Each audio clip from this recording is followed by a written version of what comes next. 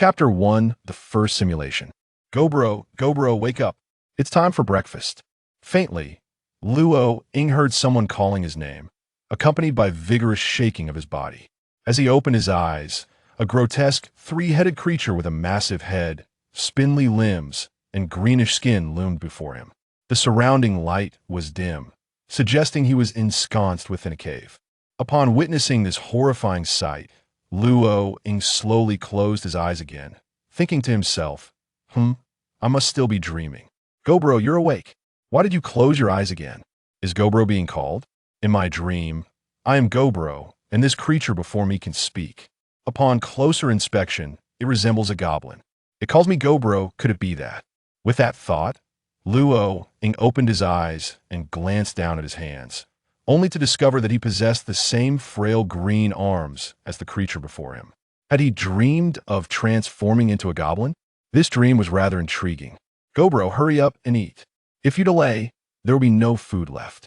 As it spoke, the goblin tugged at his arm, pulling him towards the exit. A slight pain radiated from his arm. Wait a moment. Pain? This dream feels too real, could it be? A foreboding sensation crept into Gobro's mind as he quickly pinched the goblin's thigh, spinning around 360 degrees. The goblin emitted a wail reminiscent of a slaughtered pig. Such a realistic cry, this must not be a dream. Despite appearing calm on the surface, Luo Ying's heart was tumultuous. Was there anything more distressing than awakening to find oneself transformed into a goblin? Now he had found it, waking up as a goblin. Previously, he had lamented his unfortunate life well. Now he was no longer even human. Given the current situation, it seems I have traversed worlds. Oddly enough, I cannot recall how I met my demise before this. As an orphan, no one would have delved into my browser history, right? I was in incognito mode, so it should be fine. I hope no one opened my study materials on my computer. Lost in thought, the goblin across from him was now visibly angered and threw a punch at him. However, having trained in combat to a professional level, Luo Ing deftly stepped back to evade the attack and landed a right straight punch squarely on the goblin's face. Bang! The blow sent the goblin sprawling to the ground. When Gobro rose again, he looked at Gobro with a face full of fear. Gobro had no intention of continuing the fight instead. He inquired, "What did you want me to do just now?" Upon hearing Gobro's words, Gobro quickly replied, "I came to find you for breakfast." His voice was laced with trepidation, clearly intimidated by Gobro's punch. "Breakfast, you say? Very well, lead the way." Of course. Thus, Luo Ing followed closely behind Gobro. The events had unfolded, and he had no choice but to accept that from this day forth, he would no longer be Luo Ing, but Gobro, an unremarkable goblin. However, on a different note, now that he had traversed worlds, did he possess a system or something akin to it? As he walked, he silently attempted to summon it. "System, are you there?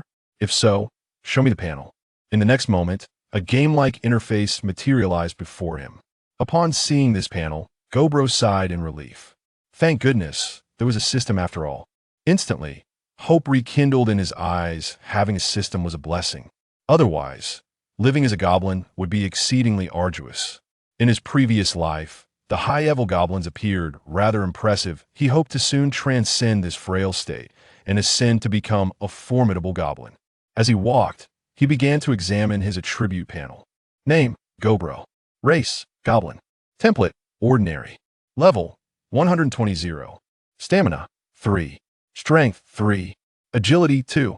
Spirit, 4. Charm, 0. Skills, Critical Hit, LV1. Talent. Devour, a shared talent among all magical creatures, allowing the consumption of magical beasts or human corpses to gain experience language of monsters, a humanoid monster talent for communication. Remaining simulation attempts. 1. Each natural month grants 1 free simulation. Additional attempts can be obtained by consuming magic crystals. As strength increases, the number of magic crystals required for each simulation will gradually rise, and simulation attempts cannot be accumulated. Only one can be held at a time. The panel's data was clear, and it was evident that he was indeed quite weak. As for the simulation attempts, he understood them well enough, having read simulator novels before. However, He was uncertain about what state his body would be in during the simulation, so he refrained from recklessly initiating it. Gobro, stop daydreaming and hurry up, or the meat will be all gone. Gobra cautiously reminded him. Instead, he replied to the goblin in front of him, I need to relieve myself, you go ahead and eat. Such words would surely be met with scorn in the human world who speaks of such things while dining. However, Gobro had heard that goblins possessed low intelligence, and fearing they wouldn't understand the meaning of his stomach ache, he chose to be blunt. The response he received, however, left him utterly astonished. What's so important about relieving yourself? You can do it while eating. You can relieve yourself anywhere, but there's only one meal a day, and if you don't eat now, it will be gone. Looking into the goblin's clear, yet foolish eyes, Gobro forced a smile and replied, I need to go right now, you should leave first. Oh, fine. Seeing that Gobro was insistent on his need, Gobra had no choice but to turn and leave. Once Gobro was gone, Gobro hurried back to the cave where he had been resting, finding it devoid of any goblins. They were likely all off fighting for food. It should be safe to simulate here. System, initiate my first life simulation. The first life simulation has commenced. In the first year, you are Gobro, a common goblin from a small goblin tribe on the outskirts of the Beastmaster Forest. Your leader is a troll who, despite possessing formidable strength, is exceedingly lazy and relies on the goblins to do everything for him. Your primary tasks involve hunting and raiding other races for females. As a modern individual, your intelligence far surpasses that of your fellow goblins, and you understand that regardless of effort, the spoils will be divided equally. Thus, during hunts, you always position yourself at the back of the group, while at mealtime, you rush to the front. In secret, you continuously practice your skills. Gradually, as time passes and you consume more beast meat, your strength increases bit by bit, while most of the hardworking goblins perish during hunts, with only a few surviving in severely injured states. Chapter 2 Simulation concludes. Level up. A year later, your level has risen to 5, and your critical hit level has increased to LV3. You have become the strongest among the goblins, standing a head taller than the others, yet still maintaining a 3-headed stature. The troll is indifferent to your changes. You have not grown arrogant due to your newfound strength, for you are acutely aware that the troll consumes more beast meat than you and possesses greater strength. You are still far from being his match, thus you refrain from making any rash moves. In the second year, your life remains unchanged, and your level rises to 8, with your critical hit skill reaching LV7. Midway through the second year, the troll mysteriously disappears for several days. You find this peculiar, but do not act rashly. A few days later, the troll returns to the tribe, and you are relieved that you did not engage in any unnecessary activities during his absence.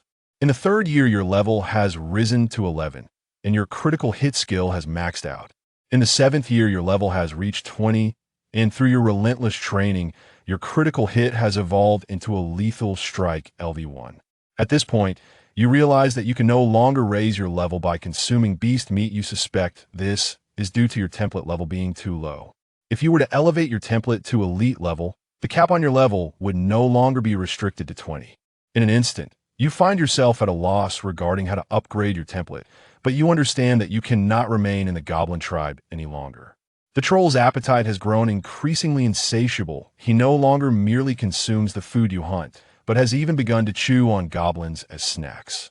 Recently, his gaze toward you has become rather peculiar. After 7 years of cohabitation with the troll, you are all too familiar with that look. It is the gaze of one eyeing food. Faced with such a situation, please make your choice. Option 1. Leave the goblin tribe and seek a way to evolve. Option 2. Remain in the goblin tribe and live in constant fear, continuing your former life. Option 3. Defeat the troll and become the leader yourself. Choose. The second option is certainly off the table. That troll undoubtedly considers itself a meal. As for options 1 and 3, he finds himself in a quandary, though his inclination leans towards option 1, for the troll appears to be a more formidable being than a goblin. Even at his current maximum level, he doubts his ability to contend with such a foe.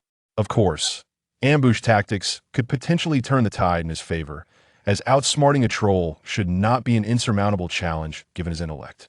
After a moment of contemplation, he addressed the system.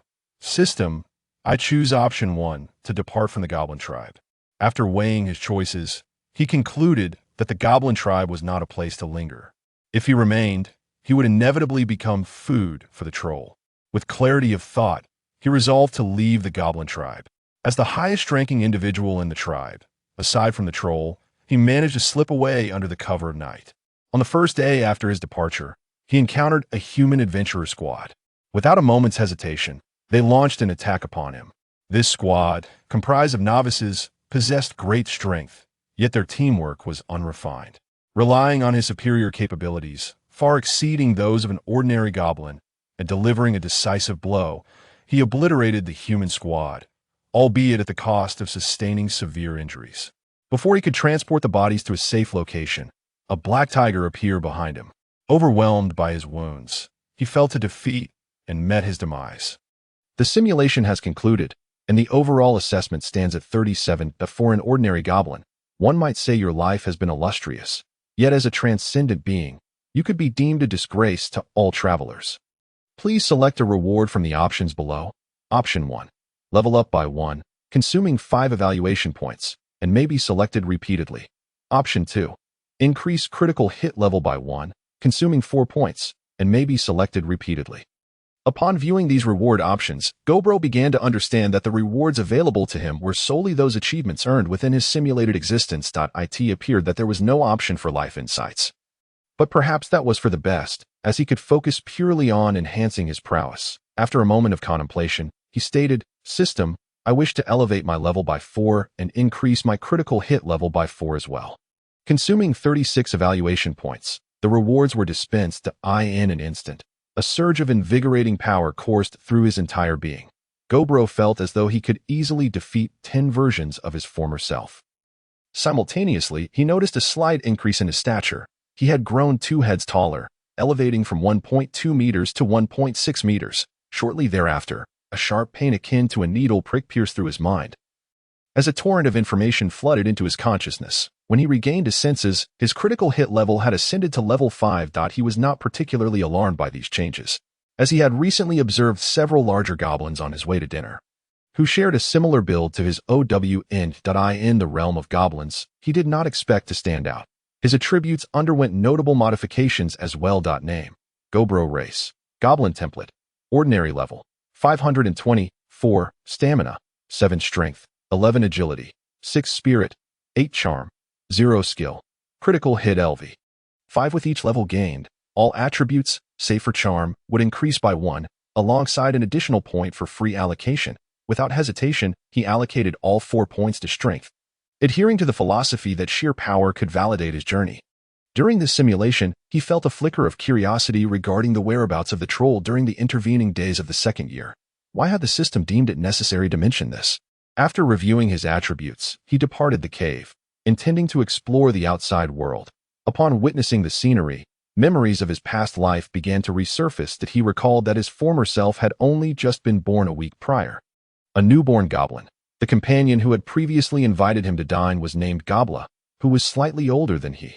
Casting a glance around, he frowned slightly.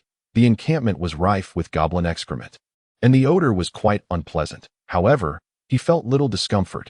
His body had likely acclimatized to such scents. Before long, he arrived at the dining area, where over 50 goblins were ravenously feasting on the remains of 2 wild boars. Before he could fully comprehend the scene, the carcasses were devoured to the bone. Gulyulu, his stomach growled in protest.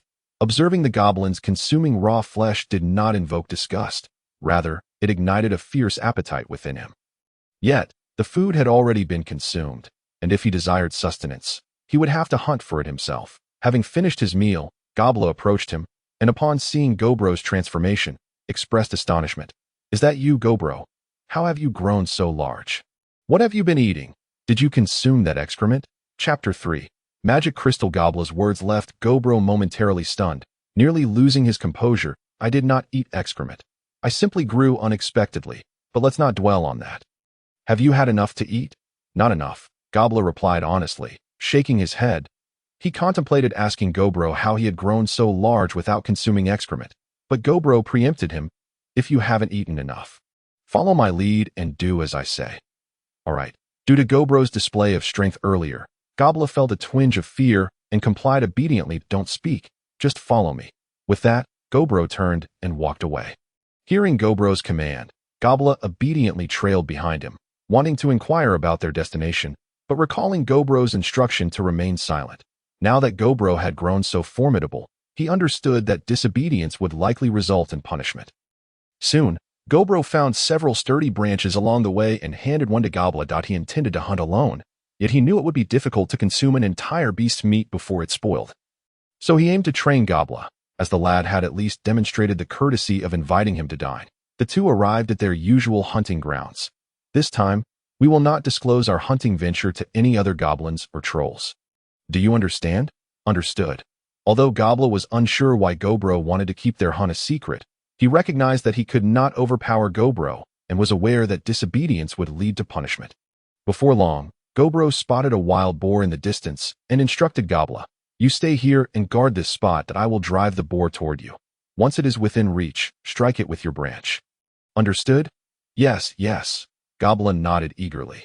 With that, Gobla dutifully concealed himself behind a large tree, while Gobro stealthily approached the wild boar from behind. Sensing a disturbance, the wild boar, which had been grazing, raised its head cautiously, although it did not detect anything amiss. It shifted its stance slightly, as if preparing to flee. Seeing that the boar was ready to escape, Gobro leaped from the underbrush, emitting a strange cry. Given his larger-than-average size, the sudden appearance startled the boar, which instinctively bolted in the opposite direction. Gobro pursued it relentlessly. His speed clearly surpassed that of the small boar, and it was only a matter of time before he caught up. Bang! Before long.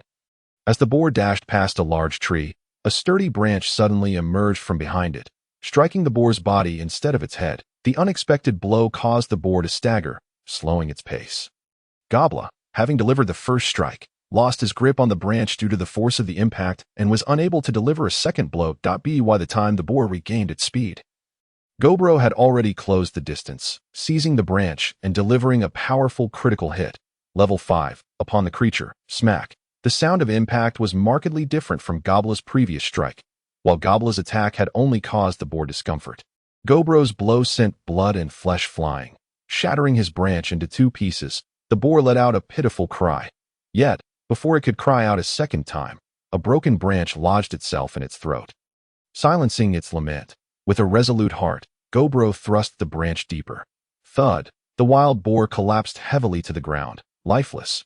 Gobla gazed at the fallen boar in shock, astonished at how effortlessly they had succeeded. In the past, hunting wild boars had required prolonged pursuit, yet now, with just the two of them, they had accomplished the feat. Gobla felt as though he were dreaming. Contemplating the carcass before him, Gobro hesitated but ultimately decided against roasting it. The aroma of cooked meat was too enticing, and he feared it would attract the troll. Gobla, eyeing the wild boar hungrily, instinctively moved to drag it back. "What are you doing?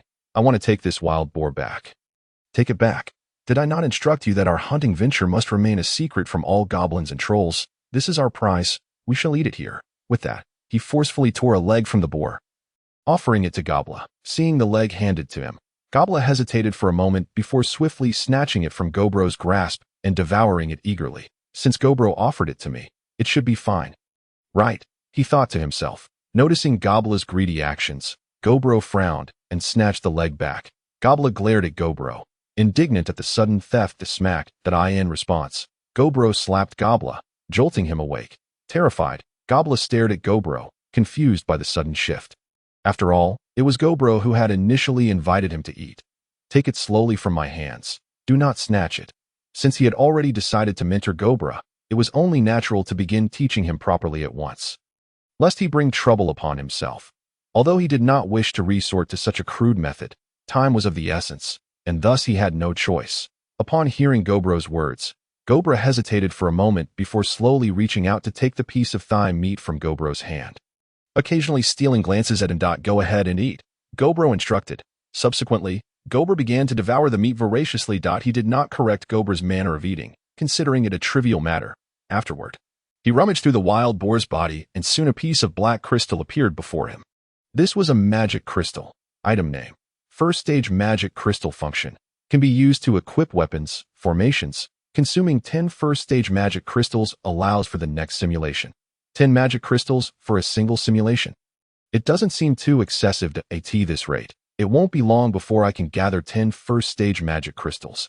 After examining the magic crystal, he embraced the boar's carcass and began to eat heartily.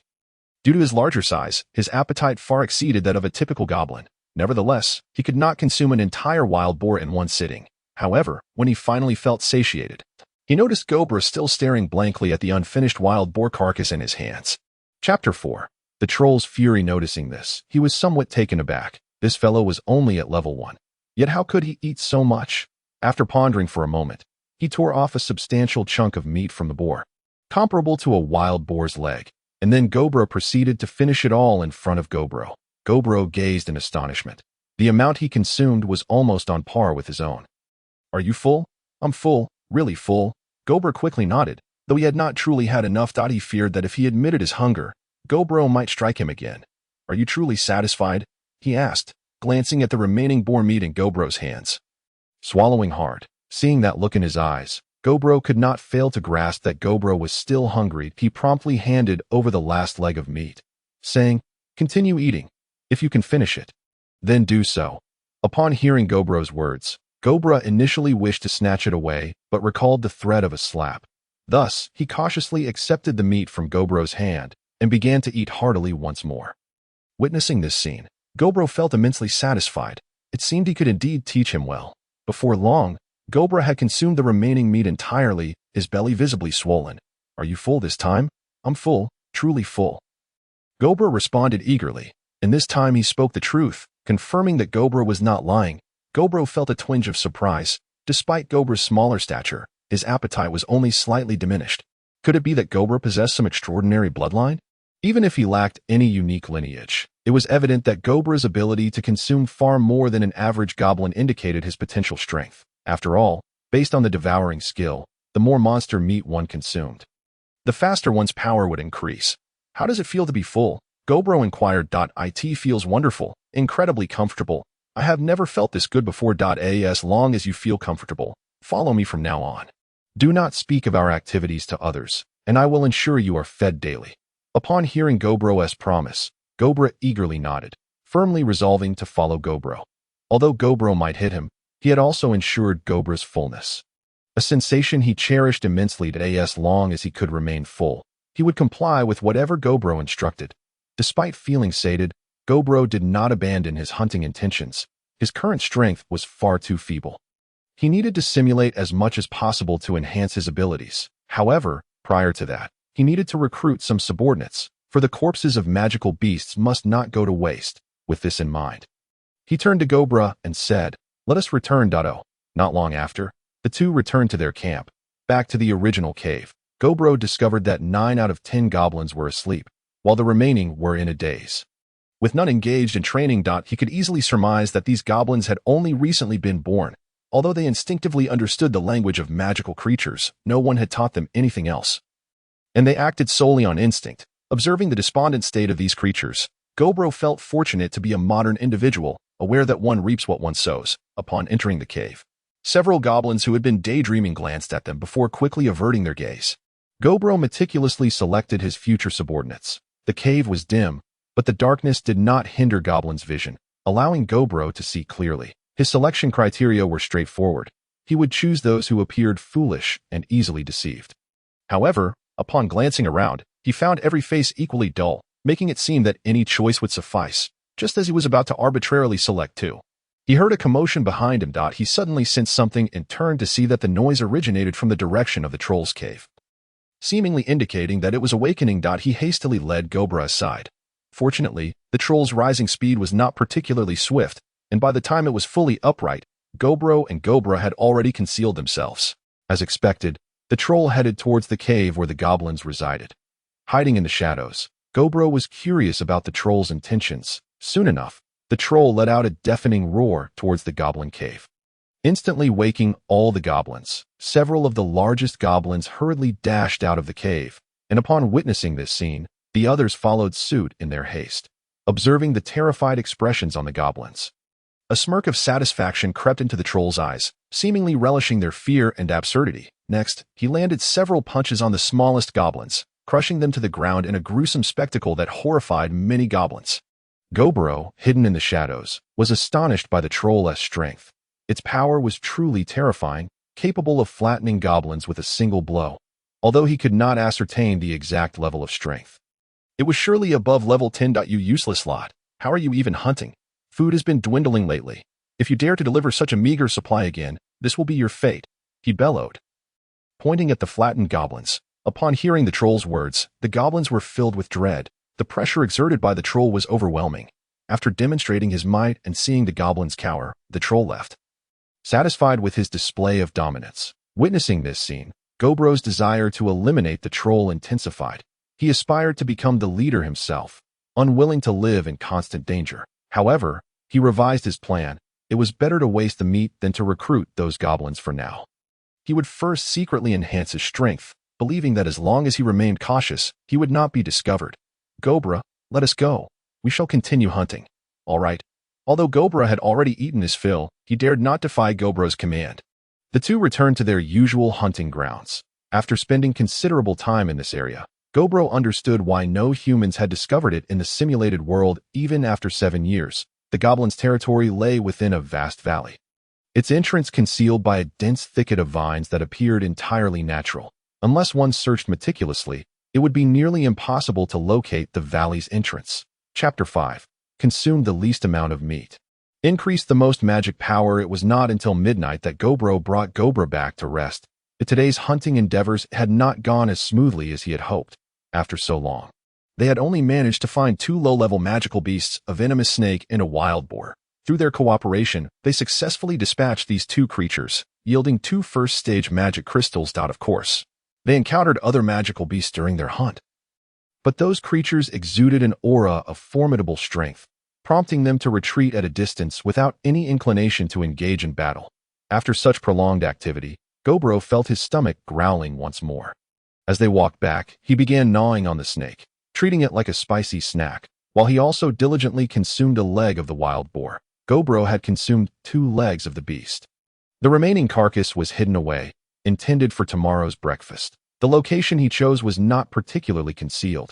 If it were to be pilfered, he would not be heartbroken, as he could always capture another. After a day's effort, his experience bar had reached 1.3, and his stomach still harbored a considerable amount of monster meat yet to be digested. Once fully digested, his experience points should surpass 2. To be honest, this rate of advancement was somewhat faster than he had anticipated.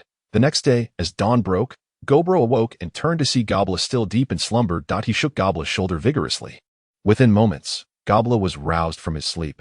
Instinctively, he wanted to express his annoyance, but upon realizing it was Gobro who had awakened him, he promptly swallowed his words. Gobro inquired, "Are you hungry?" Gobla's stomach grumbled, indicating his current state, and he immediately perked up. "Let us dine." All right. The two made no effort to conceal their movements, yet not a single goblin stirred until they stepped out of the cave. It was only when Gobla accidentally stepped on a goblin's head that one finally woke up. Ah, that hurts. Upon exclaiming, the goblin opened its eyes, ready to reprimand the one who had stepped on him. However, upon seeing the imposing figure of Gobro before him, his fierce demeanor vanished, replaced by a demeanor as docile as a kitten. "Follow me, or I'll make you regret it," Gobro said coldly.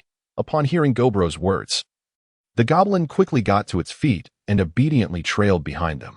Before long, the trio arrived at the location where the carcass had been hidden the previous day. Upon arrival, they discovered that the body had been reduced to mere bones. Gobro was unfazed by this, but Gobla was incensed. "What is your name?" Gobro asked the newly arrived goblin. "My name is Gobbly." "Very well, Gobbly. Let me ask you, do you wish to eat your fill?" "Yes, if you wish to eat." "Then follow my lead." "Why should following you ensure that I can eat my fill?" "Do not ask so many questions. Just do as I say, or else you'll regret it." Gobbly ceased to speak. "Why the silence? You told me not to ask so much." Gobro found himself at a loss for words, unsure whether to be exasperated with himself or with Gobbly before him. Soon after, the 3 commenced their hunting expedition. Although their numbers had increased, their teamwork had not diminished significantly. Gobla and Gobbly were both quite obedient. With just a little communication, they earnestly executed Gobro's commands, rarely making mistakes, even if they did err. It mattered little, for their prey consisted of creatures that appeared quite feeble. This morning's hunt was remarkably smooth. However, a nagging concern lingered in Gobro's mind, lacking the ability to assess the levels of magical beasts. He could only rely on instinct and the outward appearance of the creatures to gauge their strength, a practice fraught with peril. Yet, given his current weakness, he had no choice but to take risks to survive in the treacherous monster forest. By midday, they had hunted 4 magical beasts, 2 rabbit monsters, 1 venomous snake, and 1 wild boar. It was undeniable that the valley was teeming with wild boar, leading him to ponder if it might be fitting to name it Wild Boar Valley. After a moment of contemplation, he presented the largest boar, saying, "You too may feast upon this wild boar.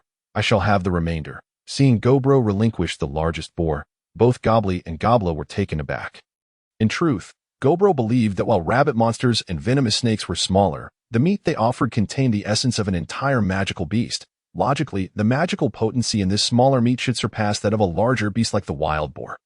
Thus, he aimed to consume the least amount of meat while maximizing his magical energy intake. Oblivious to Gobro's reasoning, Gobbly and Gobbler merely wished to sate their appetites, after finishing the 2 rabbits and the snake. Gobro felt only about 80% full, yet he refrained from claiming Gobbler's share, preferring to consume smaller magical beast meat if possible. Gobbly and Gobbler's appetites differed. Gobbly's was quite normal. Ultimately, the 2 of them could not finish the wild boar. And Gobro also left some meat uneaten, instructing them to take the leftovers for later. Noon marked the goblins' designated hunting time. They needed to gather sufficient food during this period to satiate the ogre. Lest it become irate, observing the bustling hunting party, Gobro pondered. Given the current situation, each magical beast should yield magical crystals. He was curious about the fate of the crystals from the beasts the ogre had consumed previously. Did the ogre discard them all, consume them, or hide them away? He doubted they had been eaten, for merely holding a magical crystal allowed him to perceive the frenzied energy within. Consuming it would likely be more detrimental than beneficial to one's health. Even a fool like the ogre would likely refrain from such folly. The likelihood of them being discarded seemed slim as well, for magical crystals were quite beautiful and undoubtedly valuable, most probably. The ogre had concealed them that if that were the case, it would represent an extraordinary treasure trove for Gobro. After all this time, he could hardly fathom the number of magical crystals that might be hidden away. Chapter 6. The second simulation. Lost in thought, Gobro participated in today's hunt. Although no specific strategy had been devised, efficiency nonetheless improved significantly. Hours passed before he instructed several goblins to deliver the largest catches to the ogre. Seeing the early delivery of their haul, the ogre's mood lifted considerably. Indeed, these goblins require a lesson. After giving them a taste of discipline, their efficiency skyrocketed that I must teach them again in a few days. So they remember this feeling. With that thought, he began to eat. Unbeknownst to him, hidden in the shadows, a pair of eyes observed intently. Gobro clearly saw the ogre extracting the magical crystals from the beast before casually tossing them into its lair. In the darkness, the magical crystals did not emit light. First-tier crystals were black, allowing them to blend seamlessly into the cave. Thus, Gobro had previously overlooked them if the ogre had indeed consumed all the magical beasts over the years. Then its lair must contain at least 1,000 first-tier crystals. Currently, Gobro could utilize 10 first-tier crystals to conduct a simulation, and even if the number required for future simulations increased, it would suffice for quite some time. Gobro returned to the cave, produced 10 magical crystals, and prepared for the second simulation. During the afternoon hunt, they had additionally captured 4 small magical beasts, which Gobro discreetly concealed without anyone noticing. Thus, he now possessed 11 first-tier magical crystals. System: Initiate simulation. Consuming 10 first-tier magical crystals, the second simulation commenced. Detected remaining 1 evaluation point from last simulation. Obtained random low-level talent. Blue eyes, slightly increases vision. Surprised that the remaining evaluation point from the last simulation proved useful. Gobro felt quite satisfied with this system mechanism. IT had not simply discarded his single point, but had rewarded him in another form. In this instance, the system may not have lost, but he certainly gained, which was quite gratifying. This talent, blue eyes, would enhance his vision, which was undoubtedly beneficial. The simulation began. Though newly born, you are already the mightiest goblin in the current goblin tribe. You harbor great dissatisfaction with the ogre ruling over the goblins, and you desire to eliminate him to ascend to power. You believe this plan is easily achievable, as the ogre seems unaware of your presence within the tribe. In the first year, you diligently consume meat and hone your skills, progressively developing the goblins into your subordinates. Your strength increases rapidly. and your influence expands astonishingly to by the second year. Your level has risen to 12, and your critical strike level has reached LV8, halfway through the second year. The ogre disappears for several days, only to return and vent its frustrations by slaughtering several newly born goblins. You keenly observe that the ogre's gaze toward you has begun to change, now resembling that of a predator eyeing its prey. Faced with such a situation, please make your choice. Option 1. Formulate a meticulous plan to collaborate with the goblins you have recruited to assassinate the trolls. Option 2. Depart from this tribe with your goblin team in search of a new habitat. Option 3. Do nothing at all. Has the time for a choice arrived so swiftly?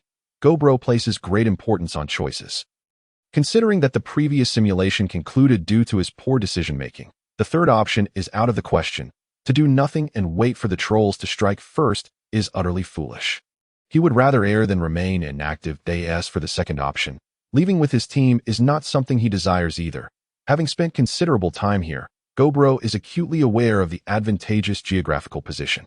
The perilous environment of the Warcraft forest outside poses significant dangers, and he must strive to enhance his strength during this simulation. With two options eliminated, there is little left to discuss. System, I choose option 1. Eliminate the trolls and assume the role of the leader. Recently, the trolls have been casting increasingly suspicious glances in your direction, causing you considerable unease. Thus, you decide to take the initiative. You spend an entire night crafting an exceptionally detailed plan, assigning tasks to each of the goblins under your command. Aware of their limited intelligence, you anticipate potential mistakes during their execution of the tasks. Therefore, you devise several contingency measures. As long as one aspect of the plan succeeds, your chances of success will significantly increase. However, if every element fails, you will accept the outcome, for you have done your utmost. Soon, afternoon arrives, marking the trolls' mealtime. As usual, you instruct your goblins to present food before the trolls, observing an unusually ample amount of food. The trolls refrain from their usual outburst and begin to feast. Yet, within mere bites, the trolls' bodies convulse violently. You recognize that the poison you administered is taking effect and promptly signal your goblins. Following your cue, they launch their assault. Countless stones are hurled at the trolls, while several goblins cast ropes to ensnare the trolls' hands and neck. Goblins of level 5 and above thrust their spears towards the trolls, and you charge directly at the trolls, delivering a critical blow to their head. Each goblin retreats after their initial strike, allowing the next wave to attack, leaving the trolls with no opportunity to retaliate. The plan unfolds even more smoothly than anticipated, with some elements unused, and you successfully slay the trolls. As you gaze upon the troll's lifeless body, you find yourself deep in contemplation. Initially, you believe the trolls to be formidable, perhaps capable of entering a frenzied state or employing powerful abilities, yet they were far weaker than you imagined. Perhaps among trolls, this one was indeed a rather insignificant presence, hence their role as leader among your goblin ranks. With the trolls dispatched, you ascend to the position of leader among the factions. Unlike the previous troll chief, you impose strict military discipline within your territory. Each goblin undergoes rigorous training daily, yet you never impose harsh restrictions regarding their sustenance. The goblins you have trained harbor no dissent towards your management, though some younger goblins express dissatisfaction. Nevertheless, through physical means and patient dialogue, you gradually win over these younger goblins. Chapter 7. The second simulation concludes. In the third year, the strength of the entire goblin camp has increased significantly, with many goblins surpassing level 5. The fastest progress is observed in Gobra, whose level has reached 11, making him the second strongest in the goblin camp. And he remains unwaveringly loyal to you. As the leader of the faction, you enjoy the finest resources and are the most hard-working goblin within the tribe. This year, your level has risen to 17. Your critical strike has reached its maximum level, and you have successfully mastered the skill Deadly Strike LV1. Moreover, due to the daily rigorous training, you have acquired the skill Strength LV.1. As a result of your enhanced strength, you are significantly more robust than the average goblin, with physical attributes far exceeding those of your peers. You have become the handsome figure among the goblins, attracting fervent attention from many female goblins. However, your aesthetic preferences remain unchanged, leading you to reject their advances and steadfastly avoid mirrors. In the fourth year, your level surpasses 20, the level of Deadly Strike reaches LV2, and your strength level climbs to LV6. You begin to sense that transitioning from the ordinary template to the elite template may relate to skills. Mastering more skills, or elevating existing ones to a certain level might facilitate evolution to the elite tier. Upon realizing this, you embark on various endeavors. Previously, through relentless training, you acquired the skill strength. You ponder whether engaging in extensive combat might yield practical combat skills that in the 5th year, though you do not ascend to the elite template. Your strength level reaches LV max, and your deadly strike level increases to LV4, bringing you great joy in your progress. However, you are now plagued by other concerns as the goblin tribe flourishes. The monsters in the valley are diminishing at an astounding rate. Your kin report this to you, and you recognize that the goblin tribe has grown too powerful, severely impacting the ecological balance of the valley. Consequently, you begin to diversify the roles within your tribe. New professions emerge, such as herding, farming, and fishing, enabling goblins uninterested in combat to procure food through these labors, while those inclined towards battle become combatants, leading to an increasingly prosperous tribe that in the 6th year. Through considerable combat experience, you acquire the unique skill combat instinct LV1. Your strength does not evolve into a new skill, and deadly strike rises to LV5 that you sense that you are on the brink of touching the threshold of elite beings. Yet something remains elusive. You perceive that this missing element is not within you, but rather an external force, the nature of which remains unknown. In the 7th year, your strength sees a slight increase.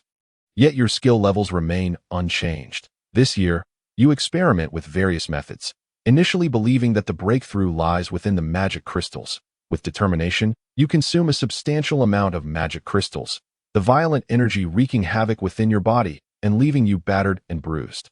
Clearly, consuming magic crystals does not facilitate your breakthrough, prompting you to seek alternative approaches. During your recovery, a group of human adventurers inadvertently stumbles into the valley. Without your intervention, your kin easily annihilate this adventurer party, and they relay the news to you. Upon learning of this incident, you grow anxious about the future of your tribe. Although the valley is concealed, it is not entirely impervious to discovery. This time, it was merely an ordinary adventurer party. What if a more formidable group arrives in the future? Faced with such circumstances, please make your choice. Option 1. Once healed, migrate from the valley and lead your tribe in search of a new habitat. Option 2. Consider this incident a mere accident, continuing as yours seems quite satisfactory. Option 3. Establish vigilant outposts around the valley to monitor the situation at all times. The second option is undoubtedly unfeasible. Inaction is not in your nature. As for the first option, seeking a new habitat may not guarantee a better one than this. The third option appears the most prudent, having prepared for a crisis. It is only fitting to implement corresponding countermeasures, aligning with your character. System, I choose option 3. Upon detecting human intruders in the valley, your sense of urgency intensifies. You immediately train a battalion of scouts, placing immense value on this unit, even more so than on combat troops. You personally guide them through reconnaissance techniques. Although lacking expertise, after 6 months, you successfully cultivate a competent group of scouts that in the 8th year. A human clad in armor discovers the scouts concealed in the shadows. Following their trail, he uncovers the valley. The man's strength is moderate, yet he seems particularly adept at dealing with goblins, single-handedly annihilating the entire tribe, resulting in your demise. The simulation concludes with an overall score of 9-3 as an ordinary goblin. You were a remarkable chieftain, worthy of being inscribed in history as a transmigrator. However, you are deemed relatively unsuccessful, having failed to defeat even a native human. Please select one reward from the following options. Option 1. Level up by 1, costing 10 points, repeatable. Option 2. Increase critical strike level by 1, costing 4 points, repeatable. Option 3. Acquire the skill strength EV1, costing 20 points. Option 4. Acquire the skill combat instinct LV1, costing 50 points. Option 5. Obtain the talent green eyes, costing 5 points. Observing the increased point cost for skill level upgrades, Gobro is not particularly surprised, as his level has risen and the consumption is bound to increase. System, I choose options 3, 4, and 5, then allocate the remainder to elevate my critical strike level, acquiring the skill strength at level 1, obtaining the skill combat instinct at level 1, gaining the talent Azure Eyes, and elevating the critical hit level to level 9. Upon hearing this series of system notifications, Gobro's physique visibly transformed. His previously frail limbs became noticeably more robust, and his potbelly vanished. The entire goblin appeared significantly more coordinated, and his eyes became remarkably clearer. One might easily assume that the owner of such eyes was a handsome individual. Simultaneously, he felt an inkling of new knowledge surfacing in his mind, which he speculated was the influence of the combat instinct. The reason for not leveling up at this juncture was that even if he did, there was no means to transcend the elite level, and he surmised that an increase in level would likely result in a corresponding rise in the magical crystal consumption for simulations. With this thought in mind, he directly inquired, "System, how many magical crystals will the next simulation require?" The next simulation requires 25 first-tier magical crystals. Upon hearing this notification, Gobro felt a twinge of exasperation. He had hoped to exploit a loophole in the system by not leveling up, but merely enhancing his skills to reduce his magical crystal expenditure in the upcoming simulation. It seemed, however, that the system offered him no such reprieve. The number of simulation attempts could not accumulate, and any increase in strength would inevitably raise the cost for the next simulation, truly ruthless. Nevertheless, gathering 25 magical crystals was hardly a daunting task for him now. Yet, the memory of how he had met his demise in the previous simulation left him somewhat speechless. Perhaps if he had not formed that reconnaissance team, the valley would have remained undiscovered. Maybe doing nothing among the three options presented had been the correct choice. Casting a glance at the troll's cave, a glimmer of greed flickered in Gobro's eyes. With his current strength, he believed that a small stratagem would suffice to eliminate the slothful troll and claim all its magical crystals for himself. However, he quickly reined in this thought. While he had a high probability of defeating the troll now, this was the real world, not a simulation, where even the slightest error could prove fatal. It would be wiser to wait until after the next simulation before confronting the troll, allowing him to first acclimatize to his newfound abilities. With this in mind, he departed the camp, intending to assess his prowess in solo hunting. Although his level remained unchanged, the acquisition of new skills and an elevated critical hit level would likely enhance his efficiency significantly. Upon reaching the outskirts of the camp, Gobro discovered that his field of vision had expanded considerably. While Azure Eyes only promised a slight improvement in vision, this enhancement was remarkably pronounced. The world before him appeared much clearer. A mere sweep of his gaze revealed numerous small magical beasts concealed within the grass. Typically, he would strive to hunt such smaller magical beasts, but today he aimed to pursue slightly stronger prey to gauge his own capabilities. Fixating on a creature resembling a wild dog not far from his position, he noted that this magical beast measured approximately 1.3 meters in length, making it one of the larger specimens among low-tier magical beasts. And it was carnivorous, suggesting its strength was not to be underestimated. With his target locked in, he stealthily approached the wild dog, and perhaps due to the effects of his newfound strength and combat instinct, he felt his movements much lighter.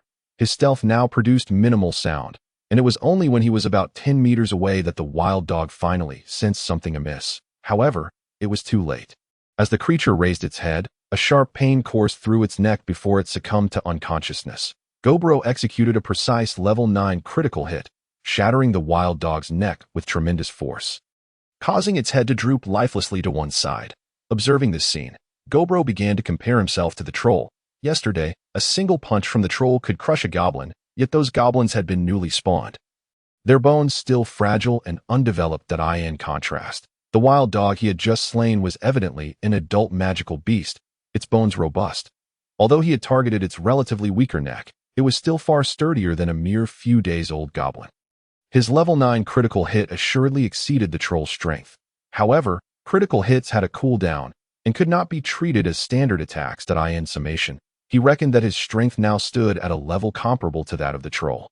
With this in mind, he resolved to continue hunting magical beasts. He had no intention of bringing Goblin or Gobra along. His current prowess allowed him to hunt swiftly alone, and he prioritized the enhancement of his strength over any magical beast meat. As he contemplated this, he continued his search for the next target. 3 hours later, gazing at the 5 magical beast carcasses before him, Gobro felt immense satisfaction. Thanks to his newfound strength, his stamina had significantly improved. However, he uncovered a troubling observation. Why were the magical beasts in this valley so weak? From the moment of his birth until now, apart from the troll, the most formidable creature he had encountered was the wild dog he had dispatched with a single blow. This did not seem right. Was it his luck, or was there something peculiar about this valley? While pondering this, he began to savor the spoils of his day. With his enhanced strength, his appetite had also increased. His experience bar had now risen to 4, And with a greater intake of magical beast flesh, his leveling speed would surely accelerate as he ate. He contemplated why the valley was in such a state. Glancing towards the troll's location, he noted that, compared to the other creatures in the valley, the troll's strength seemed disproportionately high. Perhaps the troll held the key to understanding the valley's peculiarities. Determined, he resolved to observe the troll before the next simulation. Seeking to uncover how it managed to thrive in this valley as night fell, he refrained from further hunting. After so many hours of activity during the day, he had exhausted considerable energy. Thus, he stealthily monitored the troll's cave until midnight, when only the sound of snoring emanated from within, with no other events transpiring. For the next 3 days, he hunted during the day and kept watch at night, allowing himself only a minimal amount of rest. By now, he had accumulated 19 first-tier magical crystals, and with just 6 more, he could proceed to the next simulation. This evening marked his final opportunity to observe the troll. If the troll continued to merely slumber as it had the previous night, he would eliminate it after gathering the remaining magical crystals tomorrow. On previous nights, Gobro kept vigil until midnight. Just as he was about to depart for rest, the snoring from the troll's cave abruptly ceased. Is it waking up? This is an odd time to rise. In the next moment, he beheld the troll emerging from the cave, cradling a multitude of magical crystals. The troll bore at least 100 magical crystals in its grasp, causing Gobro's eyes to widen in disbelief, almost compelling him to rush forth and seize them. Yet, reason prevailed over impulse. He resolved to ascertain what the troll intended to do with such a vast hoard of magical crystals. Was it planning to conceal them all? Realizing that he might be on the verge of discovering the troll's hidden treasury, Gobro's heart raced with anticipation. Chapter 9. The Lake Monster, the third simulation. Thus, he trailed the troll from a distance, and remarkably, the troll remained oblivious to his presence. After a considerable duration of following, Gobro began to sense something amiss. Had the troll hidden its treasure too far away? They had been walking for over half an hour without reaching their destination, which suggested that the troll was harboring a significant secret.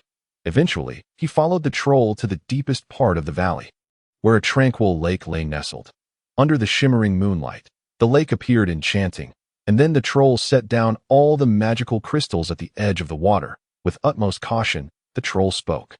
"Master, these are the magical crystals for this month." Upon utterance, the previously calm surface of the lake suddenly rippled.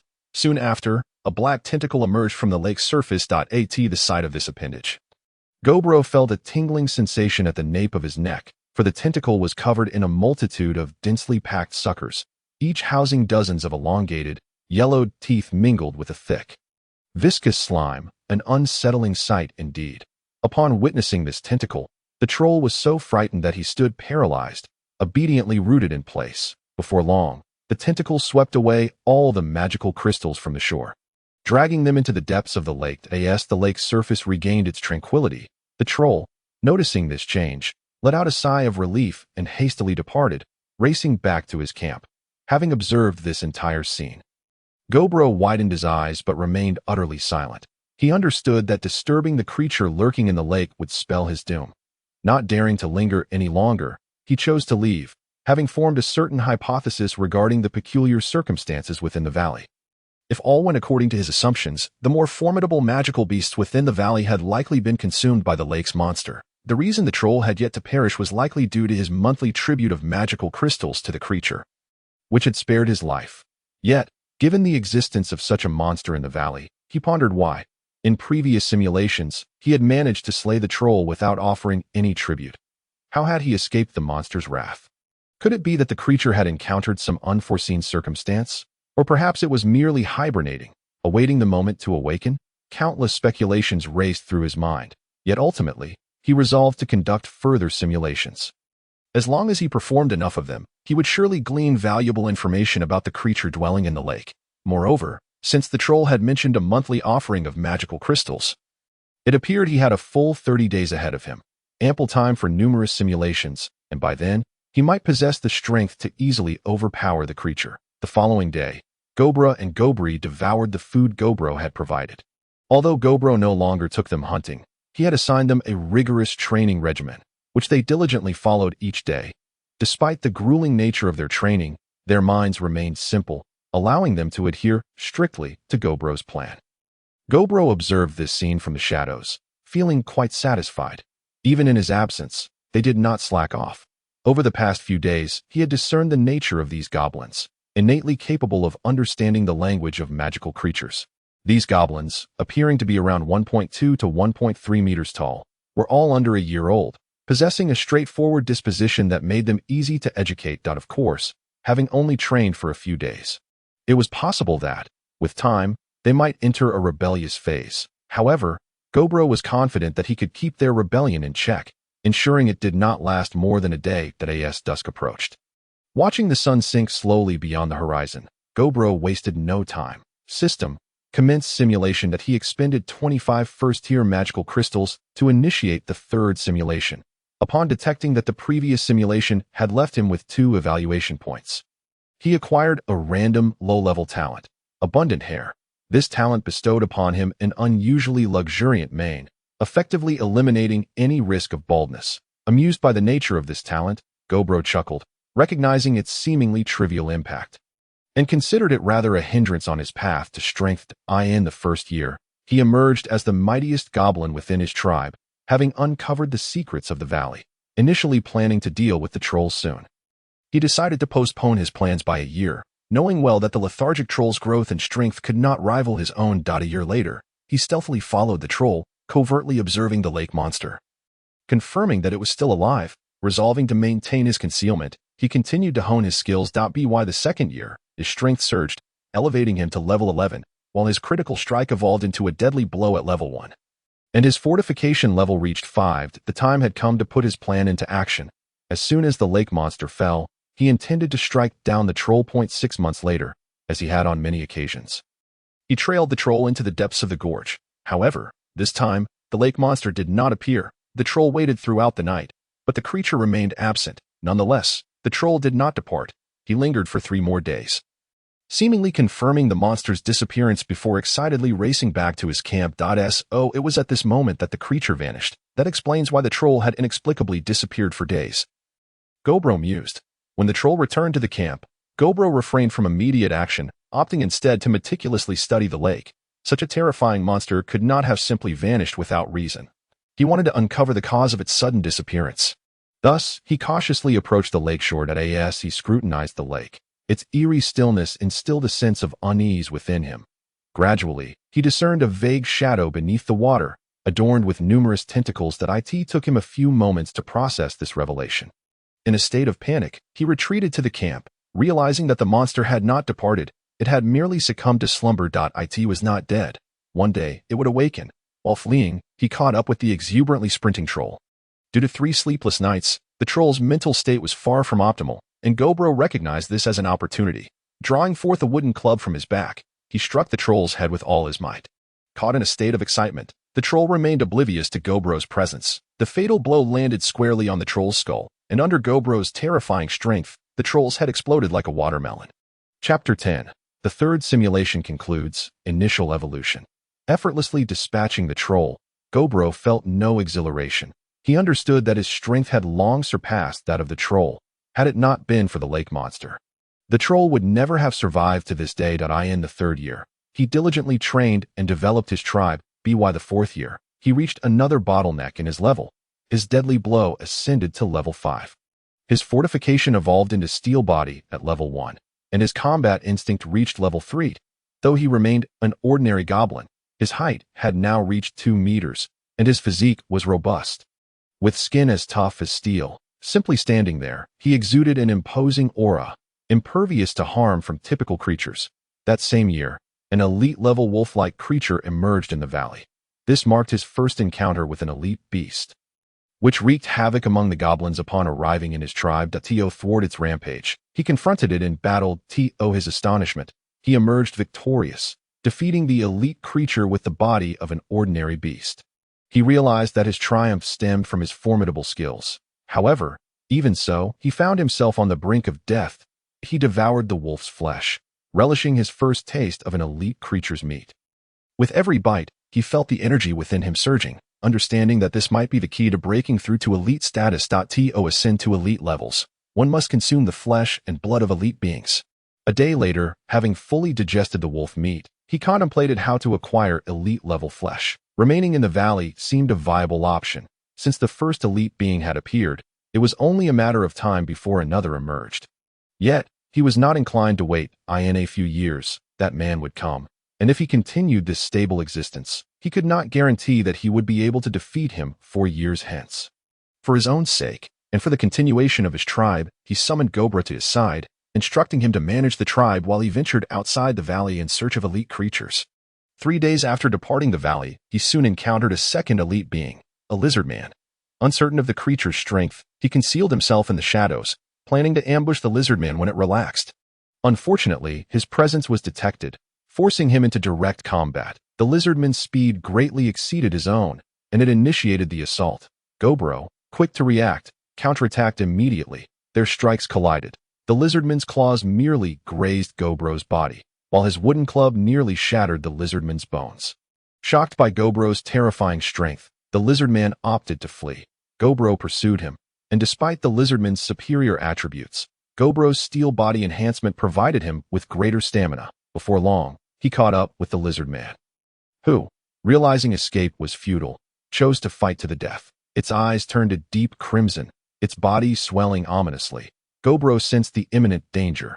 However, he had no choice but to engage in a frontal battle. After a fierce struggle, he ultimately vanquished the foe at the cost of severe injuries. Upon slaying the lizard man, he immediately partook of his spoils. This battle had deepened his understanding of the importance of skills. Had it not been for Steel Body, he could never have so easily triumphed over the lizard man. After consuming the flesh and blood of the lizard man, you unexpectedly acquired a trace of their bloodline, thus gaining their abilities. Your agility has reached level 1, significantly enhancing your speed. However, your injuries remain largely unhealed. Nevertheless, you successfully made your escape from the scene. 3 days later, you returned to the valley and decided to rest and recuperate before resuming your hunting endeavors. In the 4th year, through the relentless consumption of elite creatures' flesh, your body finally began to evolve, taking one of the most formidable evolutionary paths, primal evolution. This transformation could only be achieved through the devouring of monstrous flesh.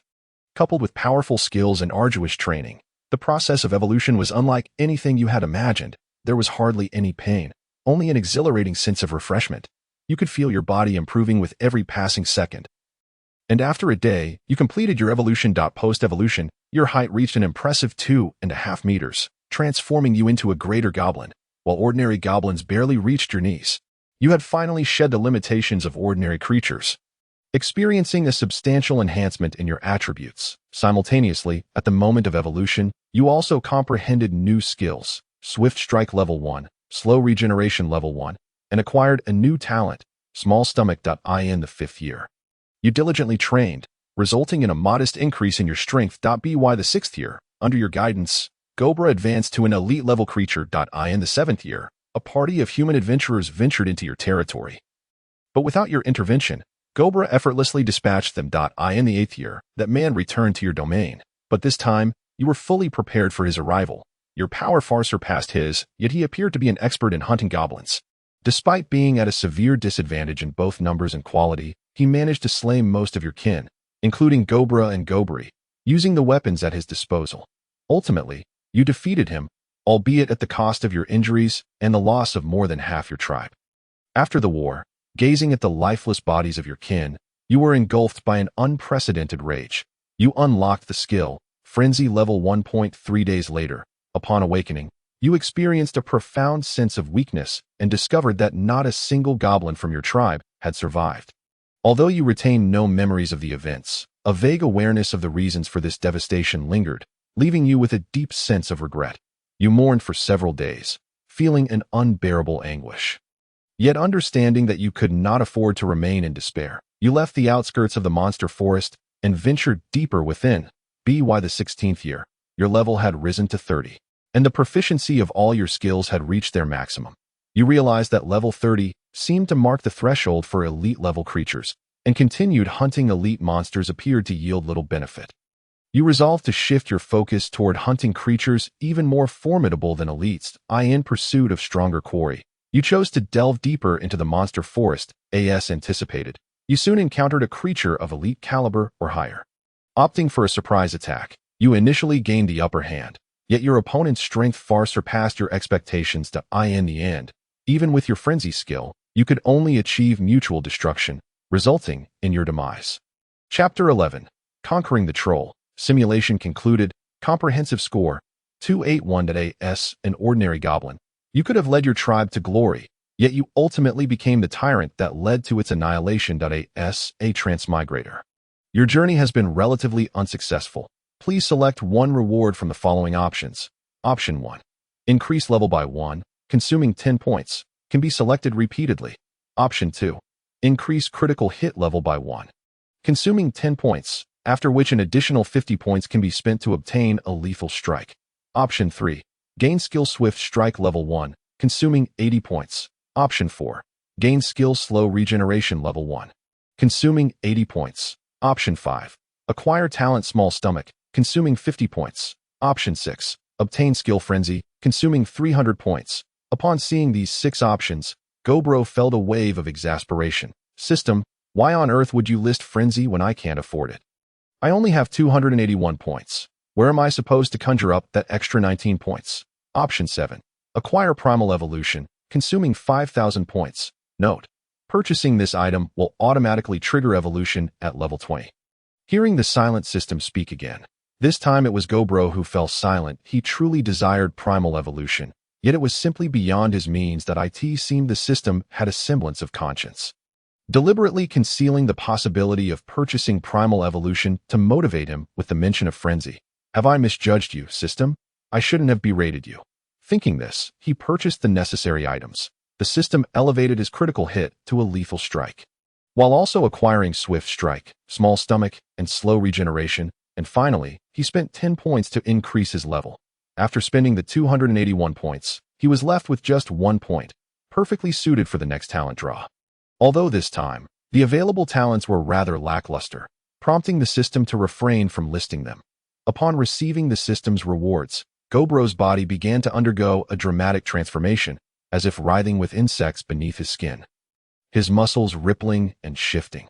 After a minute, this intense pain gradually subsided, and when he looked at himself again, he had become considerably more robust, no longer resembling the previous 3-head height, but rather a 4-head stature, which was far more aesthetically pleasing. However, Gobro still refrained from looking in a mirror.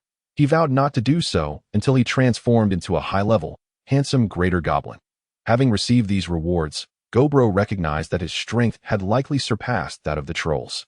His multitude of skills led him to ponder whether he could replace the troll and feed the creatures in the lake, thereby ensuring his own safety. Once this thought entered his mind, it lingered persistently, and he resolved to test it in the next simulation. System, how many magic crystals will the next simulation require? The next simulation requires 41st tier magic crystals, 41st tier magic crystals. That's not too much. With my current strength, I can quickly gather that amount. Yet, the current density of monsters in the valley was relatively low, making it somewhat challenging to collect a sufficient quantity of magic crystals within the valley. Thus, he contemplated whether he should leave the valley temporarily. However, this notion flickered in his mind for only an instant before he firmly dismissed it.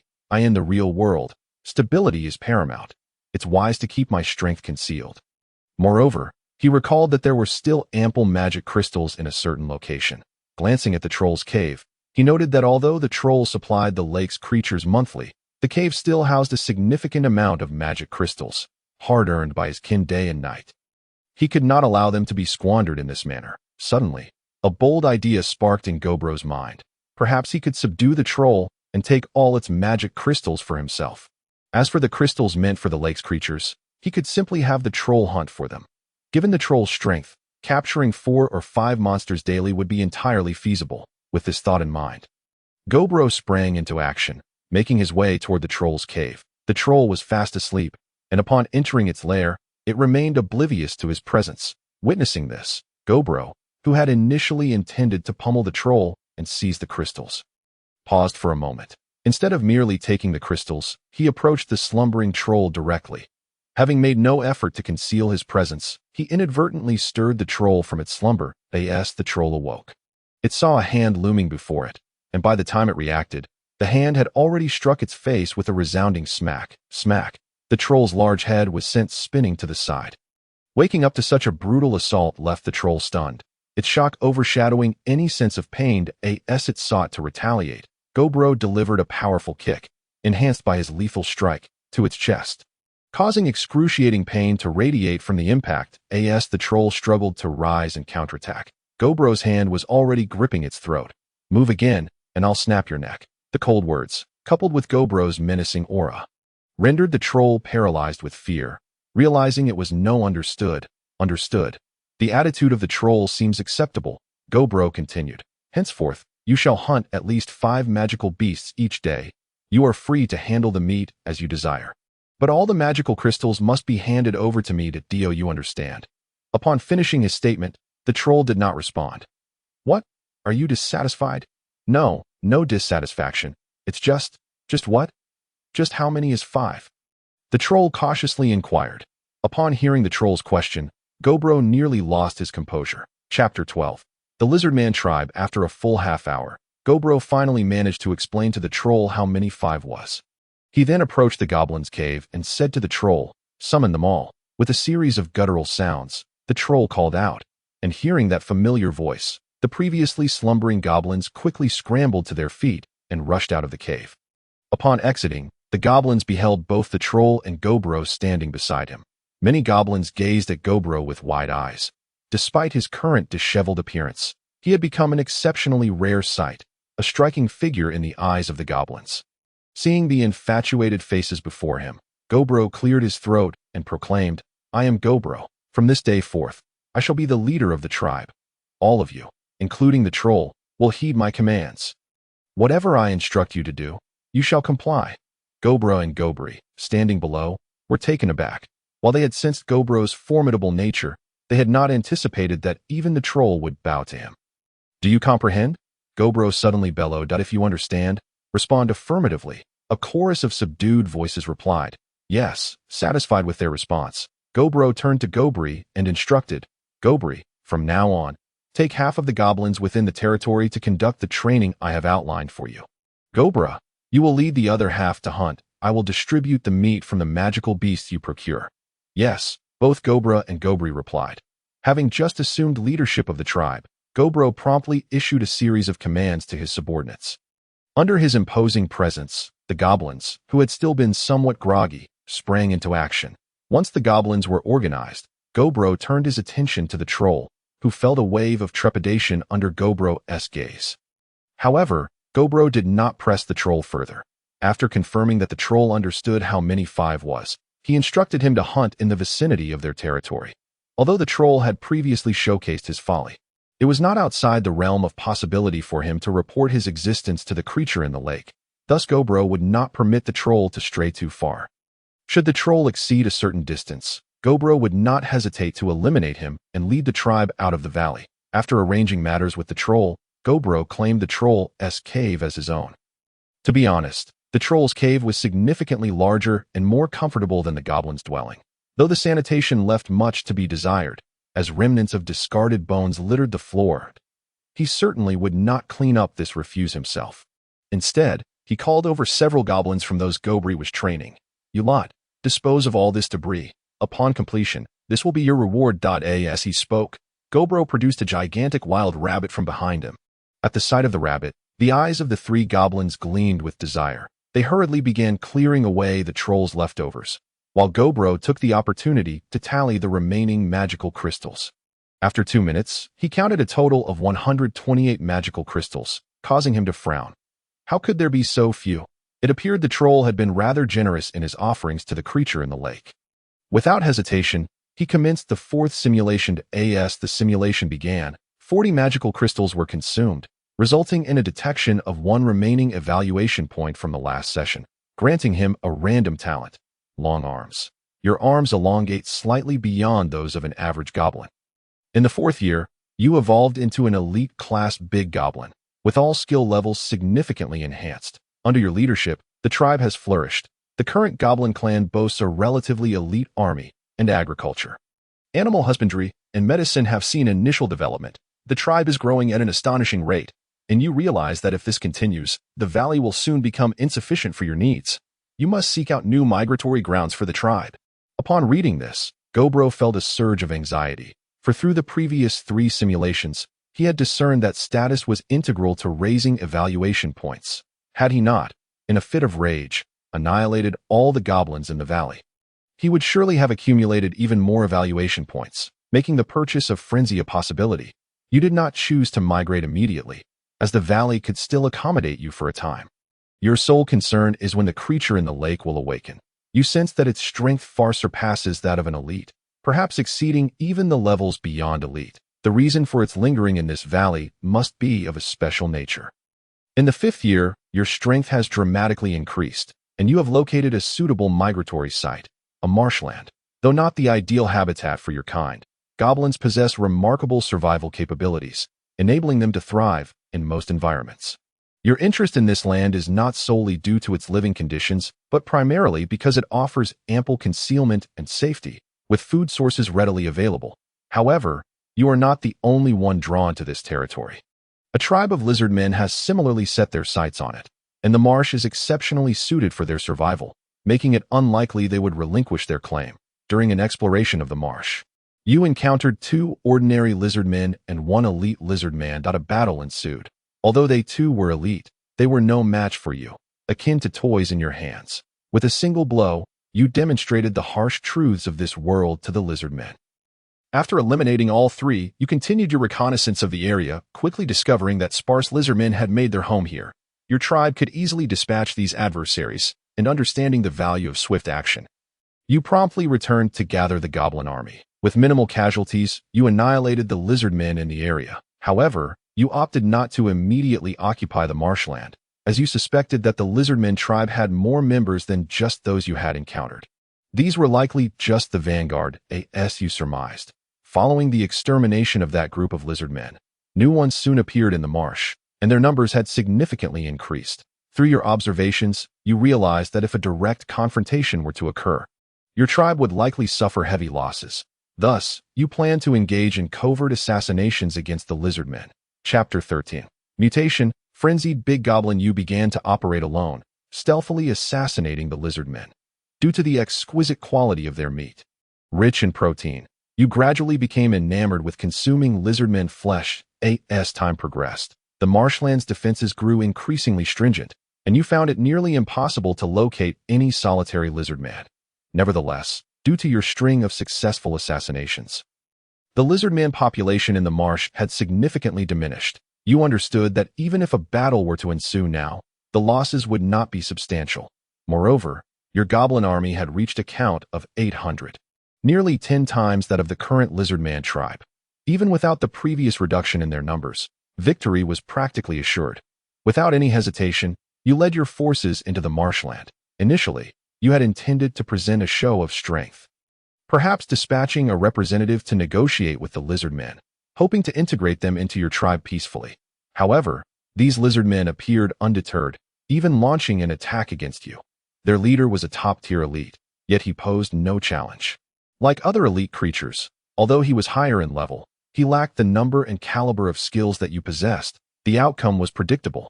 Within 10 strikes, the lizardman leader was left dazed, and after 30 strikes, he was making critical errors. After 50 exchanges, you pierced the lizardman leader's throat with a claw, and he collapsed heavily to the ground. Ultimately, your forces emerged victorious in this conflict. That night, you feasted upon a grand banquet of lizardman meat. This meal, abundant with elite lizardman flesh, induced some peculiar mutations in your body. Delicate scales began to form upon your skin. You lay in your cave for 3 days, meticulously attuning to the changes within you. It was a remarkable sensation, as your flesh seemed to contort, reshape, and strengthen, leaving you in a state of both pain and exhilaration. 3 days have elapsed, and as you emerged from the cavern, although your appearance had undergone a remarkable transformation, Gobra and Gobri recognized you at once. Breathing in the fresh air, you felt an unprecedented sense of well-being, for your body had experienced a beneficial mutation, evolving into a ferocious great goblin. Alongside this transformation, you acquired the new skill, Frenzy LV1. Unlike the state of Berserk, Frenzy allowed you to retain your rationality, albeit with a less exaggerated enhancement. While you had yet to ascend to the elite tier, you noticed that your level cap seemed to have increased, and beyond that, Both your strength and agility had seen substantial improvement, rendering you significantly more powerful than I in the 6th year. You devoted yourself to rigorous training while diligently developing your tribe. Gradually, more elite goblins began to emerge within your community. You discovered that the simplest method of evolution was to consume the magic crystal of an elite creature. However, for ordinary beings, the outcome of this endeavor was twofold: either instant death or the successful absorption of the turbulent energy, leading to an upgrade with a success rate of approximately 50%. Many exceptional goblins perished through this method of evolution, which pained you deeply, but you soon reconciled with the reality that they could not evolve into elite goblins as you had, due to their lack of a system. For them, reaching such heights in their lifetime was a daunting task. Thus, you came to terms with the notion that evolution, by its very nature, defied the odds. And one must inevitably bear some risks. A 50% success rate was already quite favorable. Nevertheless, you were determined not to abandon hope, believing there were other, relatively easier, and less risky methods available. In the 7th year, you successfully discovered a new method of evolution, submerging a goblin of level 20 in water while introducing 3 elite magic crystals along with a peculiar red mushroom for infusion, yielding an 80% chance of producing an elite goblin. However, there remained a 20% risk of creating a common goblin that would never advance to the elite tier. This was the most effective method you had found thus far, though both approaches bore their drawbacks. First, this method inflicted immense suffering. The energy released by 3 elite magic crystals was extraordinary. Despite being diluted by water and the red mushroom, many goblins were unable to endure it, significantly diminishing their chances of success. Second, the red mushroom was exceedingly rare, found only in the deeper recesses of the monster forest. Your attempts at cultivation had met with failure each time. By the 8th year, your level had risen to 35. And it was then that you realized the upper limit of your beneficial mutation exceeded that of unmutated beings by 5 levels, an undeniable advantage, once unable to triumph over creatures of elite status. This newfound 5-level edge inspired confidence in your ability to slay more formidable adversaries without succumbing to death. However, rather than immediately hunting elite-level creatures, you chose to quietly hone your skills to AT this stage.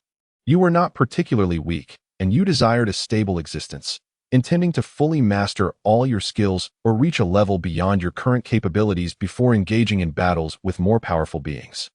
That same year, the man reappeared in the valley. You had long awaited his arrival, and this time, you effortlessly dispatched him. In the 9th year, as you diligently practiced your skills, you grasped a new ability, Concentration EV 1, which enabled you to focus more intently on any task, thus enhancing your efficiency. By the 10th year, your critical strike had reached LV max, with your other skills nearing their maximum levels. By the 12th year, your critical strike LV max evolved into Beastly Fury LV1. Unlike critical strike, Beastly Fury was a passive skill that rendered each of your attacks 50% more potent than a fully leveled critical strike. Upon acquiring Beastly Fury, you resolved that it was time to further enhance your strength. That same year, you ventured deep into the monster forest, and not long after, you encountered a beast surpassing elite status. As you had anticipated, you fought valiantly against it, ultimately prevailing, albeit severely wounded. Yet, before you could depart with its carcass, a second beast of elite caliber confronted you. In your injured state, escaping such a formidable foe was impossible, and you opted to fight desperately. Ultimately, you vanquished this creature in a state of frenzied rage, but before you could recover, a third elite monster appeared and ended your life. The simulation concluded with an overall score of 499 points. Evaluation: you are a commendable goblin, as well as a spirited reincarnator. Chapter 14. Level 20. Please select one reward from the following options.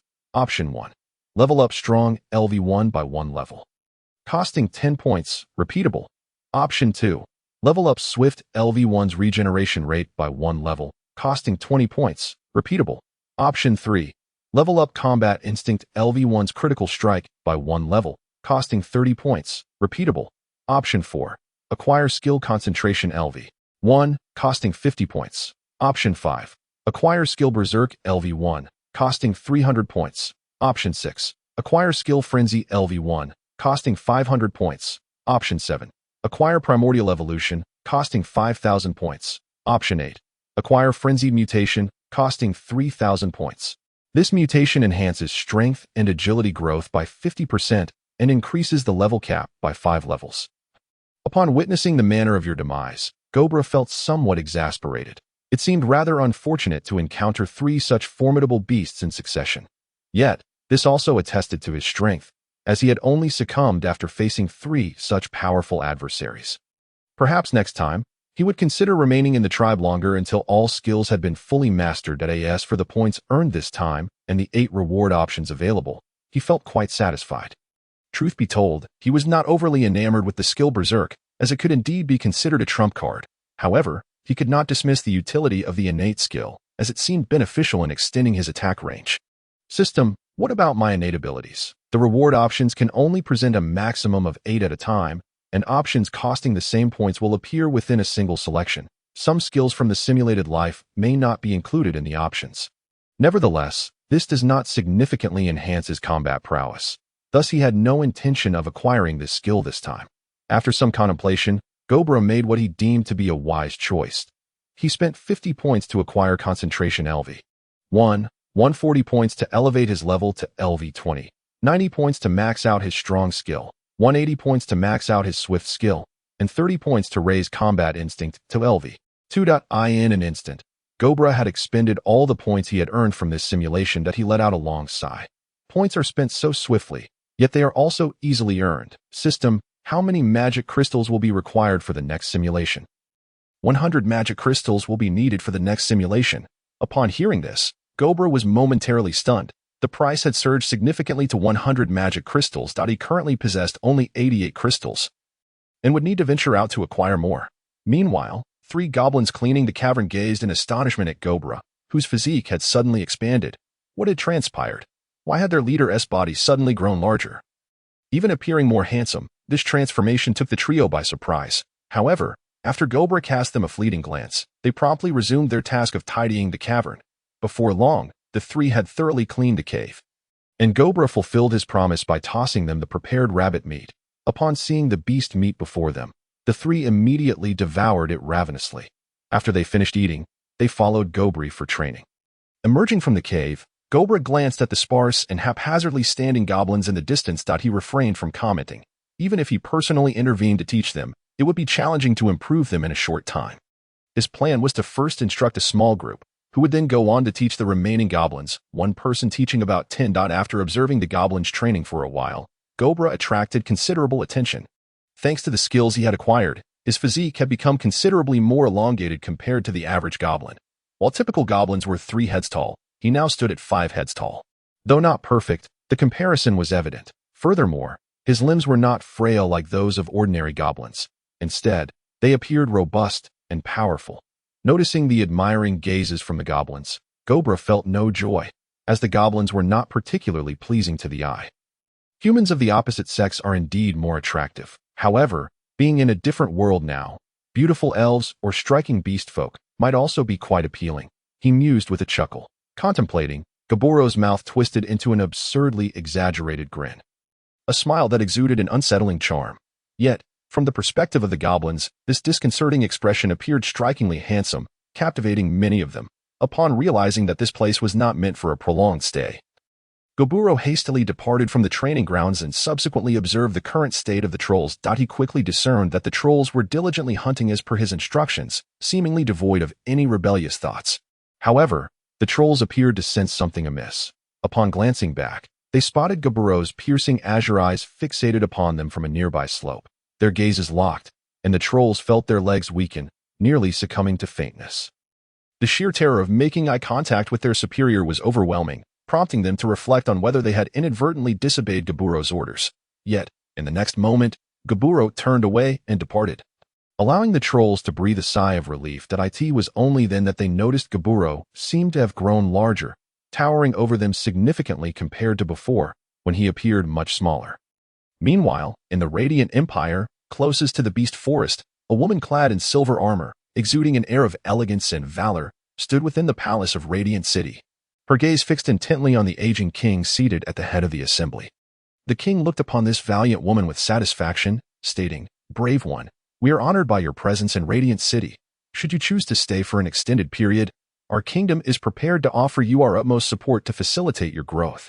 Whether it be gold, equipment, or skilled companions, merely express your needs, and we shall provide that. In response to the king's words, the woman, hailed as the hero, merely shook her head and replied, I appreciate your generosity, your majesty. But it is our duty as heroes to traverse various kingdoms and assist in repelling the beast tides. That my presence here is solely due to the sage's prophecy regarding the impending beast tide in your kingdom. Other nations require my aid as well. The old king, though feeling a twinge of regret, respected her decision. Understood, brave one, during your time here, our kingdom shall do everything in our power to assist you. Simply inform me of your needs. Very well. Chapter 15. The Beast Tide, Part 1. Elsewhere, within the beast forest, Gaburo hunted while contemplating his future. He understood that achieving a single simulation with an accumulation of 3,000 or even 5,000 evaluation points was an arduous task. It might take him a significant amount of time to reach such heights. Until then, his focus would be on continuously enhancing his skill levels.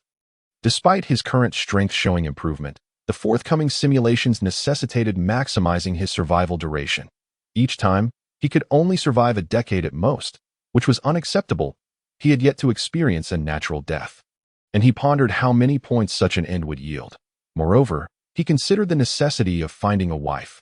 After 4 consecutive simulations, he had perished as a bachelor. Surely, that was not fitting for a transmigrator. Clearly, this was far from appropriate. He ruminated. The sky gradually darkened. Having slain 12 beasts, only 2 of which were sizable wild boars, Gaburo effortlessly dragged their carcasses back. Upon returning, he discovered that Gobula had already returned with the hunting team. Thanks to the teamwork he had instilled in them, they had managed to secure 9 prey today. Though still fewer than Gaburo's haul, it was commendable. The troll, despite his efficiency, had only managed to bring back 4 creatures. After a moment's thought, Gaburo decided to keep 5 smaller carcasses for himself, allowing the troll to enjoy the 4 he had captured. From this day forth, he would be self-sufficient, distributing the remaining food to the goblins, who had never known a full meal. Gaburo intended to treat them to a day of feasting, knowing that this would not be a regular occurrence henceforth.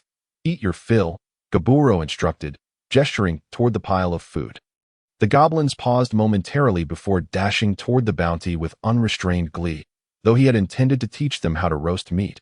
Observing their enthusiasm led him to postpone the lesson until the following day. After extracting 25 magic crystals, Gaburo carried the 5 carcasses back to his cave. The goblins displayed no signs of gratitude for his generosity, which did not surprise him. They had never been taught such manners. Nevertheless, he chose not to reprimand them immediately, opting instead to allow them a day of indulgence before teaching Gobula and Gobuli, along with 8 other goblins, how to manage their community once inside the cave. Gaburo swiftly skinned the beasts and cleaned the blood, then gathered some twigs to start a fire, intending to feast on roasted meat that evening. Having previously lacked the means, now that he was the king of the tribe, he refused to deprive himself. He deserved to live with dignity. The only challenge lay in the absence of iron tools, forcing him to use his claws for skinning the beasts, listening to the crackling of the burning twigs. Gaburo found himself lost in thought as the meat began to roast.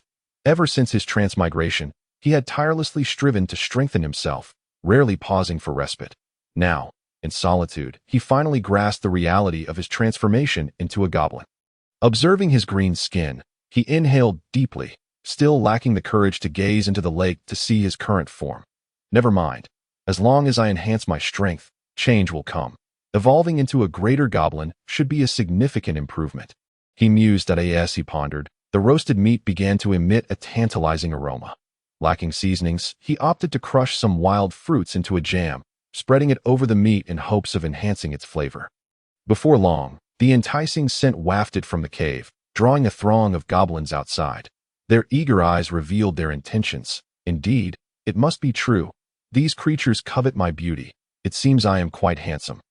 He mused that to facilitate even cooking, Gaburo had previously cut the meat into smaller pieces, allowing him to roast it expeditiously. Upon returning to training, if tomorrow's results in both training and hunting satisfy me, I may consider allowing you to partake in this delectable meat, he declared, placing a piece of perfectly roasted meat in his mouth. The crisp sound of his chewing echoed, causing the goblins outside to salivate. Yet none dared to rush in and seize it. They remembered Gaburo's words. As long as they fulfilled his commands, they would be rewarded with meat that looked utterly delicious that I do not appreciate being washed while I eat. Gaburo remarked coldly. Yet, no goblin departed. They clearly misunderstood his intent, believing that his aversion to being observed held no relevance to them. They remained oblivious to the fact that when he mentioned someone, he referred to them. Get back to your caves and sleep. Gaburo suddenly roared. This time, they comprehended, and upon witnessing Gaburo's fury, all the goblins hastily retreated to their respective caves, literally rolling back. The troll, having been displaced by Gaburo, was instructed to sleep outside until he could excavate a new cave to prevent any nighttime incidents with the goblins. After sending the little rascals away, Gaburo resumed roasting the meat. The roasted pieces, adorned with wild fruit jam, possessed a unique flavor that he found quite agreeable. Once he acquired iron, he envisioned crafting a pot to make a hearty stew, which sounded delightful. With those thoughts in mind, he finished roasting the remaining meat, consumed it entirely, and then promptly initiated the next simulation. Natural death. This time, I must attain a natural death, he repeatedly asserted to himself. As the simulation commenced, consuming 100 magic crystals. He noted the previous tally of 9 evaluation points and obtained a random talent, Sharp Claws, indicating that his claws were sharper than those of an ordinary goblin. In the first year, you assumed the role of the tribe's leader, the mightiest goblin among your kin. Your strength had reached the pinnacle of ordinary beings, and to transcend further, you resolved to venture forth and hunt elite creatures. Chapter 16. The Beast Tide, Part 2. That same year, in pursuit of greater power, you set out to slay elite beings. However, shortly after exiting the valley, you sensed that something was amiss. A multitude of monstrous entities surged forth from the depths of the beast forest, their eyes glowing a fierce crimson, displaying an unnaturally frenzied state. To avoid being trampled into a pulp by the enraged horde, you chose to join their ranks, hastening in the direction they were heading. Strangely, it seemed that due to your nature as a creature of the wild, they did not assail you. Yet your curiosity about their destination intensified. By day, the previously tumultuous beast tide grew significantly quieter. At night, the frenzied creatures succumbed to a sweet slumber. You surmised that someone must be controlling these beasts, orchestrating such a tide. Realizing that remaining within their midst was perilous, you yearned to escape. Yet, you soon noticed a colossal raven circling overhead. You observed that the crimson glow in the eyes of some beasts had seemingly vanished, and they too sought to flee the tide. However, the moment they attempted to break away from the throng, the gigantic raven swooped down and attacked. A red-skinned orc, evidently far stronger than yourself, was swiftly torn to shreds by the raven. After witnessing this scene, you quietly lay down to recuperate your strength. On the following night, the beast tide resumed its march, resting at dawn, a rhythm befitting the creatures. You were uncertain of the journey's destination, but an unsettling feeling gnawed at your heart. By the 4th day, you finally arrived at the culmination of this expedition. Before you loomed towering, immense walls, and the enigma that had perplexed you for days was unveiled. The beast tide was headed towards a human settlement. With no time to react, the tide surged forward, attacking the town. Positioned at the rear of the throng, you were not among the first to charge, observing the surrounding beasts scramble eagerly towards the walls. A cold smile crept upon your lips as you retreated to the back of the line. Yet, you soon realized that the density of the crowd made retreat impossible, forcing you forward, atop the walls. A woman clad in shimmering silver armor captured your attention, rendering you unable to look away. Although her beauty was striking, it was not her looks that drew your eye, but rather the palpable danger she emanated. As the beast tide drew closer, the woman raised her silver sword, her long hair billowing in the wind. Her expression was one of icy resolve, her posture regal, reminiscent of a legendary Valkyrie. In the next moment, she swung her sword, 100-meter-long scar instantly covering the battlefield, claiming the lives of nearly 1,000 beasts. Witnessing this spectacle filled you with primal fear. This woman was not someone you could contend with. Even if you evolved to an elite level or beyond, you yearned to flee the battlefield, yet you understood that attempting to escape would only result in being trampled by the tide. Your mind raced as you surveyed the densely packed beasts around you. In a fit of desperation, you pierced the throat of a nearby creature, nearly in a frenzied state, as you began to devour its flesh.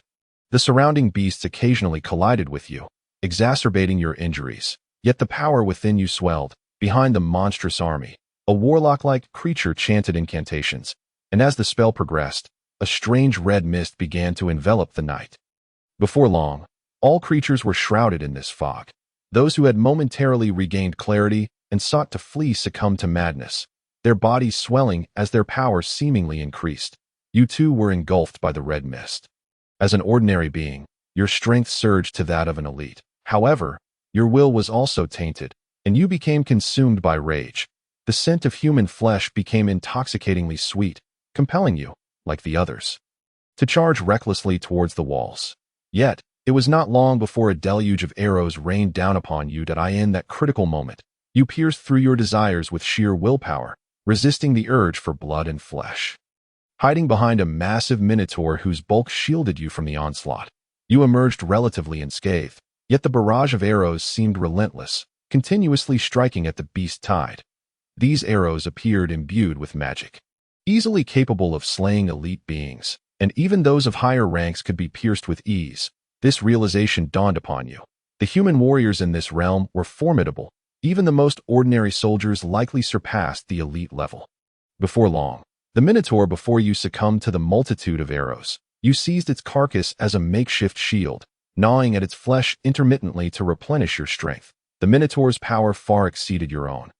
And as you consumed its meat, your body began to heat up, a sensation of potency coursing through you.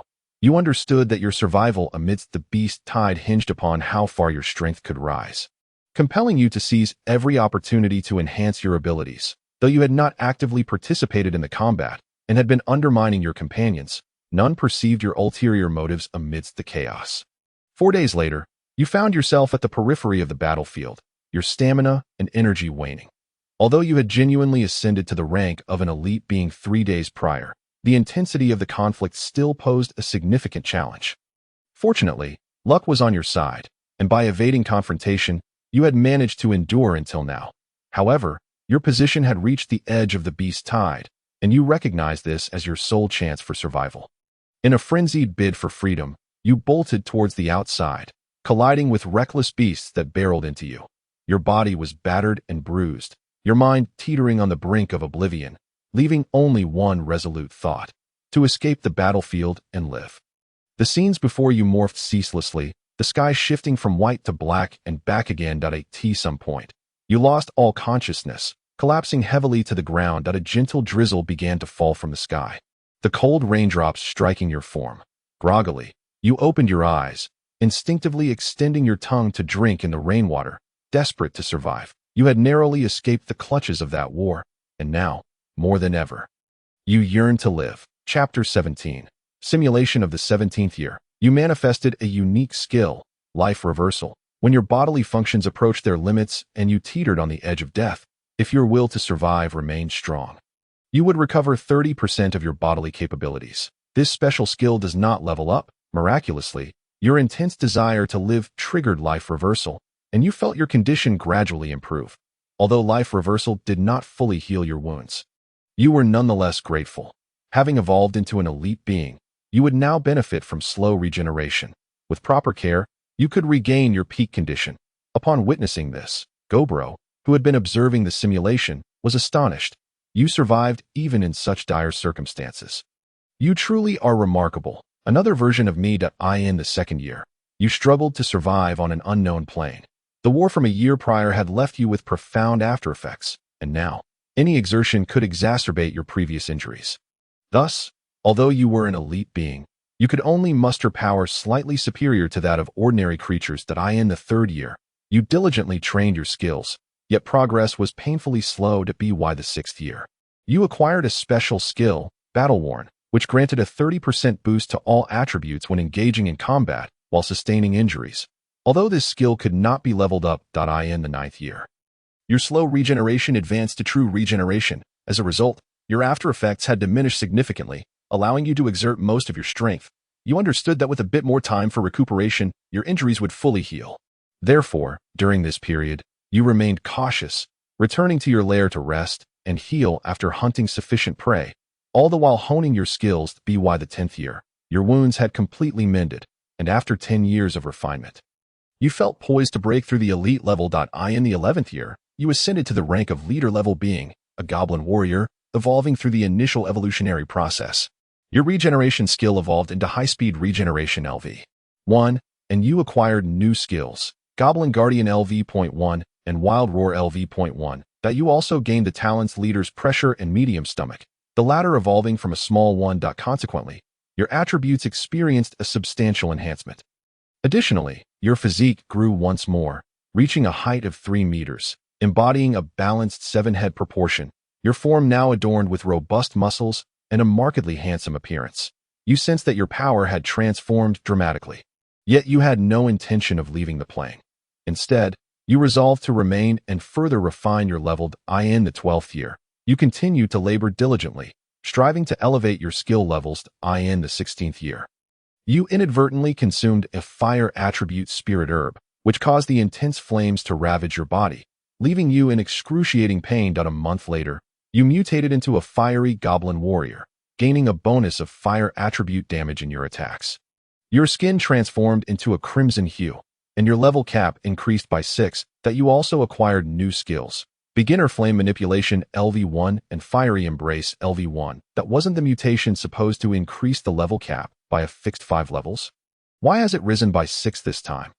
Could it be that there are distinctions of quality even among beneficial mutations? In the 17th year, a new adventurer team ventured into the plains.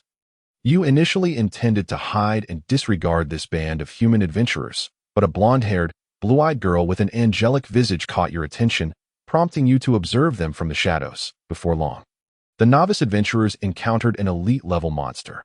Aware that the average level of the new team was around level 10, given that they occasionally faced human adventurers, you recognized that the humans, equipped as they were, possessed far greater combat prowess than the monsters. However, human adventurers typically lacked experience, and facing such a high-level monster right away was perilous. Concerned for the girl's safety, you resolved to discreetly assess the situation for potential danger. At this moment, Gobro fell silent, exclaiming inwardly, "Another me? What are you doing? This is not the time for romance." Yet, the Gobro in the simulation remained oblivious to his own plea, continuing to monitor the human girl for signs of peril. Soon, the human adventurer team clashed with the elite wolf-type monster, and in a single strike, the creature decisively killed one of the warriors in the team, revealing their weakness far beyond your expectations. The 2 surviving girls and 1 boy were rendered motionless by the horrifying spectacle before them. Enamored by the girl's beauty, you resolved to intervene as the wolf was about to pounce on its next target. You leapt forth, wielding an iron rod you had scavenged from the plains, delivering a crushing blow to the wolf's skull, which burst open like a watermelon. You glanced at the 3 remaining survivors and perceived the despair etched in their eyes. Dragging the wolf's corpse towards them, the remaining male warrior and another female mage fled in terror. However, the blonde-haired girl sat despondently on the ground, acutely aware that you were now focused on her. Approaching her, you refrained from immediate action, instead inquiring, "Hello, do you need assistance?" in human language. Upon hearing your words, the girl paused momentarily, then rose in astonishment, exclaiming, "You can speak the human tongue." Human language was your former tongue. Thus you were able to converse fluently. Nodding earnestly, you continued, "Yes, I can speak the human language. I witnessed your encounter with the wolf and came to your aid. However, I seem to have frightened your friends away with my appearance. I apologize for that." Once again, the girl stood in shock, unable to comprehend that your appearance was one of salvation. After a brief silence, you asked, "Do you require me to escort you from the plains?" Stunned by your proposition, she hesitated before nodding vigorously, and together you embarked on your journey home.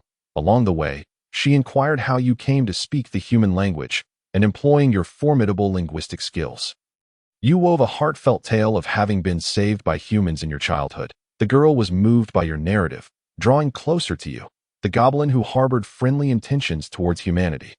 Moreover, due to your evolution into a goblin warrior, your appearance was not as hideous as one might expect, and indeed, you were considered more appealing than many humans, allowing the girl to adapt swiftly. In the 18th year, your strength saw a modest increase. During this time, the girl would occasionally venture into the plains, and each time, you would meet her, learning her name was Kana. With your assistance, her prowess grew rapidly. By the 19th year, Kana's visits became increasingly frequent, filling you with joy as you began to believe she was developing feelings for you. Observing this, Gobro inhaled deeply, astonished at how easily he had become infatuated. Questioning, what kind of beauty could enchant me so? After regaining his composure, he resumed watching the simulation. In the 20th year, Kana's level ascended to elite status, and due to her captivating beauty, the number of suitors around her surged, including many dashing human males. Witnessing these handsome contenders, you gradually came to terms with reality. The tale of Beauty and the Beast existed solely in fables. If you were to confess your feelings to Kana, it would likely end poorly for you. Summoning your courage, you approached the riverbank and gazed at your reflection, surprisingly finding that your appearance was not unattractive. Yet, the red skin and fearsome fangs instilled trepidation within you. Nevertheless, hope blossomed in your heart. With one more evolution, you believed you could rival the handsome humans. You resolved to strive harder. Unbeknownst to Kana, she perceived you merely as a paternal figure. In the 21st year, you learned the name of the plains you inhabited, the Kona Plains, as informed by humans. Legends of the non-threatening Crimson Goblin had spread, and adventurers frequenting the area had come to recognize you, often greeting you when they crossed your path. Despite your diligent efforts this year, your progress was slow. You understood that your current level of strength made it increasingly difficult to achieve significant growth. That same year, you encountered Kana again. It appeared that due to your past experiences together, she had yet to find new allies, struggling to trust other adventurers, believing they would abandon her in dire moments. The only person she trusted was you. Upon seeing her, you wore a grave expression and said, "Kana, I must leave this place." Her eyes widened in shock, and a visible panic washed over her as she exclaimed, "Gobro, where are you going?"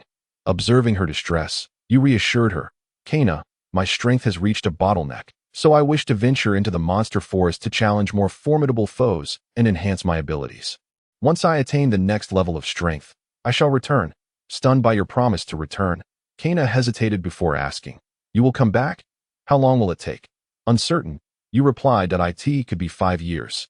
Perhaps my current strength is substantial, making it challenging to gain any immediate improvements. 5 or even 10 years, she murmured, her tone disheartened. Suddenly, an idea sparked in her eyes, and she looked at you eagerly. "Can I accompany you?" For a moment, you questioned whether you had misheard her. After all, she was the object of desire for many young men in the town, and countless handsome suitors were vying for her affection. Yet she had never accepted any of their advances. A flicker of hope ignited within you. Could it be that Kana had developed feelings for you due to your shared experience? However, as you pondered, she continued, "I can't bear to part with you, Gobro. You remind me of my deceased father, always caring for me. I don't want to be separated from you." Hearing her words, you glanced down at her petite form and chuckled softly.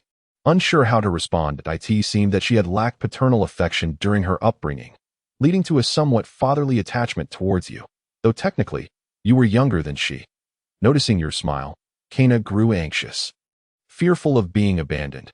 The bond you had formed through your time together had made her accustomed to your presence. "You may join me, but the dangers of the monster forest far exceed those of the Kona Plains. In that realm, I may struggle to protect you, let alone ensure my own safety. I will wait for you here in 3 days' time, but if you arrive by sunset, I shall take you with me into the monster forest. If you do not come, I will venture there alone." Kana nodded earnestly, promising to prepare everything within those 3 days, and she would return punctually. 3 days flew by, and on that early morning, you stood at the entrance of your cave, gazing into the distance, eagerly awaiting her arrival. Your heart raced with anticipation. Before long, you spotted a graceful silhouette approaching, a large pack slung over her shoulders, slowly making her way towards you. Seeing this, the Gobro outside the simulation was momentarily taken aback, grappling with disbelief that he could so easily develop feelings for someone. Considering his previous persona as a proud lone wolf. As the familiar figure drew closer, you hurried forth to assist her with the burden she carried.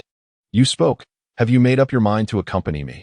The young girl glanced at her bundle and replied, "Of course. Without Goblu, I would have perished 3 years ago, upon reaching the monster forest. I resided in a nearby town and would visit you occasionally." "Very well. I shall strive to elevate myself to a leader-level creature swiftly, and then we shall depart the monster forest together." Unexpectedly, the girl truly journeyed with you to the monster forest. Over the course of these 3 years in the Kona Plains, you had acquired numerous human artifacts, including a map delineating the locations of the Kona Plains and the Monster Forest. You discovered that the distance between the Kona Plains and the Monster Forest was not particularly vast. Even with Kana in tow, it would take at most half a month to reach the Monster Forest. After a fortnight, you and Kana arrived at the outskirts of the Monster Forest via a narrow path. You then retrieved a flute from your waist and instructed Kana, settle in the small town outside the Monster Forest for now. In 3 days, enter the forest to find me that I will be waiting for you in a relatively outer area of the forest. When the time comes, play this flute, and I shall come to you. Chapter 19. The death of Kana. You parted ways with the girl and returned to the depths of the Monster Forest, hastening towards the valley to behold its current state. That a day later, you arrived at the valley, gazing upon the desolate expanse and the purple earth, lost in contemplative silence. Since entering the valley, you had encountered not a single living creature. It was evident that your kin had likely perished. A pang of sorrow washed over you, but you quickly steeled yourself and ventured deeper into the valley, speculating that its transformation was linked to the monster that had once slumbered beneath the lake. Upon reaching the spot where the creature had slept, you found that the lake had turned entirely black, murky beyond measure, devoid of any signs of life. The creature that had once inhabited the lake was no longer present. After a thorough search yielded nothing, you departed the area. That on the 3rd day, you reunited with Kana as agreed. Inquiring about her new home, she excitedly informed you that everything had gone smoothly, and with her previous earnings, she had opened an alchemist shop to cater to adventurers. Thereafter, Kana would occasionally send you alchemical supplies as sustenance, significantly enhancing your survival capabilities. That in the 22nd year, Kana crafted for you a suit of battle armor and a colossal sword unique to you.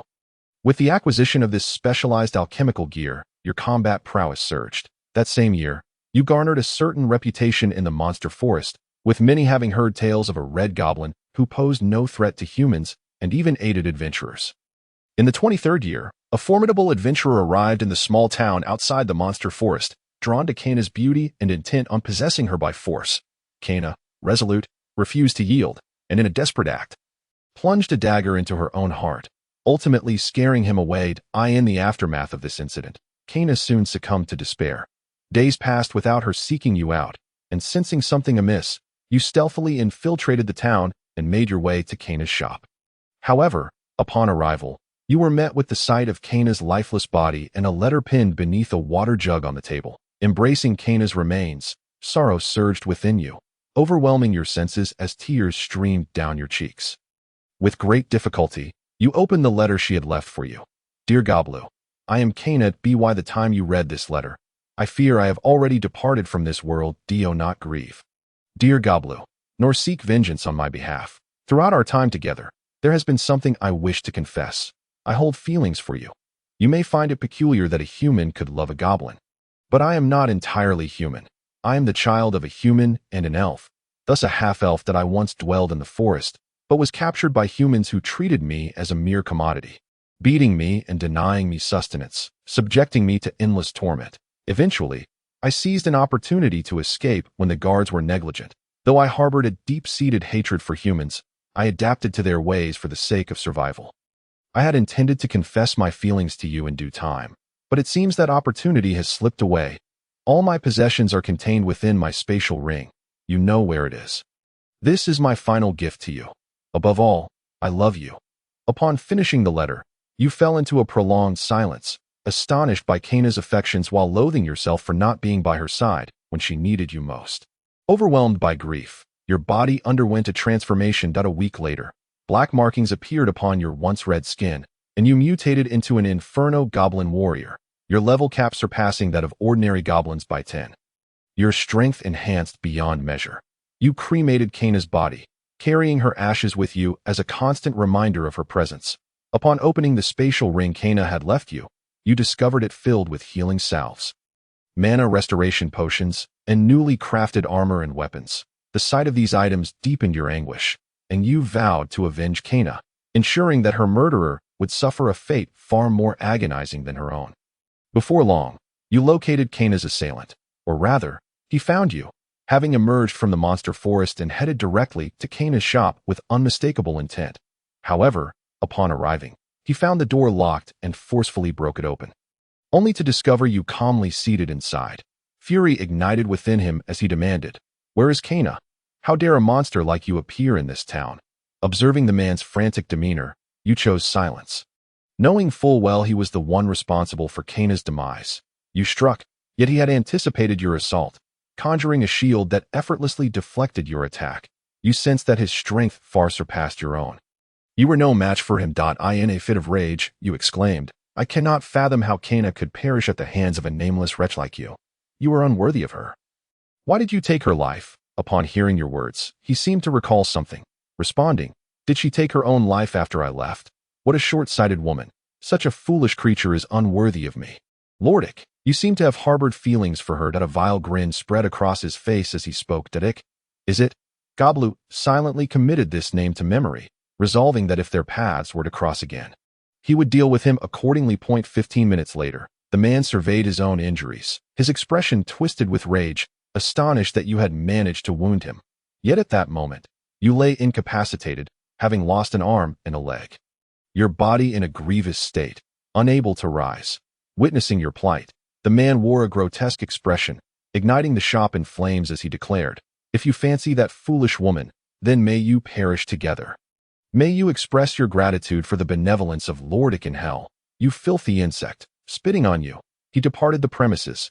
After his departure, the power of life reversal activated, restoring much of your condition. Despite your injuries, you fled desperately from the inferno. Upon returning to the monster forest, you reattached your severed limbs, applying Kana's crafted salves to your wounds. A month later, both your leg and arm had healed. Albeit still fragile and in need of further recuperation, you longed to return to the town and confront it, but having regained your composure, you recognized that you were not yet his equal.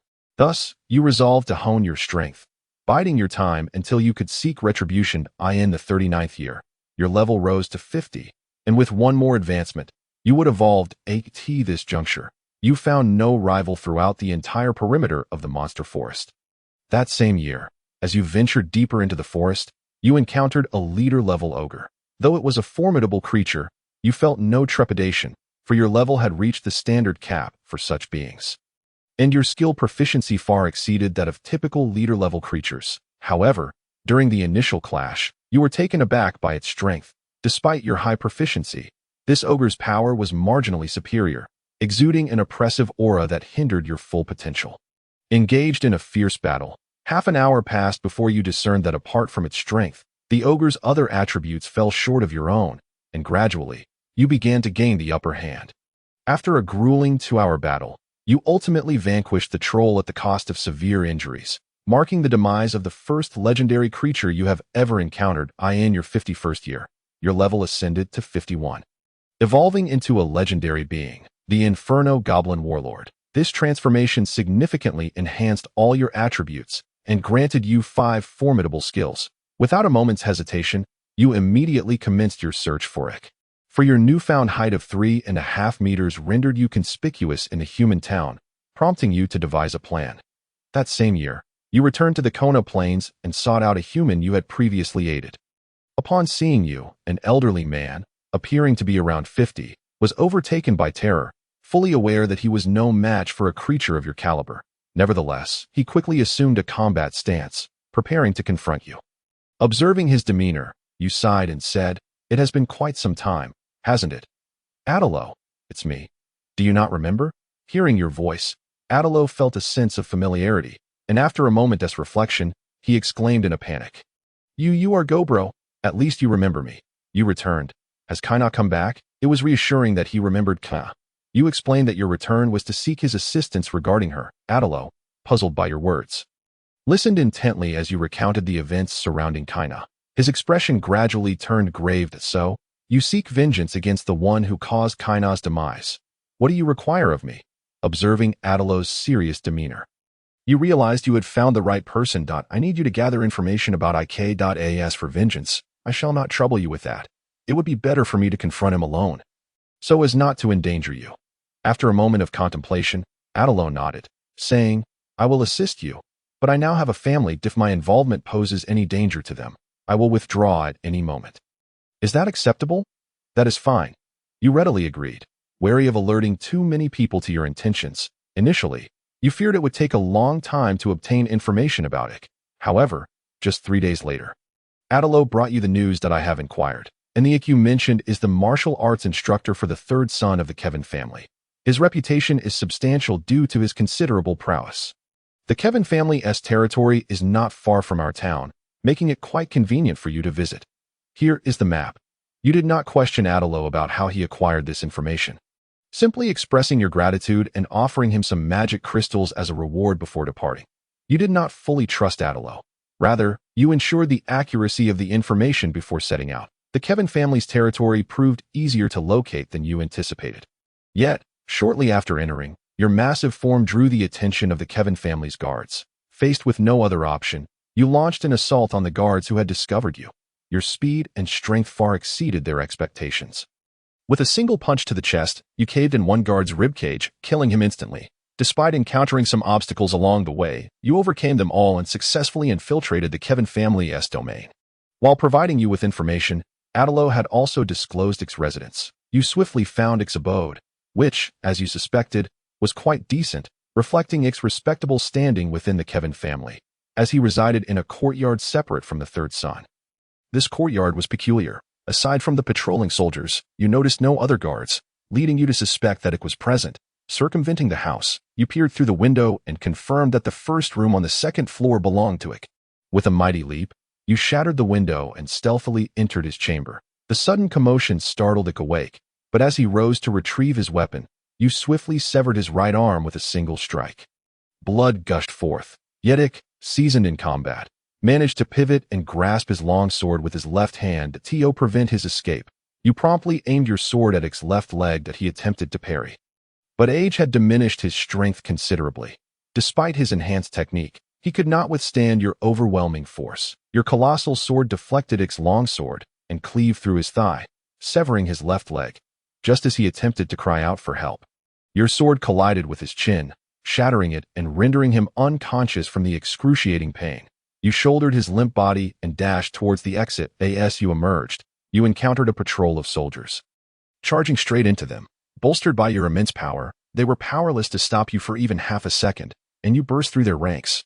Carrying Ick's body, you sprinted back to the beast forest, where Ick was left clinging to life. You refrained from speaking, inflicting every conceivable punishment upon Ick. After 4 days of relentless torment, he succumbed to the depths of suffering, repeatedly questioning why you chose to torture him. You offered no answers, determined to ensure that he would die without comprehending the reason for his demise. With Ick's death, you plunged deeper into the beast forest, relentlessly hunting formidable beasts to enhance your own strength. In your 131st year, you attained the pinnacle of a legendary being, yet your body had grown frail, rendering further evolution through primal means nearly impossible. You could only rely on conventional methods. By the 153rd year, you successfully ascended to the rank of a lordly being, extending your lifespan to 500 years. That same year, the woman clad in silver armor whom you had encountered a century ago ventured into the beast forest. You were astonished that she had not aged a day, yet she launched an attack against you. To your surprise, with a single strike, she obliterated you entirely, and you met your end. The simulation concluded, and your comprehensive score was 8726. From the perspective of a goblin, you had achieved a legendary status as a traveler. You were also a remarkably successful one, having progressed from a cataclysmic beginning to a lordly being.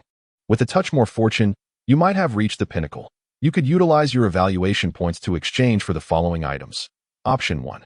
Primal Evolution, consuming 5,000 evaluation points. Option 2. Acquire the complete memories of this life, consuming 1,000 points. Option 3.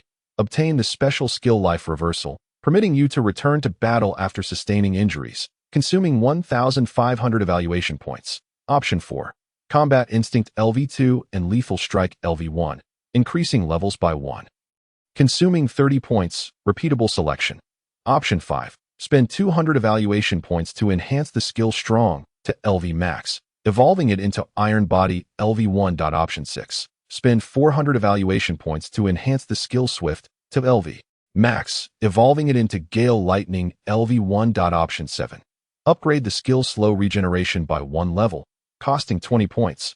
then spend 400 evaluation points to evolve it into regeneration. Option 8. Obtain the Inferno mutation. Consuming 10,000 evaluation points. Upon seeing these options, Gobro was taken aback.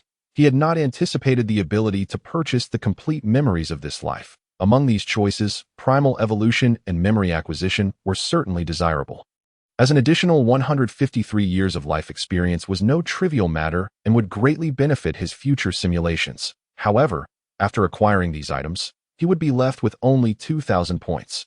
Truth be told, he coveted both special skills, one for survival and the other for a chance at resurrection.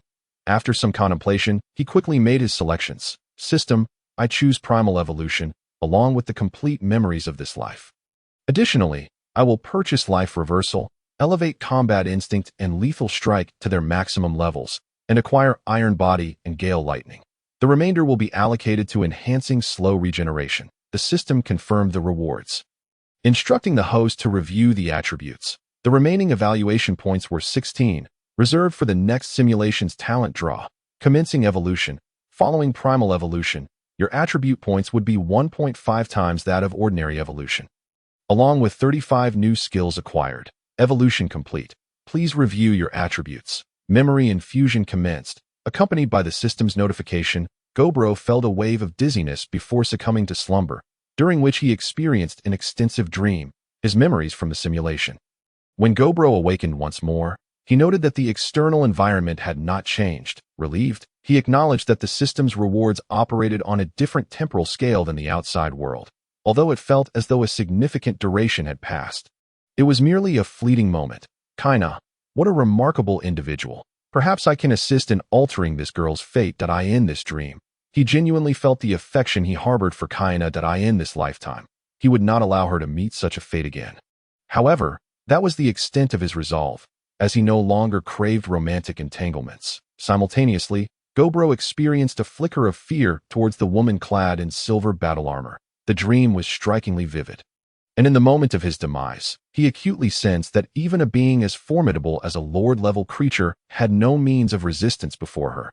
His own appearance had undergone a dramatic transformation. It was evident that the ground appeared significantly further away, for he now stood at a towering height of 2.5 meters, though he still bore the proportions of a six-headed figure. He was far more proportionate than the typical goblin. Unlike a standard goblin, whose stature was merely a bit larger, still possessing a large belly and head along with somewhat thicker arms, Gobro was a paragon of muscularity, with not an ounce of excess flesh to be found. Subsequently, Gobro examined his new attributes that name. Gobro race, Great Goblin Template, Elite, Primordial Evolution, Post-Evolution attributes are 1.5 times those of Standard Evolution, along with 35 new skills. Level, 2130, 0, Stamina, 63 Strength, 83 Agility, 63 Mentality, 65 Charisma, 5 skills, Critical Strike LV Max, Combat Instinct LV Max, Iron Body LV1, Gale Force LV1, Regeneration LV3, Focus LV5, Tough Skin LV1, Impact Absorption LV1, Counterattack LV1, Block LV1, Frenzy LV1, Life Reversal, Special Skill, Talents, Devour, Azure Eyes, Monster Lore, Medium Stomach, Great Strength. After surveying his attributes, Gobro felt quite satisfied with his current state, particularly regarding his charisma, which had been a dismal 0 upon his arrival in this realm. Previously, he was considered quite handsome, and now, as his charm gradually returned, he felt a sense of contentment. Chapter 22. 500 First-Order Magic Crystals. Moreover, following this evolution, he had surprisingly acquired 5 new skills. Typically, Primordial Evolution would grant a maximum of only 5 new skills, suggesting that his luck was indeed favorable. Additionally, some of his skills had seen an increase in level, which was rather commendable. System, how many magic crystals will I need for the next simulation? The response was that he would require 10 second-order magic crystals or 500 first-order magic crystals for the upcoming simulation, which was offered at a discounted price due to being the first simulation post-evolution. A discounted price? If going by the original price, would 500 first-order magic crystals even suffice for a single simulation? He hadn't anticipated such a vast disparity between first and second-order magic crystals, with one crystal equating to 50 of the other. Venturing out of the valley to acquire second-order magic crystals would allow him to swiftly commence the next simulation. However, such an expedition might embroil him in the impending beast tide. It seemed more prudent to remain within the valley for the time being. Survival is not a disgrace. Yet, remaining in the valley necessitated 500 first-order magic crystals for the next simulation. Although his current prowess would likely enable him to hunt first-order magical beasts with ease, 500 was by no means a trivial sum, and it would require considerable time to amass. He was not overly concerned about disrupting the ecological balance within the valley, as the gestation period for magical beasts was notably brief, typically concluding within 3 months, often yielding multiple offspring. Some magical beasts could even produce a litter within a month, which explained why massive beast tides frequently assaulted human cities. The prolific nature of magical beasts demanded that the overseer of the magical beast forest meticulously regulate their population. Otherwise, the forest would soon become a wasteland. Unable to sustain such numbers, the clandestine ruler of the magical beast forest harbored no fears of human extinction due to the relentless beast tides. After all, the heroes born among humanity, even he at times, found themselves awed by the power these heroes wielded. However, he did not contemplate annihilating these heroes. Rather, he intended to utilize them to cull the surplus magical beasts within the forest. Despite their formidable strength and exceptional regenerative capabilities, these heroes were not deities, and their stamina was ultimately finite to date. No hero had endured the onslaught of the seemingly endless beast tides for more than 200 years. Meanwhile, deep within the magical beast forest, a man adorned with massive bull horns, crimson eyes, and towering at 5 meters, his body a mass of muscle adorned with black bat tattoos, sat upon a throne, surveying the leaders from various domains of the magical beast forest. "Are we prepared?" he inquired suddenly. As soon as he spoke, a raven man beside him responded, "My lord Demon King, the beast tide is ready and can launch an assault on human cities at any moment.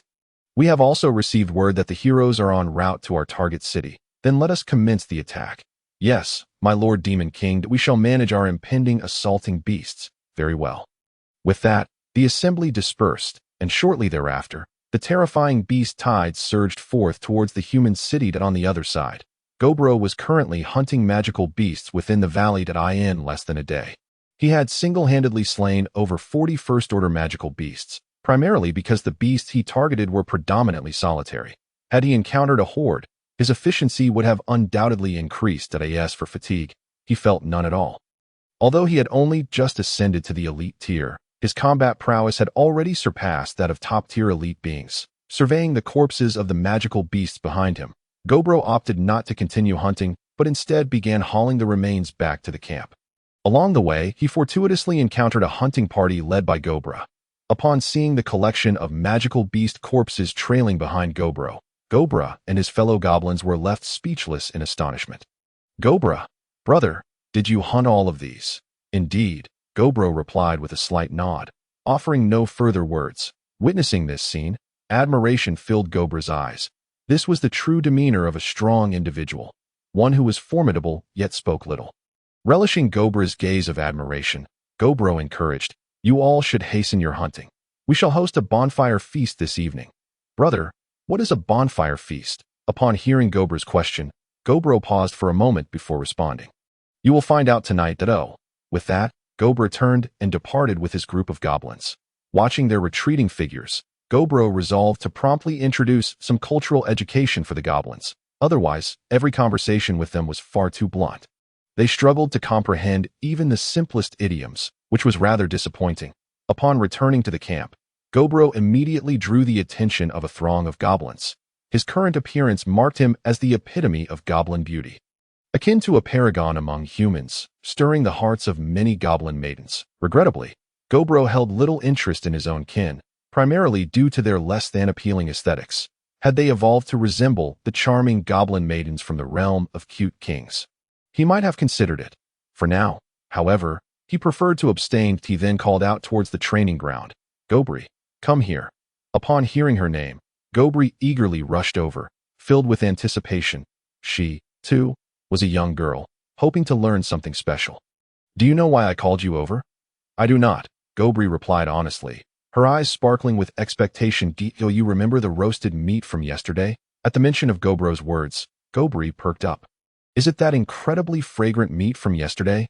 Indeed, I shall teach you how to prepare that very dish, and we shall all enjoy it together this evening. Really? Gobri exclaimed, nearly jumping with excitement at the news. Of course it is real as he spoke. Gobro began to meticulously instruct Gobri on the art of skinning, cleansing the meat, and roasting it. Aspiring to become the Goblin King in the future, he deemed it a waste of time to perform these rudimentary tasks himself, and thus resolved to cultivate talent from this moment forth, nurturing individuals with diverse skills. Although Gobri was quite taken with Gobro's physique, her greater desire lay in his roasted meat, prompting her to learn with exceptional diligence. To everyone's surprise, her first attempt at roasting turned out quite well. Witnessing this, Gobro felt a profound satisfaction. These goblins were simple-minded, akin to blank slates, learning with remarkable speed. Chapter 23. Gobmo after practicing 4 or 5 times. Gobri was able to produce roasted meat that resembled the real thing.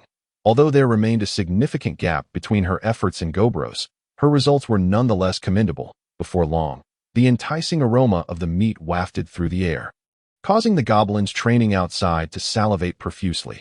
However, under Gobro's stern gaze, only 4 audacious ones dared to abandon their training and rush over, while the others continued to focus on their tasks. Noticing the 4 goblins that had ventured outside, Gobro's expression darkened as he memorized their appearances. These disobedient goblins would serve as an example to others, though he had no intention of implementing overly severe punishment. When their gazes met, the 4 goblins were startled. 3 of them promptly fled, leaving one who remained, fixated on the roasted meat over the fire. Observing this goblin's unwavering gaze, Gobro found himself intrigued. This little goblin exhibited quite a bit of courage. "Come here," Gobro commanded coldly. Upon hearing his name called, the goblin paused momentarily, glanced around, and after confirming he was being summoned, cautiously approached Gobro. This display astonished Gobro. Despite his bloodline pressure over ordinary goblins, which typically rendered them immobile with fear, this young one held his ground remarkably well. He admired the goblin's boldness and decided to nurture this potential. Afterward, he presented a roasted pig's leg before the goblin. The little goblin's mouth watered at the sight. Yet he refrained from seizing it in Gobro's presence. "Do you wish to eat?" Gobro inquired. "Yes, I wish to eat," the goblin replied eagerly, nodding emphatically. "What is your name?" "I am Gobmo." Gobmo understood that if you truly desire to eat, it is not out of the question.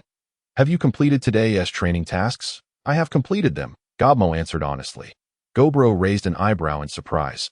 According to his calculations, the training tasks he assigned should have extended until nightfall before they could be considered even remotely finished.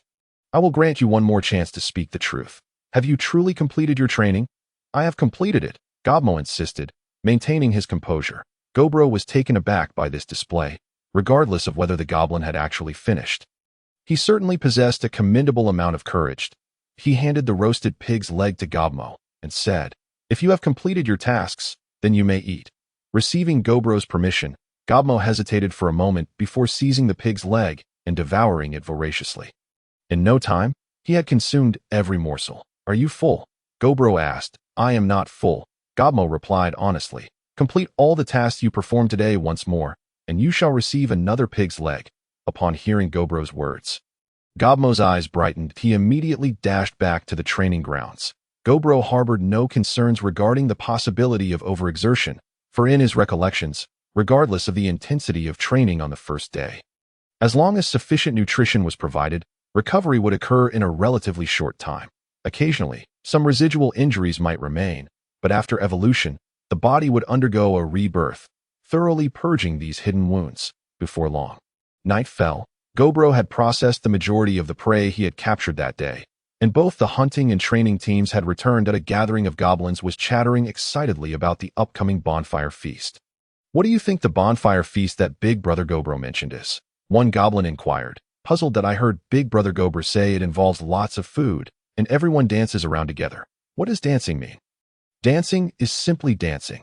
After evolving, Gobro's hearing had become remarkably acute. Although he stood at a distance, he could still discern their conversation. Soon, he arrived at the bonfire feast site, followed by a few goblins pushing a cart laden with an abundance of roasted meat. As the cart approached, the eyes of all present goblins widened in astonishment. Gobro surveyed the goblins with a slight smirk before announcing, All of this is for you to enjoy in the future. Your food supply will be determined by your training volume. However, there are a few individuals today who do not merit participation in this bonfire feast. As he spoke, his gaze zeroed in on the goblins who had previously abandoned their training. Step forward. You forward out. Upon hearing Gobro's voice, the trembling goblins stepped forward, with only Gobmo appearing less fearful, likely due to their earlier interaction. You four abandoned your training today. If you wish to partake in this feast, you must first repeat your training. Each of you will receive a pig's leg upon completion. Gobmo has already fulfilled this requirement, so he need not train again to join. Upon hearing Gobro's words, the other 3 goblins were consumed with regret for having ventured out, now faced with the prospect of undergoing training once more. Only Gobmo remained unperturbed, for he was about to receive double the food compared to his peers. Soon, the intense desire for sustenance triumphed over their fatigue, compelling the 3 goblins to push through their weariness and attend the training session. Subsequently, the bonfire banquet commenced without a hitch, due to the limited provisions. Each goblin received a piece of meat roughly the size of a pig's leg. Although meager for goblins, this quantity was often more than one could consume. Gobro seized this opportunity to assess the talents among his goblin subordinates. As the feast began, he observed while indulging in his meal, having recently ascended to the elite tier of beings, with his small stomach evolving into a medium one, significantly increasing his appetite. Ultimately, he managed to devour 10 magical beasts before finally feeling satiated. Satisfied with his newfound capacity, Gobro reveled in the knowledge that his strength was escalating at an accelerated pace. Meanwhile, many goblins struggled to finish their delectable roasted meat, with only 15 successfully consuming all that was served. He carefully scrutinized these goblins and noted that Gobla and Gobmo were among them. From the current circumstances, it was evident that those who could eat heartily possessed considerable potential, prompting him to prioritize their training before having them instruct others. Chapter 24. If you wish to learn, I shall teach you the following day. After a day of hunting, Gobro began teaching the 15 goblins in the evening. Initially, he imparted only the most fundamental knowledge, avoiding overly complex subjects, though the volume of information was substantial. Furthermore, he provided these goblins with additional resources, ensuring they received far more than their counterparts. After a week, the anticipated rebellious behavior among the 15 goblins had yet to manifest, surprising Gobro, who had expected some resistance under such a high-pressure environment. However, upon returning home one day and witnessing the respect bestowed upon them by the other goblins, he understood the situation. They felt a sense of superiority, as only a select few had the privilege to attend his lessons, thus creating a distinct divide between them and the others. The envy from their peers was evident, and they were aware of it, which is why they bore the rigors of the courses without complaint. By nightfall, the troll sat atop a nearby hill, observing Gobro as he conducted his class for the goblins, lost in contemplation. He could not fathom how Gobro had become so powerful and astute in such a short span. The troll felt a twinge of curiosity, wishing to join that small classroom, yet memories of Gobro's earlier aggression left him hesitant to voice his desire. Gobro, however, noticed the troll's subtle movements and resolved to invite him over in due time. With such a large head, the troll must possess a considerable brain, even if it lacked the typical folds. He should be smarter than the average goblin and quick to learn. While pondering this, Gobro caught the troll's gaze, and they exchanged a glance. Gobro then beckoned the troll with a gesture, indicating for him to approach. Understanding Gobro's intent, the troll hurried over. I see you've been watching from a distance. Do you wish to learn? Upon hearing Gobro's words, the troll nodded vigorously. If you wish to learn, I shall teach you. Please take a seat over there, Gobro instructed, pointing to a nearby patch of ground. Given the current teaching conditions, they were all seated on the ground for lessons. The troll promptly complied, settling on the designated spot and attentively listening to the lecture. Gobro felt a surge of satisfaction at having gained another student. However, these creatures, having only mastered the most rudimentary aspects of the demon tongue upon their birth, lacked writing skills, so Gobro could only teach verbally at this stage. This routine persisted for 10 days before changes began to emerge. Gobro found himself increasingly dissatisfied with the simplicity of tribal life. He not only conveyed knowledge orally, but also began to introduce practical lessons, such as crafting weapons. Previously, the goblins had relied on wooden sticks for weaponry, but now Gobro was teaching them how to create stone spears. In truth, he yearned to forge iron spears, having seen relevant videos online in his past life. But regrettably, the valley appeared devoid of iron or resources, leaving him unable to experiment, standing before the gathered goblins. He refrained from allowing the troll to participate in this lesson. After all, given the troll's combat prowess, using a stone spear would be an insult to his capabilities. He would be better off using his fists. Observe closely. Crafting a stone spear is not difficult. Simply sharpen the stone as I have done and use grass ropes to bind the spearhead to a sturdy wooden shaft. This crude spear is thus completed. You witnessed me make it just now. Now, it is your turn to try, Gobro instructed. Upon hearing his words, the goblins eagerly began attempting to create their stone spears. Unlike their previous experiences, their initial attempts were mostly failures. Many goblins exerted too much force while smashing the stones, resulting in them shattering into pieces, while others produced oddly shaped creations that failed to meet the requirements for weaponry. However, this was to be expected. Achieving success on the first attempt would have been surprising. Fortunately, the task was not overly complex, and soon the first spear was crafted, signaling that progress was being made. The following day, the goblins set out hunting with their newly fashioned stone spears. Upon their return that night, their efficiency had markedly improved, nearly doubling their usual catch.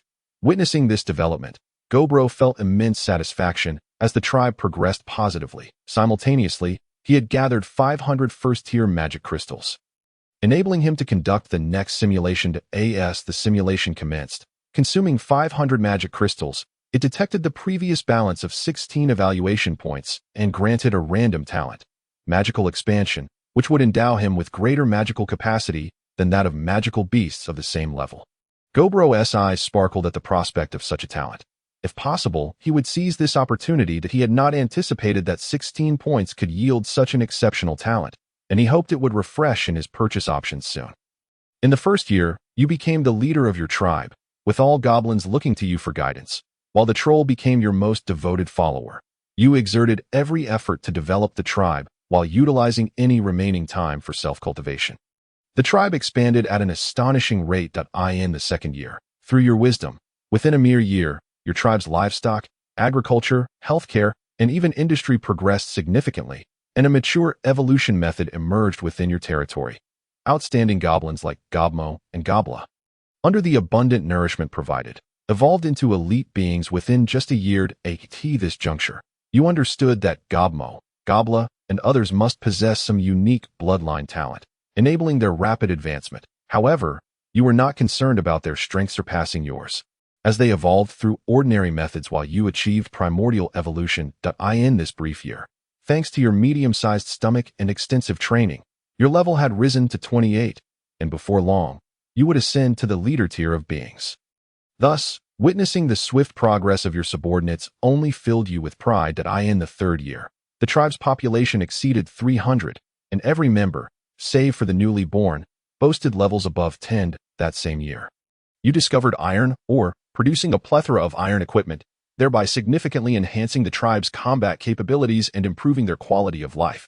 Chapter 25, The Ghost Tribe. That year, you found the marshland from your memories, now unclaimed by the Lizardman tribe, with only some wild crocodiles inhabiting it. After careful observation, you noted that only one elite crocodilian magical beast resided in the marshland. Upon confirming the absence of other dangers, you charged in. Your combat prowess was formidable. Though the elite crocodilian beast possessed superior defenses compared to others of its kind, you shattered its jaws with 2 punches and left it bloodied and mangled after 5 strikes. The surrounding crocodilian beasts were intimidated by your overwhelming strength, prompting you to instruct the goblins to capture them all, intending to train these creatures as mounts, with the aid of several elite goblins. You successfully captured 30 crocodilian magical beasts without sustaining any injuries. That same year, you located the current lair of the Lizardmen. Seizing the opportunity while they were unprepared, you launched an assault on their stronghold. Under the relentless onslaught of the Goblin tribe, the Lizardmen's already feeble defenses crumbled almost instantaneously. In a desperate bid to protect his kin, the Lizardman chieftain resolved to offer his daughter to you as a gesture of peace. You were not beguiled by the enchanting big-eyed girl sent by the reptilians, yet you chose to spare the reptilians, allowing them to join your ranks, thereby amplifying your power. In your 4th year, you tirelessly recruited other factions within the monster forest into your domain, simultaneously ascending to the status of a leader-level being. Your influence burgeoned, but soon you encountered a new predicament as your faction swelled. You unwittingly attracted the attention of some formidable figures. Deep within the monster forest, a pair of crimson eyes had already fixated upon you. Unaware of the impending crisis, one fateful night, as you concluded your usual training and prepared for slumber, a tall, shadowy figure emerged behind you. Before you could react, the colossal silhouette seized you, its overwhelming aura rendering you nearly immobile. Struggling, you turned to face the shadow, only to discern that it was a gigantic specter from the Ghost Clan. Upon seeing you turn, the ghost appeared astonished that a mere leader-level being can move under my aura. Truly remarkable. No wonder you can command so many demons. Hearing these words, you sensed the extraordinary strength of your captor. At least a lord-level creature, an entity you could not hope to resist. You managed to utter, "Who are you?" "Ah, you can still speak. How intriguing, little creature. Come, return with me." You were rendered unconscious by the shadow, and when you awoke days later, you found yourself in a completely unfamiliar environment, shrouded in darkness, reminiscent of a dungeon that a glance at the prison bars made it clear that escape was beyond your capabilities, so you chose to remain compliant. Awaiting subsequent developments, shortly thereafter, an elite-level boar humanoid passed your cell. Noticing your consciousness had returned, "Come, follow me to meet the Lord." You best not entertain thoughts of escape. Outside are powerful creatures, and should you flee, your fate will be dire. Upon hearing the boar humanoid's words, you glanced outside and confirmed the presence of numerous formidable beasts, aligning with the boar's claims. Initially, escape was not on your mind.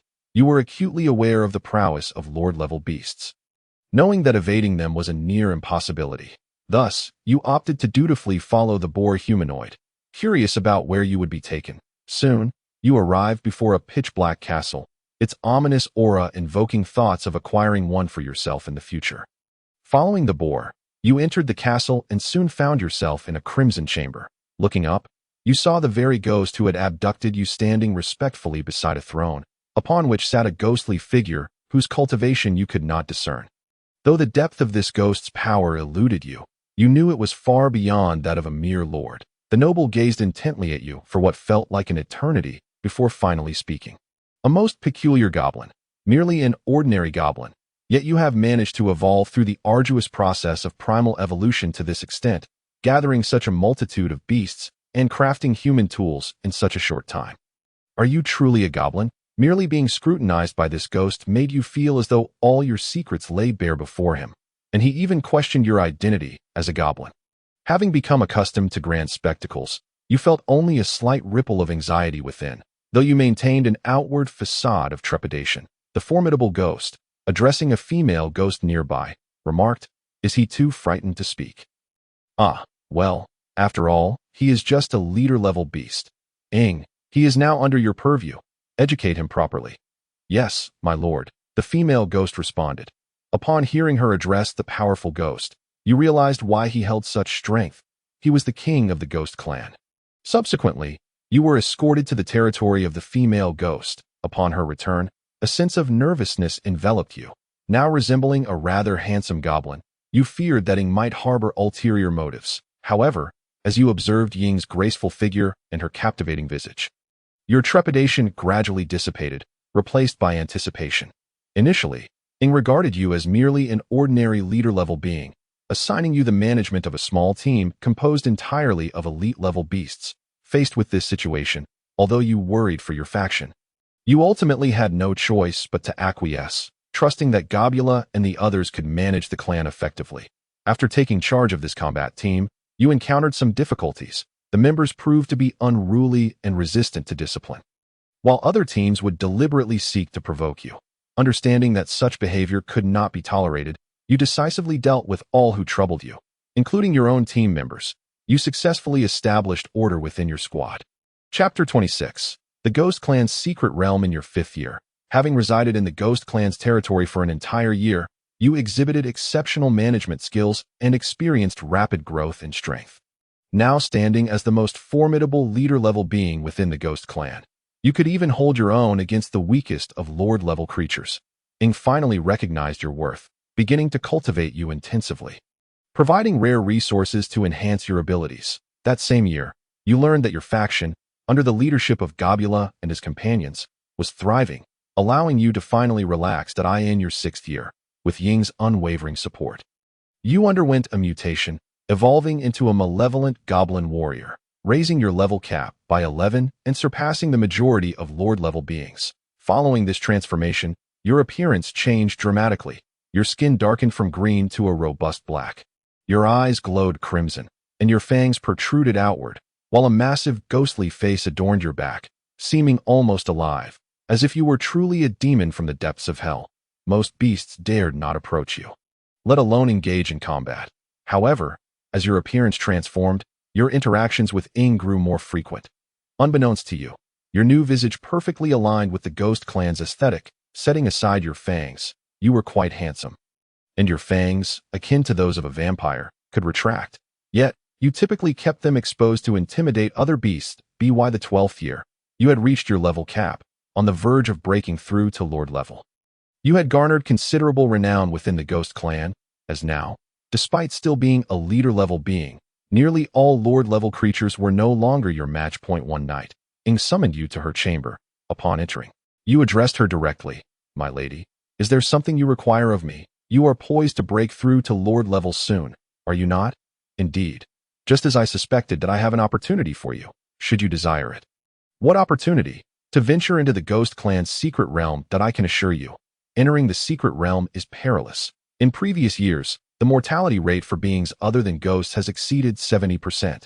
However, those who emerge often experience significant power enhancement. I have observed your progress over the years, and should you enter, I will ensure that the accompanying ghosts look after you. Do you wish to seize this opportunity?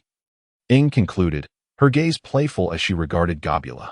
Absolutely, Gobula replied without hesitation. Having previously ventured into such secret realms, you understood the immense benefits they bestowed and would not let this chance slip away. Seeing your agreement, Ying's expression brightened, for she was well aware that you would not forfeit this opportunity. Upon your return, your strength should surpass that of Morrow, at which point I will introduce you to the king. Surprised by Ying's words, you realized that only Lord-level beings were permitted to meet the king of the Ghost Clan, marveling that she intended to introduce you so soon, just as you approached your breakthrough. Yes, my lady. Is there anything else? Not at the moment. You may return and rest. Understood. Upon your return, you diligently continued your training. Within days, you were escorted to the so-called Ghost Clan secret realm. Upon your arrival, numerous nobles greeted you warmly, fully aware that they were the ghosts Ying had arranged to protect you. You did not adopt an air of superiority, but responded to them with enthusiasm. The other leader-level beasts gazed at you with admiration, acknowledging your status as the foremost leader-level creature within the Ghost Clan. Many beasts sought to forge connections with you, believing that your return from this secret realm was virtually guaranteed, and forming a bond with you would ensure their safety. However, you remained aloof, largely choosing to ignore their overtures. Soon, you followed the leading Spectre clan into a desolate ruin. Even from a distance, the dilapidated structure exuded an eerie aura. Prompting you to remain vigilant, a glance around revealed that the other magical beasts were equally cautious, their gazes fixed on the ruin. You understood their apprehension. After all, this place ranked second in mortality rates among the Spectre clan's secret realms. Naturally, everyone dared not let their guard down, and you felt the same. The leading Spectre turned to the group behind and said, I trust your lord has briefed you on the situation within.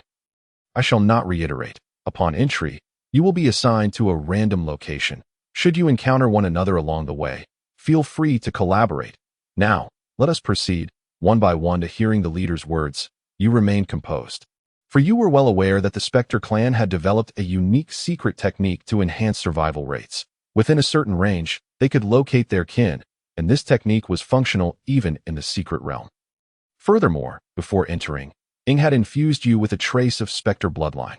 Feeling the surge of blood within you, you realized that if you could fully merge with this Spectre bloodline, your combat prowess would undoubtedly see a significant enhancement.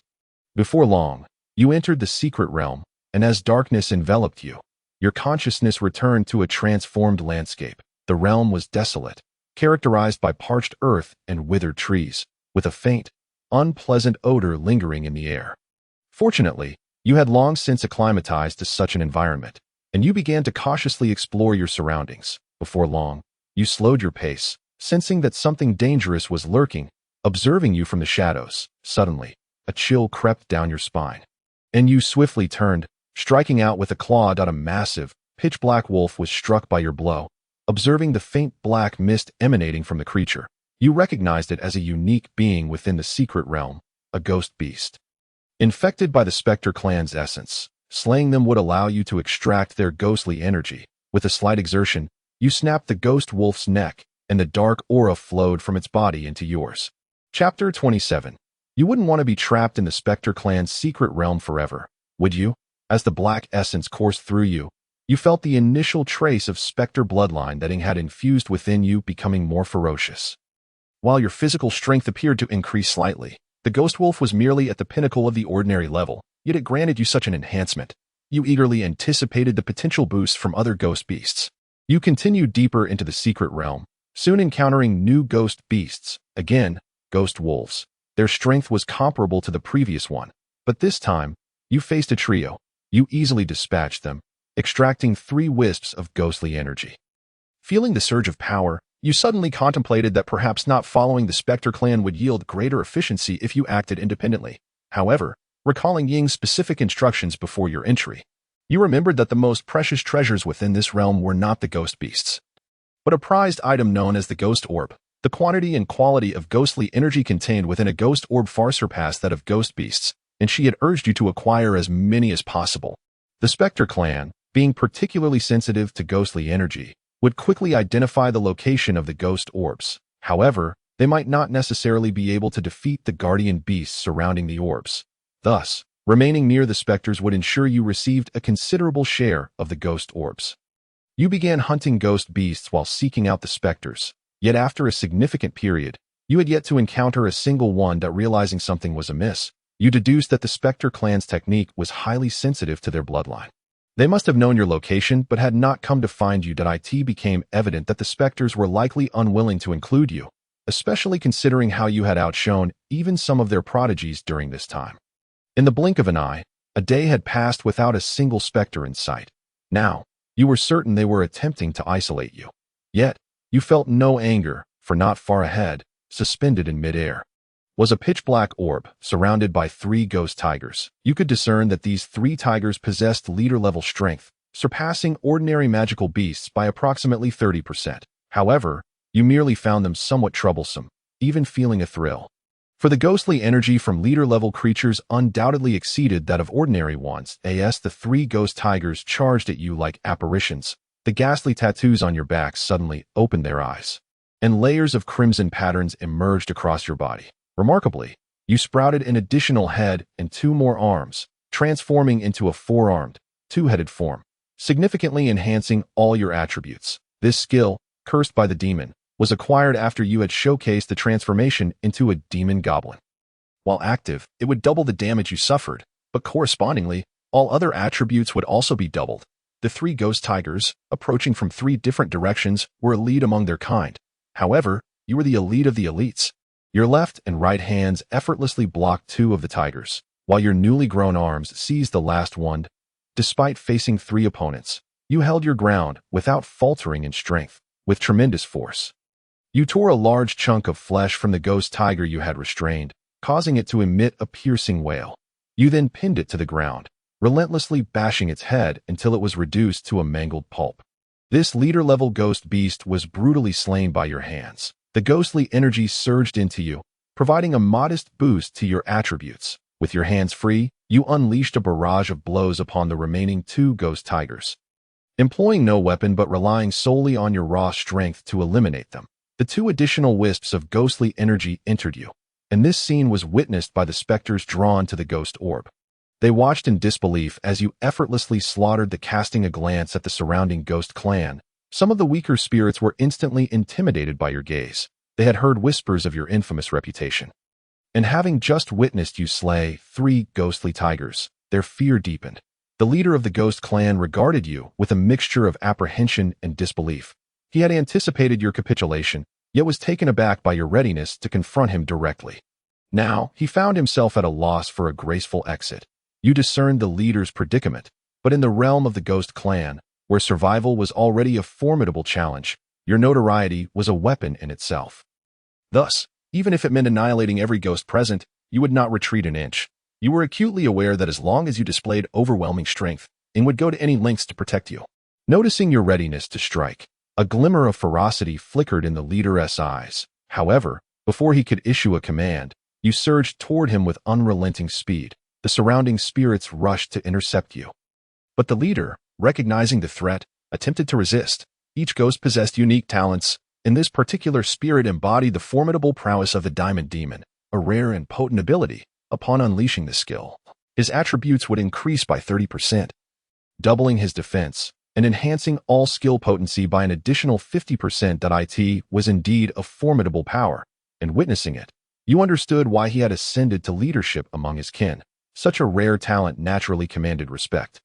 Yet, in your presence, it paled in comparison. The enhancements from your ghostly affliction far surpassed his. Moreover, despite a halving of his defense, the attacks from the surrounding spirits could still inflict damage upon you. However, with your maxed-out rapid regeneration, your recuperation rate doubled under the influence of the ghostly affliction, resulting in their strikes being outpaced by your healing, under the weight of your terrifying strength. The spirits could not impede you for even half a second. Soon, you reached the leader of the ghost clan, and your fists collided with his in a fateful encounter. The sound reminiscent of shattering bones echoed as your punch connected. In that instant, the leader grasped the gravity of his situation. But it was too late. He turned to flee, and you pursued, striking him relentlessly as the surrounding spirits attempted in vain to intervene. Within a minute, the leader collapsed heavily to the ground, gasping for breath. Utterly devoid of combat capability, you felt no sympathy. Your claws pierced through his chest, extracting his heart, which you consumed before the eyes of the remaining spirits. An overwhelming surge of ghostly energy enveloped you.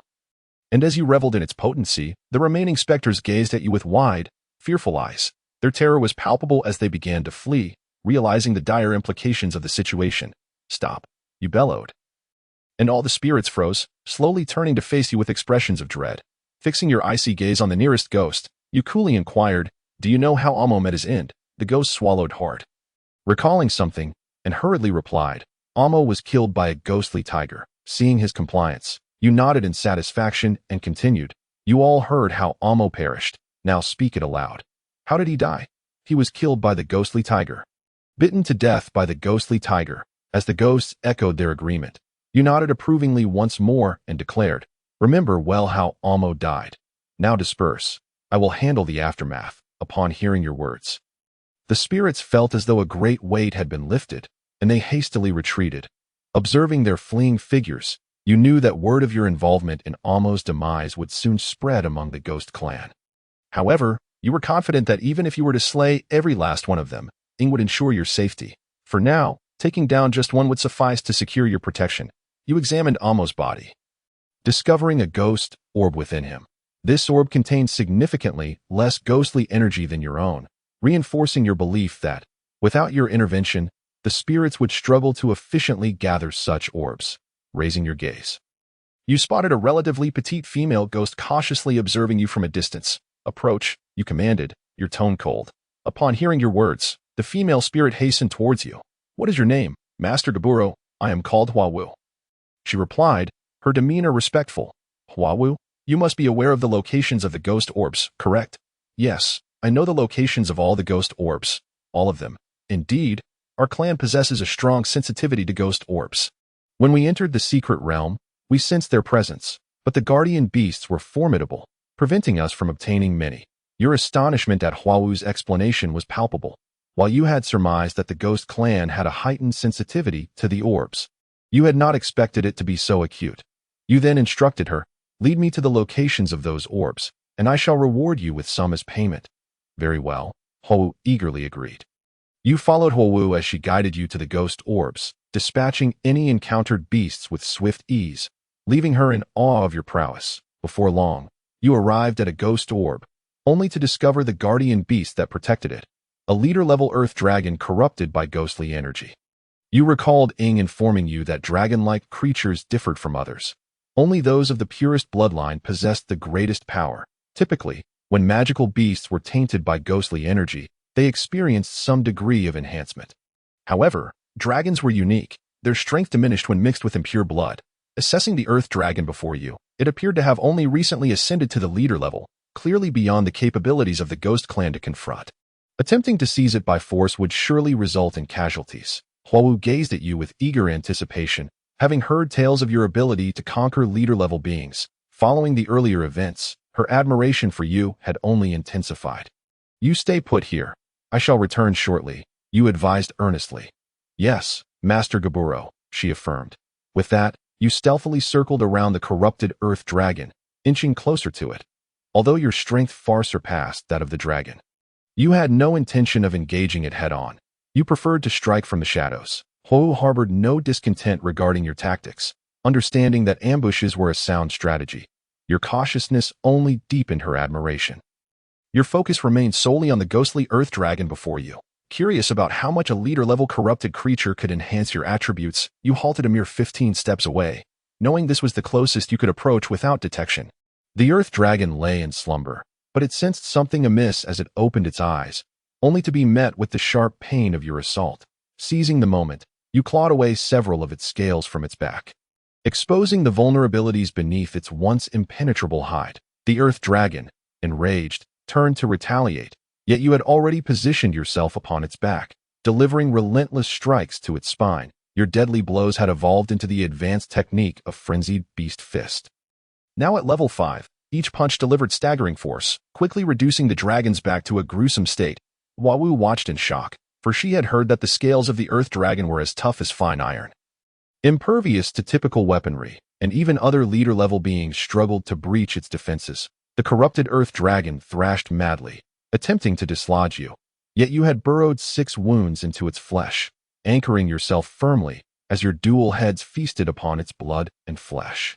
Eliciting anguished cries from the creature as the earth dragon's injuries deepened, a horrifying surge of ghostly energy erupted from its body, causing its power to swell dramatically.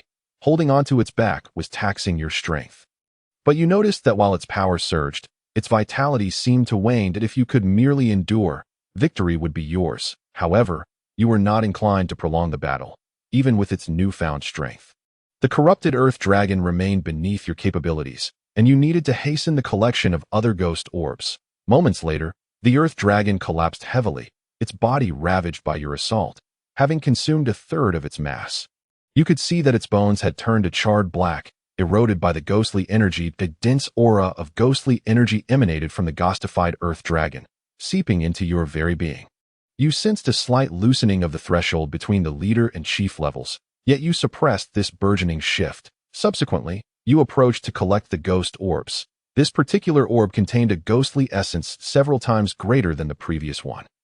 Returning to Hua, you declared, "Let us search for more ghost orbs. That aren't you going to take a break?" She inquired. "There is no time for rest," you replied. With that, you and Hua embarked on an astonishingly swift quest to gather ghost orbs. Prioritizing efficiency, after a fortnight, you had amassed a remarkable total of 96 orbs. Nightingale had informed you that approximately 150 ghost orbs are typically born within the Ghost Clan's secret realm each year.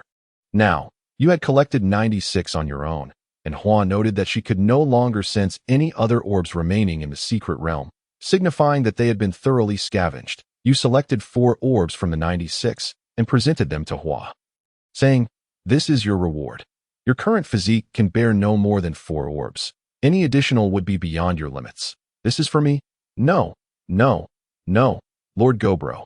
I cannot accept so many. 2 would suffice," Hua insisted. Fully aware that even among the Ghost Clan, many emerge empty-handed. Her prowess is merely average, and it would be quite normal for her not to secure a single orb upon exiting. "That I will not retract what I have given," you stated coldly. Upon hearing your words, Hua swallowed her retort, a peculiar emotion flickering within her.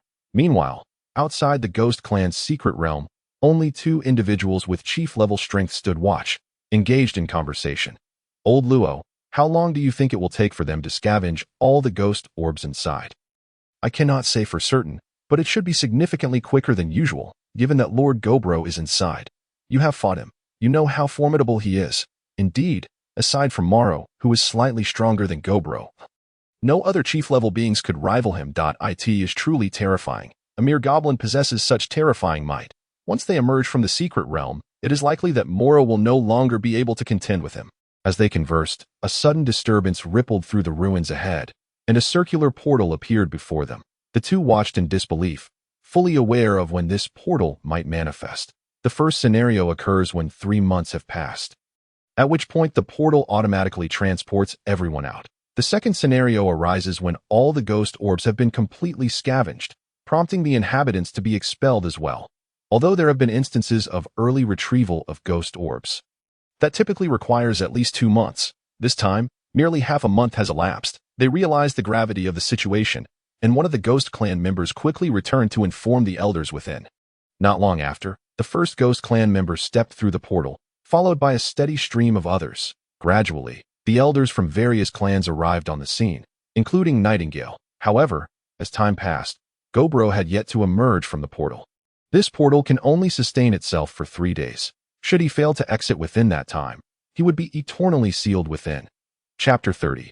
Ascending to chief level at this moment, a Ghost Clan member who had just emerged hurried over to a chief level ghost, relaying the events that had transpired within. Upon hearing this, the chief level ghost gazed fixated intensely on Nightingale from a distance. Nightingale sensed the hostility in his stare, and before she could comprehend the source of his fury, another Ghost Clan member approached her, recounting the events inside. Upon hearing the ghost's narrative, Nightingale learned of your slaying of a ghost and, after confirming that you had only killed one, she breathed a sigh of relief. On the third day, the portal remained open, indicating that there were still individuals yet to emerge. Everyone understood that you were undoubtedly still alive. Those who had yet to exit were likely you.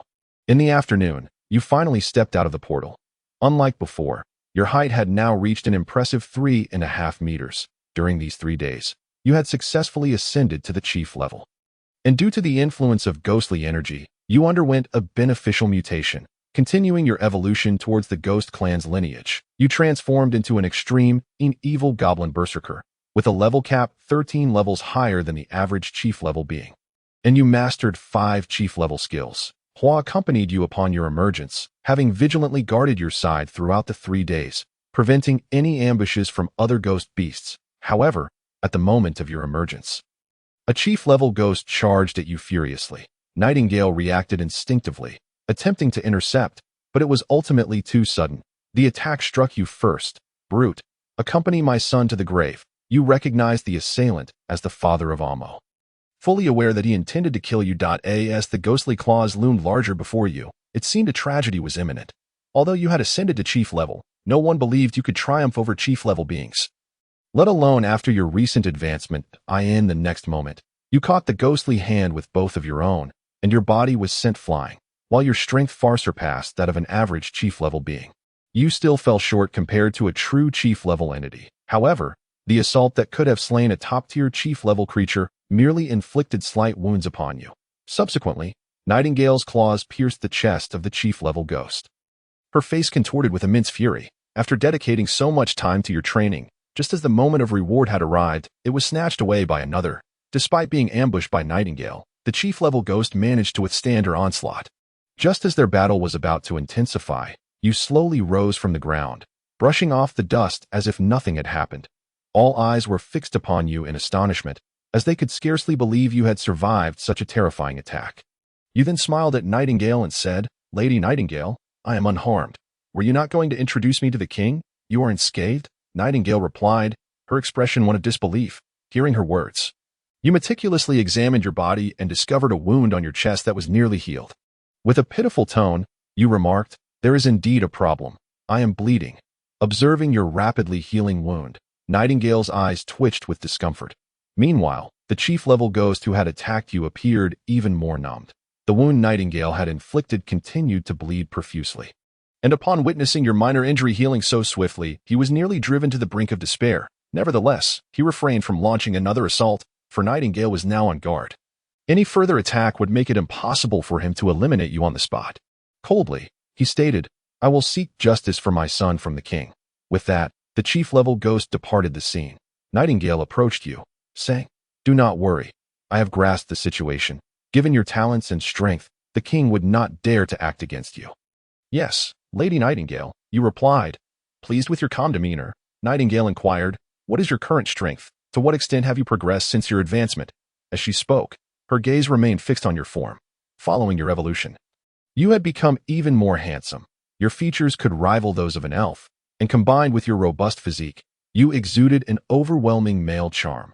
Nightingale appeared intent on leveraging her authority to compel you into actions that would breach moral boundaries. As for my strength, I believe I have no rivals of my level. However, I am still uncertain of the gap between chief and leader levels. I might require your assistance for a test. If it is not too much trouble, Lady Nightingale, if it were anyone else requesting a test, I would consider it bothersome. But for you, I would not mind the time it takes, she responded, her gaze growing increasingly audacious, as if she sought to see through every facet of your being. Faced with Nightingale's gaze, you felt no embarrassment. After all, she had always looked at you in such a manner, and now it was merely more overt. Unbeknownst to you, a short distance behind, Hua observed Nightingale with an unmistakable hint of hostility in her eyes. Then I shall rely on you, Lady Nightingale. Very well, follow me. You accompanied Nightingale back to your clan's territory, where she conducted a test of your strength. You intentionally withheld a portion of your power, refraining from revealing your true capabilities. Nevertheless, the strength you exhibited still astonished Nightingale. Subsequently, she brought you before the king. Amor's father is also present here, seemingly preparing to lodge a complaint against you. Initially, he intended to impose a punishment upon you, but upon witnessing your formidable strength, the king rescinded your punishment and bestowed upon you a new position, granting you equal rights with the ordinary lord-level members of the Ghost Clan. The admiration the king of the Ghost Clan holds for you surpasses your expectations. You are aware that with lord-level authority, you can essentially act as you please within the territory of the Ghost Clan. This allows you to revisit your former clan and, in the process, seek the whereabouts of Kana. However, you do not overlook Ying's feelings. She has treated you well over the years, and thus you do not intend to abandon her. Once you acquire your own territory, your first action is to seek out Ying. Chapter 31. Simulated Year 19 in the Dead of Night. You arrive at Ying's chamber, presenting her with the long-desired gift. The following day, Ying gently entwines her arm with yours as you exit the room, while her subordinates gaze at you in disbelief. Astonished that someone could have tamed Ying. That same year, you briefly depart from the Ghost Clan, locating your former tribe, only to discover that the clan leader is Jibra. Upon seeing you after a long absence, Jibra expresses immense excitement, and under your persuasion, successfully integrates them into your territory. By the 13th year, your strength has grown significantly, yet you also encounter some troubles. Despite being merely a leader-level entity, you have secured your own exclusive territory, leading many within the Ghost Clan to regard you with disdain, frequently sabotaging your subordinates and hindering the development of your territory. You are fully aware of this situation and choose to endure silently, biding your time for a moment of decisive retaliation. In the 18th year, your progress is remarkable, allowing you to match some of the weaker lord-level beings. Of course, this is merely the strength you display. In reality, your power has reached the mid-tier of lord-level beings. Your formidable combat prowess is attributed to your skills, which are exceptionally advanced, far exceeding those of the average Ghost Clan member. Most lord-level beings lack your level of skill proficiency. That same year, owing to your rapid growth, those who previously troubled you gradually fade into obscurity, with some even attempting to curry favor with you, though you now possess the ability to retaliate. You opt for continued restraint. That year, you depart from the Beastman Forest and journey to the Kona Plains, where you successfully rescue Kana. However, your fearsome appearance frightens everyone away except for Kana, observing her look of panic. You softly remark, "You are a half-elf, not a pure human." Kana gazes at you in disbelief. Although she has elven blood, she usually disguises her heritage, believing no one could discern her true nature. Yet you did so effortlessly. It seems my assumption was correct. You are indeed a half-elf. Come with me, and I shall take you to a place where you can thrive. Life in the human world does not seem to bring you joy. Upon hearing your words, Kana hesitates for a moment before nodding in agreement to accompany you to the Beastman Forest. I understand. You saved my life, so naturally, I will heed your wishes. Kana responds, somewhat apprehensive. Subsequently, you lead Kana back to your territory within the Beastman Forest. Once she is settled in your domain, you find yourself conflicted about how to explain her presence to Ying, as you intend to marry Kana in the future. Yet, it is not long before Ying discovers Kana's arrival. Surprisingly, instead of expressing rage, Ying calmly pulls you into a room and states, "If you desire another partner, that is permissible. but you must guarantee that I will always remain your highest priority." Without hesitation, you acquiesce to Ying's request, subsequently placing Kana at your side as your personal secretary as Kana coexists with you. She nervously observes her surroundings, never having imagined such opulence existed within the Beastman forest. On the journey here, the Ghost Clan members and various high-ranking beasts showed you great respect, which only heightened Kana's caution. She cannot comprehend why a being of your caliber would be found in the Kona Plains. Rescuing someone as inconsequential as herself. At this moment, you are engrossed in reading at your desk. Having already noted Kana's nervousness, you choose not to explicitly urge her to feel at ease, simply continuing your activities as though she is merely an assistant. "Kana, please fetch me the 7th book from the left on the 3rd shelf of the 2nd bookcase." Upon hearing your command, Kana promptly rises to retrieve the book. After acquiring it, she notices that the text is written in the human language. Astonished that a creature of your kind would seek to learn about human knowledge, yet she refrains from asking questions. Naturally, you do not offer explanations, as you are aware that the memories of your simulated self may be fully inherited by your external self. Therefore, you strive to learn as much as possible about this world, expanding your knowledge base. By the 19th year, Kana has fully acclimated to her life with you and often steals glances in your direction. You realize that Kana has developed feelings for you, prompting you to seek an opportunity to address the nature of your relationship. One evening, observing Kana sitting demurely from a distance, you inquire, "Kana, I hear you have been studying alchemy lately. Do you aspire to become an alchemist?" "Yes, Lord Gabriel. Becoming an alchemist has been my dream since childhood." "Then during your idle moments, feel free to peruse the alchemical texts here and learn. Should you have any questions, you may ask me. I possess some insights into alchemy. By the way, do you have the alchemical books you usually read with you? I would like to see them." Upon hearing your words, Kana pauses for a moment before eagerly nodding. "Oh, yes, I'll fetch them right away." Kana feels her heart racing.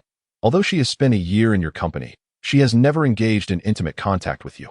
Until now, she has only gazed at you from afar, perceiving you as distinct from other beasts. While others are coarse and brutish, you are elegant and studious, often immersed in reading or training, displaying a clear sense of reward and punishment and valuing the virtuous.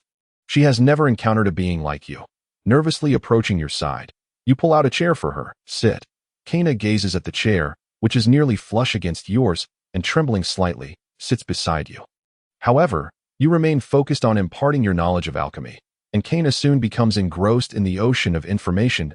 As your lesson concludes, you address her. "If you master this book within a week, I shall grant you a reward. Is there anything you desire?" Originally calm from studying, Kana's heart begins to race once more at your words. "A reward? Anything is permissible?" Chapter 32. The Prince of the Ghost Clan. "Yes. I can fulfill some of your requests, even if they are a bit excessive." You respond with an enticing tone. "Then, Lord Gabriel, may I explore the Beastman forest with you? I've only been within the confines of the Ghost Clan's territory and have yet to see other places." "Explore? I am quite busy every day," you reply, sensing her disappointment. "Indeed, you are a noble. How could you concern yourself with the thoughts of someone so insignificant as I?" If Kana truly commits herself to studying, I will have no choice but to delegate my duties to Gomo and the others and accompany you on an outing. After a brief moment of realization, Kana comprehends that you have indeed consented to her request. "However, if you do not master this book, I shall not accompany you," you remind her. With that, Kana promptly resumes her study of the book in her hands. A week later, you take Kana on a stroll through the safer and more picturesque areas of the Beastman forest.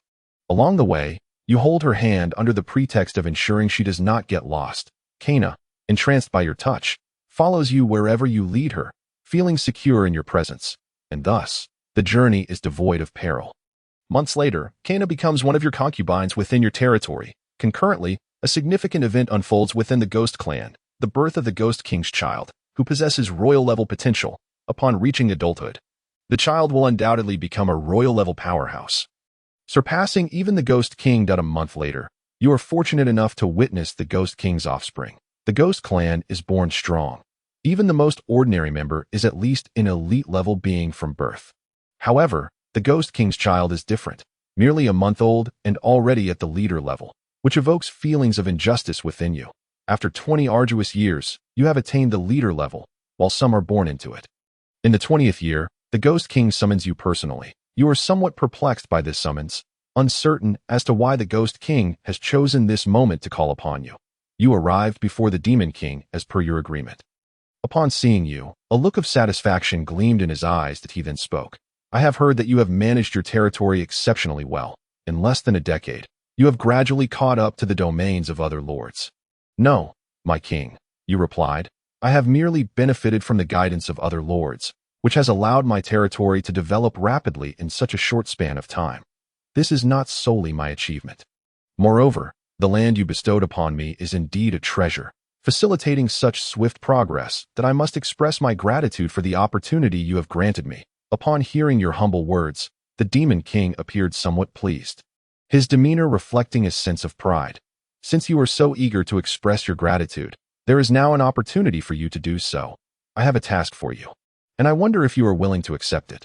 Please, my king, do tell. Become the tutor for my son. The Demon King's words. You looked up in disbelief, for his precious son had no intention of being educated by anyone else. You couldn't fathom why he would entrust this responsibility to you when there were numerous Lord-level demons who could fulfill this role. The Demon King continued, do not overthink it. My decision to entrust my son to you is a testament to my faith in you and a recognition of your abilities. Simply focus on educating my son, for I shall be assessing your progress in due time. Yes, my king. Yet, you did not fully believe the Demon King's words. You sensed that there must be some underlying issue within the demon clan, likely of an internal nature.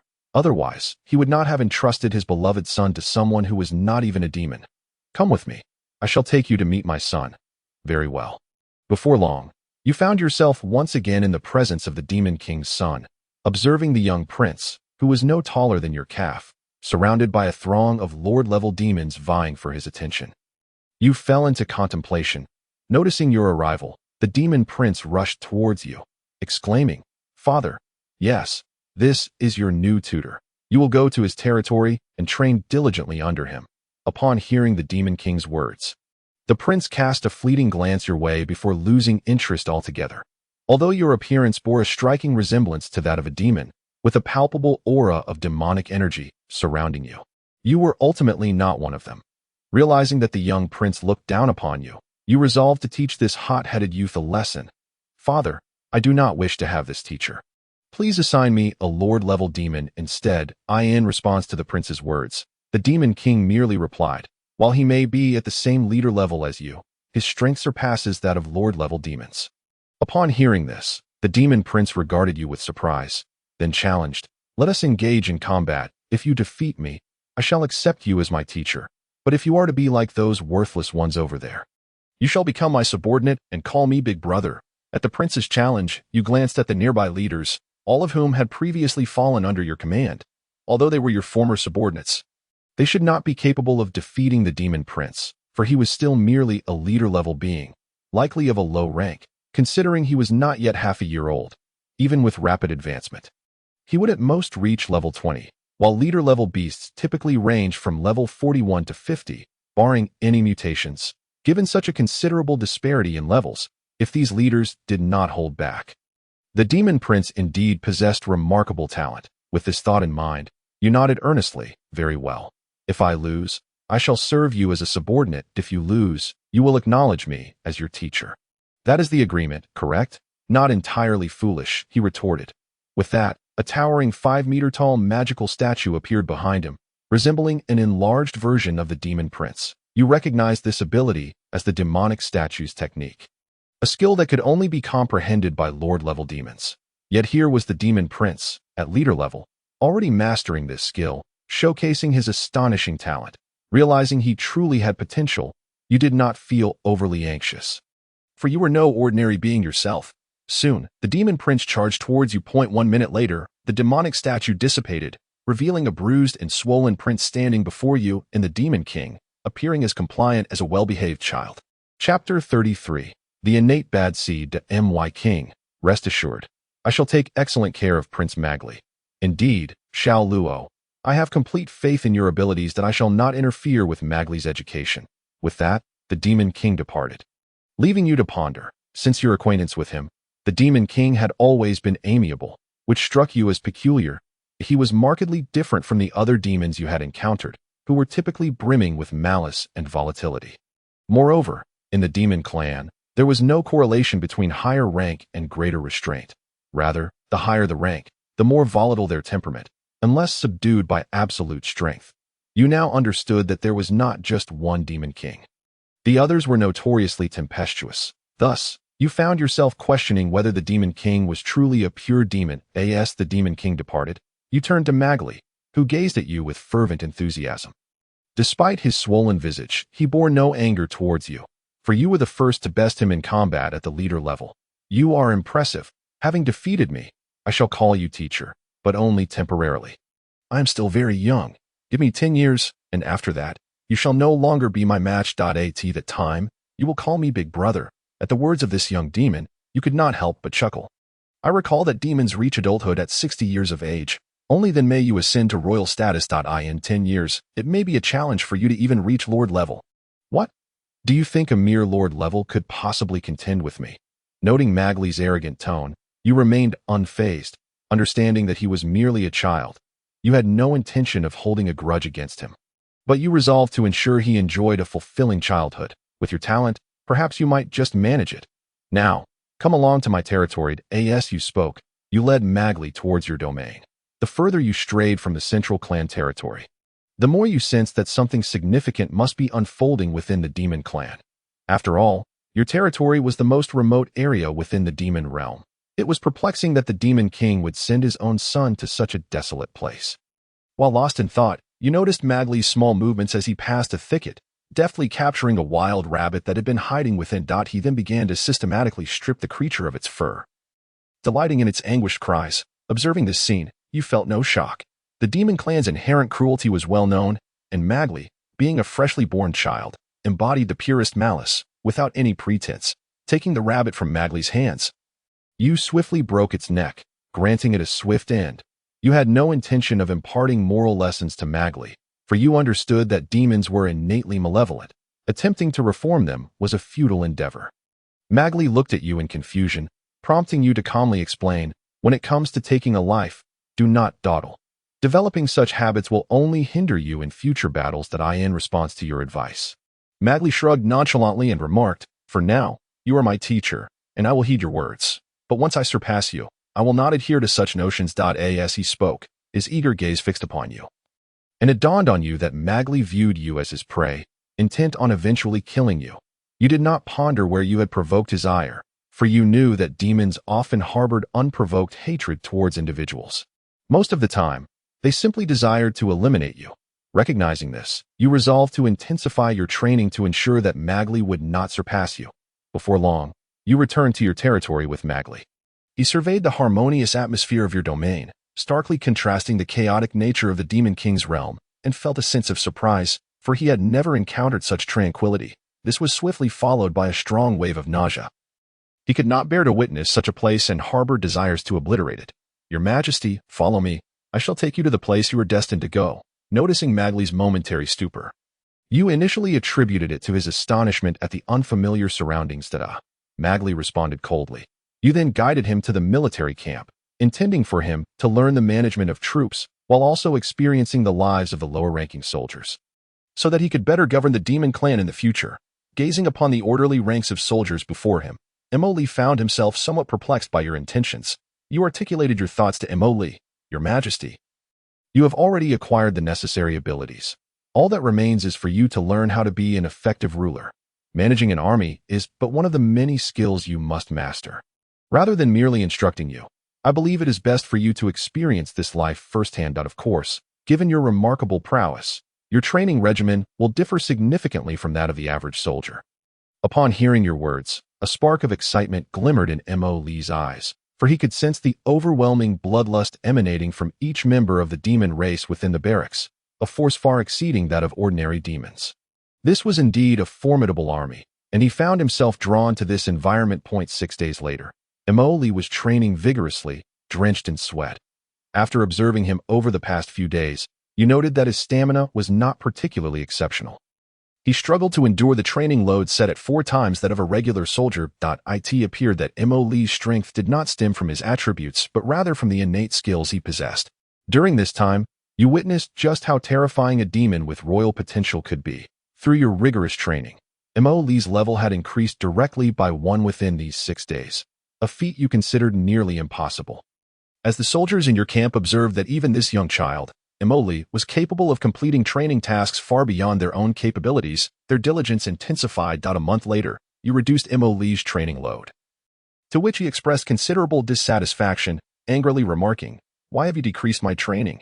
Are you afraid my strength will surpass yours? Not at all. You are still but a child. For high-ranking demons like yourself, moderate training during your formative years is sufficient. Excessively rigorous training may deplete your potential. While your progress now is rapid, should your foundation be compromised, future advancements will be exceedingly arduous, if not impossible." Chapter 34. Ascending to the Lord level. You earnestly explained the drawbacks of prolonged high-intensity training for children, yet Mo Li seemed unable to grasp your perspective and argued against you. "What you speak of pertains to mere ordinary demon children. How could they be compared to me? Teacher, I believe I can handle more training. What I am currently enduring is hardly significant." In response to Mo Li's defiance, you remained calm and simply elucidated. "Mo Li, genuine top-tier powerhouses are seldom mere brutes relying solely on strength. By allowing you to reduce your training, I am preparing you for other, more crucial lessons that will ultimately make you even stronger." Your words successfully redirected Mo Li's focus, and he acquiesced to a modest reduction in his training regimen, following you to learn other vital skills. You utilized this newfound time to educate Mo Li on the knowledge a manager ought to possess and how to become an upper-tier figure. Fortunately, Mo Li quickly became engrossed in your teachings, demonstrating rapid progress. You felt a burgeoning desire to fully win Mo Li's allegiance, contemplating that should your own strength elevate to the Lord or even Emperor level in the future, perhaps Mo Li could serve as your aide. Although he was undoubtedly dangerous, in the right hands, he could wield tremendous power. By the 21st year, Mo Li had been under your tutelage for 7 months. During this time, he made remarkable strides. Compared to 7 months prior, he now exuded a demeanor of restraint and acted with much greater prudence, showing no traces of childhood. Simultaneously, his respect for you deepened significantly. The more he learned, the more he recognized the widening chasm between your abilities, understanding why his father had insisted he study under your guidance. In the 22nd year, the Demon King departed the territory, entrusting you with the responsibility of adequately supporting Mo Li, as he would be away for an extended period. Faced with the Demon King's departure, you felt an unsettling premonition, sensing that monumental changes loomed within the demon race. You prepared yourself for the possibility of fleeing with your core members, aware that despite the strength of your army, they would pale in comparison to true powerhouses. That same year, conflicts erupted within the demon race, leading to skirmishes between various clan leaders. Your territory was no exception. Amu's father, Anala, seized this rare opportunity to incessantly harass your lands. Rather than feeling burdened by Anala's aggression, you viewed it as a chance to further hone Mo Li's abilities. Currently, Anala's forces had divided into 3 factions, launching simultaneous assaults on your territory. You intended to send Mo Li to confront one of these armies, and you would assign Goblin Mage to assist him. Although Goblin Mage had only reached the peak of the leader level, he was experienced and composed, and his presence would undoubtedly be beneficial. Should Mo Li encounter insurmountable challenges, he could seek Goblin Mage's counsel. "Yes, teacher." You inquired which army he would choose to confront. As you directed Mo Li's gaze toward the map, it became evident that Anala's forces were brutally organized, launching a straightforward assault from land, sea, and air with no intention of coordinating their 3 branches. After careful consideration, Mo Li ultimately decided to lead a contingent against the aerial division, observing his choice and preparation for the encounter.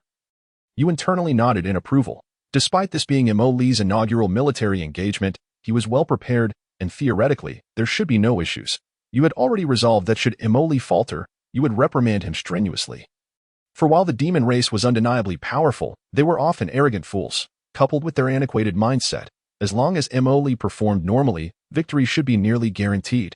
However, you were also prepared for the possibility of defeat, recognizing that in this world, the only person you could truly rely on was yourself. Soon after, a full-scale conflict erupted between you and Anala. Drawing upon your extensive experience and advanced tactics, you sent Anala's forces into disarray. The battle between you and Anala ended in a stalemate.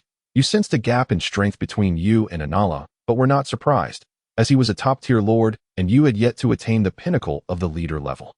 The disparity was slight, and he could not extinguish your life, so you remained unperturbed. Before long, News arrived from Mo Lee's front, bringing favorable tidings. Faced with the overwhelming defeat of his forces, Anala sent emissaries to deliver a letter urging your surrender. Claiming that should you capitulate, he might spare your life before the decisive battle commenced. Amused by Anala's attempt at persuasion, you had no intention of slaying him, partly due to uncertainty regarding the Demon King's return, and partly because your current strength was insufficient to eliminate Anala. You sought out Ing, hoping she would ally with you. Initially, you assumed that given your marital bond, she would agree to join forces with you. But to your surprise, she declined your request. Unfazed by her refusal, you recognized that Ying's affection for you was superficial, based solely on your physical appearance rather than a genuine connection.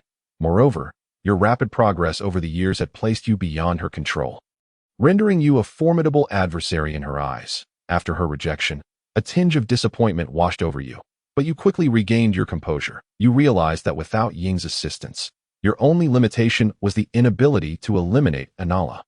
You resolved to wait until you reached the leader level before confronting him. 6 months later, you decisively overwhelmed Anala's forces. Unable to accept his defeat, Anala chose not to flee but instead challenged your entire army single-handedly. Ultimately, after 7 days and nights of relentless battle, Anala succumbed to exhaustion and perished, while your own forces suffered significant casualties. Nevertheless, you acquired all of Anala's territories and a wealth of precious treasures. In the 23rd year, your strength surged remarkably due to the treasures from Anala's domain. By the 24th year, you reached the pinnacle of the leader level, empowered by Anala's resources. By the 33rd year, your strength transcended to the Lord level, evolving into an extremely malevolent goblin hero, towering at 5 meters and significantly enhanced in power, with a level cap exceeding that of typical Lord-level beings by 10 levels. Noting that beneficial mutations consume 3 levels from the mutation cap with each evolution. Chapter 35. Such humiliating days were unbearable. That same year, upon hearing of your breakthrough, Ing did not personally visit to congratulate you, but instead conspired with other demons to orchestrate a campaign against you. You felt no surprise at Ying's betrayal. The rift in your relationship had formed years prior, with the fault lying not with you, but with her. Being a domineering woman, she could not accept that her partner was stronger than she. Yet her feelings remained twisted. She intended to incapacitate you and then keep you under her control for life. However, you harbored similar sentiments. Although the coalition of 6 demon lords was formidable, you understood that their capabilities would hardly pose a lethal threat to you. In a one-on-one confrontation, you were confident in your ability to swiftly eliminate any opponent. Your plan was to defeat them and then capture Ing, teaching her a lesson for her transgressions. Although faced with the coalition of the 6 great lords, their forces are roughly equal to yours. Throughout the past decade, Magli has advanced to the Lord level. Even after reaching this pinnacle, he remains no match for you. Thus, he continues to respectfully address you as teacher and obeys your every command. In the ensuing battle, the two of you confront 6 foes. More accurately, Magli takes on 1 while you tackle 5 that despite having just recently ascended to Lord status, your strength far exceeds that of an average Lord. The 4 other demon lords, alongside Ing, find themselves questioning their existence as you effortlessly overpower them, your singular strike matching the force of 10 of theirs. Before long, the 6 demon lords are driven back relentlessly. However, just as you are about to slay one of them, an overwhelming aura of malevolence approaches from a distance, prompting you to cease hostilities and gaze toward the source. The familiar figure emerges in the center of the battlefield. What is happening here? I have merely been away for a decade, and yet this is the state of affairs. You are taken aback by the sight of the grinning Demon King. Perhaps now he should be referred to as the Demon Emperor. Over the years, you have come to understand his purpose. Every century, a battle among the 7 demon kings ensues, with only one emerging victorious. The surviving king absorbs the power of the others. Ascending to the rank of Demon Emperor, you never expected the Demon King of your territory to triumph in such a contest. While he feigns respect, internally you silently scoff at this old fellow for still being alive. Were he not present, you would be in command of the entire demon race by now. The Demon Emperor remains oblivious to your inner thoughts and speaks casually. You all should be aware of my whereabouts these past years. I have successfully returned. During my absence, I did not interfere with your antics within the territory. However, from this point forward, conduct yourselves as before and refrain from any further conflict. You dare not defy the Emperor's words. He then shifts his gaze to Magli, inspecting him with evident satisfaction before addressing you. Goblaro, you have taught this child, Magli, quite well. Entrusting him to you is indeed the right choice. This is your reward. With that, The Emperor tosses an eye toward you. It is the eye of the most potent among the 7 demon kings, capable of enhancing your ocular techniques significantly upon exchange with your own.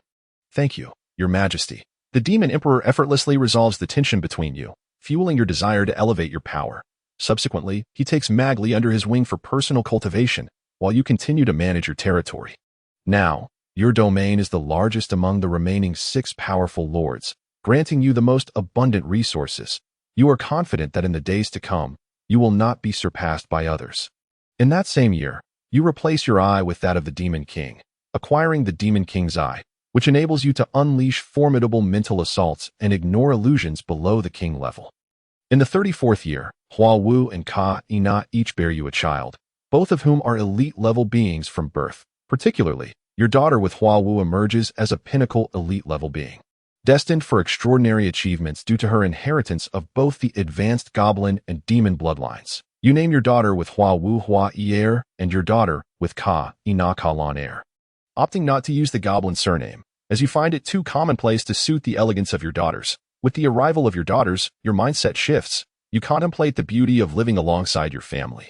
Now, your sole desire is to protect them. As your perspective transforms, you take a well-deserved rest, no longer dedicating every moment to enhancing your strength, but rather seeking a change in your state of mind.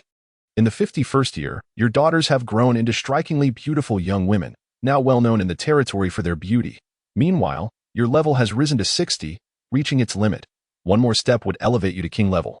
Although the difficulty of such a leap far exceeds that of advancing to the lord level. That same year, Ing ascends to king level. Immediately after her promotion, she arrives in your territory, using her formidable power to forcibly abduct you. Once captured, apart from daily training and moments of intimacy with Ing, you find yourself stripped of nearly all other freedoms, despite Ying's alluring beauty and figure becoming even more captivating after her ascension. You cannot endure this humiliation for even a day. You train relentlessly, yearning to escape her grasp. In the 55th year, you learn from Ing that the stronger the mutated being, the greater the difficulty in breaking through. Thus, some beings opt not to mutate, even when given the opportunity to do so. By the 60th year, although you are 60 years old, your appearance remains youthful and handsome, defying the expectations of a creature of your kind. You have now been imprisoned by Ing for a full 9 years. Suddenly, you hear commotion outside and, looking out the window, you spot 2 beautiful girls battling Ing. Instantly, you recognize them as your daughters, who have grown even more stunning in the 9 years since you last saw them. However, your daughters, now merely at the leader level, are easily subdued by Ing. Yet upon discovering their identity, Ing chooses not to slay them, allowing them to leave instead. That night, as per her usual routine, Ing enters your chamber, intent on bestowing her affections upon you. Ing, did my daughters come by today? At your inquiry, Ing nods gently before pushing you to the ground, using her formidable strength to restrain you, silencing any further words. In the 75th year, your frenzied beast fist LV Max evolves into Demon Beast Aura LV1. This potent aura courses through every corner of your being, amplifying your attack power to at least 12 times its previous strength. Furthermore, any contact with your body allows the Demon Beast Aura to infiltrate your enemies, wreaking havoc on their physiological functions. Its attachment capability is formidable. Once tainted by the aura, escape becomes exceedingly difficult. Yet, despite possessing such tremendous power, you remain unable to contend with Ing, primarily because you cannot bring yourself to harm her. In the 76th year, Ing becomes pregnant, ceasing to confine your freedom. It is then that you realize her desire is simply to have a child with you. Yet leaving her side is out of the question. By the 77th year, your child with Ing is born, a daughter. Thankfully, you do not hold any bias against daughters and find yourself even more enamored with her. You name her Ming, just like her mother, opting for a single character name. Following her birth, Ying's temperament seems to soften considerably, a change you appreciate. However, once Ying's body recovers, she reverts to her former regal self. In the 83rd year, you break through to king level, evolving into the extreme, evil Goblin King. You can hardly believe your rapid ascension to king level. Ing is equally astonished, having taken nearly 300 years to achieve the same status, while you accomplish it before reaching 100. It is difficult for her not to be impressed. After your elevation, you find you can suppress her without causing harm. Finally regaining your freedom, you successfully arrange for Ing, Hua Wu, and Ka Ina to coexist, allowing you to enjoy the life of a king. Aside from Ing, you choose not to disclose your king-level breakthrough to anyone else, fearing that your extraordinary talent might provoke the Demon Emperor's wariness. In the 97th year, your progress and strength has slowed considerably. Advancing further after reaching king level is a daunting task. Nevertheless, your skill levels have significantly improved over the years, enhancing your overall power, though it pales in comparison to the royal level. In the 100th year, you celebrate your centennial birthday, but instead of hosting a grand feast, you gather your family and brothers for a simple meal. Now, at 100 years of age, you still appear youthful and handsome, defying the image of a typical monster. That same year, you delegate most of your authority within the territory to Ming, withdrawing from daily affairs, only intervening when crucial decisions arise. You then settle into a peaceful retirement. Immersing yourself in personal pursuits, in the 102nd year, you catch wind of the whereabouts of the elven race and resolve to explore the legendary elven territory. From your readings, you have learned of a special spring known as the Spring of Life, which significantly enhances the vitality of both humans and magical beasts alike. Thus, you embark on a quest to locate the elven realm. In the 105th year, you stumbled upon the realm of the elves. However, the inhabitants were not particularly welcoming to a creature of your kind. You sensed the presence of beings at least of royal caliber among the elves, and fearing their ire, you refrained from employing any forceful measures, instead opting to linger in the vicinity of their domain. A few curious young elven maidens, unrelated to your striking appearance, approached you to discuss the potential offspring that might arise from unions between elves and other races. Yet, you had no desire to indulge in such conversations concerning their beauty, and thus declined their advances. After some time, you observed a young elven maiden surrounded by 4 leader-class dire wolves at the outskirts of the elven territory. She appeared quite young and possessed only elite-level strength. Wishing to cultivate a favorable relationship with the elves, you could not stand idly by in such a dire situation. Without hesitation, you intervened, unleashing a terrifying aura that instantly cowed the 4 wolves. Before they could react, your fist struck them, sending them hurtling away. Simultaneously, you shielded the elven maiden's eyes with your hand, sparing her from witnessing the gruesome scene of the wolves being reduced to mere pulp. However, the fearsome presence you exuded attracted the attention of patrolling elves nearby. Upon seeing a 5-meter-tall creature with its hand over an elven maiden's face, they assumed you were about to abduct her and swiftly launched their arrows at you. Concerned for the maiden's safety, you raised your arm to block the projectiles. Due to your immense power, the arrows merely grazed your skin, while the elven maiden, now realizing the situation, urgently exclaimed, "Brother Terra, please do not misunderstand. He just saved me. Do not attack him." At her words, the elven patrol halted their assault and rushed over to assess the situation, along with your injuries. After confirming the truth of the maiden's account, the patrol leader, Terra, sincerely apologized and utilized nature magic to heal your wounds, extending an invitation for you to visit their realm. Feigning hesitation, you inquired, "Might my appearance frighten the elves within your domain?" Terra quickly reassured you, "Worry not, my friend. The elves do not judge based on appearance, and in fact, you are quite handsome." He gazed earnestly at your face as he spoke. After pondering for a moment, you nodded in agreement, responding, "I understand. Then I shall accompany you." Elated by your consent, Terra and the others led you into the heart of the elven territory. Along the way, the maiden you rescued, Nolan, frequently engaged you in conversation. Upon learning that you were a goblin, they were utterly astonished, having never encountered such a powerful goblin before. Chapter 37. The Fountain of Life. The mutated Goblin King. Before long, you found yourself amidst the elven realm, captivated by the stunning scenery that unfolded before you. Towering trees, some over a century old and many reaching millennia, filled the landscape, with the elves residing within the natural hollows formed by these magnificent trunks. Glowing, unique fruits adorned the branches, illuminating the forest shrouded in ancient giants, while at the center lay a pristine lake, its depths visible even from the shore. Awestruck by this dreamlike vista, your heart raced with wonder. Soon, you noticed a multitude of elves regarding you with apprehension, yet upon seeing Terra and his companions by your side, their tension seemed to ease considerably. Nevertheless, their curiosity remained palpable. It was not that they had never encountered magical beasts, but rather that beings of your royal caliber were a rarity. Despite being the center of scrutiny, you felt no anxiety. Instead, a sense of enjoyment washed over you, just as the tales had depicted. The elven folk were all strikingly beautiful, making you feel as though you had entered paradise. Terra suddenly addressed you, "Go bro, In our elven culture, it is customary for foreign magical creatures to meet with an elder to ensure safety. Very well, lead the way, you replied. Thus, Terra guided you toward the chamber of the elven elder, with Nolan trailing closely behind. In no time, you stood before the elder Terra had mentioned, although referred to as an elder. She was an enchanting beauty, her skin smooth as cream and her visage exuding purity. Even your steadfast spirit faltered momentarily at the sight of her. Aunt Misha, we have come to visit, Nolan softly called. At Nolan's words, Misha lifted her gaze, locking her eyes on you. Utilizing your Demon King's eye, you discerned Nolan's rank. She was at the pinnacle of the Lord level, merely a step away from royal status. Such beings were not uncommon in the elven realm, and you had previously witnessed royal elves nearby, leading you to estimate that the overall strength of the elves was comparable to that of the demon clan. Perhaps even slightly superior. Is this our guest? Misha inquired, a hint of confusion in her tone. Yes, Aunt Misha. I secretly ventured outside today and encountered danger, but thanks to this kind older brother, I am unharmed. Nolan explained. Upon hearing this, Misha's expression shifted to one of concern. Did you sustain any injuries?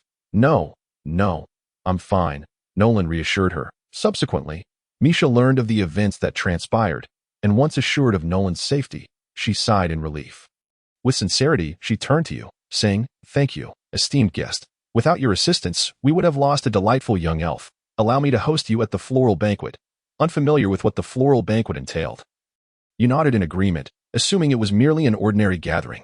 However, as night fell, you beheld the graceful elves dancing, surrounded by an array of fruits and a bowl of pure, ethereal water before you.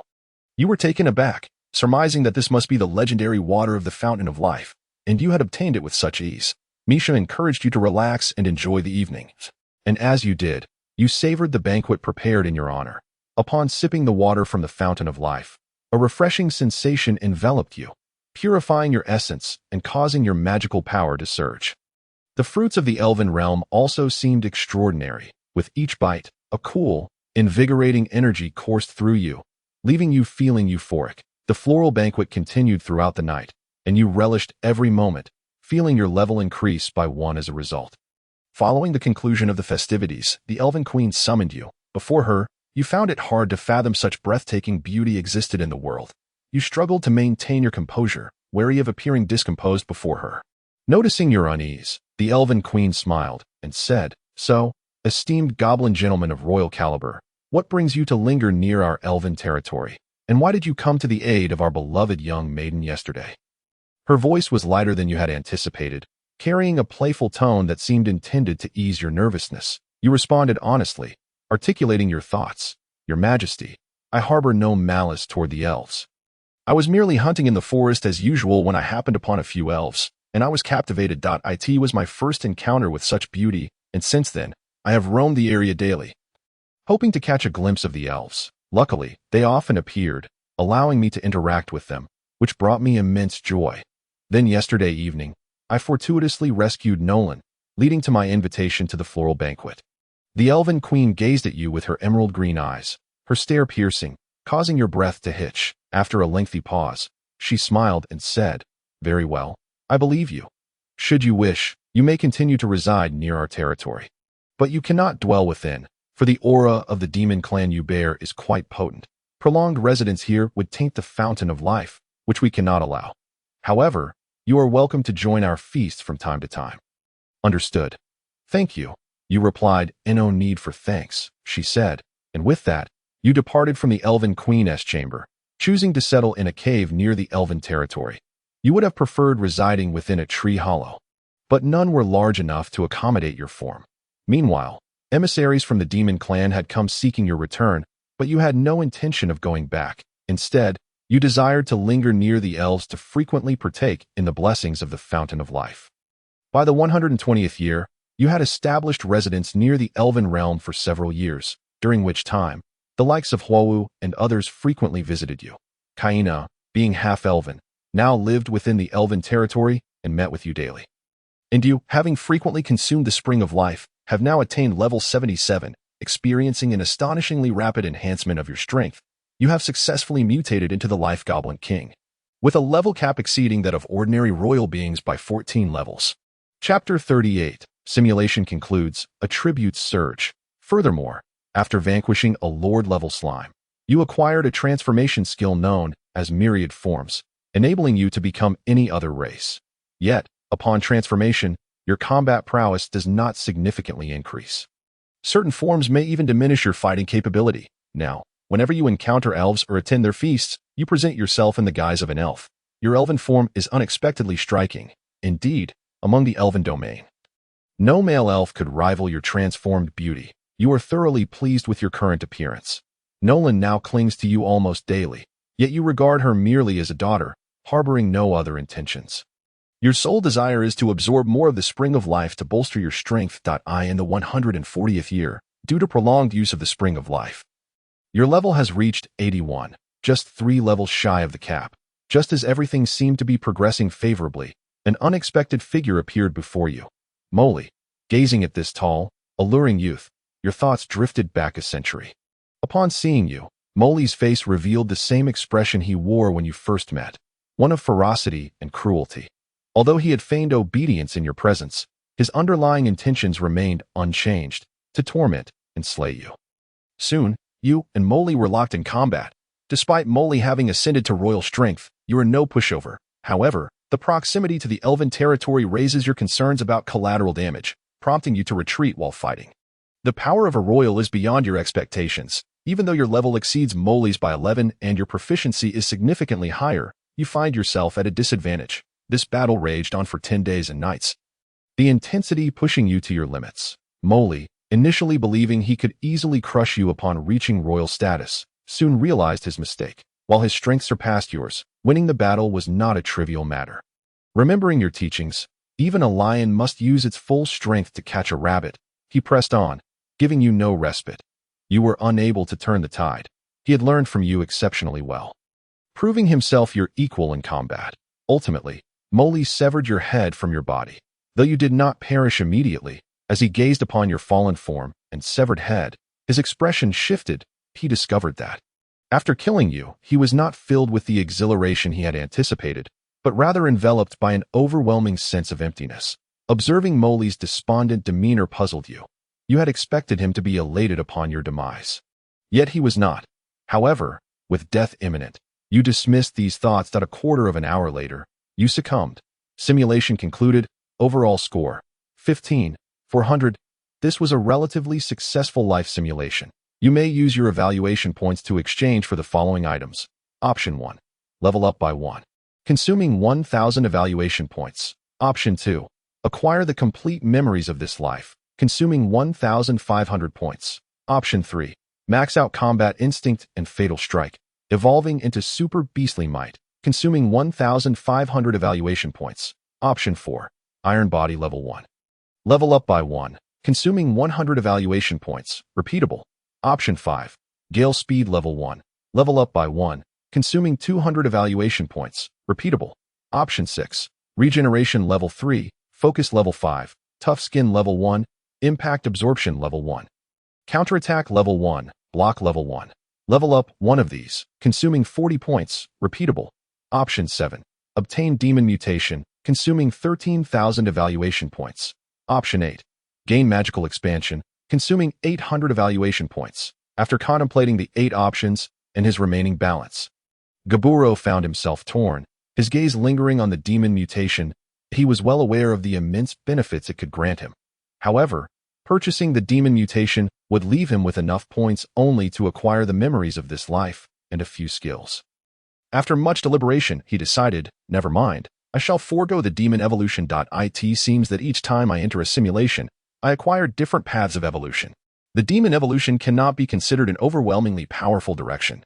By not purchasing it, I can instead acquire all the skills below and elevate my level by 6, which appears to be the wiser choice. Having made his decision, Gaburo maxed out all skills except for the demon mutation. Upon completing his purchases, he had 480 points remaining for the next talent draw. Name: Gaburo race, Great Goblin template, elite level, 2630, 9, stamina, 78 strength, 116 agility, 78 spirit, 80 charm, 7 skills, super senses level 1. Beastly might level 1, iron body level max, gale speed level max, regeneration level max, Focus level max. Tough skin level max. Impact absorption level max. Counterattack level max. Block level max. Fury level 1. Life reversal. Special skill. Talents. Devour. Blue eyes. Monster language. Medium stomach. Great strength. Magical expansion. Upon observing his new attributes, Gaburo let out a long sigh of relief. However, evolving to royal level only cost him a little over 15,000 evaluation points, which was far less than he had anticipated. Nevertheless, his strength had significantly improved. System: how much magic crystal do I need for the next simulation? The next simulation requires 125 second-tier magic crystals, or 250 first-tier magic crystals. Hearing this figure from the system, Gaburo hesitated. Feeling that the required amount of magic crystals was excessively high, he sensed that it might take him quite a while to gather such a sum. Exiting the system, a flood of memories surged into Gaburo's mind, and his body began to swell. When he awoke again, the outside world remained unchanged. Little time had elapsed. Chapter 39. Human Squad observing the goblins training outside. Gaburo felt as though he had been transported to another era. The influx of memories from the past few hundred years left his head aching, particularly due to the extensive knowledge he had gained over the last 140 years. With so much information flooding in at once, he found it overwhelming. After a moment's respite, Gaburo slowly emerged from the cave. As he surveyed the surrounding rudimentary equipment, he suddenly found it quite displeasing. In his memories, he had become accustomed to the opulent architecture of the demon race and the breathtaking landscapes of the elves, although the camp had undergone some improvements thanks to Gaburo's efforts. The overall environment remained dirty and chaotic. However, he understood that such changes could not be made overnight. After taking a moment to collect himself, Gaburo glanced towards the depths of the valley that a month had nearly passed, and the day for offering sacrifices to the lake monster was approaching. Perhaps it was time to leave the valley. Just as he stepped outside, Gaburi rushed over. "Boss, how about trying my new roasted meat?" As she spoke, Gaburi presented a golden-brown roasted rabbit leg. While speaking, her gaze fell upon Gaburo, and she wondered if it was her imagination, but she felt that Gaburo appeared larger and even more handsome than before. Noticing Gaburi's gaze, Gaburo took the rabbit leg and took a hearty bite, devouring it in one go. The rabbit leg was perfectly roasted, crispy on the outside and tender on the inside, with a rich flavor enhanced by a special sauce. "Quite good. You've improved. You're about to catch up with me," you praised. Hearing your compliment, Gaburi blushed shyly. "I have something to attend to, so you may continue your work." "Okay, boss." Upon finishing his words, Gaburo departed from the camp. Guided solely by the recollections etched in his memory, he traversed the valley and proceeded toward the marshes he vividly recalled. As he journeyed along the familiar path, a sense of déjà vu washed over him. As though he had truly been here before, it did not take long for him to reach his destination. Before long, Gaburo spotted crocodiles camouflaged as logs within the marsh, but aside from these reptiles, he also noticed 4 humans on the shore. A glance at their attire revealed that they were a novice adventurer team. Among them was a rather charming female priest whose appearance stirred something within Gaburo's heart. However, he refrained from making any overt gestures, preferring to remain concealed if possible. Furthermore, the crocodiles lurking in the water might not even pose a threat to this human team. As the 4 adventurers traversed the marsh, a crocodile suddenly lunged from the water, targeting one of them. Although the ambush was unexpected, the creature's lack of intelligence led it to misjudge its target. Instead of striking a more vulnerable member, it attacked a warrior clad in mere leather armor, which, while ordinary, was not easily dispatched in a single strike. The crocodile's massive jaws clamped down on the warrior's thigh. Yet the leather armor provided sufficient cushioning to prevent an immediate severing. In the aftermath of the attack, the novice warrior displayed signs of panic, wildly swinging his longsword and inadvertently piercing the crocodile's eye. The creature, in pain, instinctively released its grip. The other 3 quickly rallied to assault the crocodile, successfully slaying it. The priest hurriedly tended to the warrior's wounds while the others began to harvest valuable parts from the crocodile's corpse. Observing this scene from the shadows, Gaburo nodded in approval before seizing the neck of a crocodile that had intended to ambush him. The crocodile thrashed violently, its small claws flailing in the air, yet to no avail. It could not even muster a sound. In a brief moment, Gaburo forcefully snapped its water-barrel-thick neck. However, a crisis soon emerged among the human team. Drawn by the scent of blood, surrounding crocodiles began to encircle them. Witnessing this, Gaburo shook his head. They were too slow. These humans lacked experience. and their sluggishness had alerted the nearby crocodiles. Despair seeped into the injured warrior's voice as he exclaimed, "Why are there so many crocodiles? Stop lamenting. The strength of these crocodiles is not formidable. They are merely of the ordinary variety. We have a chance to break free," replied another female warrior, simultaneously striking a crocodile on its back, forcing it to retreat. The priest and the mage also coordinated their attacks against the encroaching reptiles, and the novice team appeared to be holding their ground surprisingly well. Gaburo, watching from the shadows, shook his head. Their luck was lacking, and it seemed likely they would meet their end here. Perhaps it was time to return and summon the goblins to settle in this area.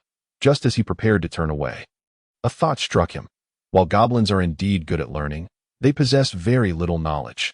Even if I were to train a handful, it would consume considerable time.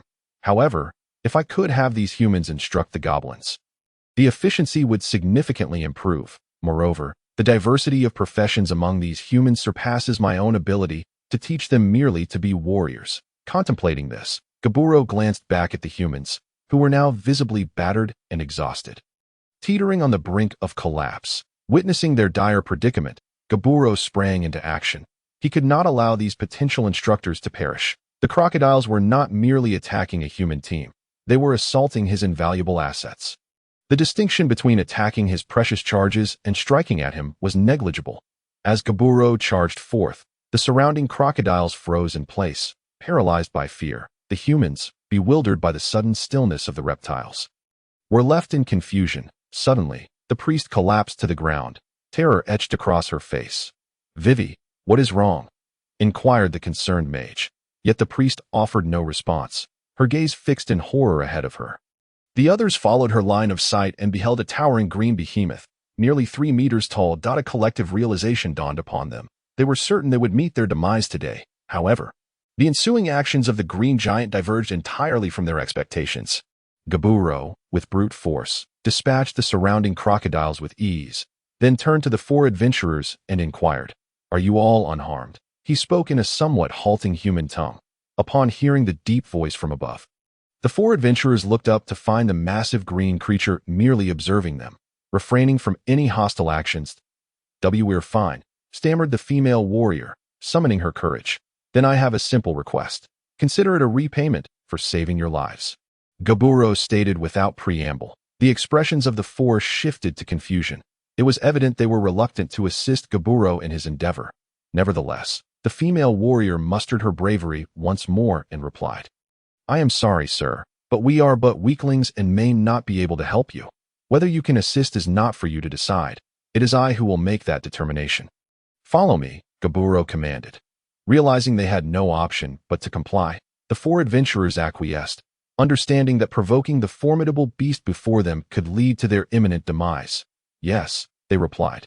Thus, the 4 supported one another as they followed Gaburo, who carried the carcasses of the slain crocodiles, leading them deeper into the valley. They soon arrived at a camp where several small wooden huts had been erected. The sight astounded the adventurers. They had not anticipated that a monster would require such accommodations. "Sir, is this the place you intended to bring us?" asked the female warrior. Her words. Gaburo suddenly recalled a pressing issue. Unlike himself, the goblins spoke the language of monsters, while humans communicated in their own tongue. The prospect of humans teaching goblins various skills seemed rather implausible. He hesitated at this realization, noticing Gaburo lost in thought. The adventurers remained silent, patiently awaiting his next move. "What I require of you is simple. I need you to train these goblins, teaching them magic and the skills of warriors," Gaburo declared. The request took the 4 by surprise. They had not anticipated that a monster would seek human assistance in training its kind. Such a notion was utterly unprecedented. Seeing their hesitation, Gaburo's demeanor shifted, and he spoke in a low, serious tone. "What is this? Are you unwilling?" The change in Gaburo's tone sent a chill through the 4 adventurers. The female warrior quickly responded, No, sir, we are not unwilling. We are merely curious about how long the training will take." At this point, escape was not an option. Their limited skills rendered them ill-equipped to deal with even a few crocodiles, let alone a being of Gaburo's caliber. The duration of training depends on the quality of your instruction. You may leave once you have imparted all your abilities to my by the way, my tribe does not speak human language, so during this period, I will teach them some. This may affect your teaching speed. I trust you shall not mind? Not at all. Not at all. They replied, realizing they had no grounds to object. Good, if you had objected, this arrangement would have been untenable. With that, Gaburo relaxed his clenched fists. And the adventurers exhaled in relief. You are all injured. Please rest in the huts. I can allocate 2 of them, one for the 2 men and one for the 2 women. As he spoke, Gaburo gestured toward the nearby wooden structures. Upon hearing that Gaburo was not pressing them to begin work immediately, the 4 felt a wave of relief. Gaburo then summoned 2 goblins, instructing them, You 2. Take them to their quarters and have Goblindo prepare some food for them. Yes, the goblins replied. Although they could not comprehend what Gobro was saying, they felt a sense of unease as he occasionally glanced at them while speaking. Soon after, 2 goblins approached, taking them by the arm and guiding them towards the small wooden cabin. Despite their apprehension, they followed the goblins obediently. Once inside the cabin, the 2 goblins departed, leaving Weiwei and Rosetta anxiously gazing towards the doorway. Weiwei, what should we do? Are we really expected to teach those goblins magic and combat skills, just as that goblin suggested? Rosetta, what other choice do we have? We can only follow the orders of that large goblin and instruct the others in martial skills and magic. Besides, he did save us. We might as well repay his kindness. Weiwei, that is true. While the 2 girls maintained a semblance of calm, the 2 boys were quite different, perhaps due to their injuries. The warrior was in a state of emotional turmoil, frequently succumbing to fits of paranoia and shrieks of terror. Cloy, what are we going to do? We are going to die here. That monster will kill us. Calm down. There's no need for such panic. That we are of use to him. He won't kill us. How can you be so sure? He doesn't look like a good person. If he wanted to kill us, he would have done so already. Can you please stop yelling and focus on recovering? No, they are monsters. Don't paint them in a good light. Even if he spares us now, what happens when we no longer serve a purpose? Won't he then kill us? Upon hearing Ludinen's words, Cloy fell silent, not daring to refute him, as unease began to creep into his own heart. You've gone quiet. You must agree with me. Right? We should escape. Cloy, how can we escape? You're severely injured, and Weiwei and the others are in another room. How do we inform them? The fewer people involved, the better. Weiwei and the others are clever. They will likely find a way to escape on their own. That we only need to worry about ourselves. You want to abandon them? Cloy exclaimed in disbelief. Hearing Cloy's reaction, Ludinen turned his head away, saying, We can only look after ourselves right now. Worrying about others will only hold us back. After a moment of silence, Cloy replied, Give me some time to think it over. Fine, but you'd best make a decision before tomorrow. We don't have much time. Understood. Unbeknownst to them, outside the wooden cabin, a large goblin, nearly 3 meters tall, was eavesdropping on their conversation, its emerald eyes glinting with a hint of menace. Chapter 41. An announcement: This warrior cannot be left alive. After all, there is a female warrior as for the magician. I shall give him another chance. With this thought, Gobro returned to his cave, clutching the medical supplies he had prepared for them. He then paced back and forth in his cave, processing his thoughts, before cleaning and roasting several water crocodiles he had just hunted, sprinkling them with a secret sauce, and heading towards the girl's room. Knock, knock, knock. The sudden sound at the door startled Weiwei and Rosetta, who had been resting. Rosetta approached the door and opened it, revealing a massive green figure before them. Taking in Gobro's robust physique, Rosetta nervously swallowed and said, Sir, what brings you to us? Are we to begin our lessons now? No. I see you haven't eaten yet. This is your dinner. Roasted crocodile meat. That I trust you can eat it? Gobro said, offering the golden, crispy meat from his hand. As Rosetta's stomach audibly protested, she responded, Thank you, sir. No need for thanks. If you require anything else, just let me know. I will also bring you some furs later. I have heard that humans use something called a blanket when they sleep at night. Indeed, Rosetta nodded, somewhat dazed, surprised by how considerate this large goblin was. Well then, the other 2 are still without food. I shall deliver some to them now. All right, thank you. With that, Rosetta closed the door, turning to find Weiwei observing her with a complex expression from a short distance away. Truth be told, during their time in the cabin, they had let their imaginations run wild. They had heard tales of female adventurers who had been captured by goblins and subjected to unspeakable treatment. Both girls believed that while they appeared calm on the surface, their hearts were racing with anxiety, thankful that this large goblin had shown them courtesy and had not acted inappropriately that moment. Gobro reached the boys' room, delivering medical supplies and food. He had provided them with an opportunity, What they chose to do with it was now up to them. Upon receiving the medical supplies and food from Gobro, the boys wore expressions of mixed emotions, thanking him before he departed. Lieutenant, excellent. With these medical supplies, my injuries will heal more swiftly, allowing me to escape sooner. Hesitating, Cloy remained silent, unable to respond. Before long, Lieutenant had tended to his wounds. The following day, early in the morning, the group awoke, or rather, they hadn't slept at all the previous night, for how could they rest in a place inhabited by monsters? Gobro, too, was awake early, gazing curiously at the small wooden cabin. He wondered why the group had not yet emerged. Surely, they must need to relieve themselves. Inside the cabin, Wei Wei and Rosetta were blushing from embarrassment. Wei Wei, why is there no restroom in this house? Are we truly expected to find a place here to take care of our needs? Rosetta, it seems we have no other option. Knock, knock, knock. The familiar sound of knocking startled Rosetta, who struggled to rise. Clutching her legs as she approached the door, why are you taking so long to open the door? Are you still asleep? Gobro remarked, suddenly noticing Rosetta's awkward posture and flushed face. Excuse me. Sir, what is it? Could you please be quick? I wanted to ask why you haven't left the cabin since you arrived. Don't you need to use the restroom? We can leave the cabin? Why didn't you say so earlier? With that, Rosetta awkwardly stepped outside, heading towards the nearby bushes, followed closely by Wei Wei. Actually, we do have a restroom in our territory. After a moment of hesitation, Gobro chose not to divulge his thoughts, deciding it best to let them resolve their needs nearby. That he then conveyed the same message to the boys, who had already taken care of their needs inside the cabin. Upon learning that Gobro permitted them to move freely within the camp, their faces flushed with embarrassment. Subsequently, Gobro returned to Wei Wei and Rosetta, intending for Rosetta to teach the goblins some basic warrior techniques, as learning magic would require communication that the goblins could not grasp in a short time. However, they could certainly mimic simple martial skills. Upon arriving back to the girls, they had already resolved their physiological issues. There is indeed a restroom in the territory. It is the wooden cabin. However, I understand you may not be comfortable sharing a restroom with monsters. You may construct your own, or you can resolve it outside if you prefer, Gobro stated casually. Hearing Gobro's words, the two felt a wave of embarrassment, further astonished that there was a restroom in the monster camp. What is your name? I am Rosetta, sir. Very well. Rosetta. I would like you to teach the goblins some basic combat techniques before they learn the human language, helping them strengthen their fundamentals. That I will assist with translations as needed. Is that agreeable? Certainly, sir.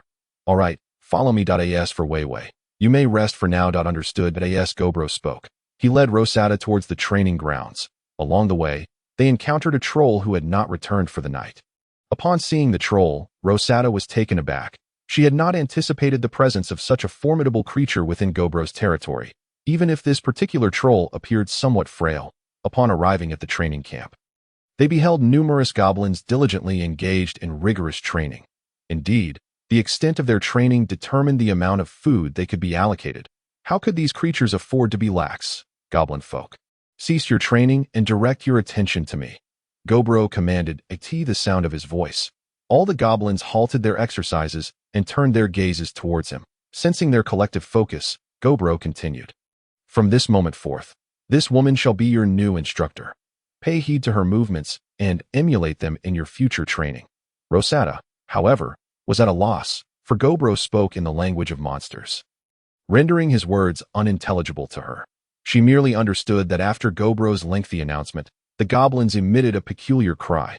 Subsequently, all eyes turned towards her, and a wave of discomfort washed over Rosetta as she found herself under the scrutiny of so many creatures.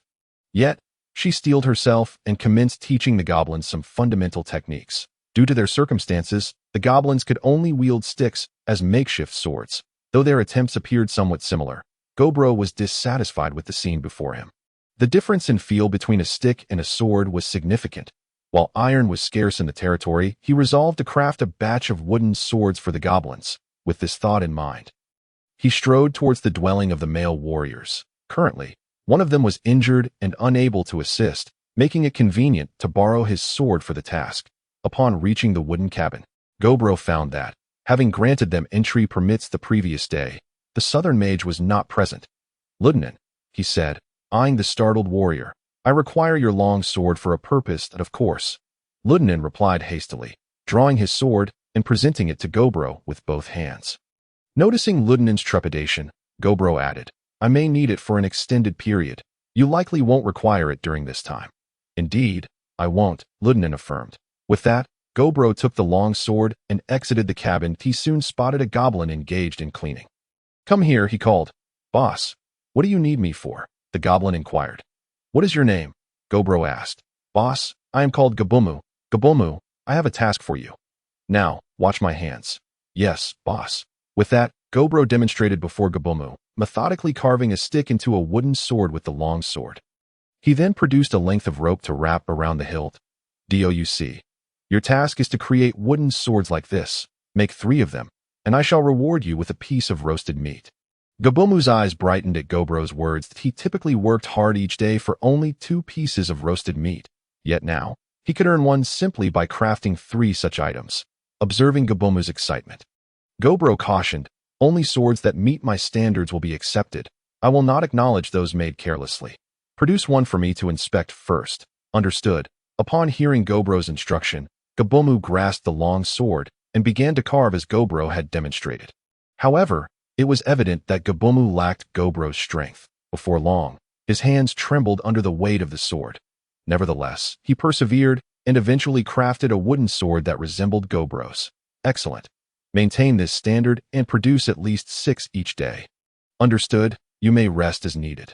Yes, boss, Gabumu exclaimed, eyeing the wooden sword in Gobro's possession, envisioning the roasted meat beckoning to him. Having resolved the weaponry issue, Gobro contemplated further endeavors. However, the number of goblins in the territory was still too few, and their understanding too limited. After some deliberation, he decided to subjugate the Lizardman tribe, thereby augmenting his own ranks. With this determination, Gobro swiftly departed the valley. Chapter 43, Subjugation of the Lizardman Tribe, guided by his memories. He made his way toward the Lizardman's territory. This time, he encountered no more humans along the route. Upon reaching the Lizardman's domain, Gobro soon spotted 2 ordinary Lizardmen approaching him. Upon seeing Gobro, they fled as if confronted by a terrifying apparition. Observing this, Gobro did not rush after them. These Lizardmen might very well become his subjects in the future, and there was no need to slay them. With this thought in mind, Gobro leisurely approached the direction from which the 2 Lizardmen had retreated. Before long, they had reached their leader. What?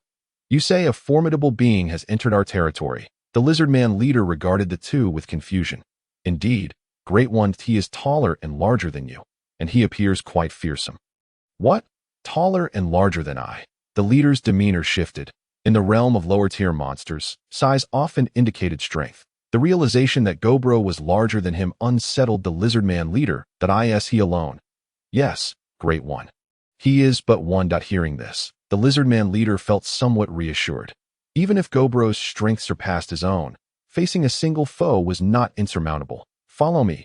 Yes, leader. Upon hearing their leader's command, the surrounding Lizardmen fell in line behind him. The 2 who had first spotted Gobro led the way to seek him out. Gobro, meanwhile, wandered through the Lizardman's territory. As he walked, Lizardmen fled from his path, save for a few bold souls who dared to confront him. Gobro swiftly dispatched these foolish Lizardmen with ease, often with just a single strike. As he strolled, he casually munched on the corpse of a slain Lizardman, and when he encountered the Lizardman leader and his entourage, he happened to have an unfinished lizard's tail in his mouth. While this might be inconsequential to other beings, to the Lizardmen, it bore the same connotation as cannibalism. The sight of Gobro struck the Lizardman leader with dread. Standing at 2.5 meters tall, he was a standard elite creature, albeit somewhat gaunt. In contrast, Gobro towered at nearly 2 meters and 90 centimeters due to his elevated skill levels, dwarfing the Lizardman leader by a full 40 centimeters. Moreover, Gobro's physique was imposing, brimming with muscle, rendering him far more intimidating than the Lizardman leader's slender form. Upon recognizing Gobro's appearance, the leader felt a sinking sensation. This was an entity he could not hope to defeat. Yet, glancing at his fellow kin rekindled some confidence.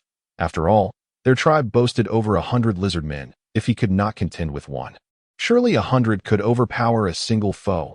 Charge, slay him. The Lizardman leader immediately commanded an offensive. Bolstered by their numbers, the Lizardmen lost their fear and surged towards Gobro. However, he remained unperturbed. allowing the lizardmen to assault him. The first lizardman to reach him lunged with a claw.bm. As the claw descended, it inflicted no harm upon Gobro. Rather, the claws of the lizardmen shattered like toothpicks striking a steel plate. After all, Gobro now possessed a steel physique at level max, with skin far more resilient than ordinary steel. That it was not merely the claws of the lizardmen that posed no threat. Even the rudimentary equipment of humans was incapable of causing him any injury.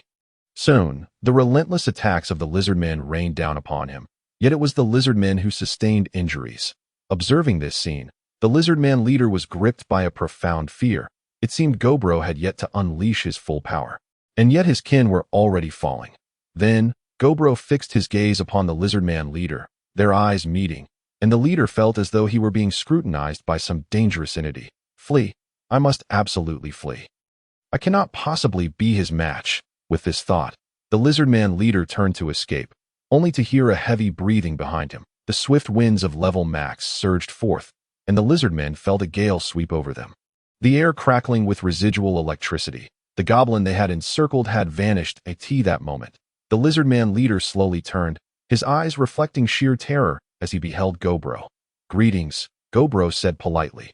Then, with a slight exertion of his arm, he pinned the lizardman leader to the ground, rendering him immobile. Tell your subordinates to cease their attacks. Let us converse in a calm manner, Gobro stated, a smile gracing his lips, pinned under Gobro's firm grip. The lizardman leader hastily replied, I am willing to converse, indeed. Excellent, Mr. Lizardman. You are truly reasonable.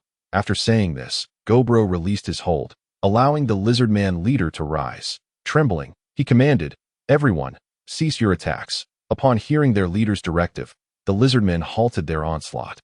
In truth, they were reluctant to continue fighting, as they could not breach Gobro's defenses. Gobro remarked, Very well, now we can sit down and discuss matters. The lizardman leader, displaying an obsequious demeanor, inquired, Respected Lord, what would you like to know?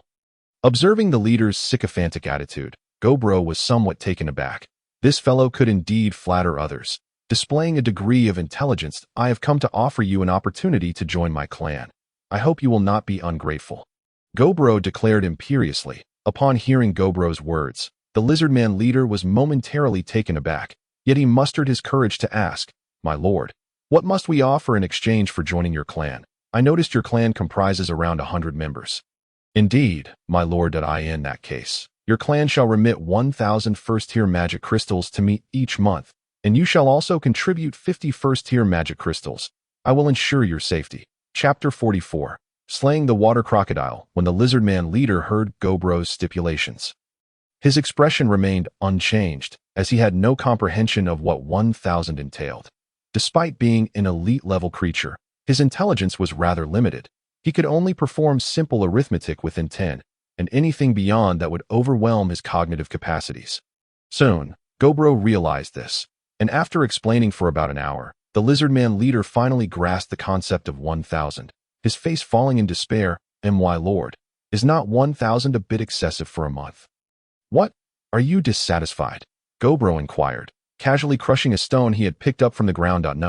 No, I am quite satisfied. That is good to hear. Rest assured, following me will not lead to your loss.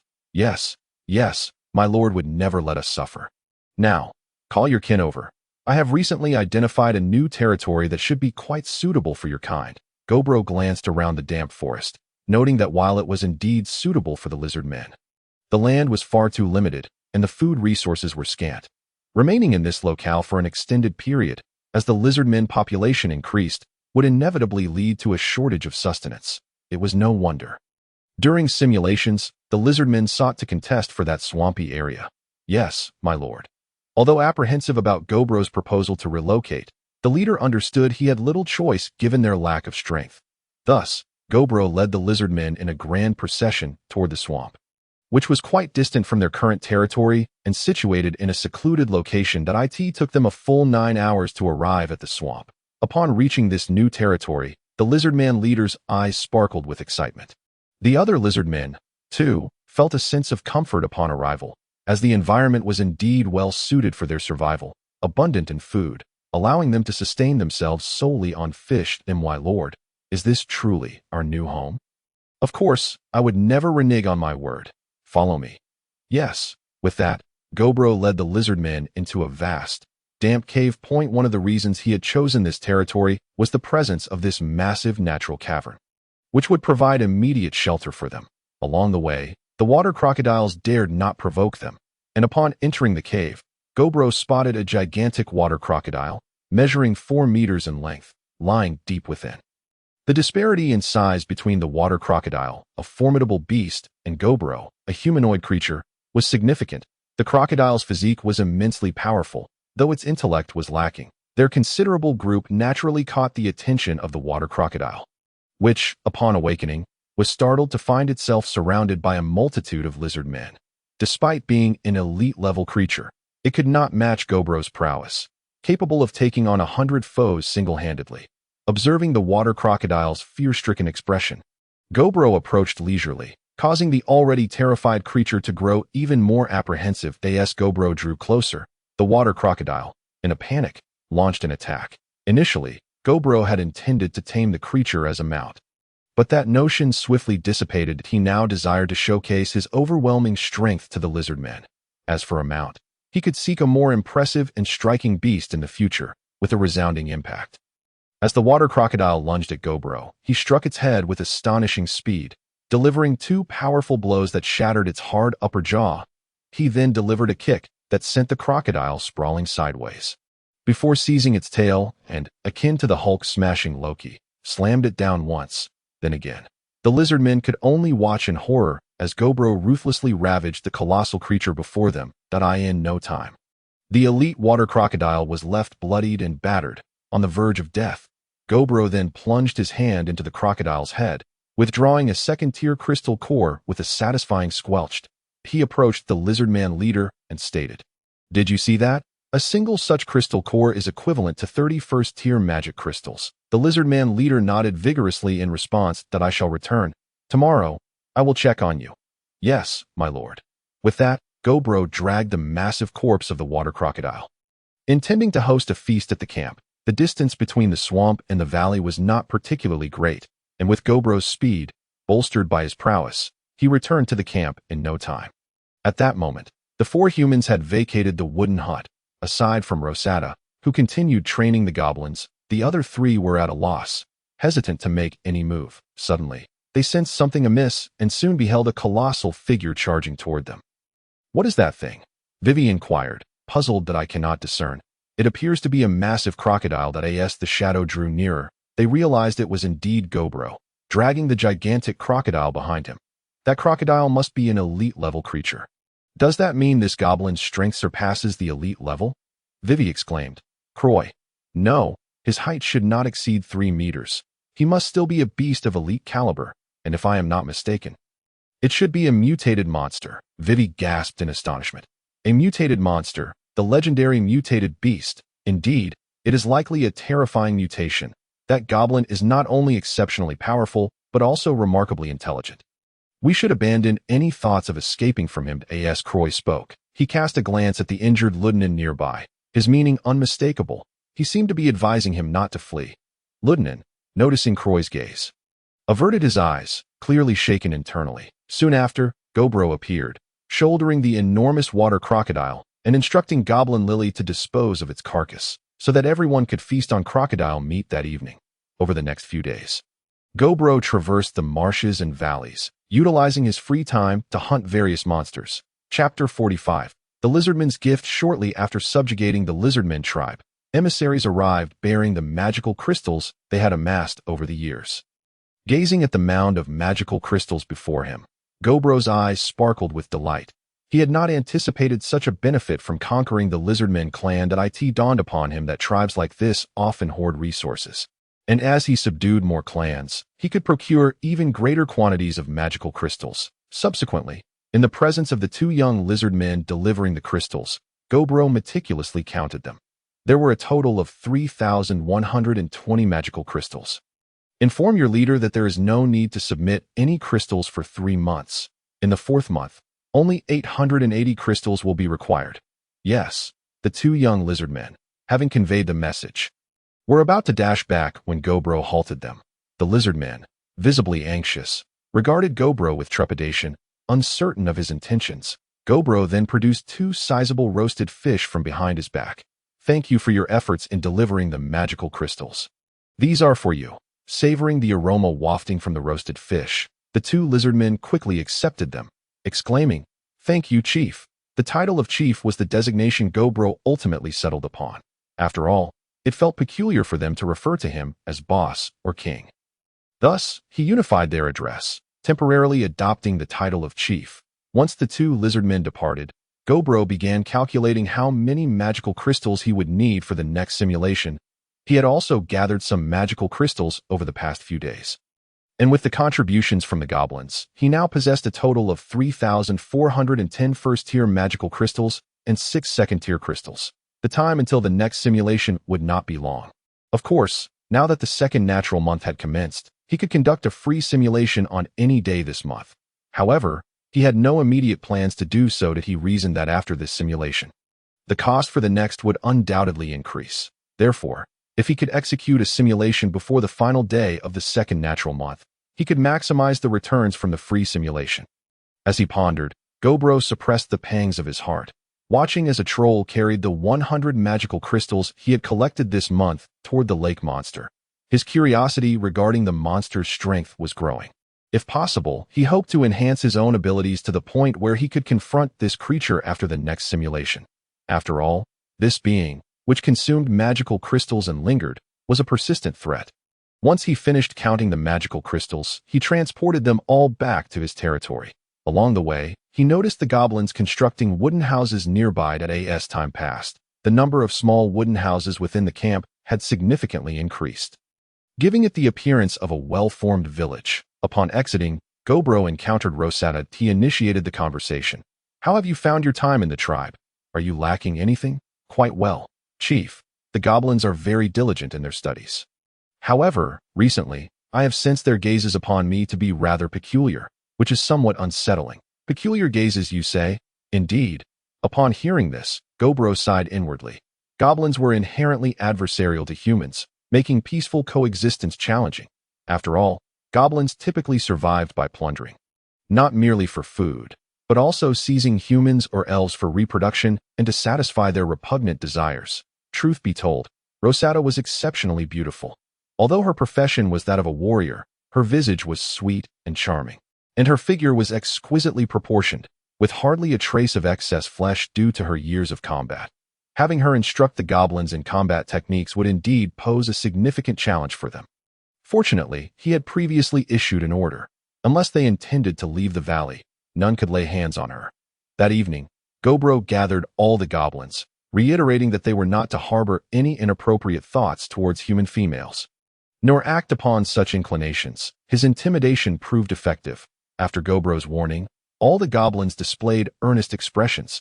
The following day, early in the morning, the troll returned. Seeing the troll safely back, Gobro felt a wave of relief.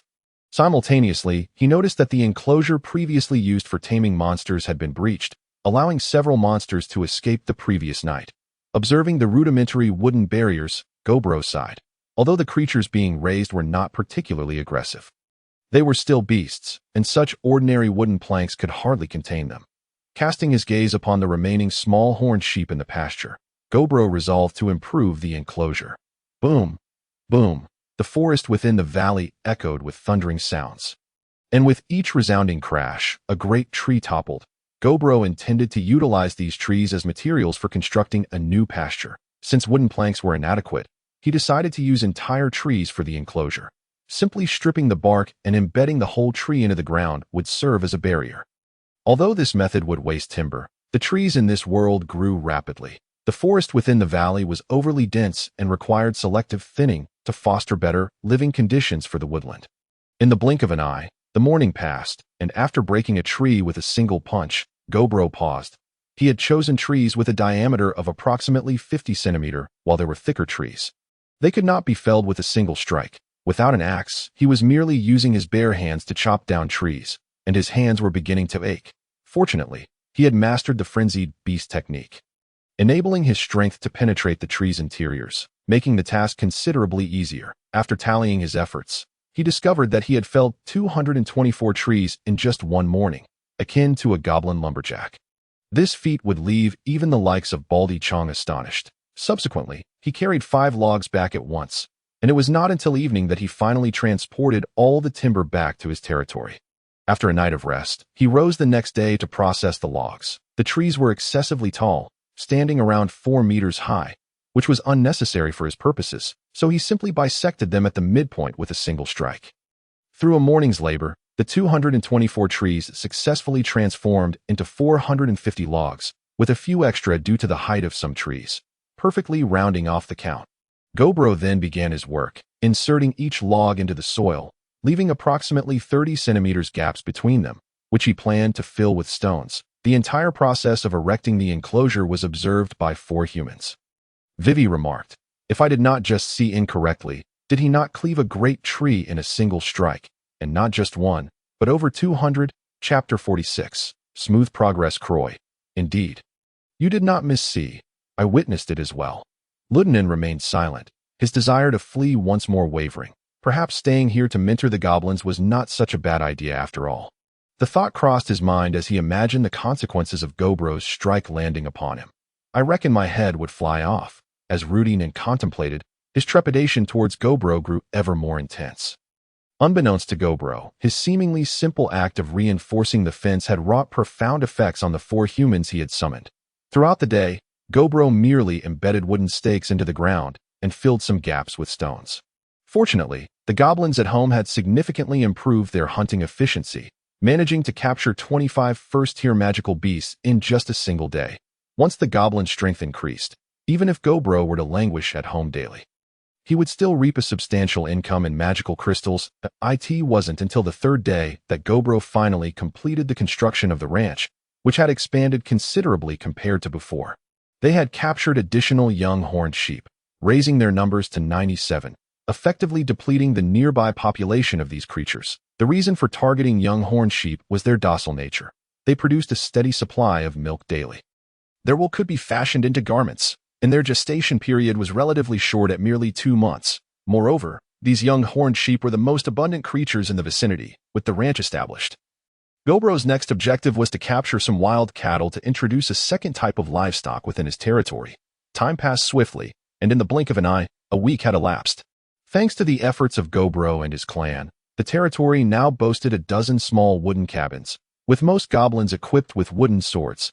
Additionally, the territory had diversified to include young horned sheep, white cattle, and wild chickens. The goblins' diet had improved significantly. They now enjoyed fresh milk, sheep's milk, chicken eggs, meat, and various wild fruits daily, causing each individual to visibly gain strength, despite the increased busyness of their lives.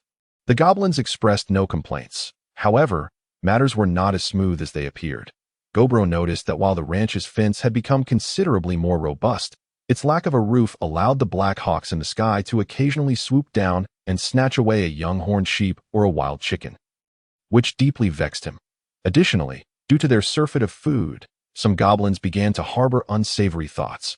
Although Gobro had issued several warnings, the goblins' gazes towards Weiwei and Rosetta had grown increasingly brazen, as if they might pounce at any moment. There were indeed instances where a few goblins lunged at Rosetta, but Gobro promptly intervened, administering a stern lesson to those goblins. As a result, they now lay injured in the cave, unable to engage in any other activities. Following this incident, Gobro realized that goblins possessed intense desires and could not be overly repressed. Thus, a few days prior, he had issued a decree allowing goblins to engage in romantic relationships, albeit only after the completion of their training. However, the actions of the lower-tier goblins had begun to unsettle the 4 humans within the clan. Although Rosetta was the one attacked, she possessed a strong inner resolve, concealing her anxiety and even offering comfort to Weiwei, who gradually stabilized under Rosetta's reassurance. Outside the wooden cabin, Gobro overheard their conversation and nodded in satisfaction. These 2 girls exhibited emotional stability and could be spared. He then cast his gaze towards the rooms of the other 2 boys. He was uncertain about Chloe's intentions, but it was evident that Rudinen could no longer remain. Recently, Gobro had observed Rudinen familiarizing himself with the territory's layout, seemingly contemplating an escape. If he were to flee after a year, Gobro would not mind, for given the current rate of strength enhancement, he could at least attain the rank of leader within a year. With his skill proficiency, defeating opponents at that level would be a mere trifle, granting him the ability to defend himself. However, exposing himself now would be far too perilous. I must find an opportunity to deal with this individual, Gobro silently mused. Meanwhile, within the wooden cabin, Rudy Nin was contemplating how to escape as he watched his legs slowly heal. Chloe, my injury is nearly healed. Shall we discuss how to leave? Are you out of your mind? Do you not understand the chieftain's power? He could easily reduce us to a pulp. I know, but have you forgotten the way those goblins look at us? Those repugnant green creatures. They want to. Rudy Nan's words trailed off, and Chloe grasped his implication. Recently, the female goblins had been gazing at them with unmistakable desire, and being scrutinized by such grotesque green beings was indeed a thoroughly distasteful experience. Sensing Chloe's wavering resolve, Rudy Nan pressed on. I have recently discovered that while the valley appears to have only one exit, guarded by goblins, there are regions deeper within where no goblin activity is evident. There may lie a potential escape route. Upon hearing this, Chloe regarded Rudy Nan with disbelief. Noticing the madness in his eyes in that moment, he finally comprehended the situation. Although they had not spent much time in the valley, prolonged injury and the constant presence of magical creatures had taken a toll on Rudy Nan, who, as a fervent adherent of the church, found it unbearable to coexist with these monsters. His mind had been tormented. And under the dual assault of physical and psychological strain, Rudy Nan had succumbed to madness. He no longer wished merely to survive, but to escape this place entirely. As he pondered this, Rudy Nan retrieved a crucifix and began to pray in the corner of the room. Observing his state, Chloe felt no inclination to dissuade him. Instead, he recognized the necessity of preserving their lives. As long as they lived, there remained a glimmer of hope for escape. Moreover, Gobro had treated them reasonably well, ensuring their needs for food and clothing were met. To flee deeper into the valley? What madness, Gobro thought, bemused by the conversation between the two, having anticipated they might devise a more viable escape plan. Chapter 47. Rudy Nan's path to escape. A week later, a somewhat alluring lizardfolk female, accompanied by two tall lizardfolk males, arrived in the goblin territory. Upon sighting the female lizardfolk, Gobro immediately recognized her identity. She was the lizardfolk princess, and her purpose was to inform Gobro that her tribe had discovered a new clan, urging him to launch an attack while simultaneously seeking to curry favor with him. After the princess shared her news, Gobro learned that the target was a tribe of wild boar men. After a moment's reflection, he realized this presented an opportunity, an ideal pretext for his own departure. Turning to Goblin, he said, I will be away for a while. Ensure you take good care of everyone in my absence. Understood. Gobro's voice was unmasked, intentionally timed as Chloe and Rudy Nan happened to pass by. With that, Gobro stepped out of the cave, directly encountering the two. What is it? Do you require something? Upon hearing Gobro's inquiry, Chloe quickly responded, Yes, chieftain, the weather has turned colder recently, and we were hoping for a stove. Of course, we can also gather the materials ourselves. A stove? That might be challenging to procure. What materials do you need? I can check if we have them in the territory. If not, I will bring some when I return. However, I might be gone for 2 to 3 days. Can you manage to wait that long? Upon hearing that Gobro would be absent for 2 to 3 days, Rudy Nan and Chloe exchanged glances. Recognizing this was a rare opportunity, particularly for Rudy Nan. His heart raced with excitement upon receiving this news. Then, Chieftain, here are the materials we need. Please take a look. We'll head back now. Chloe suppressed his emotions as he spoke. Very well. You may return. If no one brings you the materials before I return, I will bring them after 3 days. Thank you, Chieftain. With that, the two departed with barely contained excitement, and Gobro observed Rudy Nan's retreating figure, noting how it seemed lighter and more joyful. Eliminating Rudy Nan would be simple for Gobro, but he preferred to resolve the matter without affecting the other humans. He wanted to ensure that everyone was aware of Rudy Nan's intent to escape, rendering his demise disconnected from himself. Contemplating, Gobro made his way towards the valley's exit, where he encountered Weiwei and Rosetta. Chieftain, are you leaving the valley? Rosetta inquired curiously upon observing Gobro's movements. Indeed, I will be away for 2 to 3 days. Is there anything you wish for that I can bring back? Upon hearing Gobro's words, the two pondered briefly before shaking their heads and responding, No, it seems we have nothing to carry. Very well. Then I shall take my leave. With that, Gobro exited the valley. It is not entirely unjustifiable for Gobro to harbor distrust towards these humans. After all, each individual must test the waters. More importantly, he is no longer human, but a goblin, possessing over 2 centuries of memories and a profound sense of belonging to his kin. That he must, above all, be accountable to his fellow goblins. Contemplating this, Gobro ventured outside the valley, lingering nearby, awaiting the inevitable moment when these individuals would ensnare themselves. Meanwhile, upon confirming Gobro's departure from the valley, Ludinen's thoughts immediately sprang to life. His leg injury had nearly healed, and his strength far surpassed that of the goblins. The only concern within his territory was the trolled night fell. When everyone would be resting, it would present the ideal opportunity for his escape. He shared his escape plan with Croyer, who hesitated momentarily before shaking his head in refusal. Why not, Croyer? Are you truly willing to serve that monster? Ludinen, mind your language. Regardless, the chieftain did save us. It is only fitting that we repay him in some manner. Moreover, he has yet to harm us and has made efforts to rein in those goblins. Ludinen could hardly believe Croyer's words. Such sentiments were unexpected from him. Croyer, what pretense is this? After knowing you for so many years, when did you become this grateful soul? He is a monster. Can you truly trust the words of a monster? I have no desire to argue with you. That if you wish to escape, do so on your own. Do not involve me. I will neither accompany you nor report you. How far you get depends solely on your own abilities.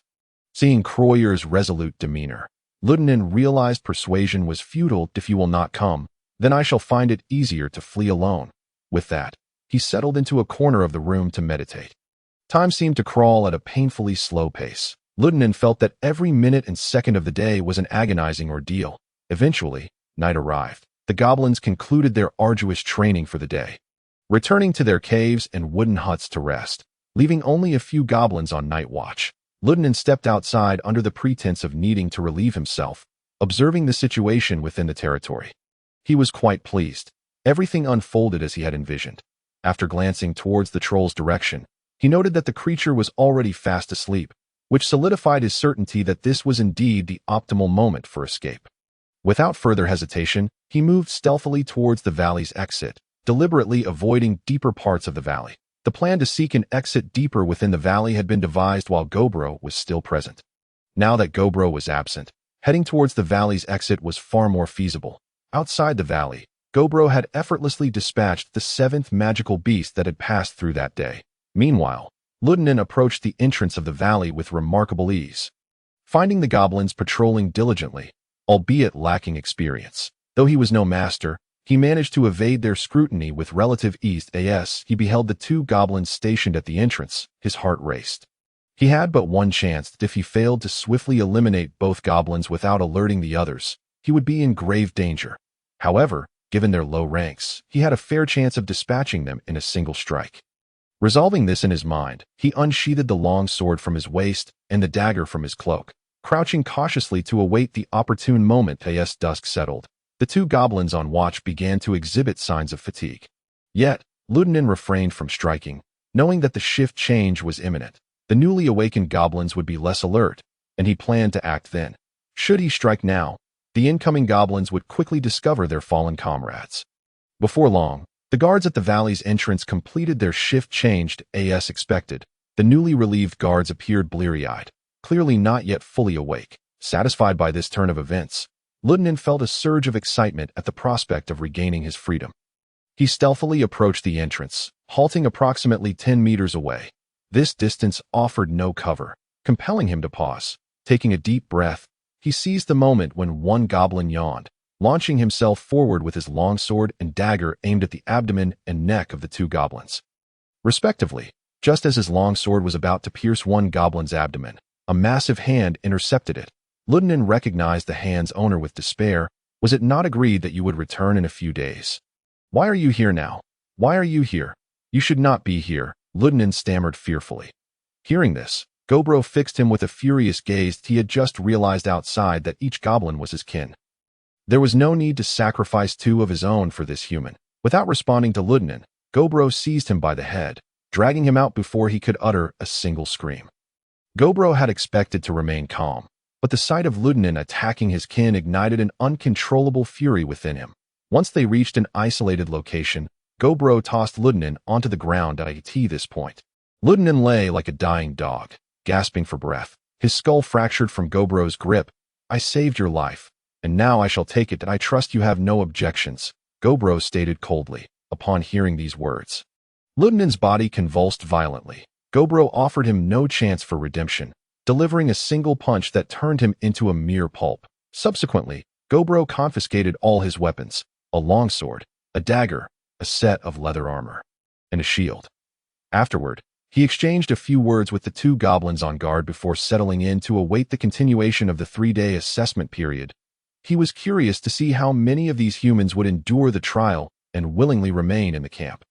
However, before the second night could arrive, two furtive shadows emerged from the camp, Kroyer and Vivi. "Kroyer, do you think Ludinen has successfully escaped? Without causing a stir, he should have slipped away, and it seems he has not alerted the goblins.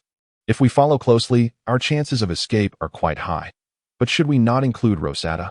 If we leave her behind, she is as good as dead. You know Rosada's nature.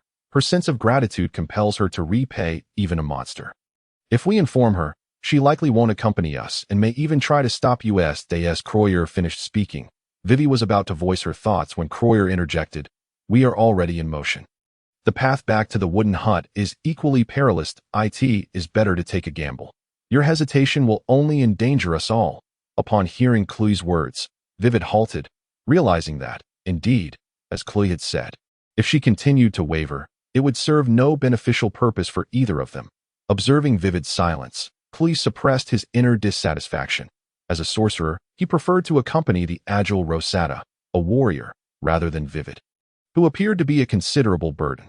Nevertheless, Rosada's character was such that he, lacking the capacity to protect himself, required a companion, and the only viable candidate was the seemingly less useful Rosada. Before long, the two discovered two goblins sprawled at the doorway. This sight brightened their expressions, prompting them to hastily rush towards the entrance. However, upon witnessing Vivid and Klui emerging together, Gobro's expression darkened. It was only the first day, and already 3 out of 4 humans had fled. Once Rosada awoke on the second day to find that 3 of her companions had vanished, she too would likely depart. Yet, as the two dashed out, they were confronted by a towering figure blocking the entrance. "The chieftain," Vivid exclaimed in terror, while Klui stared at Gobro in disbelief. Suddenly, realization dawned on him, and he exclaimed, "You intentionally put us to the test." "Indeed, clever of you," Gobro replied, "that I did orchestrate this test, and now you see that, like Ludinen, you have failed. Thus, you must now face your punishment." "Wait, chieftain, just give me." But before he could finish his sentence, both Klui and Vivid's heads went flying. Soon enough, the time passed to the next day, then the third. Gobro remained at the entrance, yet Rosada's appearance was still awaited. On the afternoon of the third day, Gobro returned to the valley and was taken aback to find Rosada instructing goblins in training. He was astonished that she had not chosen to flee under such circumstances. Shortly thereafter, Gobri approached Gobro and said, "Chieftain, I am truly sorry. I failed to keep an eye on those 3 humans, allowing them to escape." Hearing Gobri's words, Gobro reassured her, "No matter. It is not your fault, but theirs." Meanwhile, Rosada noticed Gobro's expression of disappointment, particularly as she glimpsed the materials in his hands, which were meant for crafting a furnace. The chieftain had saved their lives and was always there to fulfill their requests, yet her 3 companions had chosen to abandon him, even killing 2 goblins in the process. She was at a loss as to how to face Gobro now. After a moment's hesitation, she approached Gobro and solemnly declared, "I apologize, esteemed chieftain. My companions have let you down." Chapter 49. Commencement of Simulation. Talent devouring magic crystals. Upon hearing Rosada's words, Gobro could scarcely believe his ears. He had saved 4 individuals almost at random, only to encounter such a loyal and grateful human. "Esteemed chieftain, I sincerely apologize. My companions have harmed your kin. I vow to dedicate myself to the training of your people. Of course, if you cannot forgive us, even if you were to kill me, I would harbor no resentment." After a moment of silence, Gobro replied, "Attend to your duties, that I shall not save humans again without due consideration." With that, Gobro turned and departed. Watching his retreating figure, Rosada's heart brimmed with guilt. Days passed, and it was now the final day of the second lunar month since Gobro had reincarnated in this world. To date, Gobro had yet to amass the required 6,250 first-tier magic crystals for the next simulation, having only collected 352, a portion of which was contributed by the lizard men. Fortunately, his simulation opportunities replenished automatically each lunar month. Usable on any day, today marked the last day of the lunar month. Should he not utilize it today, he would lose the chance for this month, that if he used it today, he would immediately gain access to the third lunar month's opportunities the following day. System: utilize free simulation opportunity. As the simulation commenced, it detected 480 remaining evaluation points from the previous simulation and began to extract a random talent: magic crystal devouring. The host could enhance their strength by devouring magic crystals. With no adverse side effects, Gobro's eyes brightened at the talent he had acquired. He had initially thought the previous talent of magic expansion was extraordinary, but this new talent was even more remarkable. He suddenly felt that even if he only had enough resources to purchase these talents in the future, his strength would escalate to an astonishing level. The reason Gobro considered this talent powerful was that, in reality, he might not often utilize it.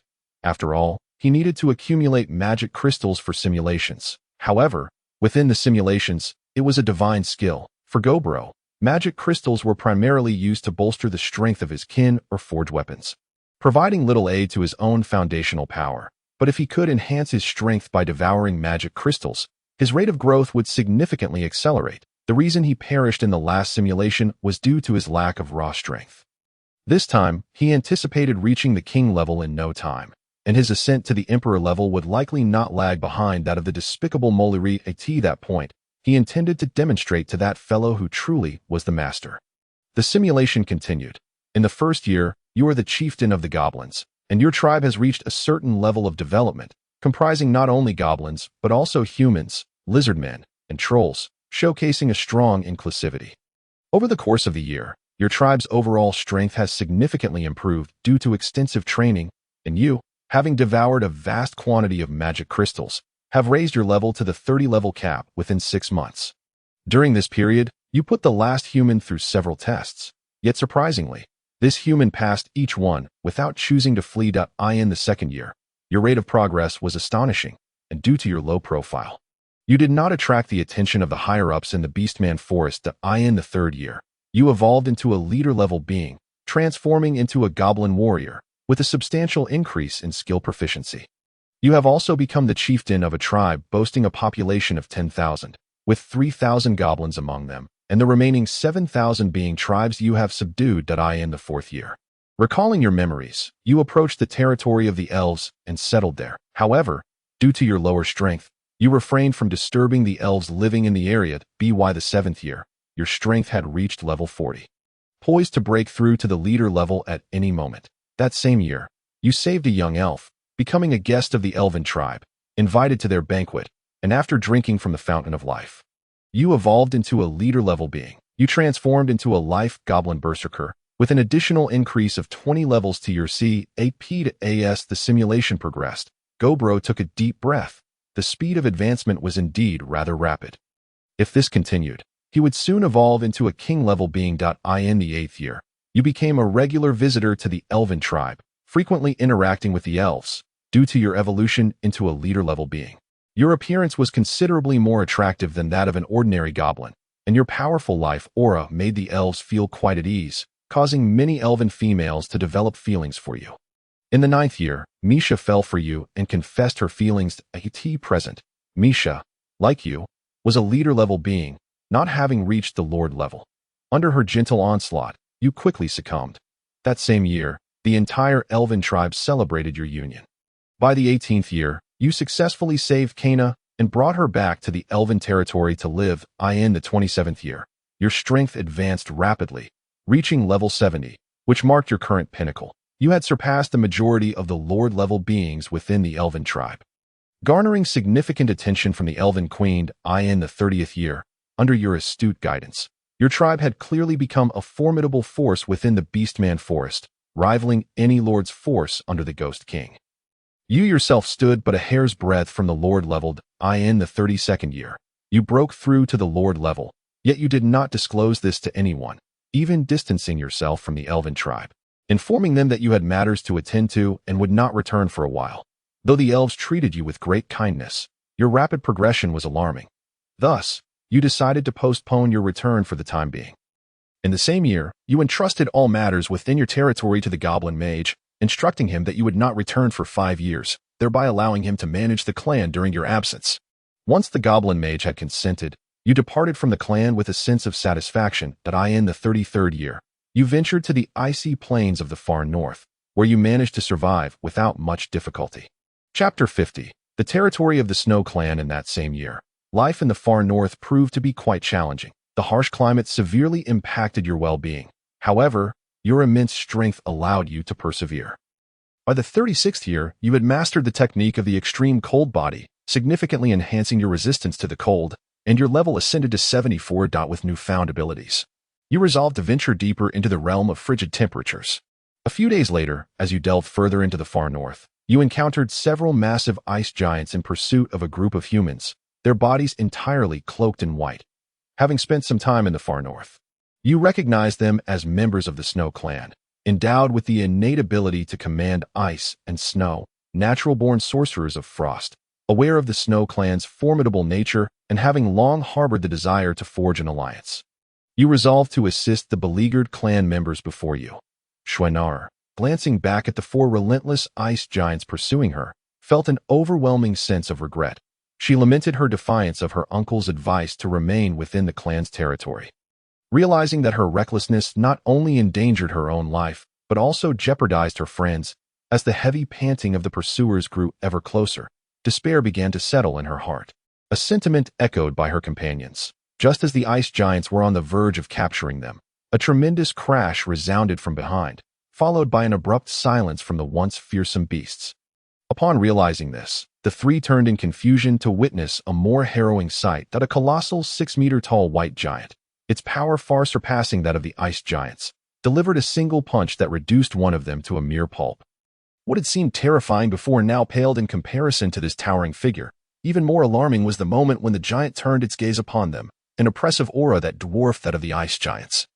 Leaving the trio too paralyzed with fear to even contemplate escape, the white giant approached them step by step, and upon its arrival, the 3 felt a deep sense of hopelessness. They understood that even if they were spared from the giant's wrath, the ice giants would have likely claimed their lives moments ago. Yet, as Schwenar contemplated her fate, she found solace in the thought that dying at the hands of such a powerful being was preferable to being torn apart by the ice giants. At least the giant would likely end their suffering swiftly. "Are you all right?" A gentle voice suddenly inquired. Momentarily stunned, the 3 raised their eyes in disbelief. Could it be that the white giant had spoken? If so, did it imply that this formidable figure had come to their rescue? It dawned on them that had it not been for the giant, they would have already met their demise. After regaining her composure, Schwenar quickly replied, "We are unharmed. Thank you."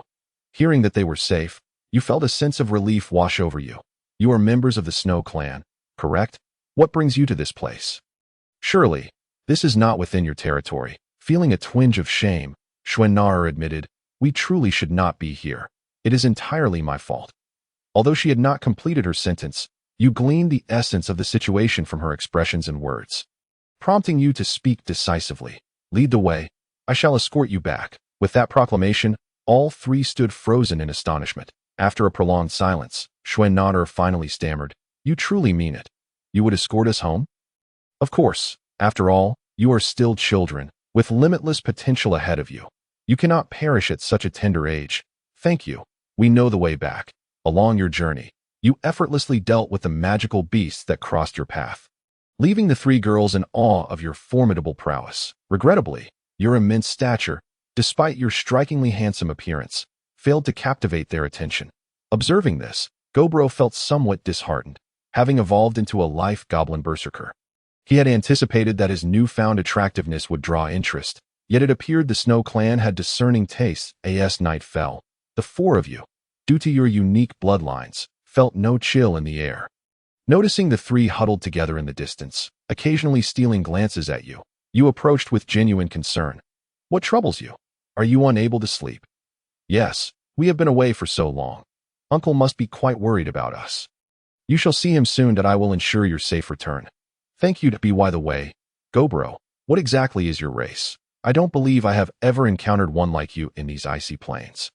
My race? I am a goblin. Goblin? Schwennader exclaimed in surprise. The snow plains also had goblins, but they were notably feeble and grotesque. In contrast, Gobro's towering, pristine white figure and strikingly handsome visage were a far cry from those wretched creatures. Are you taken aback? Indeed, I am quite astonished, for Gobro looks infinitely more formidable than those other goblins. That I do indeed appear different from the average goblin, as I am a high-level goblin who has undergone a mutation, resulting in a significant divergence in appearance. How impressive that you have undergone a mutation, Gobro. Not particularly. By the way, since you are having trouble sleeping, would you like me to share a few stories? Yes, please. Once upon a time, the following day, you pressed onward into the depths of the far north. Before long, you arrived at the foot of a snow-capped mountain. Initially, you assumed that the Snow Clan resided atop the mountain. However, to your astonishment, Schwennar led you to collide with a snow wall. As she vanished from sight without leaving any trace of disturbance, you realized that an illusion concealed the entrance. Following her lead, you stepped through the snow wall, only to find yourself in a breathtaking ice crystal cavern, home to 10 leader-level members of the Snow Clan, who stood guard. Upon your arrival, the Snow Clan members tensed up. But once they spotted Schwennar and her companions, they quickly recognized that you posed no threat. Uncle Schwermo, we have returned, Schwennader called out. Chapter 51. Devouring the Ice Dragon Crystal. Transformation into the ever-frozen Goblin Berserker Nar. You have finally returned. The clan leader was nearly frantic with worry. Where have you been? Upon hearing this, Schwennar bowed her head in shame. I am sorry, Uncle Schwem. It was all my fault that we encountered danger. What? Danger? Were you harmed? Schwemo asked, his voice laced with concern. Not at all. Gobro arrived just in time to rescue us, and even escorted us back safely, Schwennar replied. After a glance at Gobro, Schwemo solemnly stated, Thank you, Lord Gobro, for saving our little princess. However, I must apologize. If you wish to enter the territory of the Snow Clan, you must first complete our clan's assessment. It is a tradition that has endured for millennia. At Schwemo's words, you felt a sense of discontent rise within you. After all, you had just saved the clan leader's daughter, yet you were still required to undergo an evaluation to enter their land. However, considering the possibility of encountering powerful members within the Snow Clan, you chose to temper your frustration. Very well. What does your assessment entail? Seeing that you remained calm, Schwemo appeared to breathe a sigh of relief. Lord Gobro, our assessment may prove difficult for the average individual, but for one of your caliber, it should pose no problem. Moreover, this assessment is a crucial step for entry into the Snow Clan. We cannot bypass it. Hearing Schwemo's conciliatory tone eased your irritation somewhat. What does this assessment involve? It is as follows. You must venture deep into the ice crystal cavern to locate a specific ice crystal. Upon consuming this crystal, you will gain a skill that fortifies your resistance to cold. The more potent the crystal you consume, the more formidable the skill you acquire. This particular ice crystal is unique to our Snow Clan's territory, and without it, you will be adversely affected by its presence, which may lead to severe health issues, even resulting in a frostbite affliction. After considering Schwemo's explanation, you acquiesced. I understand. Please take me to participate in the assessment. Welcome to the Ice Crystal Cavern. As for the ice crystals, you must seek them out yourself. However, it is imperative to note that while the potency of the crystals you consume enhances the skills you acquire, the act of devouring such formidable ice crystals is fraught with peril. Should you exceed the limits of what your body can endure, you risk being overwhelmed by the frigid energy, potentially turning into a frozen statue. Understood. By the way, what do ice crystals look like? Ice crystals come in various forms, but once you encounter them, you will undoubtedly recognize them. Yet, some crystals require you to vanquish them before you can consume their essence. I see. With that, you ventured deeper into the cavern. Soon, you confronted a colossal ice bird. Unlike typical magical beasts, this ice bird's gaze was devoid of any emotion, and in an instant, you comprehended that this was the ice crystal Snow had mentioned. Specifically the kind that necessitated defeat prior to consumption. The ice bird lunged at you with alarming speed. Merely its proximity caused the temperature around you to plummet dramatically. A fierce battle ensued. And although the ice bird was merely of leader-level strength, it took you 2 solid punches to bring it down. indicating its might was significantly greater than that of ordinary leader-level creatures. After defeating the ice bird, a shard of blue crystal fell from its lifeless form. You could sense the chilling aura emanating from the crystal, and while consuming it would undoubtedly benefit you, you opted to set it aside, hoping to find a crystal of even higher purity. As you delved further into the cavern, you encountered countless monsters transformed by ice crystals, until at last, you reached the innermost depths where a formidable ice dragon awaited, a creature of lordly prowess. Merely approaching it made you feel as though your very body would freeze solid. Recognizing it as perhaps the most powerful entity among the ice crystals, you wasted no time launching an attack. The ice dragon's strength surpassed that of typical lord-level beings, yet your own power was equally formidable. A fierce struggle ensued, with both you and the dragon locked in combat, and as time passed, the dragon's vitality waned. This was a deliberate strategy on your part, for after battling various ice crystals, you had discerned that each crystal's energy was finite. By maintaining a prolonged engagement, you could gradually deplete their strength, allowing you to triumph as long as the disparity in combat prowess was not too vast. Realizing this, the ice dragon emitted a furious cry, displaying emotions unlike any other crystalline creature you had encountered.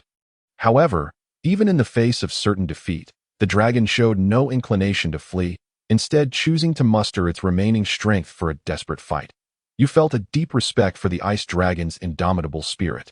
Yet your resolve remained unchanged, for it was your adversary, and you would engage it with the most fitting methods available. Ultimately, the ice dragon succumbed to exhaustion, its form shattering into a remarkably clear blue crystal. Feeling the terrifying energy contained within, you chose to restore your state to optimal conditions before consuming the crystal. A wave of extreme cold enveloped you instantaneously, chilling every inch of your skin and even penetrating to the cellular level. For a moment, you thought you might not endure. Yet, each time you felt on the brink of collapse, you persevered, and gradually, as time passed, mysterious and ancient white runes began to manifest upon your body, signaling a transformation. A week later, you had mutated into an eternal frost goblin berserker, with a level cap exceeding that of typical lord-level beings by 25 levels. You sensed that this mutation was the most powerful one you had ever experienced.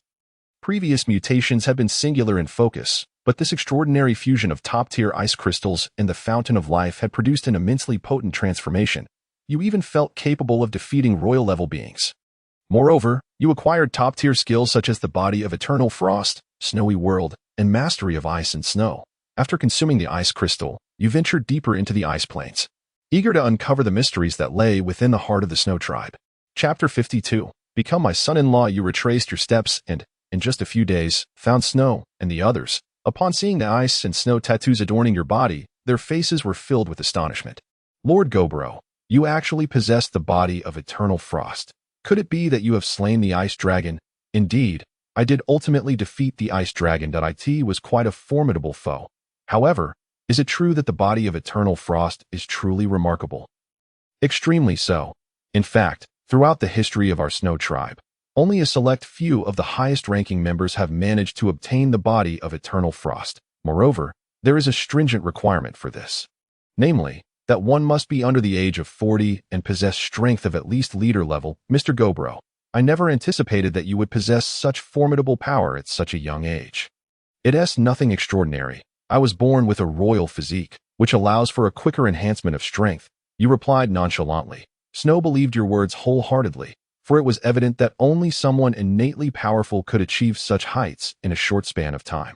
Well then, can you lead me to your tribe's territory? Of course, your acquisition of the body of eternal frost means you are essentially half of our snow tribe, and learning our skills will come easily to you. The chieftain will undoubtedly welcome your arrival with open arms. With Snow's warm hospitality, you swiftly entered the realm of the snow tribe. Upon your arrival, the tribe's members greeted you with friendly smiles, and some even approached to express their gratitude for your previous rescue of Snow and her companions. You politely acknowledged their thanks. Soon, you found yourself before the chieftain of the snow tribe. Upon seeing the chieftain, however, you felt a tinge of disappointment. You had imagined the chieftain to be a celestial beauty, yet, to your dismay, the chieftain was a white-haired male. Even more unfortunate was the fact that the chieftain bore a striking resemblance to you in terms of appearance, igniting a sense of rivalry within you. You began to contemplate finding an opportunity to consume 100 or so slimes, hoping to acquire a transformation skill. As for the Lord-level slime from your memory, it would likely be another 70 or 80 years before it appeared. You must be Mr. Gobro, correct? Thank you for saving my beloved daughter. If I am not mistaken, you have acquired the body of Eternal Frost. Have you not? Indeed, I have. Not only the body of Eternal Frost, but I have also acquired several of your Snow Tribe's top-tier skills. However, you merely scoffed inwardly at the thought of having mastered other skills without revealing this to him. Such remarkable talent. In that case, Mr. Gobro, I have a proposition for you. Would you be amenable to it? Please, speak, esteemed chieftain, that I wish to extend an invitation for you to join our Snow Tribe, with your body of Eternal Frost. You essentially qualify as one of us, and I would be willing to marry my daughter to you, making you the next chieftain of our Snow Tribe, with my full support in your cultivation. I wonder what you think of this proposal, Mr. Gobro. Seeing that the chieftain appeared earnest, you hesitated for a moment before inquiring, are there no other tribe members who have obtained the body of Eternal Frost? Why must an outsider like me inherit your chieftaincy? Observing your serious demeanor, the chieftain faltered for a moment before responding. Mr. Gobro, I do not wish to deceive you. Currently, there are indeed no members of our tribe who possess the body of Eternal Frost. In fact, our tribe has not seen anyone with this ability for a millennium. Over the centuries, due to interbreeding with other races, the bloodline of our Snow Tribe has grown increasingly diluted. Not only has the likelihood of producing the body of Eternal Frost diminished, but even the chance of developing traits like the extreme cold body has gradually decreased. Unlike other races, we Snow Tribe members cannot enhance our physical forms by consuming ice crystals. Therefore, I believe that your body of Eternal Frost combined with our bloodline may potentially give rise to a new generation of Snow Tribe members with this ability. Such a brazen notion. Was it truly acceptable to speak so candidly, esteemed chieftain? This is a necessity for the survival of our tribe. Once you assume my position, you will understand that I cannot stand by and watch the Snow Tribe continue to decline. Consider it carefully, Mr. Gobro. I believe this proposal holds no detriment for you. With the body of Eternal Frost, you are destined for greatness. With our assistance, your ascent to royal status will be expedited, and even the legendary Imperial level may not be beyond your grasp. Imperial level. So there exists a rank above royal level. I shall ponder this. Indeed, take your time to contemplate. After the conversation concluded, you exited the chieftain's tent. The members of the Snow Tribe welcomed you warmly. And as you absorbed their goodwill, you found yourself somewhat tempted by the chieftain's proposition. Though you still had your own tribe in the Beastmaster Forest, it had grown strong enough that you only needed to return occasionally. For this was not your first experience as an absentee leader. You had become quite adept at it. After careful contemplation, you ultimately decided to acquiesce to the request of the leader of the Snow Clan. For the temptation of potentially ascending to the Imperial rank was simply too great for you to resist. Subsequently, you sought out the leader of the Snow Clan. I shall grant your request. However, you need not force Xue Nar to marry me. I will win her heart through my own merits. I knew you were a clever fellow. From this moment forth, you shall be the heir of our Snow Clan. We shall devote ourselves to nurturing your potential. Feel free to express any desires you may have. Very well. I shall not hold back. It appears you have already formulated your wishes. Indeed, I seek magic crystals. And the more, the better. With a sufficient quantity of magic crystals, I can swiftly enhance my strength. Magic crystals, you say? I understand. I will prepare them for you. Thank you. By the way, do you know of any places abundant in slimes? Slimes? I am aware of a location inhabited by numerous frost slimes, but what do you require such lowly magical beasts for? I have my reasons. Very well, to the west of the snowy mountains.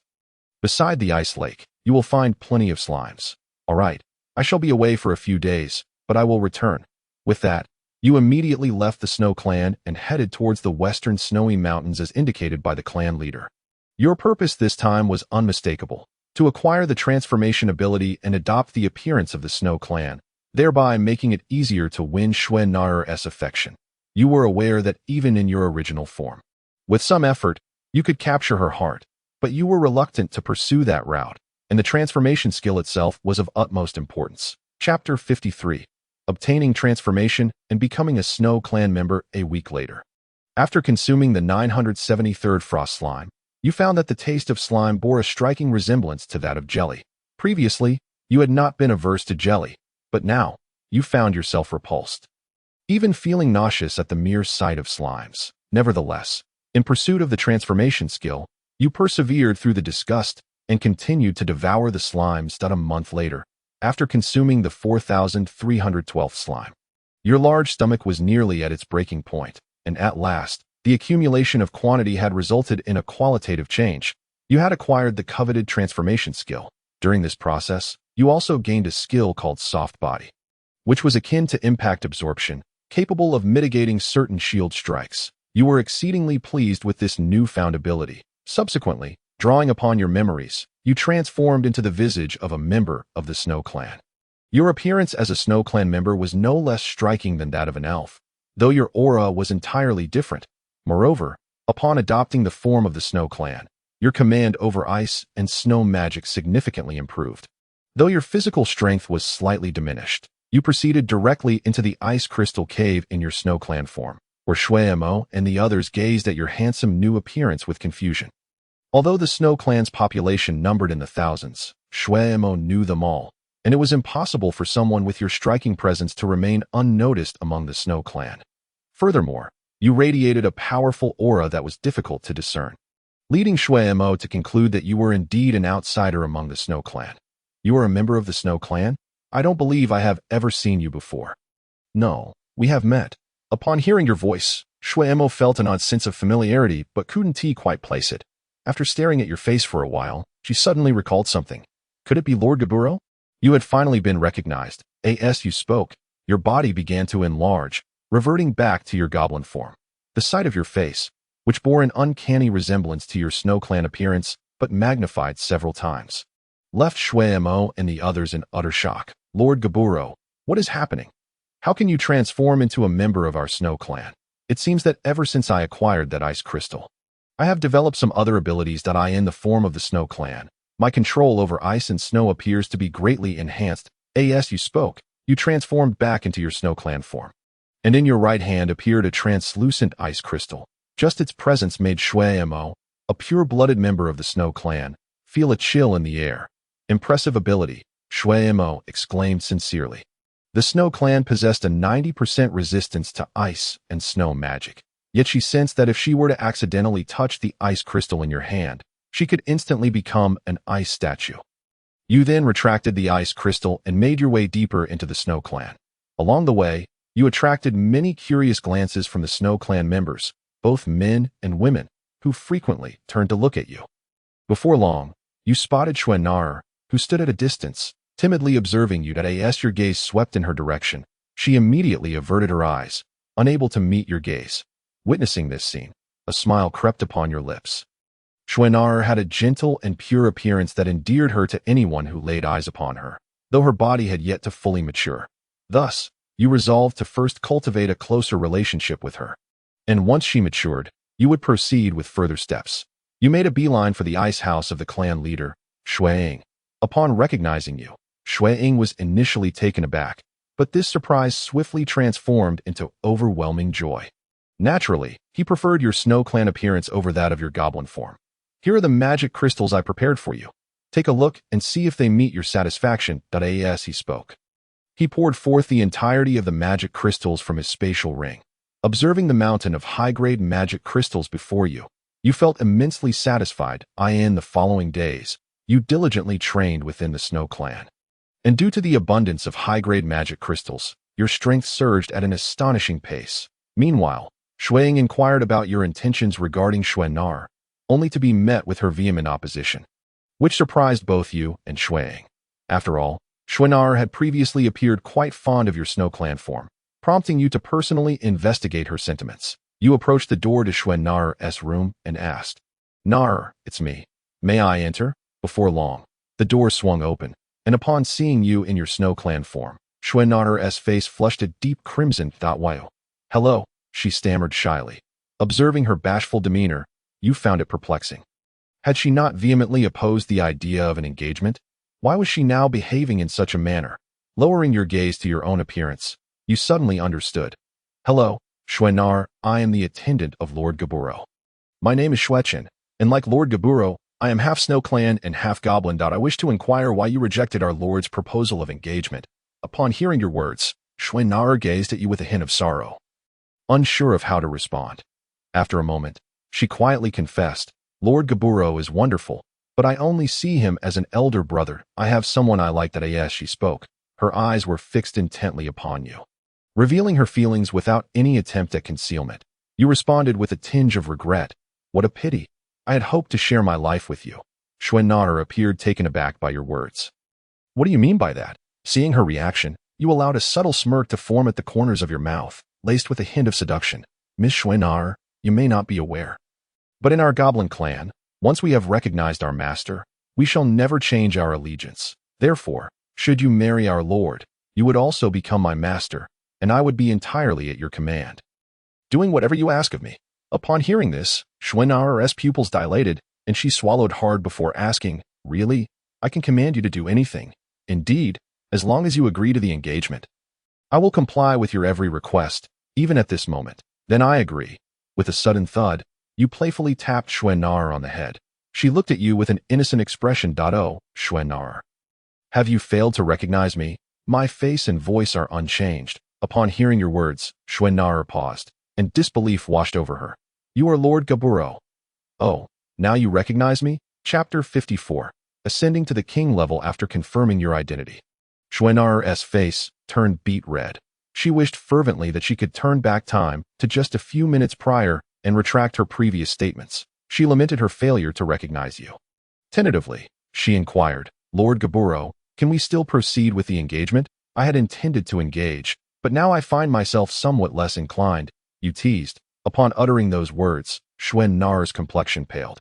She cursed herself for being so foolish as to say such things. Her mind raced, searching for a way to remedy the situation. I was wrong, Lord Gaburo. I merely what?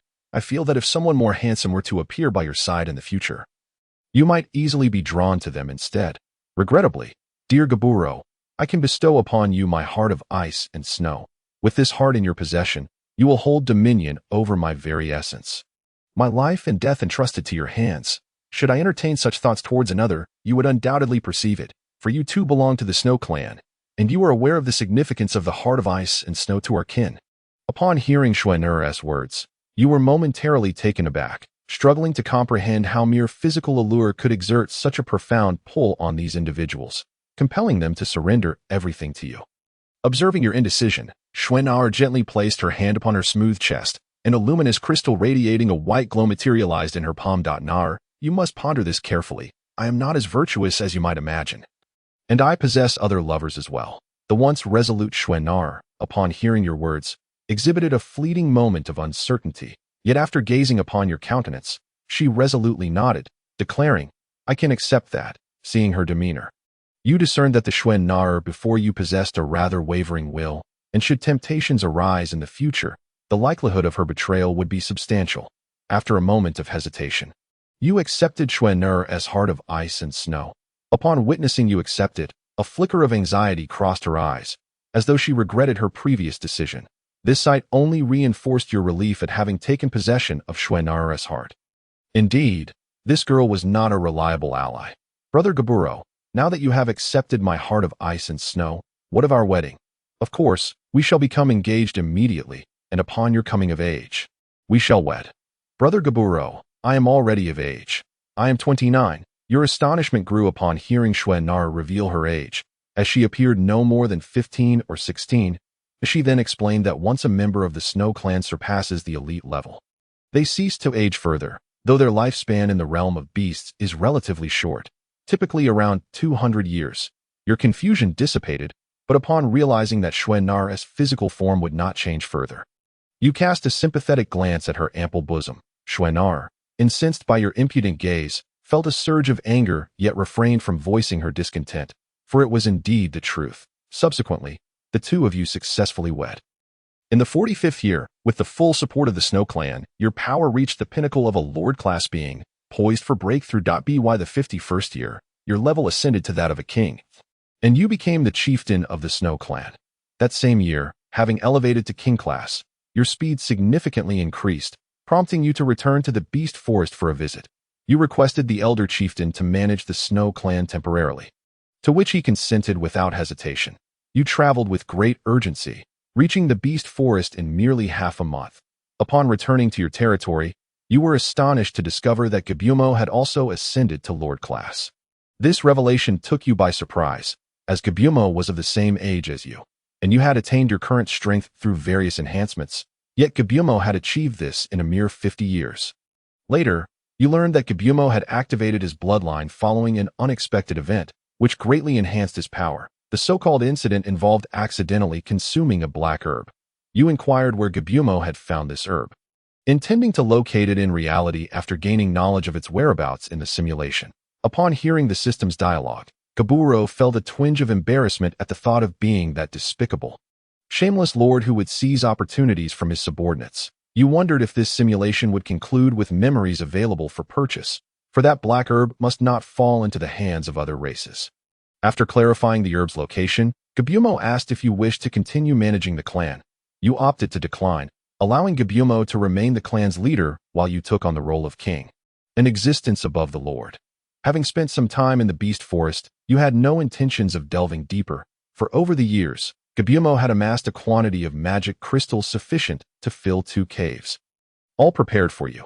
You planned to consume all these crystals, converting them into your own power before returning to the Snow Clan's territory to absorb the magic crystals the Elder Chieftain had prepared for you. Intending to persist in this manner, it took you a full 2 years to exhaust these crystals, and your level reached an astonishing 84, leaving only 8 levels to attain your maximum limit. You sensed that your current strength had surpassed that of the Emperor class, and certainly, in the future, that young fellow Molin would pose no threat to you once he ascended to the Emperor class. Subsequently, you sought out the Lord class slime from your memories. Although the mere scent of the slime made you feel nauseous, you nonetheless killed it and consumed it. After slaying the slime, you felt your shape-shifting skill grow even stronger, though it did not undergo a fundamental transformation. Concurrently, your devouring skill and flexibility skills were also significantly enhanced. Though a substantial portion of the clan's stored magic crystals had been consumed, you still had no immediate intention of departing. For during these 2 years, you had conquered several smaller clans. Now, the quantity of magic crystals submitted by your clan each month was truly remarkable. You resolved to wait for the Snow Clan to accumulate crystals for 3 years before returning to them. Moreover, you began extensively searching for Lord-class beings, as consuming the corpses and magic crystals of such beings could grant you new abilities. Chapter 55. The Emperor-class powerhouse. Though you maintained a very low profile while hunting Lord-class beings, the formidable entities in the depths of the beast forest eventually took notice of your presence. After some time, a familiar king-class monster approached you. Gazing at the Ghost King before you, a bemused smile graced your features. The Ghost King found your expression peculiar, as you seemed to recognize him. Recently, the number of Lord-class beings in the beast forest has been decreasing at an alarming rate. This must be your doing. Correct? Indeed. And what of it? Do you think you can do anything about it? Observing your disdainful demeanor, the Ghost King's expression turned grave. A fellow king-class entity, although he did not fear you. He held no intention of underestimating you. Do not misconstrue my intentions. I seek no trouble with you. However, your actions have drawn the attention of certain significant figures that I have merely come to guide you. If you wish to thrive in the beast forest, I believe it is imperative for you to meet that esteemed individual. Oh, you mean that esteemed individual, an Emperor-class powerhouse? Indeed, then there is no need for such a meeting. An emperor is but a trifling matter. Do you comprehend the gravity of your words? Of course, an emperor is merely an emperor. If they are not an imperial-class powerhouse, they should not act so arrogantly before me. Your audacious attitude astonished the Ghost King, who could not fathom how a king-class being could exhibit such hubris. I shall convey your words to that esteemed individual, and I hope by then you will still possess such bravado. Perhaps you shall not have that opportunity. What do you mean? You launched an attack against the Ghost King. Having consumed so many Lord-class beings, you had long desired to experience the flavor of a king-class powerhouse. And now, with the Ghost King delivering himself to you, you seized the opportunity to strike as for any potential retribution from the Emperor-class being after slaying the Ghost King. You had no fear, for your strength was already comparable to that of an emperor. Even if you were slightly weaker than that emperor, you were confident in your ability to escape, despite the Ghost King's preparedness. When your attack struck him, he was instantly pierced by your ice spikes. In a mere moment, The Ghost King realized that your power far exceeded that of an ordinary king-class being. His form began to waver, and he swiftly attempted to flee. You pursued him relentlessly, your speed, strength, and magical attributes all surpassing his own. The Ghost King soon regretted coming to trouble you. Before long, he ceased his flight, for the forest within a 10-kilometer radius had been entirely frozen, leaving him with no avenue of escape, forcing him to fight desperately. Upon commencing his full resistance, you recognized that while the Ghost King's power was no match for yours, he was indeed significantly stronger than other king-class beings. You understood that the Ghost King was also a mutated being, likely a rather formidable one at that. Nevertheless, it proved futile, for your mutation was stronger, your level higher, and your skills more formidable. 4 hours later, the Ghost King was left in tatters, devoid of any unscathed flesh. In his final moments, he cast a deep glance your way, finally comprehending why you could afford to be so audacious. Indeed, you possessed the capital to be so. With cold indifference, you crush a potent aura of malevolence surged through you like a tempest, leaving you in excruciating torment throughout the night. The arduous process of absorbing the magical essence of a royal creature proved to be unexpectedly challenging. In the blink of an eye, a week had elapsed, during which your level had ascended twice, and you had acquired a plethora of advanced skills pertaining to the ghostly clan. Days later, you became aware of a terrifying, unfamiliar presence within your territory, one that eclipsed even the royal level, undoubtedly reaching the imperial tier. Ceasing your absorption of the Ghost King's energy, you raced towards the source of this ominous sensation. Upon arrival, you beheld a scene of utter devastation, strewn with the corpses of goblins. With a cold gaze, you faced an entity that resembled a humanoid being, its form a disturbing amalgamation of red and black skin. Reminiscent of the ghostly clan, yet unmistakably distinct. You knew well that this was not a member of the Ghost clan, but rather an Azura, and an imperial one at that. Are you the imperial counterpart of the Ghost King? You remarked icily. The Ghost King has met his demise at my hands. The imperial Azura regarded you with a look of intrigue.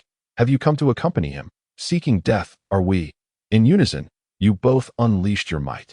The imperial Azura's strength was formidable, far surpassing that of a novice at the imperial level, its power eclipsing that of the Ghost King and even slightly exceeding your own, though only marginally. The clash between you was nothing short of cataclysmic, with numerous magical beasts caught in the crossfire, perishing unjustly, yet you remained impervious to the collateral damage, engrossed in your battle. 10 days passed, and while both your magical energies were considerably depleted, neither party showed signs of yielding. The expressions on your faces reflected the toll of the struggle, as neither wished to prolong the conflict any further. After all, reaching your level of cultivation was no simple feat, and continued engagement would inevitably lead to casualties on one side or the other. However, both of you were too proud to concede, determined to persist in this relentless contest. Ultimately, the fierce battle raged on for an entire month until both your magical reserves were entirely exhausted. In mutual understanding, you ceased hostilities simultaneously. You then returned to your territory to continue your training, having fully absorbed the energy of the Ghost King and significantly enhancing your own strength. Half a year later, the Azura Emperor returned to your domain, seeking another duel. Initially, you believed your power had surpassed that of the Azura Emperor, but to your surprise, he too had made substantial progress, matching you closely in strength. This time, your battlefield lay in a desolate wasteland, where another month of combat ensued, culminating once again in a stalemate. From that moment on, the Azura Emperor would periodically challenge you, forging a peculiar camaraderie between you. By the 57th year, you informed the Azura Emperor of your intention to temporarily leave the magical beast forest, promising to continue your battles upon your return. He acquiesced, pledging not to attack your kin during your absence. You then returned to the Snow Clan to absorb the magical crystals they had gathered for you. By the 62nd year, you encountered a bottleneck in your advancement, on the cusp of breaking through to the imperial level. In the same year, you re-entered the magical beast forest, challenging the Azura Emperor once more, hoping to leverage this confrontation to propel yourself into the imperial tier, having previously visited the Azura Emperor's territory. You swiftly located him, and without delay, he arrived before you, sensing your presence. Today, we shall determine a victor in our conflict, you declared coolly. You shall taste the essence of the Azura Emperor, sensing the terrifying aura emanating from you, was taken aback. yet showed no sign of fear. Who will fall remains uncertain. Do you think only your strength has grown? With that, a potent malevolence radiated from him, revealing a significant enhancement in his power compared to before. Seeing this, you felt a surge of satisfaction. The stronger the Azura Emperor became, the greater the rewards you would reap upon his defeat, though a strange bond of rivalry had developed between you. Deep down, both understood that you would inevitably seek each other's demise. Neither would resort to any underhanded tactics. It would be a straightforward confrontation to the death that in short order. The battle commenced, and contrary to your expectations, the overwhelming advantage you had envisioned did not materialize. Instead, the combat mirrored past encounters, evenly matched, as you felt the Azura Emperor's formidable strength. You had anticipated this. The Azura Emperor was not an easy opponent to vanquish. Yet, ultimately, his growth paled in comparison to your own, as your strength had clearly surpassed his by a slight margin. Had he not fled, you could have potentially slain him. A week later, the Azura Emperor's wounds began to accumulate, and the tide of battle became increasingly evident. Should the conflict persist, he would surely falter. However, just then, a sudden turn of events unfolded. You detected the presence of 4 approaching auras, each at the royal level. Converging swiftly upon your location, these energies bore a striking resemblance to that of the Azura Emperor. In an instant, the meaning behind this revelation struck you. Despicable. You spat in fury. Me. Despicable, Galbro. You are the one who is Navi. Did you truly believe we had forged any genuine friendship? This was merely a fundamental tactic employed by an imperial being. I initially sought only to enhance my own strength through our encounters. And now you have exceeded my expectations, leaving me no choice but to withdraw. Upon uttering these words, disbelief washed over you. In desperation, you signaled to your long-ambushed kin from the Snow Clan, including the venerable patriarch who had also attained the imperial level, to make their sudden appearance. The Azura Emperor gazed in astonishment at the 5 royal Snow Clan members and the single imperial Snow Clan member that had materialized. Despicable. The Azura Emperor roared in indignation. Me despicable?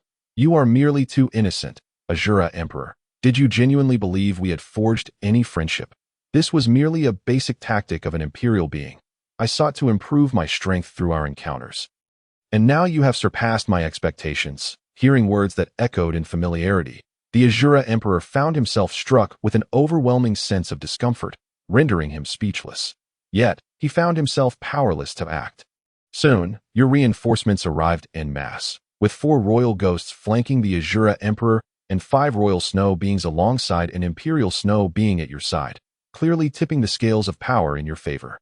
With a grim countenance, the Azura Emperor remarked, Galbro, must we truly descend into such a disgraceful spectacle?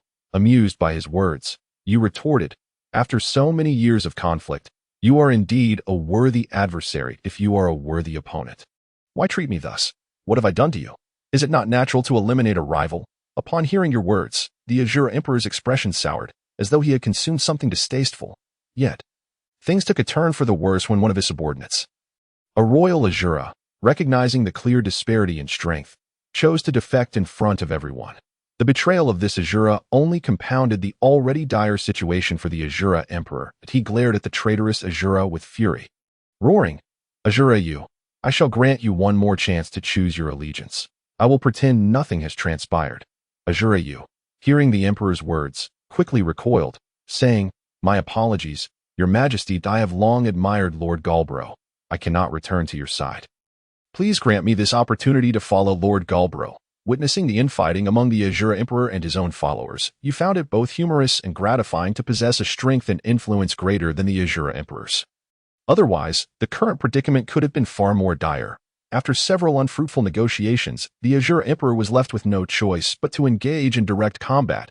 Though he contemplated fleeing, all routes of escape had been sealed by your forces, leaving him with no avenue for retreat. As the situation grew increasingly dire, a royal Azura suddenly stepped in front of the Emperor, shouting, Your Majesty, you must flee.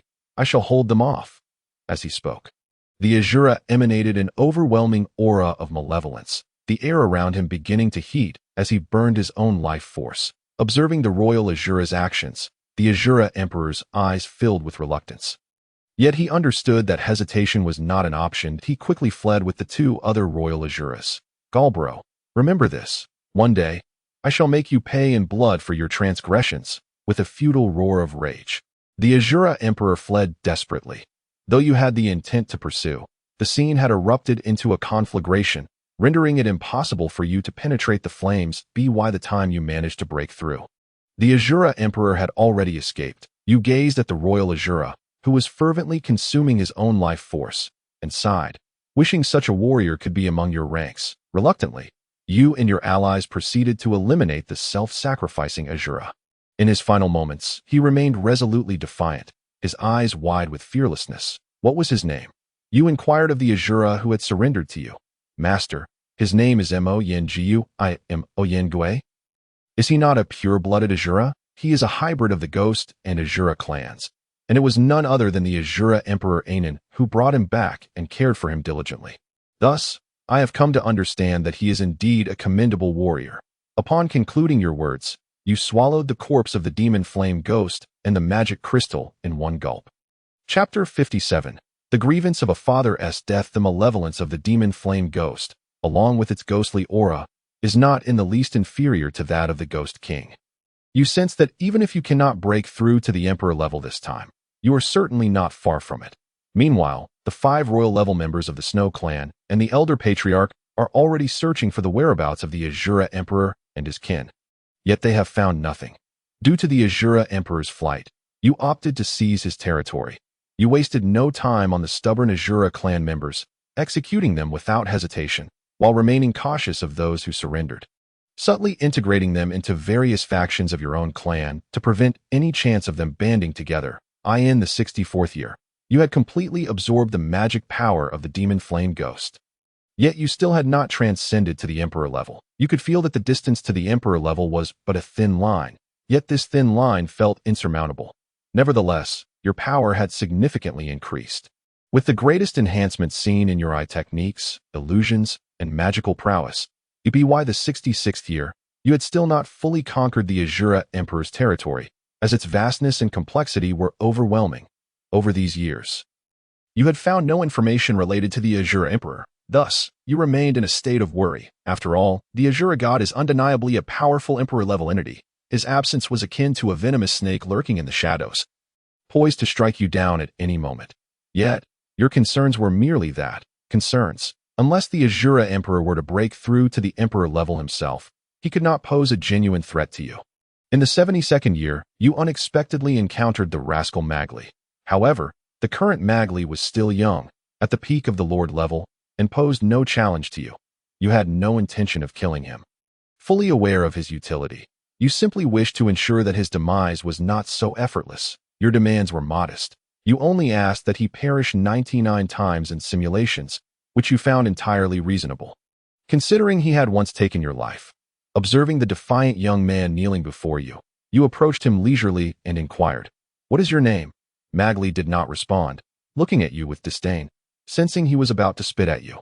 You swiftly delivered a kick to his face. "Cat got your tongue? Are you mute?"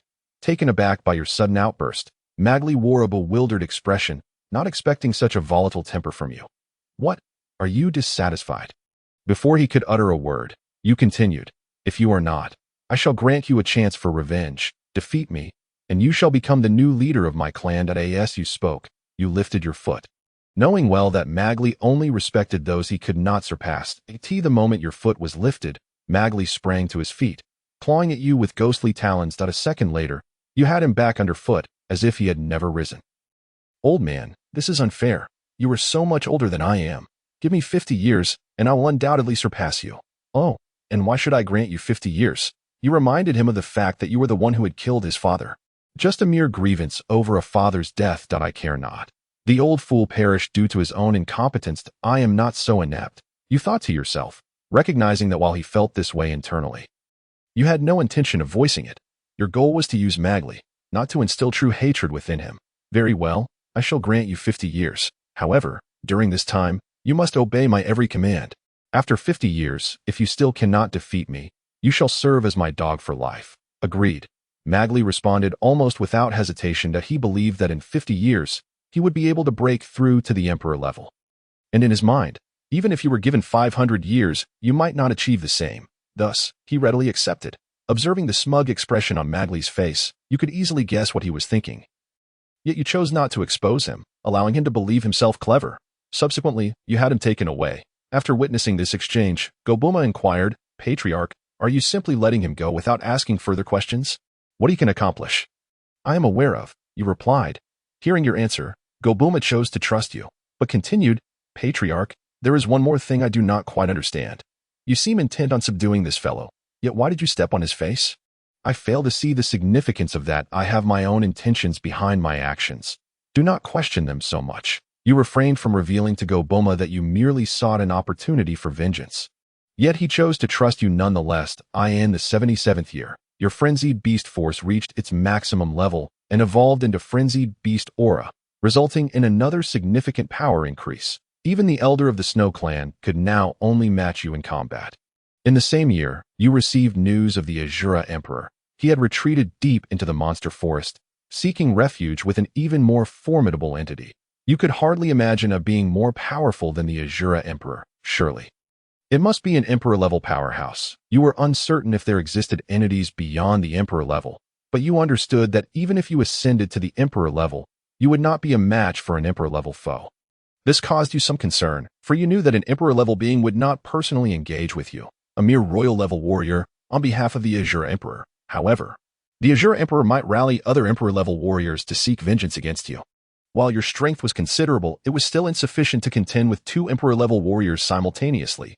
Should the Azura Emperor be able to bring 4 or more Emperor-level warriors to battle, defeat would be all but assured. In the 81st year, the Azura Emperor's retribution arrived as expected. He came with 3 Emperor-level warriors, 5 Royal-level warriors, 20 Lord-level monsters, and a legion of several 100,000 monsters to besiege your clan. As you gazed upon the formidable army of beasts, you understood that this was likely the entirety of the Azura Emperor's resources. Over these years, your clan's strength had also increased significantly, although no new Emperor-level warriors had emerged. 4 Royal-level warriors had come into being, and the number of Lord-level warriors had reached 53. Moreover, the number of combat-ready monsters in your clan had swelled to 1 million, although there was a considerable disparity in high-tier combat power. Your lower-tier forces were vastly superior to those of your opponent, instilling within you a sense of unshakable confidence. Chapter 58. Annihilating the enemy. The threat of the Emperor level soon. This earth-shattering war of monsters erupted in the monster forest. Over 1 million monsters clashed, and after a day of brutal fighting, the forest was awash with blood, most of it belonging to the Azura Emperor's forces that on the first day, neither side's top-tier warriors engaged. They merely directed their respective monsters in combat. However, the Azura Emperor's experience in commanding troops was nowhere near your level. While he had indeed led armies before, he had never done so with serious intent, relying solely on sheer brute strength. Consequently, his forces, whether in terms of numbers, quality, or discipline, paled in comparison to yours. Thus, the first day of battle resulted in a comprehensive rout, with his 100,000-strong army suffering 20 to 30,000 casualties, while your million-strong force experienced virtually no losses. Although it was true that his army was comparatively weaker, the proud Azura Emperor could hardly accept this outcome. On the second day, he led his entire army into battle. Yet even with the participation of the Azura Emperor and 3 other royal-level warriors, the conflict remained one-sided. Utilizing your remarkable military acumen, you toyed with the Azura Emperor and his allies as if they were mere pawns. 3 days later, the Azura Emperor's army was completely obliterated, with your own casualties exceeding 30,000. While you felt anguish over this loss, you continued to deploy your forces, systematically exhausting the magic and stamina of the Emperor and royal-level warriors. After half a month, observing the scattered positioning of the monsters that were relentlessly attacking from a distance, the Azura Emperor and the other 3 Emperor-level warriors had begun to feel numb. They sensed that this army seemed inexhaustible. Over the past half-month, they had not had a moment's respite. While fending off the assaults of these monsters, they were also periodically harassed by you and the other royal-level warriors. Though their injuries were not severe, the psychological toll on the Azura Emperor and his elite forces was significant on your side. After half a month of conflict, you had already lost 15,000 troops. It is worth mentioning that the monsters within your territory were not like those of other lords. Each had been meticulously nurtured, consuming resources at a rate 45 times that of ordinary monsters. Thus, losing so many over the course of half a month was a source of considerable pain for you. However, such losses were a necessary expenditure. To thoroughly eliminate these adversaries, one must be resolute. A month later, All 5 royal-level warriors had been slain by your hand, yet you did not immediately consume their corpses. Instead, you chose to store them away, intending to devour them once you had the leisure to do so. The 4 royal-tier powerhouses are now in a state of mental strain, teetering on the brink of their limits. Throughout this ordeal, they have made countless attempts to flee, yet you have long since ensnared them in an inescapable web. Even if they were to ignite their very lives to unleash extraordinary combat prowess, escaping such a tight encirclement is beyond their reach. You have afforded them not a sliver of hope for survival. However, their ascension to the royal tier signifies they are not to be trifled with like ordinary beasts. Under such duress, they managed to endure for a full month, with the first royal tier to succumb being the weakest among them, a royal vampire. The collapse of its spirit, compounded by over 2 months of accumulated injuries, led to its demise within a day, after which you promptly preserved its corpse and magical crystal for your later enjoyment. On the 78th day of the war, the second royal tier beast fell unexpectedly. It was the strongest of the 4, a raging bull demon whose might even surpassed yours. Nevertheless, it too was gradually worn down over 3 days. The remaining 2 royal opponents were dispatched effortlessly by you and the elder clan leader, with the Shura king gazing at you in disbelief before his demise. He had originally presumed that 4 royal powerhouses would easily vanquish you, only to discover he had gravely underestimated your cunning. Given another chance, he would have rallied all his subordinates to eliminate you without hesitation at their first encounter. Yet, the situation had solidified. It was too late for such reflections. In his final moments, the Shura king burned his life force in a desperate struggle, but ultimately succumbed to your relentless consumption. After enduring over 3 months of warfare, you obliterated the enemy at the cost of 310,000 magical beasts and 9 lord-tier creatures. Following the war's conclusion, you did not immediately relax, for you understood the gravity of having thoroughly offended that imperial-level powerhouse. Faced with such a predicament, you contemplated your choices. Option 1. Lead your most elite kin to swiftly depart from your territory and hide to recuperate. Option 2. Immediately venture deep into the beast forest to seek the favor of the imperial-level powerhouse, demonstrating your sincerity. Option 3. Recklessly confront the imperial-level being with your forces. Option 4. Remain idle and do nothing. Gabloro recognized that each time the system presented such choices, they were of paramount importance. A single misstep could lead to the demise of his simulated self. Thus, he must tread carefully. The third option, seemingly absurd, would be untenable if the imperial-level beast were even remotely rational. Not to mention, even if it were merely at the royal tier, it would likely still overpower him. Provoking such a being without the capability to contend would be sheer folly. The fourth option could also be dismissed, as an action is only appropriate in rare circumstances. This left only options 1 and 2. Option 2, seeking reconciliation, might offer a viable path, yet those in positions of power are often cold-hearted, especially in the realm of magical beasts, making it a perilous choice as well. Ultimately, option 1 remained, albeit not without its own risks, yet comparatively less dire than the others. Therefore, he chose option 1. Confronted with the threat of an imperial-level powerhouse, you deliberated for a considerable time before gathering all lord-tier magical beasts. Clan leader, why have you summoned us today? Inquired one of the lord-tier beasts, after scanning the room to ensure everyone was present. You spoke deliberately. I have called you here today to announce the dissolution of our clan. Instantly, the room fell silent. Disbelief etched on every face as they struggled to comprehend your sudden decision. After a prolonged pause, Goblomo spoke. Clan leader, I do not understand. Did we not just achieve victory? Why dissolve now? You jest, do you not?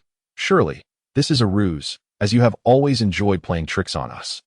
His voice wavered with self-deception. The surrounding beasts echoed his sentiments, hoping against hope that it was all a jest. Yet your countenance remained grave, devoid of any mirth, and gradually their smiles faded. The atmosphere grew somber. After another moment, Goblomo asked, might you share your reasoning with us? You responded, do you comprehend the true nature of our recent adversaries? The Shura King's backing is undoubtedly an imperial-level beast. If we struggled against 4 mere royal-tier creatures, facing an imperial being would spell our doom. Our journey thus far has not been easy. I cannot risk your lives, as dissolution is but a temporary measure. Should I eventually transcend to the imperial tier, I will surely summon you all back.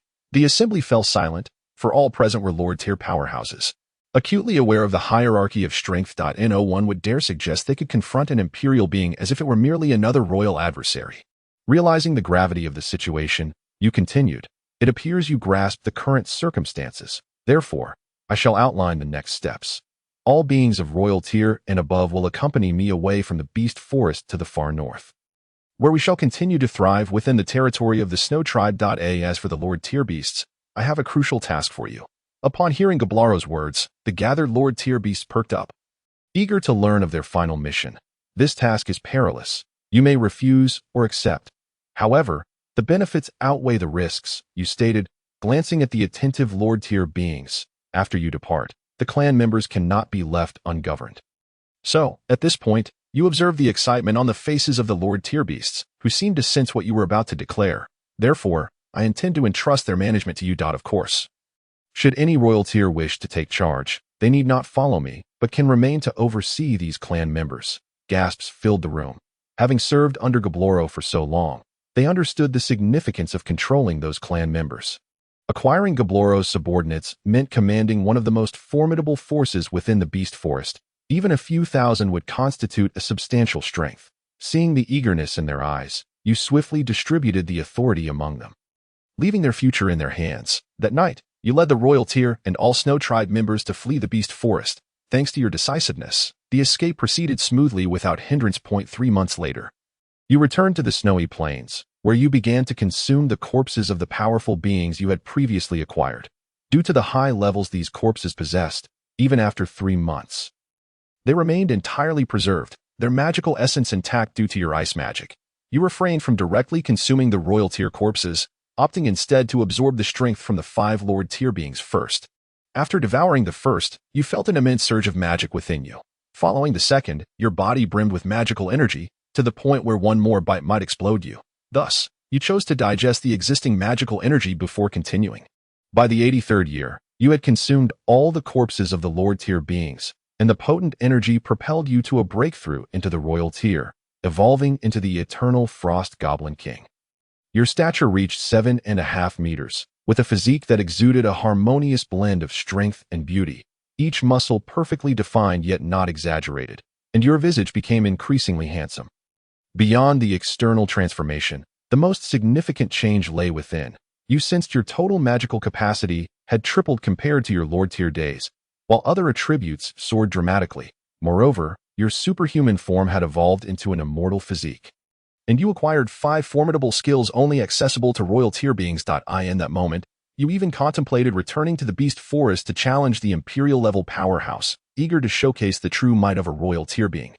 After calming yourself, you retrieved the corpse of the Shura Emperor, along with his magic crystal, and swallowed it whole. A terrifying aura instantly enveloped your entire being, transforming your azure pupils into a horrifying scarlet, as if you had lost all rationality. Fortunately, your willpower is formidable, and your inherent strength is sufficiently robust, allowing you to swiftly suppress this malevolent force and begin to absorb its essence gradually. A month later, you comprehended a new skill, Shura Malevolence. This malevolence fused with your beastly frenzy, evolving into Shura Frenzy Malevolence, significantly enhancing your power. It was only after 6 months that you fully absorbed the energy of the Shura Emperor, after which you immediately consumed the corpse and magic crystal of the Bull Demon. That same year, a young man with an icy demeanor arrived in the territory of the Snow Clan. Suddenly, a strong sense of impending danger surged within you. At your level, such premonitions are typically quite accurate.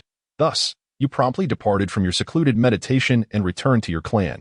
However, as soon as you emerged, you caught a whiff of a peculiar scent, the unmistakable odor of Snow Clan blood. The feeling of danger intensified in your heart, prompting you to hasten your pace until you reached the heart of your clan. There, you beheld the lifeless bodies of numerous Snow Clan members and goblins, alongside the severely injured Elder and Goblin Lord. All others lay dead. Chapter 60, Mutation, the ever-frozen vengeful Ghost Emperor. Upon your arrival at the scene, the young man regarded you with a smirk that was neither fully amused nor entirely serious. Your eyes brimmed with fury, as you had already deduced the identity of this young man before you.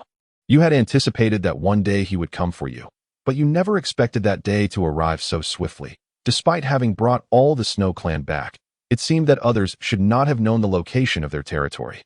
Upon seeing you, the young man mockingly remarked, "So, You are the one who killed the Rakshasa ghost. You've actually advanced to the Emperor level. Impressive. Indeed, that as he spoke, he casually snapped the neck of the goblin lord and tossed its corpse aside, as if discarding refuse. The sheer audacity of his actions ignited a blazing fury within you, yet you refrained from striking back. That you were merely in your 80s, your memories stretched over 300 years, marking you as an ancient being. You understood all too well that even if you charged at this Emperor-level powerhouse with all your might, you would be unable to defeat him, while he could effortlessly end your life. Seeing you remain passive, the Emperor-level figure expressed surprise, having expected you to retaliate after witnessing his act of violence against the Goblin Lord. Just as he prepared to strike the Elder, you seized the moment, grabbing the Elder and fleeing desperately. Along the way, you encountered the bodies of countless familiar faces, Goblira, Moliri, Zwinar. Their expressions were contorted in agony, and you could only imagine the torment they endured in their final moments. A profound sorrow welled up from the depths of your being, and your rage reached a boiling point. Yet this very intensity allowed you to remain composed. In the time that followed, you resolved to pursue the Emperor-level strength needed to exact your revenge. Are you not angry? A voice laced with mockery suddenly whispered in your ear. You turned to see the young man casually following you. Seemingly unfazed, you halted your flight, realizing that you had already reached your maximum speed. Do you wish for this man to live? He asked suddenly. You nodded with great difficulty. Then become my subordinate. Your strength is commendable. Few Emperor-level beings possess your speed at AS for what you have lost today. I shall compensate you double. What do you think? Though he extended an invitation, the tone of jest in his voice suggested insincerity, as if he would retract his offer the moment you agreed. Fine, you replied, suppressing your revulsion. Though you longed to devour him alive, you restrained the impulse, choosing instead to enhance your strength to Emperor level before seeking revenge. You truly believe that? You thought I would recruit you?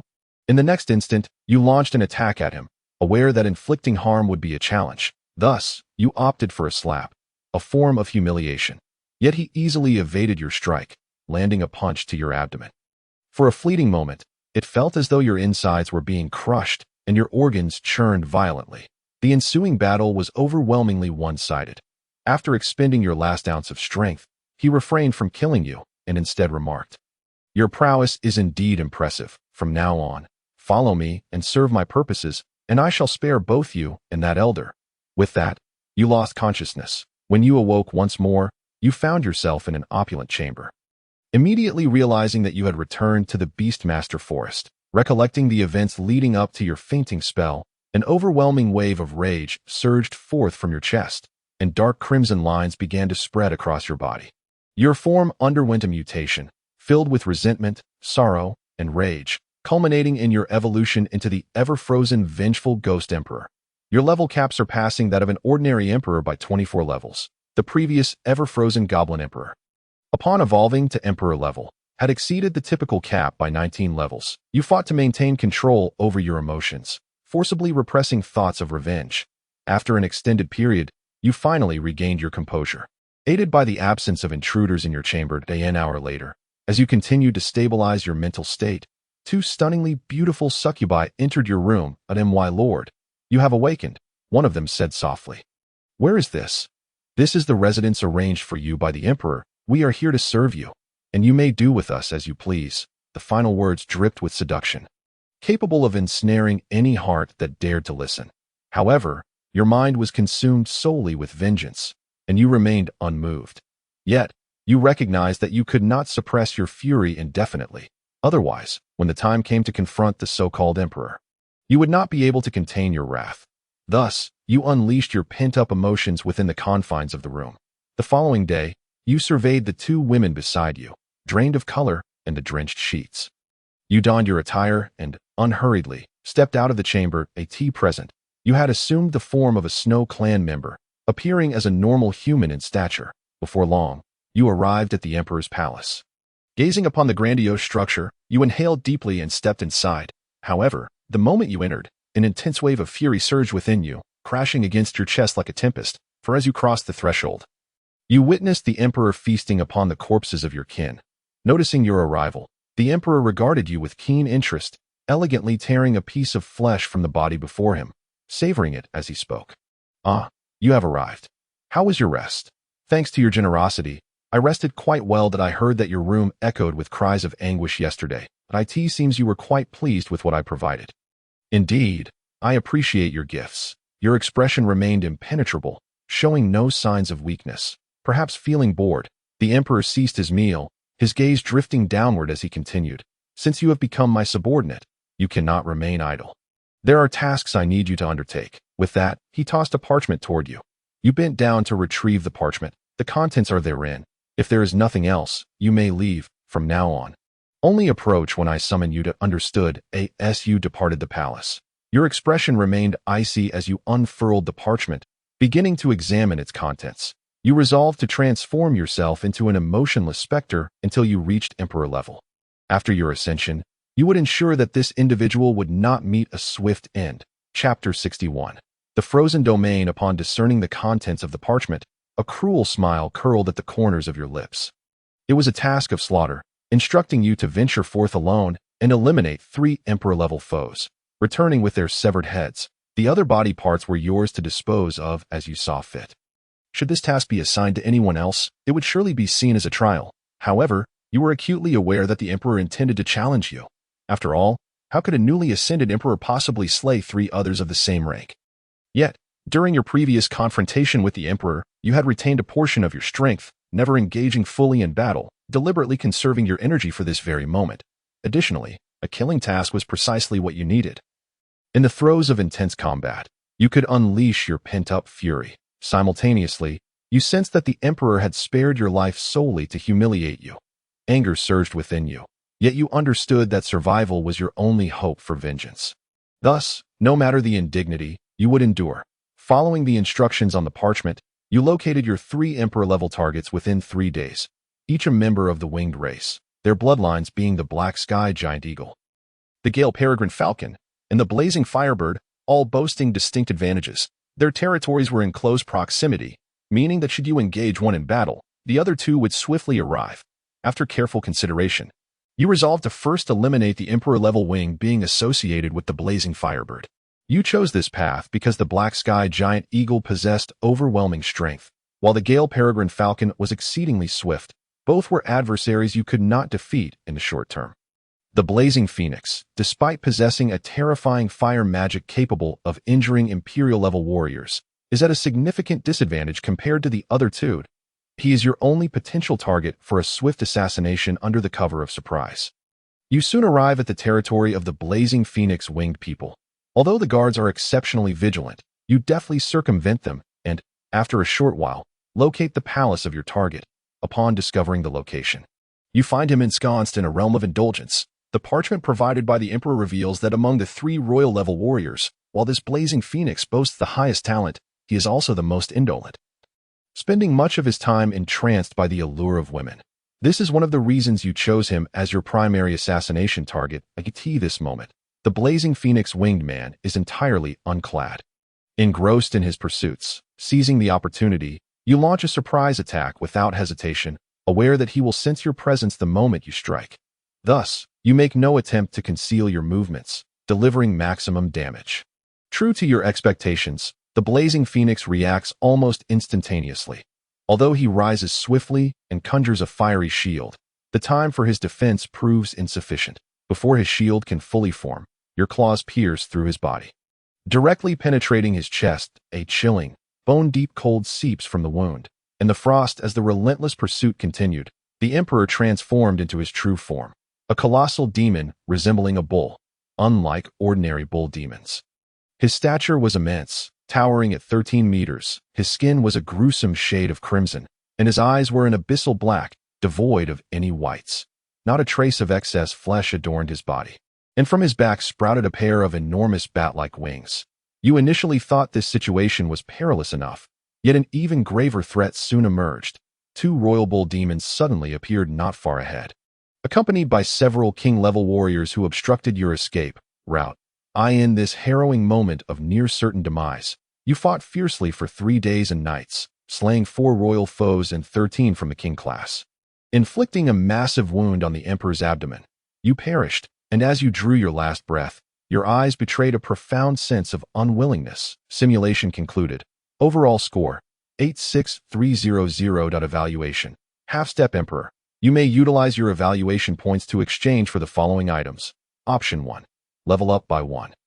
Costing 1,000 evaluation points. Option 2.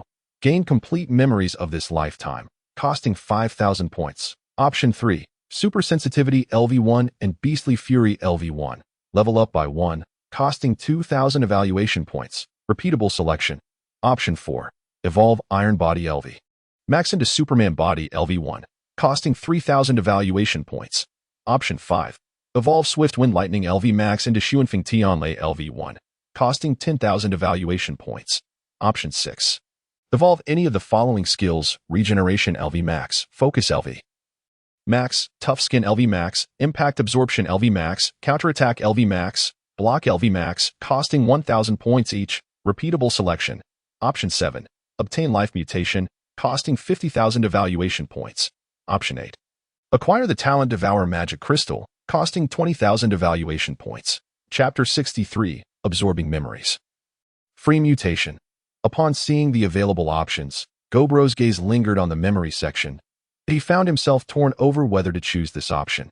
If he did, he would undoubtedly endure the associated pain. Previously, receiving memories had already taken a significant toll on him. If he were to receive memories again, the anguish contained within could very well lead to his immediate corruption. Contemplating this, Gobro ultimately resolved to accept the memories, reasoning that Hu Wunti coveted a free path to mutation. System: purchase all skills except for life mutation. Purchase complete. Total cost: 84,000 evaluation points. Remaining: 2,300 points. Reserved for the next simulation to draw a talent. In the instant of memory absorption, a torrent of recollections flooded Gobro's mind. As scenes from the simulation replayed vividly, as if he had truly experienced them. Subsequently, Gobro's eyes glowed a fierce red as he stared ahead, his body beginning to undergo a transformation, just as in the simulation. Gobro's physique gradually expanded, while dark linear patterns began to spread across his form, emanating an overwhelming aura of hostility. After an indeterminate amount of time, Gobro finally regained consciousness, and his body had completed its mutation. His attributes now reflecting this change. Name: Gobro Race. Angry Great Goblin. At Mastery level, level cap increases by 15 levels, and base values of all attributes rise by 50%. Template: Elite level. 30-45, 0, Stamina, 120 Strength, 170 Agility, 120 Spirit, 122 Charm, 9 Skills. Super Sensitivity LV Max, Beastly Fury LV Max, Superman Body LV1, Xuanfeng Tianlei LV1, Rapid Regeneration LV1, Absolute Focus LV1, Iron Skin LV1, Super Impact Absorption LV1, Doubling Counterattack LV1, Precognitive Block LV1, Frenzy LV1, Life Reversal, Special Skill, Anger LV1. Talent: Devour, Green Eyes, Monster Tails, Medium Stomach. Great Strength. Magic Power Expansion, Devour Magic Crystal. This simulation undoubtedly provided a tremendous enhancement for Gobro. Although he was merely an elite-level being, it was likely that 90% of leader-level creatures would no longer pose a threat to him. Given his significantly heightened attributes and exceptionally potent skills, such a luxurious skill repertoire would likely be unparalleled among ordinary leader-level beings. However, Gobro had not emerged unscathed from this experience. The consequence of his free mutation was a profound sense of anger. He yearned to plunge deep into the monster forest and obliterate the Bull Demon Emperor. Furthermore, this mutation was not as formidable as he had anticipated. Gobro speculated that this was due to the absence of a combination with the Eternal Frost mutation. System: how much magic crystal is required for the next simulation? The next simulation requires 15,000 first-tier magic crystals, or 300 second-tier magic crystals, or 30 third-tier magic crystals. Indeed, the cost in magic crystals for the next simulation has increased. Tomorrow marks the beginning of a new month, granting another opportunity for a free simulation. However, with my current strength, ordinary leader-level beings should no longer be my match. Perhaps I could devise a way to obtain third-tier magic crystals, which would expedite the process significantly. Yet this notion barely flickered in Gobro's mind before it was swiftly dismissed. This was reality, not the simulation world. Encountering uncontrollable forces could lead to dire consequences. After spending a considerable amount of time in the cave, Gobro eventually calmed his emotions and leisurely exited. The time had now turned to the morning of the second day. Rosetta had already taken the goblins for training.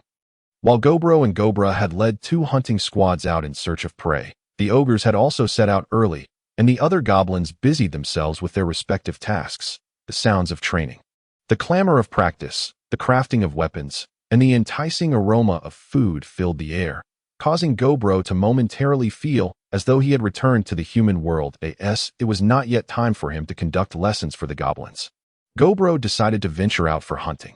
With his current abilities, dispatching leader-level creatures would undoubtedly pose no challenge, so he planned to venture a little deeper into the monster forest, while caution was prudent. He felt it was equally important not to be overly cautious. After all, danger and opportunity often coexist. Before long, Gobro exited the valley and began exploring the outskirts. It wasn't long before he encountered a human squad.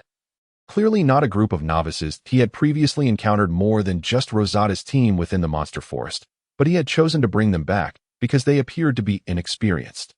Easier to manipulate. In contrast, seasoned teams were typically ones he preferred to avoid, especially when his strength was still lacking, as the risk of failure was considerable. However, the humans before him would not escape his grasp, as they were clearly making their way out of the monster forest, suggesting they had already secured the spoils of battle. Moreover, the equipment worn by these humans was subpar. Only those at the elite level of strength would don such gear. After observing them from the shadows for a while, Gobro detected no formidable warriors among them. His super sensitivity indicated that these humans posed no threat to him. Thus, he resolved to take action.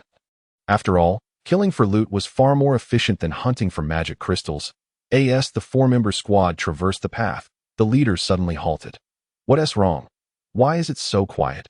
Upon hearing the warrior's words, the other 3 paused, their experienced instincts alerting them that an eerie silence often signified the presence of a powerful entity in the vicinity. Their expressions turned grave. "Let us move quickly. I fear something ominous may occur," the male warrior urged. However, before he could finish speaking, a shadow materialized before them, prompting the warrior to swiftly raise his shield defensively. Bang! A colossal shadow, measuring 3 meters, crashed violently against his shield, sending the male warrior hurtling through the air, his body nearly disintegrating upon impact. Before anyone could discern the nature of this dark figure, it struck again, its claws piercing through the priest and the mage, the assassin, in a desperate bid for survival. Attempted to flee but was swiftly overtaken. This quartet was effortlessly dispatched by Gobro. Chapter 64. Seasoning. Gobro commenced his plunder of the spoils, only to find himself somewhat disheartened minutes later, as none of the fallen humans bore spatial rings. As for the question of whether he felt any guilt for slaying humans, his mind was awash with nearly 4 centuries of memories from his life as a beast, rendering both beasts and humans equally insignificant in his eyes. Nonetheless, the haul was still commendable. He managed to scavenge a total of 17 second-tier magic crystals from the 4 humans, along with various types of weaponry. He paid no heed to the human corpses, having discovered in simulations that while their flesh was exceptionally delectable to magical creatures, it contained little magical essence, dissipating rapidly upon death. However, what truly delighted Gobro was the discovery of seasonings among the humans' belongings, a small jar of salt and a small jar of sugar, finally allowing him to savor food seasoned with salt. He then unsheathed the long sword of the human warrior and, using its blade, scrutinized his reflection. Gobro realized that his appearance had reached a point where he could barely be considered unattractive, bringing him a sense of relief. Just as in the simulations, with each level he gained, his visage gradually improved at this rate. It wouldn't be long before he attained his ideal appearance. After securing his findings, he chose not to return to his domain, but rather to continue hunting on the outskirts of the beast forest. Being on the fringes meant he primarily encountered ordinary first-tier beasts. However, due to the unexpected encounter with a human team, his bounty for the day was still quite satisfying. Upon returning to his territory, he was met by Rosetta, who stared at Gobro in astonishment. "Sir Chieftain, it seems you have undergone some changes," Rosetta remarked, observing the dark lines that adorned Gobro's form, her voice laced with curiosity. "Indeed, there are some alterations, but these are my little secrets. I hope you will refrain from further inquiries." "Very well," Rosetta promptly agreed, sensing an inexplicable aura of danger emanating from him. By the way, Rosetta, have you ever considered learning the language of beasts? If you're interested, I would be more than willing to teach you. Previously, Gobro had hesitated to impart this knowledge due to a lack of trust, But after this simulation, he recognized Rosetta as someone completely trustworthy and decided to proceed with the instruction that possible. Of course, if you show interest, then I must trouble you, Mr. Gobro. Not a bother at all. From that day forward, Gobro's nightly lessons transformed. Instead of teaching the goblins the human tongue, he began instructing Rosetta in the language of beasts. Planning to have her teach the goblins once she had mastered it, teaching one individual was undoubtedly more efficient than instructing a group. Soon, mealtime arrived, and the goblins watched Gobro feast with wide eyes filled with curiosity.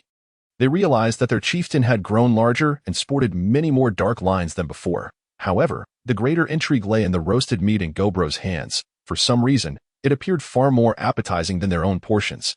Ignoring the envious gazes of the goblins, Gobro gleefully exclaimed, "This salted roast is simply exquisite." After satisfying his hunger, he retreated to his cave, contemplating ways to procure more seasonings in the future. While reflecting, he began his training. Despite having acquired the memories from the simulations, his body had yet to acclimate to utilizing those skills. His training was essential for his body to adapt swiftly. Otherwise, in real combat, he might not be able to unleash his full potential. Gobro trained late into the night, finally retiring to rest. Each day thereafter followed a similar pattern, hunting by day, teaching Rosetta and others in the afternoon, and training at night. During this period, he deliberately avoided hunting human teams, fearing that too many slaughters might attract the attention of the Adventurers Guild, leading to troublesome consequences. This routine persisted for approximately half a month before circumstances began to shift. Gobro discovered a peculiar fruit within the beast forest, resembling a red cucumber, yet tasting remarkably akin to small chili peppers. Having finally found something akin to a seasoning, Gobro was determined to cultivate this pepper. He had seen videos in his past life about growing peppers, which could be achieved using the seeds. This pepper, reminiscent of a cucumber, also contained seeds. Thus, Gobro set up a small garden in the valley, spacing the pepper seeds 40 centimeters apart. Lacking experience in planting, he could only rely on luck, and he began documenting data to understand the ideal growing conditions for these peppers. He planned to learn practical life skills during the next simulation. As his previous studies had focused solely on combat and leadership literature, neglecting basic life knowledge in the following days, Gobro visited his garden daily. Growing weary of fruits and roasted meat, he recognized that without some seasonings, while he wouldn't collapse, his mood would undoubtedly suffer. The plants in this world grew rapidly. By the next day, the seeds had sprouted, reaching a certain height by the 4th day, blooming by the 6th, and bearing fruit by the 7th. With the fruits ripening by the 9th day, Gobro was immensely pleased with this remarkable growth. His only task during these 9 days had been watering the plants. And to his astonishment, they thrived beyond expectation. "What are these chili peppers?" Rosetta suddenly appeared beside Gobro, inquiring. "Indeed, this plant is called Tiao Tiao Jiao. Is it possible that Sir Chieftain did not recognize it?" "Yes, I stumbled upon this plant in the forest and was intrigued by its unique flavor. I wondered if adding it to roasted meat would enhance the taste significantly compared to fruits." Upon hearing Gobro's words, Rosetta contemplated for a moment before offering. "Do you require assistance, Gobro? My family farms, and I often helped in the fields as a child, gaining knowledge about many plants. If you need help, I can assist you." Gobro's eyes brightened at Rosetta's suggestion, realizing it would save him considerable effort. Chapter 65. Suspected exposure of the valley. Rosetta, would you accompany me to the beast forest tomorrow? I believe you are familiar with many fruits that possess unique flavors. Certainly, Rosetta readily agreed. The following day, they rose early and convened at the entrance of Gobro's cave. "Are you ready, Miss Rosetta?" "Yes, I am fully prepared." "Excellent." With that, Gobro grasped Rosetta's waist, causing her to startle, just as she intended to retaliate. Gobro lifted her onto his shoulder. "I'll move more swiftly. Sitting on my shoulder will enhance our efficiency considerably." Hearing his words, Rosetta exhaled in relief, still startled by his sudden action. "Very well, Sir Chieftain." As she adjusted her seating position, Gobro noted that even sitting on one shoulder, Rosetta fit comfortably, her warrior's physique lending a firm and elastic quality to her skin, unlike the softness typically associated with women. After a moment's thought, Gobro produced a well-prepared piece of fur from seemingly nowhere. "Miss Rosetta, if you find your seat uncomfortable, use this to cushion yourself." "Thank you." Rosetta hurriedly accepted the beast hide. Although she had long known that Gobro was extraordinary, his meticulous behavior still astonished her. Subsequently, the two departed from the valley and commenced their search for botanical traces within the monster forest. Perched upon Gobro's shoulder, Rosetta felt an inexplicable thrill. She had never envisioned a day when she would be strolling through the monster forest atop the shoulders of an oversized goblin. The stillness around them exuded an atmosphere of danger, rendering her both exhilarated and captivated. Before long, they stumbled upon a magical beast, a formidable elite-level ironclaw black bear, standing as tall as Gobro at 3 meters. The height of such a non-humanoid creature starkly contrasted with that of humanoid beasts like Gobro. Upon spotting the ironclaw black bear, Rosetta held her breath. A single one of these bears could easily annihilate the small team she had previously been part of. However, she soon realized that she was drawing closer to the beast, glancing down at Gobro, who appeared oblivious to the looming threat and continued to stride directly toward it, recalling Gobro's previously demonstrated prowess. She felt a measure of reassurance, believing that this ironclaw black bear would not pose a challenge for him. Unfazed, Gobro showed no signs of retreat, and the ironclaw black bear soon noticed him as well. It rose on its hind legs, claws raised high above its head in a defiant posture, letting out a fearsome roar before charging toward Gobro. As the distance between them diminished, Rosetta's heart raced. With a resounding thud, Gobro's fist collided with the bear's head, sending it sprawling. Witnessing Gobro effortlessly dispatch the creature with a single blow, Rosetta swallowed hard. She had already regarded Gobro as formidable, but she had clearly underestimated his strength. Afterward, Gobro instinctively sliced open the bear's skull to extract the magic crystal, then dragged its carcass back to a small shed not far from the valley, a food storage point established by Gobro. Here, hunting parties could quickly deposit their catches, to be later transported back to their territory by the guarding goblins. Focusing on efficiency, the two wandered through the monster forest for the remainder of the day. Though they did not encounter any unique materials, we'll continue tomorrow, Gobro suggested. Agreed. With that, they returned to their territory, consumed some food, and began their lessons. The following day mirrored the previous, but on the third day, they unexpectedly discovered a plant resembling black pepper, with a flavor strikingly similar to it. Gobro promptly gathered some, intending to bring it back for cultivation. Miss Rosetta, this planting task shall be entrusted to you. Rest assured, Chief, I shall take excellent care of them. Very well. Having assigned tasks within the territory, Gobro took a rare day off. As the month drew to a close, it appeared unlikely that he would gather enough magic crystals required for the simulation before the final day. It was probable that he would conduct another free simulation this month, and should he reach maximum level afterward, he might evolve into a leader-class creature, granting him a measure of self-preservation within the monster forest. As the penultimate day of the month arrived, the day before the simulation was set to commence, an unexpected incident unfolded. Reports brought back by scouting goblins indicated that a significant number of humans had recently appeared near the valley. Upon receiving this news, Gobro immediately sensed something amiss. It seemed the humans had likely caught wind of the peculiar happenings in their vicinity. Indeed, he had eliminated 3 human squads this month, but such a frequency should not have raised alarms. Furthermore, he had always targeted these squads at a considerable distance from the valley, raising the question of how their presence had been revealed. Could it be that among those human squads he had dispatched, there was someone of notable status? Gobro pondered this possibility, as it would explain the humans' unusually large gathering near the valley. However, Gobro had no intention of engaging just yet. Instead, he instructed the goblins to prepare ambushes and traps at the valley's entrance. Ready to confront the humans should they attack, if the situation turned dire, he could simulate on the spot to bolster his strength, as time in the real world would stand still during the simulation. Quickly, Gobro began directing the goblins in their tasks. The first order of business involved him personally moving several massive stones to block the valley's entrance, while the goblins set various traps at the site. He also distributed pre-prepared stone spears, ensuring that his territory now boasted a considerable stock of stone weapons, sufficient to equip each goblin with at least 2 with his commands issued. The territory buzzed with activity. Observing the unusual hustle, Rosetta approached Gobro to inquire about the day's events. Chief, is there something significant happening today? Hearing her question, Gobro hesitated briefly before shaking his head. This matter does not concern you. Return and rest well. Chief, I too wish to contribute to the tribe. Just tell me what needs to be done. Gobro firmly replied. This matter can only be resolved by US goblins. You should return to rest. Despite Rosetta's insistence, Gobro could not take the risk of her betraying them amidst a confrontation with humans, which could result in catastrophic losses for the tribe. Seeing the resolute look in Gobro's eyes, Rosetta decided against pushing further, retreating obediently to her wooden abode. They worked diligently throughout the night. Although not every trap had been set, Gobro recognized that the goblins were not indefatigable. He ordered them to take a brief respite to prepare for the imminent threat.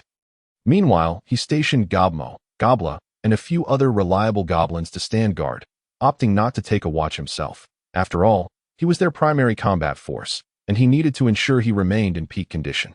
Outside the valley, a human adventurer squad had already arrived. Old Mo, we've scoured this area thoroughly. There are indeed no magical beasts here that we should search elsewhere, one remarked. Exactly. The task issued by the Olo family is to eliminate all monsters within this territory.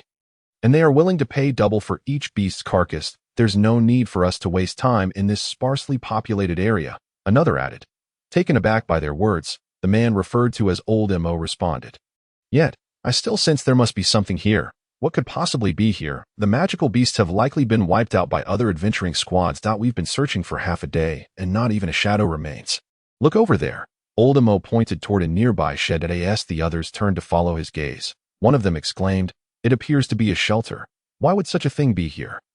I've heard that only high-level magical beasts, possessing intelligence comparable to humans, construct buildings akin to human architecture. What nonsense. This is the outskirts of the monster forest. It's improbable for high-level beasts to be present. Most likely, it's the handiwork of some skilled adventurers. Who knows? Let's go check it out and see if there's anything of interest inside the shelter. We can report back later. Perhaps we'll uncover some rewards. What rewards could a shelter possibly offer? Old Mo pondered for a moment before asserting, it might indeed hold value. The Olo family's extensive extermination of beasts in the forest periphery is likely connected to the disappearance of their young master. If we provide information about potential high-level beasts, it could yield substantial rewards. Upon hearing Old Mo's reasoning, the others quickly recognized the opportunity and rushed to investigate the shelter. They promptly returned to report their findings to the head of the Olo family. Sir, we've discovered a shelter in the area we were tasked with searching. A shelter? The steward of the Olo family appeared puzzled. The adventurers quickly elaborated, we found traces of magical beasts inside the shelter.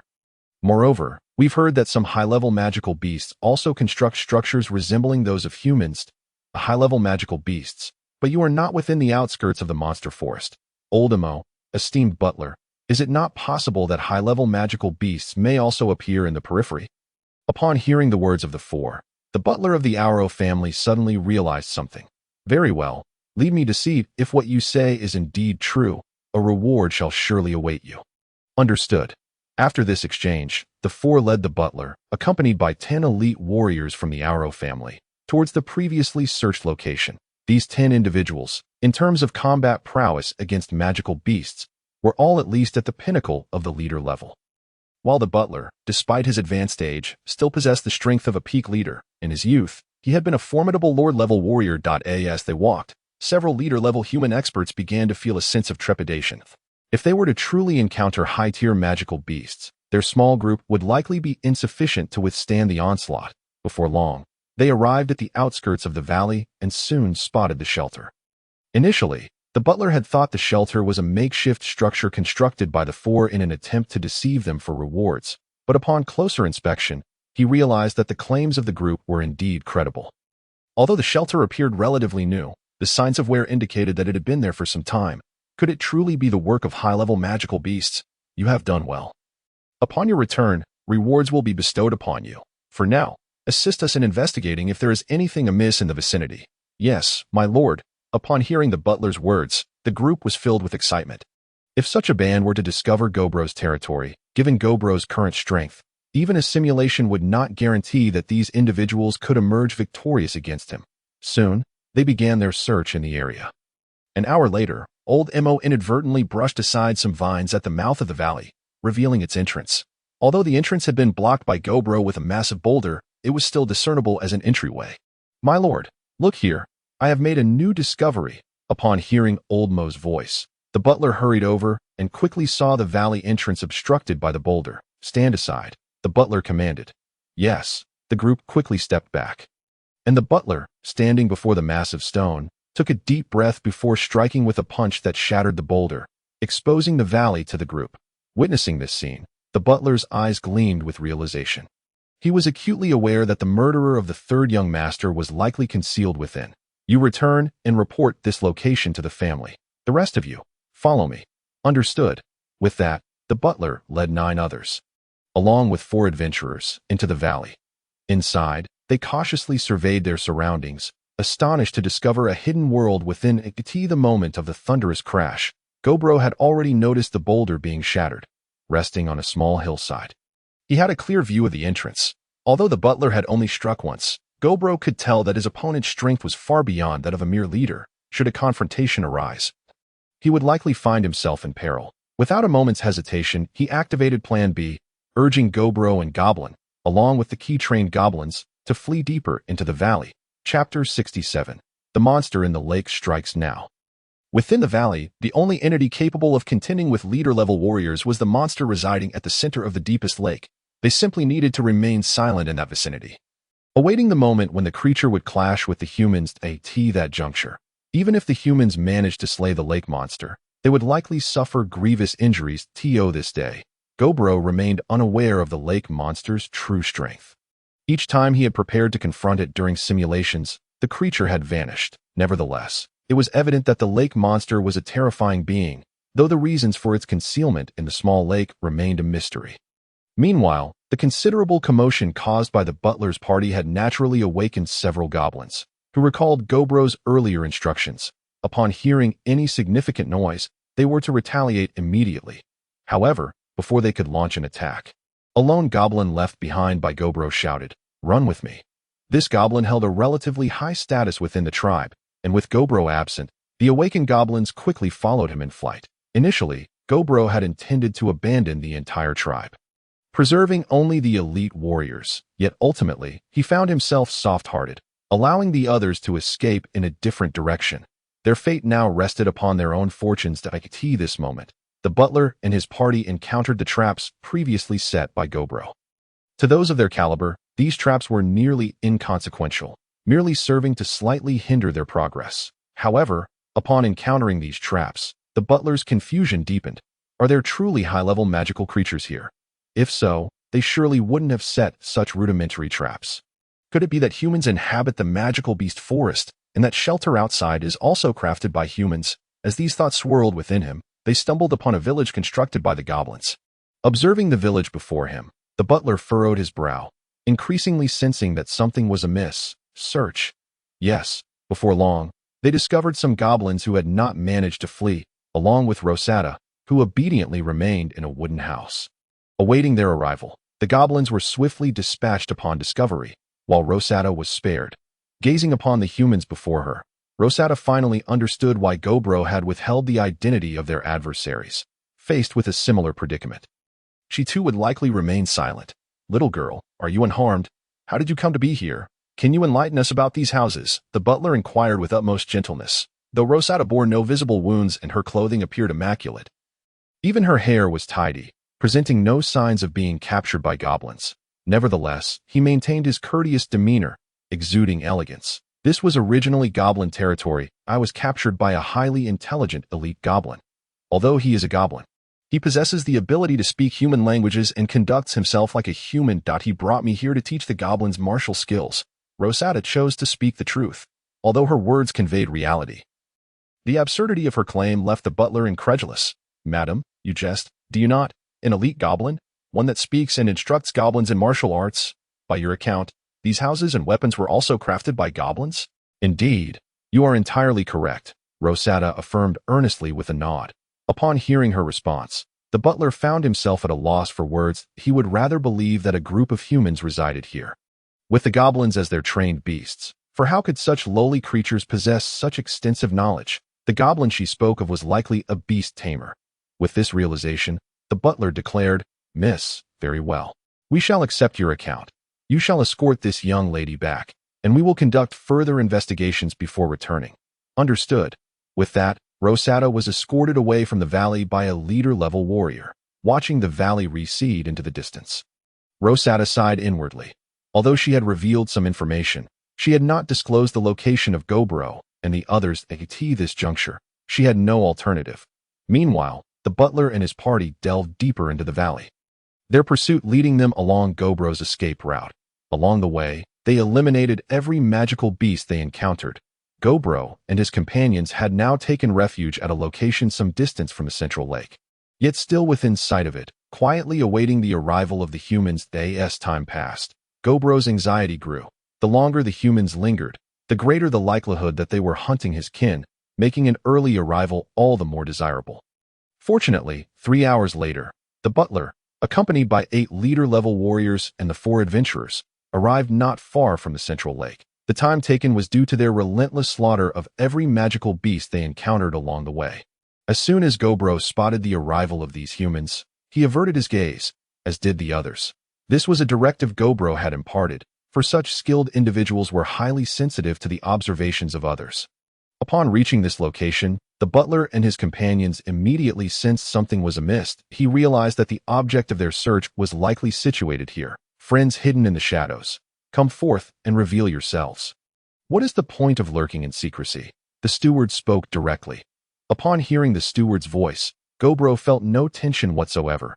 In fact, he was assured that their position was secure, though he was uncertain about the full extent of the lake monster's attack range. He knew that the shout would undoubtedly awaken the creature lurking beneath the water, signaling the onset of conflict. After the steward's proclamation, the scene before them remained unchanged for a brief moment. But soon the central lake began to bubble violently, with numerous air bubbles erupting from the surface.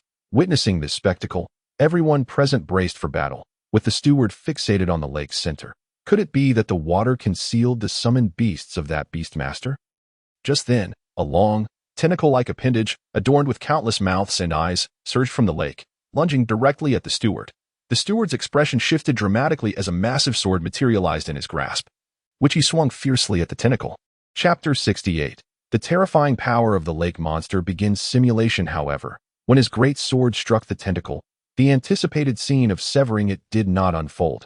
Instead, the sword became ensnared within the appendage, as if it were being consumed. Alarmed, he hastily attempted to withdraw his weapon, but despite his effort, he was unable to free the sword from the tentacle's powerful suction. With all his strength, he finally managed to extract his weapon. Immediately retreating, this creature was far more formidable than he had imagined. Everyone, be cautious. The creature's suction is immense. To be ensnared by its tentacles spells doom. No sooner had he uttered these words than 2 more colossal tentacles erupted from the lake's depths, launching assaults on the others. That a leader-level expert, caught off guard, was quickly ensnared. A wave of excruciating pain surged through him. Initially, only a few droplets of blood emerged from his skin, but soon, as the suction intensified, his skin began to rupture, and blood gushed forth like a fountain. As his lifeblood was drawn away, his form began to shrink, while the suction cups, adorned with razor-sharp fangs, voraciously devoured his flesh, leaving only a pile of bones behind. When Gobro glanced up, he happened to witness this gruesome spectacle. He signaled the goblins and quickly led them to escape, his instincts urging him to vacate the area before witnessing the full extent of this battle. The steward, having observed the transformation of that man into a mere skeleton, felt a chill run down his spine, realizing that they might not stand a chance against this monster. "Run," he commanded urgently. Although the lake monster's vision was poor, it seemed highly sensitive to sound, as dozens of tentacles once again surged from the lake, charging directly at every human present.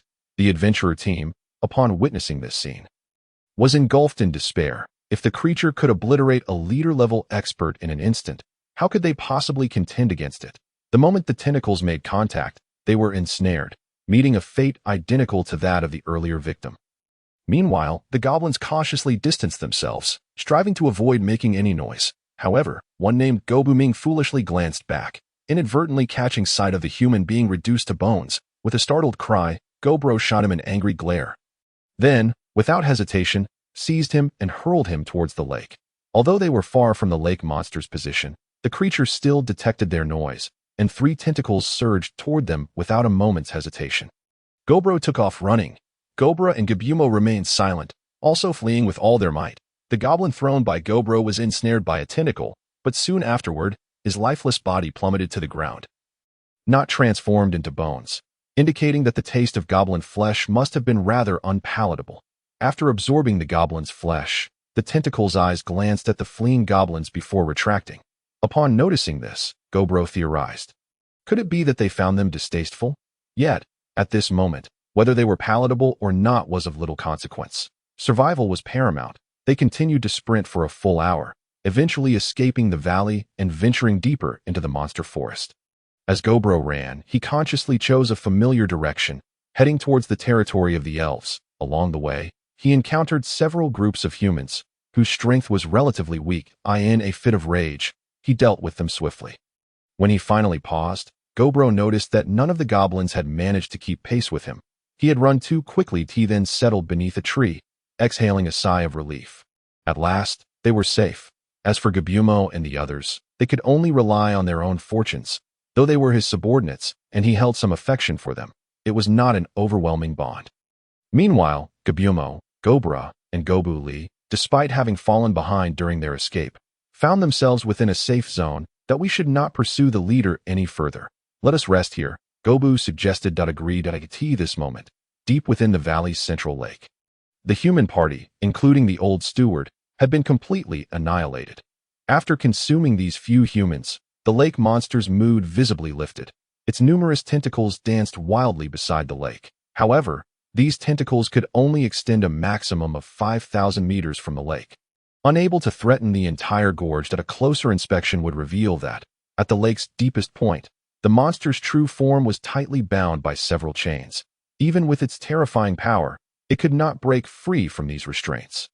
After eliminating all creatures within its attack range, it gradually fell silent, having devoured the majority of the remains, aside from those, like the goblins, whose flesh was deemed unpalatable. Gobro, having reached the depths of the monster forest, remained unaware of these developments. Given the dire circumstances, he hesitated not a moment, initiating a simulation on the spot. The immediate priority was to enhance his strength. The simulation commenced, revealing a remaining evaluation score of 300 points that he could randomly upgrade the level of any existing talent. His talent, Azure Eyes, evolved into the talent, Blue Eye, significantly enhancing his vision and granting him the ability to perceive the magical flow of creatures of equal or lower rank. Gobro was somewhat surprised by this random enhancement of his talent level. The upgrade to Azure Eyes was indeed beneficial. Although its utility had diminished somewhat, a boost was still welcome. Moreover, the Blue Eye's ability to discern the magical currents of creatures was a noteworthy skill. In the first year, although you were an elite-level monster, you found yourself fleeing into the territory of leader-level beings, which was also the domain of the ghost race. That same year, you refrained from venturing deeper into the monster forest, choosing instead to hunt beasts in this area to bolster your power. Thanks to your heightened perception and Blue Eye, you successfully evaded numerous dangers, allowing you to thrive here. In the second year, your level rose to 36. However, due to your nomadic lifestyle, you had little time to practice your skills, resulting in only modest improvements. Chapter 69, Blackgrass. By the third year, your level had reached 40. And considering your current skill levels, you could confidently face leader-level beings. You resolved to seek out Gabumo to consume the Blackgrass. That year, you delved deeper into the monster forest, but your journey was fraught with challenges.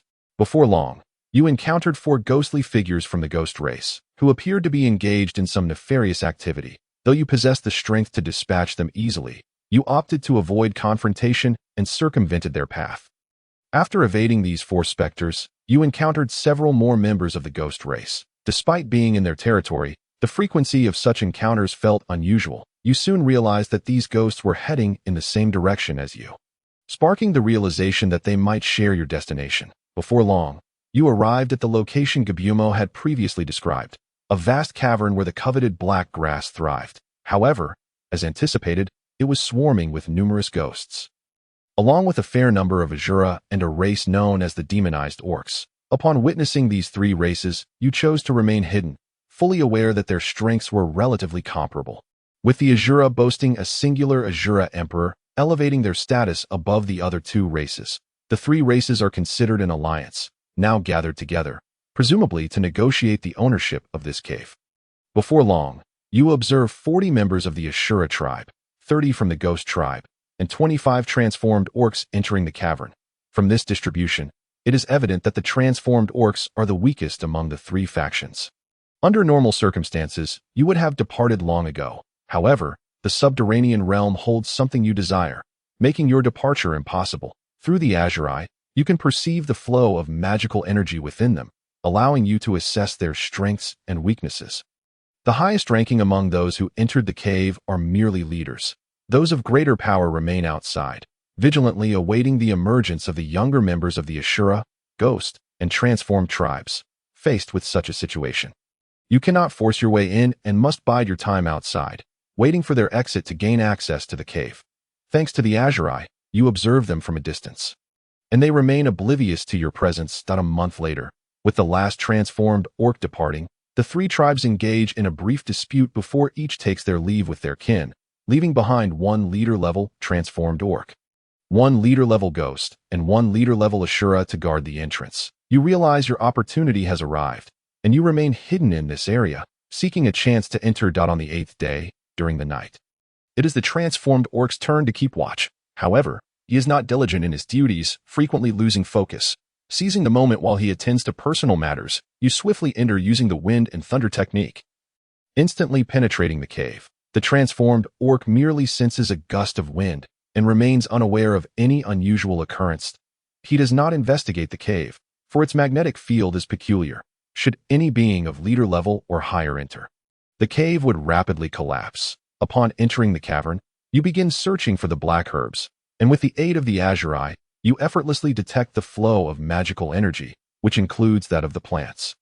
Utilizing the Azure Eye, it does not take long before you discover several black herbs. However, these herbs are clearly still in their seedling state. You understand that many plants can indeed transform into treasures upon maturation. Yet prior to that, they may harbor lethal toxins. Thus, you refrain from consuming these herbs and continue to delve deeper. As you proceed, you observe a massive ball of black energy at the deepest part of the cave. Judging by the energy's flow, it appears to be a plant rather than an animal. Simultaneously, your heightened perception indicates that the depths of this cave may pose some danger to you, albeit not excessively so, prompting you to press onward. The deeper you go, the more black grass you discover, most of which has matured. However, the flow of magical energy within them varies. Observing these unharvested herbs, you comprehend the reason. In your previous life, you were aware that each individual could consume only one of these herbs, and the effects would vary according to the herbs AGE. In your past life, Goblin Mage consumed a mutated black grass, resulting in its potent effects. Halfway through your exploration, you suddenly halt, for you notice that the magical energy flow of a black grass ahead differs from that of the others, while the energy flow of the other herbs is black. This one is red and exceptionally violent. Although it appears unremarkable at first glance, it is, in fact, far more ferocious than the others. You realize that this herb has likely undergone mutation. However, rather than consuming it immediately, you decide to proceed further to examine the massive black energy source. Throughout your journey, you encounter no creatures, surmising that the younger members of the three tribes had previously cleared the cave of its inhabitants. Soon, you reach the deepest part of the cave, where you behold a gigantic black grass, adorned with over 100 slender tendrils, each exhibiting intricate flows of magical energy, judging by the energy's movement.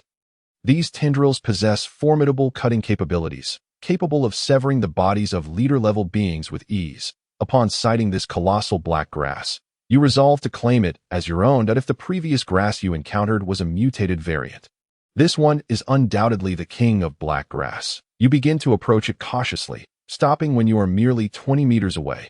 You sense that this distance marks the maximum range of the grass's offensive capabilities, and any closer, you risk provoking its attack. With unwavering focus, and aided by the Azure Eye and heightened perception, you discern the grass's vulnerability, its roots. Subsequently, you unleash the wind and thunder technique, your speed surging as a tempest swirls around you. Arcs of electricity crackling through the AI are in the blink of an eye. You find yourself before the black grass. Before it can react, your strike lands upon it. Due to your superhuman physique and enhanced strength, your power far exceeds the base values in your attributes. This punch, executed with all your might, severs a significant portion of the grass's roots, visibly draining its vitality. Effortlessly, you evade the tendrils lunging towards you and continue your relentless assault on the roots. With your second punch, only a few strands remain connected, and without mercy, you sever the last thread. The enormous grass collapses to the ground, struggling feebly for a moment before falling still, confirming the grass's defeat. You swiftly seize its body and begin devouring it voraciously. With each bite, you feel the surge of magical energy coursing through you. Soon, you consume the entire plant, including its roots, and your level begins to rise incrementally. Your body gradually expanding. Before long, you are on the brink of evolution. However, this time, the direction of your evolution diverges from the original path, manifesting as a form of magical evolution. This evolution focuses not on your physical form, but rather on your magical prowess, which expands at an exponential rate. Your physique becomes leaner, and you evolve into a leader-level being, the Goblin War Mage.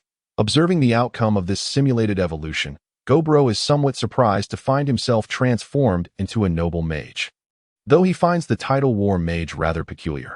Although you have evolved into a mage, due to your mutation and prior skills, you do not transform into a purely magical entity, but rather a hybrid of combat and magic.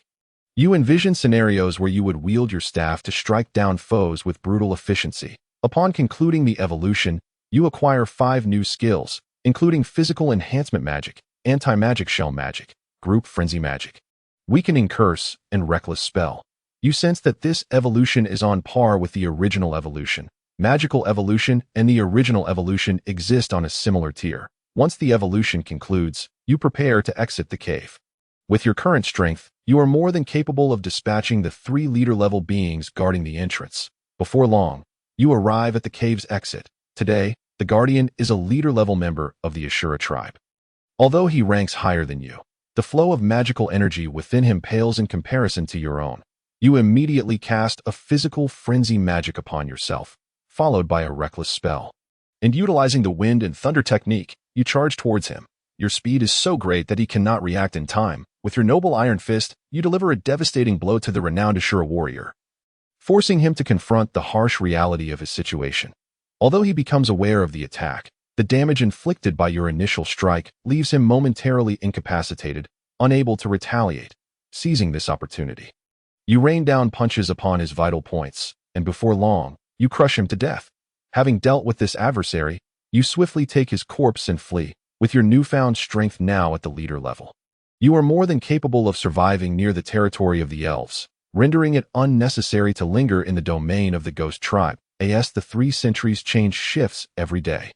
You have ample time to escape. Throughout your journey, you utilize the wind and thunder technique to accelerate your movements while employing heightened perception and the azure eye to preemptively avoid all dangers. Ultimately, you reach the territory of the elves without incident. Indeed, you plan to seize an opportunity to rescue an elf to gain access to the Fountain of Life. Before long, your chance arises when you rescue a young elf from a band of human thieves. Upon returning her to the elf territory, you receive a warm welcome from the entire elf community and successfully partake in the rejuvenating waters of the Fountain of Life. You subsequently settle in the vicinity of the elf territory. By the 6th year, your level reaches its maximum. By the 8th year, you evolve into a leader-level magical beast, the Saint Goblin, with a level cap exceeding that of ordinary leader-level beings by 20 levels. Perhaps due to your evolution into a mage, your height has been fixed at approximately 1.80 meters. That you have acquired 5 radiant magical skills, 3 of which are healing and supportive in nature. Upon witnessing your transformation into a priest, Gobro felt indifferent. It mattered little to him as long as he achieved a high level in the end. After all, this is a simulated world where only the final score holds significance. Following your evolution, your appearance is strikingly pure, handsome, and aside from your pointed ears, sharp teeth, and claws, you resemble a slightly taller elf devoid of wings, thanks to the purification from the Fountain of Life. You have successfully relocated to the territory of the elves. This time, you have no intention of venturing outside, but rather plan to live a serene life among the elves, though you still intend to eliminate that slime from your memories. In the 9th year, due to your daily patrols within the elven community and occasionally rescuing a few young elves, your prestige among the elves has soared. Furthermore, after evolving into a mage, your gentle and graceful demeanor has made you quite popular. Although you do not yet seek a partner, by the 10th year, conflicts arose between the demonized orcs and the elves, during which the elven queen demonstrated her formidable strength, effortlessly repelling these orcs. That same year, owing to your rapid advancement in power, the Elven Queen took notice of you and appointed you as her apprentice, teaching you natural magic. Having consumed the fountain of life for an extended period, your physique has become exceptionally suited for learning the elves' natural magic. Under the Elven Queen's guidance, your abilities have surged, with both your level and skill acquisition rates exceeding her expectations. Your mana capacity also far surpasses that of ordinary magical beasts. Piquing her curiosity regarding the cause behind it, you refrained from disclosing the effects of the black grass, instead attributing your prowess to innate talent, which allowed you to deftly evade her inquiries. In the 17th year, your level has reached the pinnacle of the leader tier, and the effects of the black grass have far exceeded your imagination, leading you to decide to consume that plant before each simulation henceforth. The Elven Queen was equally astonished. She initially believed she had accurately assessed your capabilities, only to realize she had underestimated you. That same year, the Elven Queen entrusted you with a significant task. Ro, your magical prowess has developed impressively that I intend for you to become a mentor for the young elves. What do you think? A mentor? Your Majesty, why bestow such an important responsibility upon me? Because you possess sufficient intelligence and, unlike the elves, are not overly naive. If you teach these younglings, they will not be as innocent as the others. That it is time for the elven community to undergo some changes. That I have faith that you will excel as a mentor. With that, the Elven Queen took a deep breath, clearly indicating that her decision required considerable courage. I understand that I shall educate the young elves well. Excellent. Before long, you assumed the role of the elven community's mentor. Given your high popularity among the elves, the younglings rejoiced upon hearing the news. In the 18th year, however, your popularity among the young elves plummeted, and you were even bestowed the ominous title of Dark Overlord. The reason for this was your invention of homework and examinations, which exposed the previously carefree young elves to the harshness of an alien world. You also instituted a graduation examination for the younglings, where those who scored higher would have broader employment prospects, further burdening the already stressed young elves. Nevertheless, the younglings dared not confront you directly and instead whispered mock names behind your back, leading to a fearsome reputation that eclipsed even that of the Elven Queen. As for the adult elves, you kept them occupied as well, imparting knowledge to those who were otherwise idle, requiring them to undergo examinations for their desired career paths. By the 19th year, your notoriety had swept through the entire elven educational system, granting you greater authority in education than even the Elven Queen herself.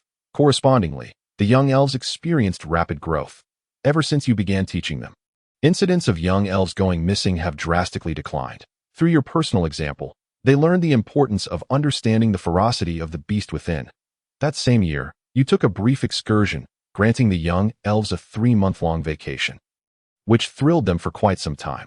Upon your return, you brought back Kana, who would serve as the alchemy teacher for the young elves, introducing them to the realms of alchemical magic and science, and thus expanding the curriculum. In the 22nd year, due to the overall improvement in the elves' capabilities, the elven territory expanded almost daily, with the population growing at a remarkable rate.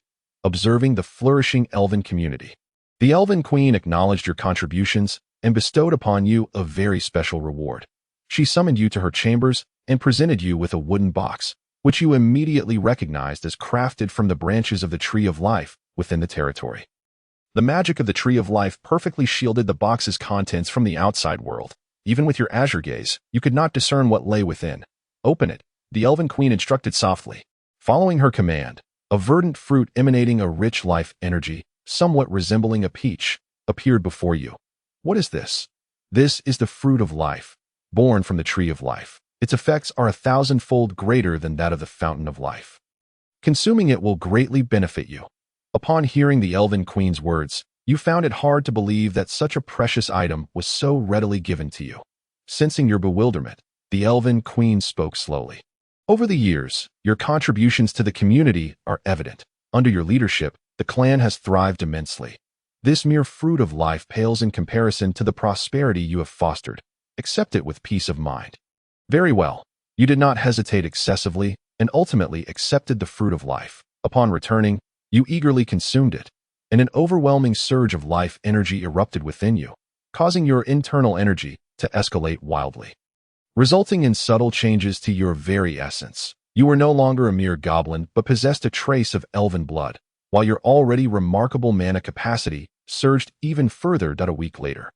You successfully surpassed the threshold of the leader tier, advancing to the lord tier and evolving into a Saint Spirit Goblin, with a level cap exceeding that of a typical lord tier being by 25 levels.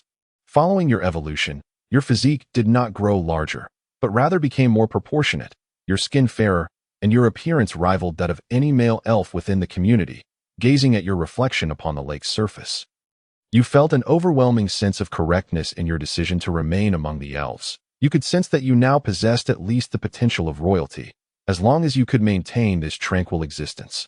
Ascending to the Emperor tier would not be a daunting task. By the 31st year, your power had significantly increased. That same year, due to your prolonged interactions, feelings began to blossom between you and the Elven Queen.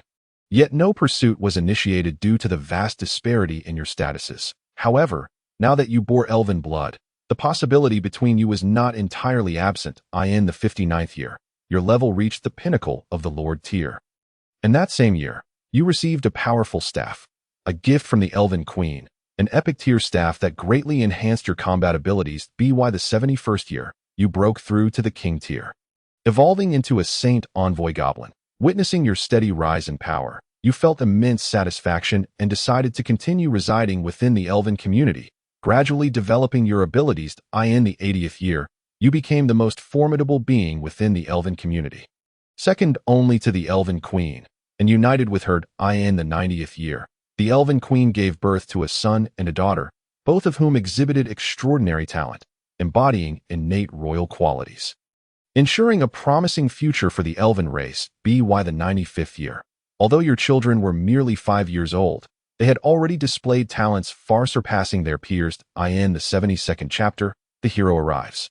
You commenced focused training for your children. During this period, you did not neglect the education of other young elves. However, the lack of comparable talent in the others led to less attention being bestowed upon them.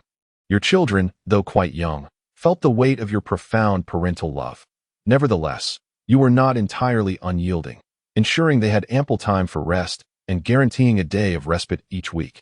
That same year, you vanquished the Slime Lord, and upon consuming it, successfully acquired the shape-shifting ability. However, since your current form already closely resembled that of an elf, you refrained from using the shape-shifting skill to alter your appearance.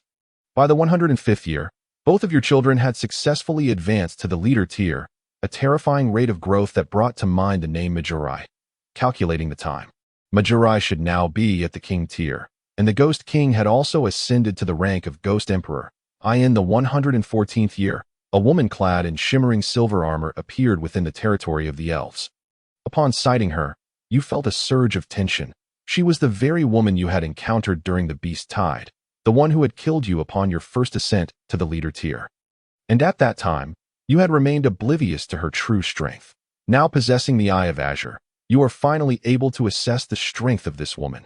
Merely casting a glance at her invokes a sense of physiological discomfort. Her magical prowess far exceeds that of the royal class, likely reaching at least the imperial level. As for whether she surpasses the imperial rank, you remain uncertain, for in this lifetime, you have yet to encounter the magic of an imperial powerhouse. Moreover, this woman is not alone. She is accompanied by 3 companions, a male warrior, a female sorceress, and a female cleric. The flow of magic emanating from these 3 reaches the pinnacle of royal class. Among them, apart from the cleric, it is likely that the other 2 possess strength surpassing that of the Elven Queen. The surrounding elves gaze at these formidable humans with trepidation, recalling Gobro's teachings that most humans cannot be trusted, harboring ill intentions towards their pure and beautiful kin. Noticing the elves' unfriendly demeanor, the hero feels perplexed that in previous anime, elves coexisted harmoniously with humans, especially considering that he is a hero. Gobro, observing the simulation, becomes alert. This hero is a reincarnated individual. The essence of this otherworldly realm excessively authentic. However, this realization compels him to exercise restraint, as the hero's current strength is no trifling matter. Before long, the hero and his companions fix their gaze upon you, recognizing you as the most formidable presence in the vicinity, seemingly inclined to engage with you. Yet, the hero's expression soon shifts, her face displaying incredulity as she struggles to fathom that such a handsome and gentle figure could be a mere goblin. Acknowledging the hero's gaze, you suspect she possesses an identification skill and has likely discerned your true identity. Greetings, human lady. May I inquire about your purpose in our elven realm? If your intentions are friendly, our kin shall welcome you. However, should you harbor malevolent thoughts, I advise you to vacate our territory. Upon hearing your words, the hero responds with disdain. Humph, you elves are not even one of us. What gives you the right to speak? You have merely transformed to deceive them. Your shock deepens upon her accusation of possessing transformation skills. While you suspected she had identification abilities, you had not anticipated her acumen in detecting your skills. Indeed, I am not of the elven race, but my connection with them is not for an outsider like you to judge. Should you continue with such hostility, I urge you to leave our domain.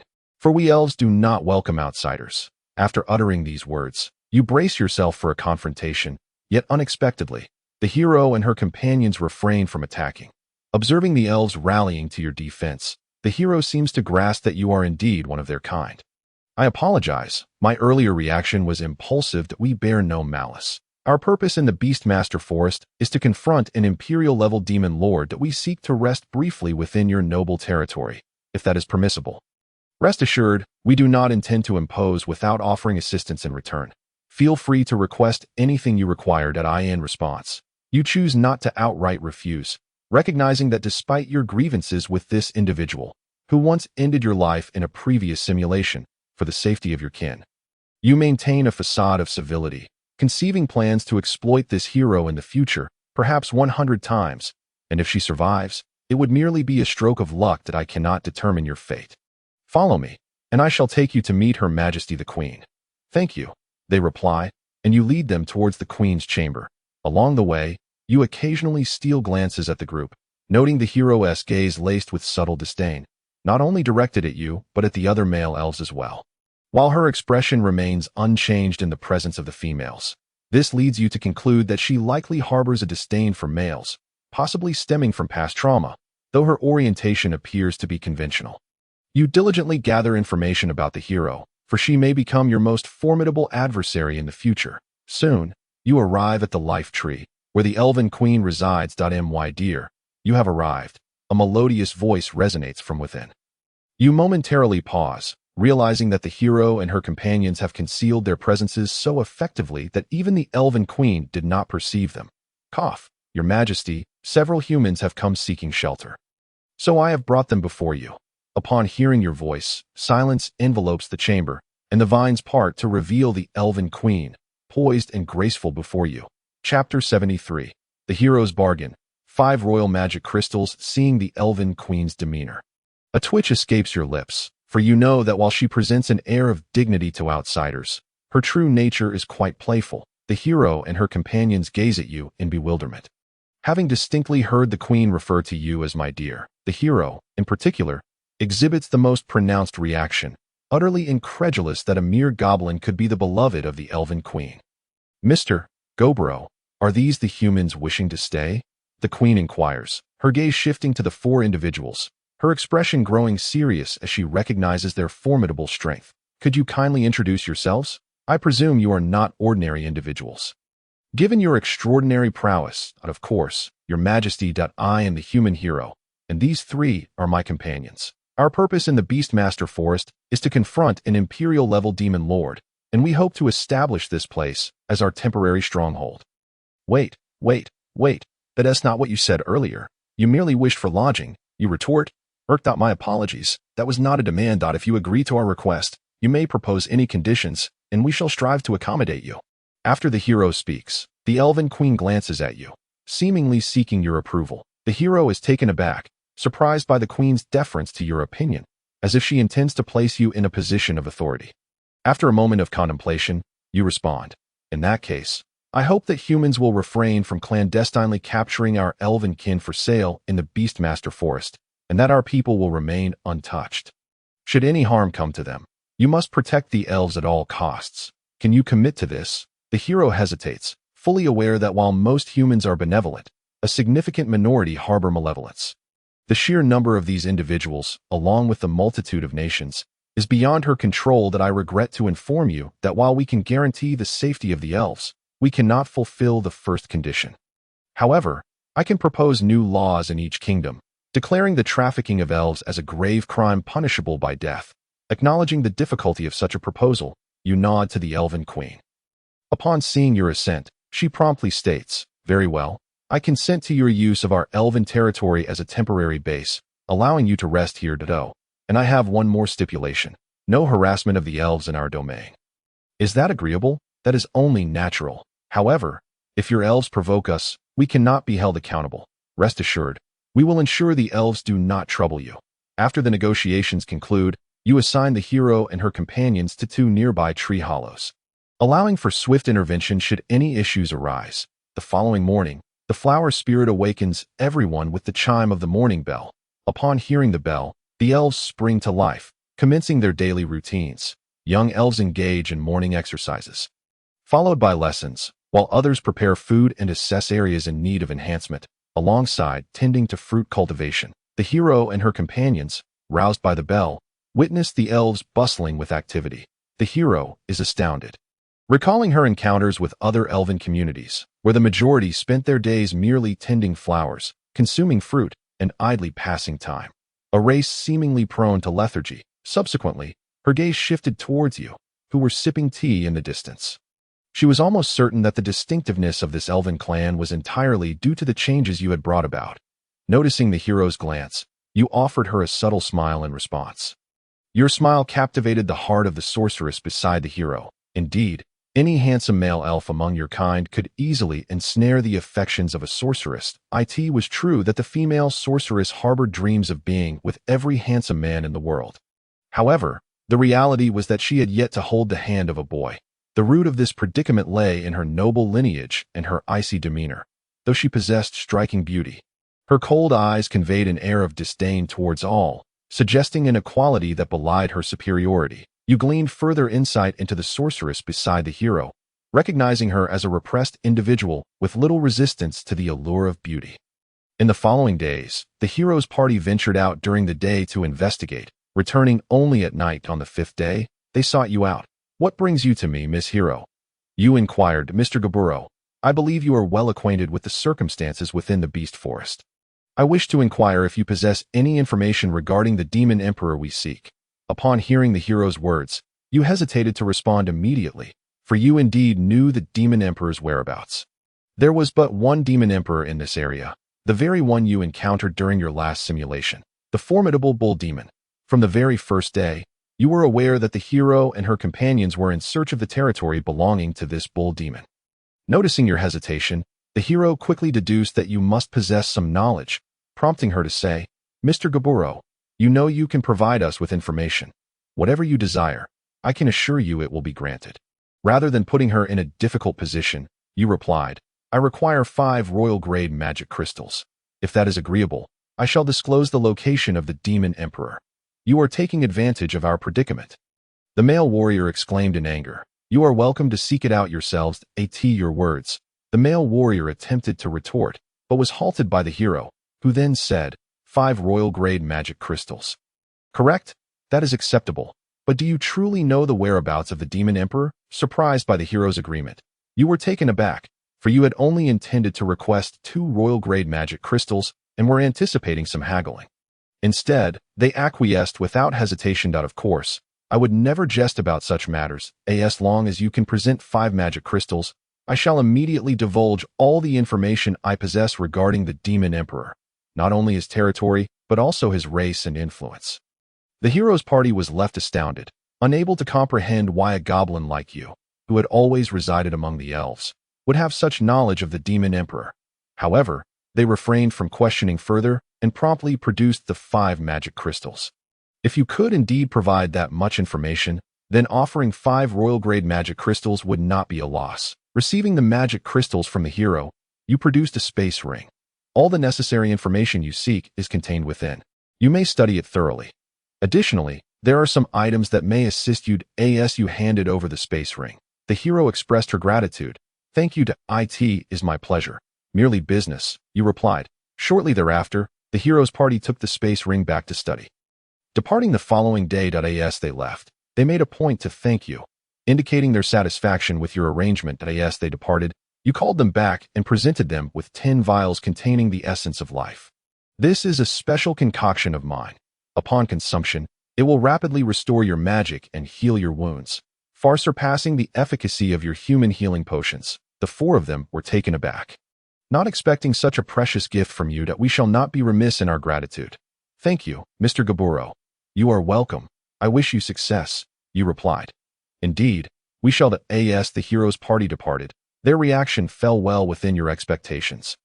Considering you had demanded 5 royal-grade magic crystals from them the previous day, despite the invaluable information you provided, it was only natural for them to harbor some resentment. However, your seemingly generous gift and well wishes would lead them to perceive you in a more favorable light, perhaps even feeling remorse for their previous misjudgments concerning you. Meanwhile, the just-departed hero's party found themselves conversing.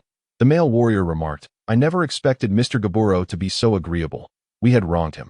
The female priestess chimed in. Indeed, he genuinely desires our victory over the Demon King. This essence of life is truly remarkable, far superior to our finest restorative potions. The hero concurred. It seems I truly misjudged him, the female sorceress added. From the very beginning, I sensed he was not a villain. Why is that? The hero inquired. He simply does not resemble a bad person, she replied.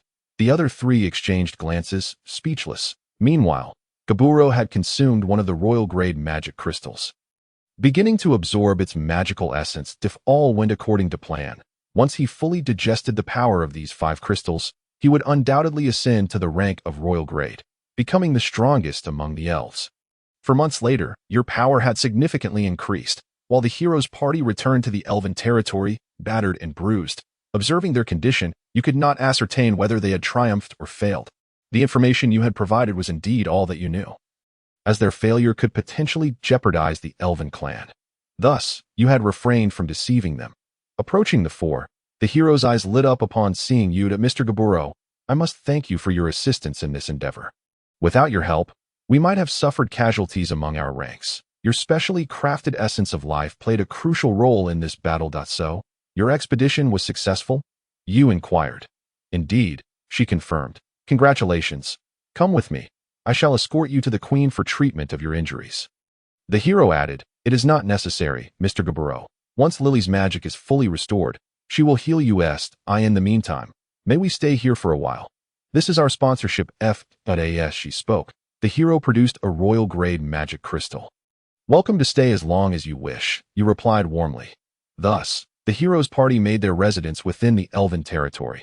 After merely a day's rest, the hero's injuries had completely healed, leaving you astounded by her extraordinary recovery ability. The other 3 companions, however, displayed a markedly slower rate of recovery, requiring at least 2 weeks of rest. Although the hero claimed to have slain the Demon Emperor, you could not shake the feeling that the Bull Demon had not been so easily vanquished. Given the implications for the safety of the elven clan, you decided to investigate the situation personally. After discussing your intentions with the elven queen, you quietly departed the elven territory, unbeknownst to you. The hero had noticed your departure and stealthily followed you. You were aware of her pursuit, but chose not to confront her, as your primary concern was ensuring her safety. A week later, you arrived at the Bull Demon's territory, satisfied by the desolate landscape before you. You meticulously scoured the area, soon uncovering hidden corners that the heroes had overlooked. There were still some Bull Demons residing here, and you showed no mercy, eliminating them all. The hero was taken aback by your actions, initially suspecting you to be in league with the Demon Emperor, only to realize you were there to clean up the aftermath of their battle. After a week of thorough extermination of all magical creatures within the Bull Demon's territory, you confirmed that the Demon Emperor had indeed been slain by the hero and had since vacated the area. A week later, you returned to your territory, where the hero's party bid you farewell. As they departed, the hero cast a deep glance in your direction, perhaps realizing your true intentions for visiting the Demon Emperor's realm. Following this brief interlude, peace once again enveloped the elven territory. In the 116th year, you fully absorbed all 6 royal-grade magic crystals, ascending to the rank of royal-grade magical beast, the Holy Light Goblin King. Your level cap surpassed that of a typical royal-grade beast by 19 levels, with all attributes further enhanced. Your healing abilities had reached a truly formidable level. Even a near-death magical beast could be revived in an instant with your intervention. In the 139th year, despite your diligent training, your progress remained rather slow. You understood that this stagnation stemmed from a lack of combat experience against formidable opponents. Nevertheless, you had no intention of venturing outside. You resolved to remain in the elven territory, content to linger in obscurity until the end of your days, provided no one took notice of your presence in the 150th year. A momentous event transpired within the elven realm. The Tree of Life, a venerable entity now a millennium old, was poised to ascend into the ancient tree upon the culmination of this evolution. All elves inhabiting the territory would be bestowed with the blessings of the ancient tree, resulting in a heightened aptitude for the newborn fairies and an overall flourishing of the race. However, during this transformative process, the ancient tree would emit an exceptionally potent life energy, which would inevitably attract dark elves, seeking to cleanse their sinister essence and be reborn as true elves. Additionally, many magical beasts would covet this formidable life energy, launching attacks against the Tree of Life. Should this life energy be excessively siphoned away, the ancient tree would not only fail to evolve, but could also face the dire fate of withering and dying. Nevertheless, you harbored little concern regarding this matter, for your elven tribe was unlike any other. Typically, an elven tribe still in the Tree of Life phase would have a singular elven king, accompanied by 5 lord-level elves. With a total population averaging between 3,000 to 5,000, yet your tribe boasted 2 royal-level powerhouses, 3 elven kings, and a staggering 23 elves of lord level or higher, culminating in a population of 16,000, an impressive configuration among elven tribes possessing an ancient tree. With such formidable resources, you felt confident that no dark elf or magical beast could breach your defenses. However, as time passed, the anticipated dark elves and magical beasts were not the only visitors. The heroic team made their return. Decades had elapsed, and not only had the members remained unchanged in age, but the team had also expanded to 7 members, now including a beastmaster, a berserker, and a water mage. Heroine, it has been a long time. You still appear so youthful, you remarked courteously. Mr. Gaburo, you are too kind. Yet, you, after all these years, have not only retained your youth, but have grown even more handsome, the hero replied, scrutinizing your visage with utmost seriousness. Thank you for the compliment. That I wonder, what brings you here this time? Mr. Gaburo, there is no need for such formality. We are former partners and should not stand on ceremony. The hero insisted. After all these years, you have become quite astute, and your strength has evidently increased. I can only surmise that you are destined to become the most powerful hero in history. I would not dare claim such a title. Merely becoming a competent hero is no small feat then. Brave hero, I must inquire directly. What brings you here? Let us not squander time, shall we? Very well. I shall speak candidly, Mr. Gaburo. I hope you will consider joining my team. Might you? Upon hearing the hero's invitation, you were utterly taken aback. You had never anticipated such an offer, especially considering your true nature as a magical beast.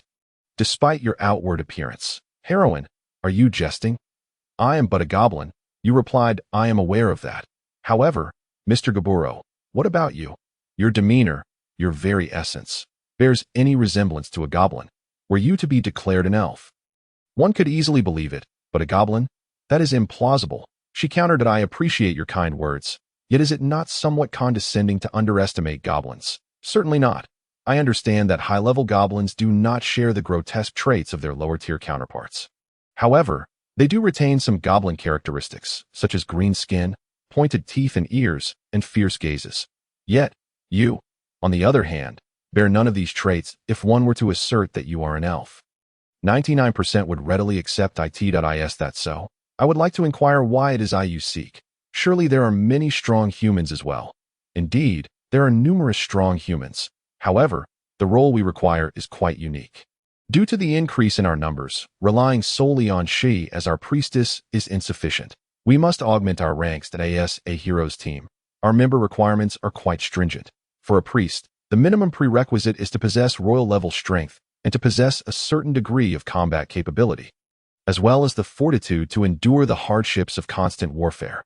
The hero enumerated a series of demands, and you finally comprehended why the heroic team had remained so small over the years.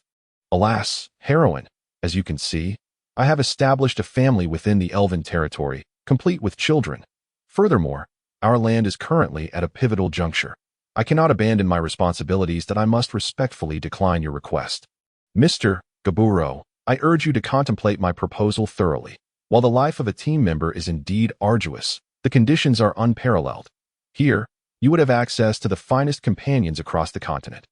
Moreover, from our first encounter, I discerned that you are not the sort to remain confined to one place. Joining us would allow you to truly showcase your capabilities, despite the hero's sincere invitation.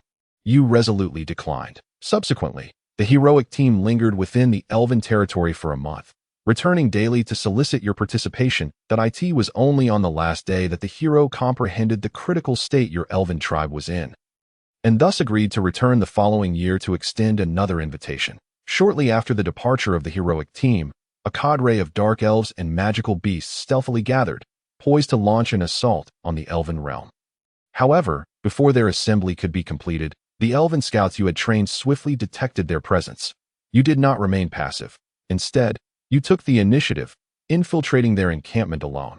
Meanwhile, 2 Elven kings, accompanied by 10 Lord-level elves, 3,000 Elven warriors, 1,000 Elven archers, and 1,000 Elven mages, approached from 2 flanks.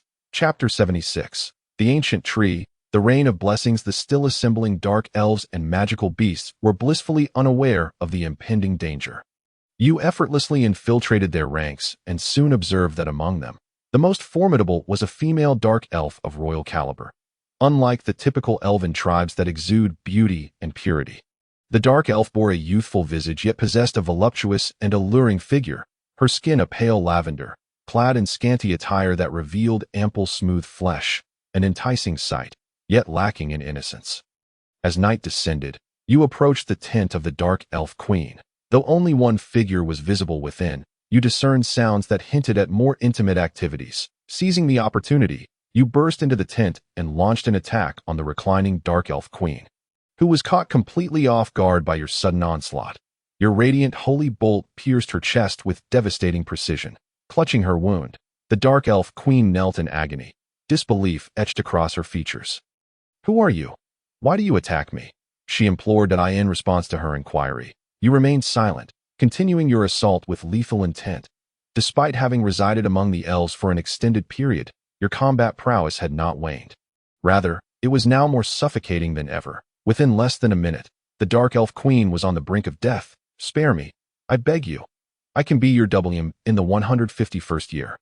The Tree of Life evolved into the Ancient Tree, which towered over 1,000 meters in height. While its circumference remained unmeasured, preliminary estimates suggested that it would require 200 to 300 elves, hand in hand, to encircle it. Concurrently, at the moment of this evolution, a rain of blessings fell upon the territory, bathing the elves in its divine essence, enhancing their powers. Many elves began to evolve, including the Elven Queen, who had spent years in royal refinement. This rain of blessings propelled her to the pinnacle of royalty. Due to your own Elven lineage, the benefits of this rain were substantial, equating to no less than 10 royal magic crystals. Feeling the blessings of the rain, you realized that your year of effort had not been in vain. Moreover, beyond the elves, the flora within the Elven realm also underwent evolution, promising even better fruits in the future and purifying the environment. The advantages of the Tree of Life's transformation into the Ancient Tree surpassed your wildest imaginings. You sensed that your Elven blood had become significantly more potent, and living atop the Ancient Tree would accelerate your own evolution. The Rain of Blessings ultimately lasted for 3 days. After this period, you and the Elven Queen gazed deeply into each other's eyes.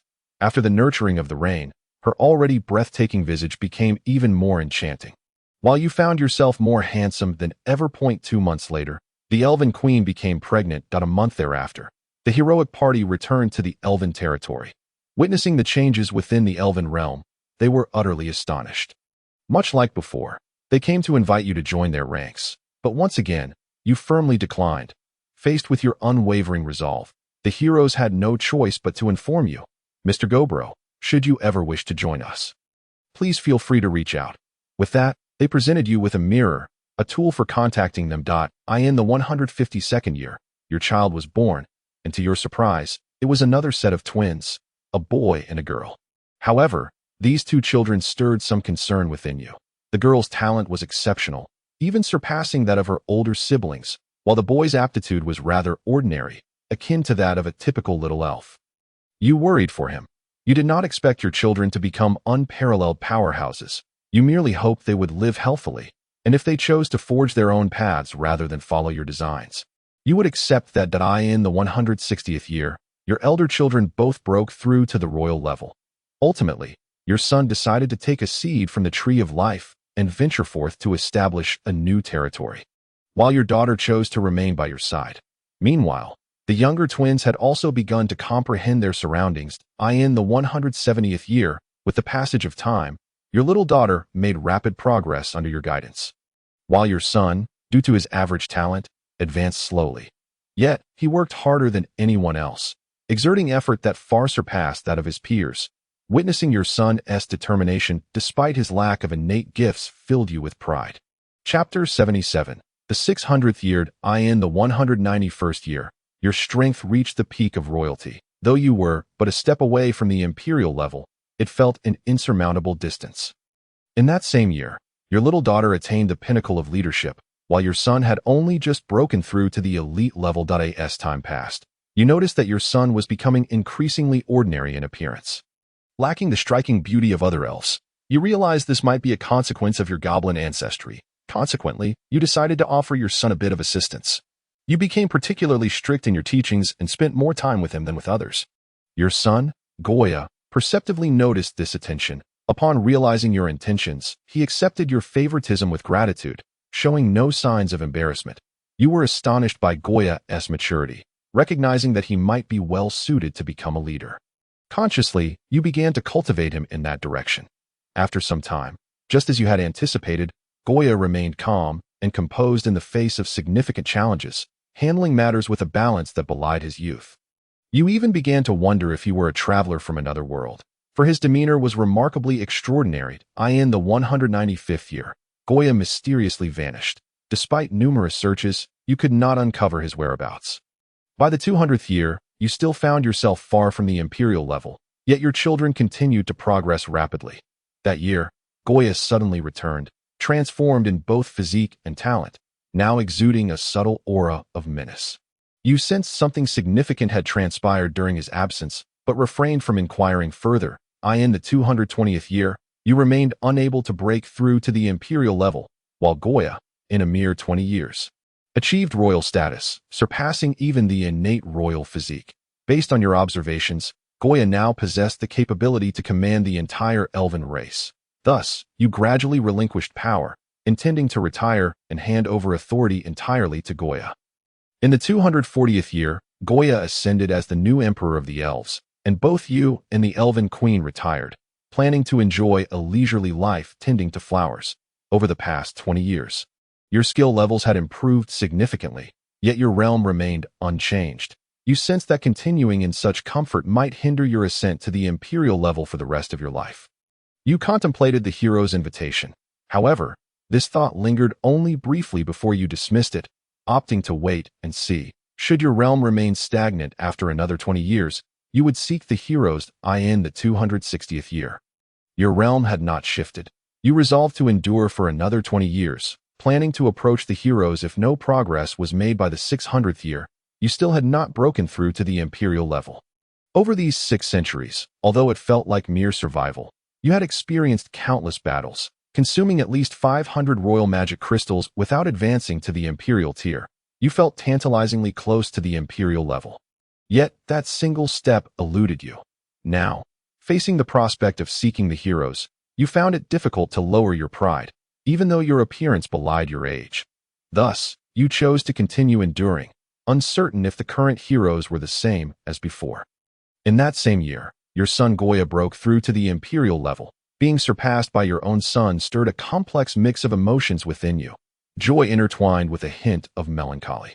Who could have imagined that the once unremarkable boy would become the first powerhouse of the territory to reach the imperial level? Days later, the heroic party visited the elven realm once more.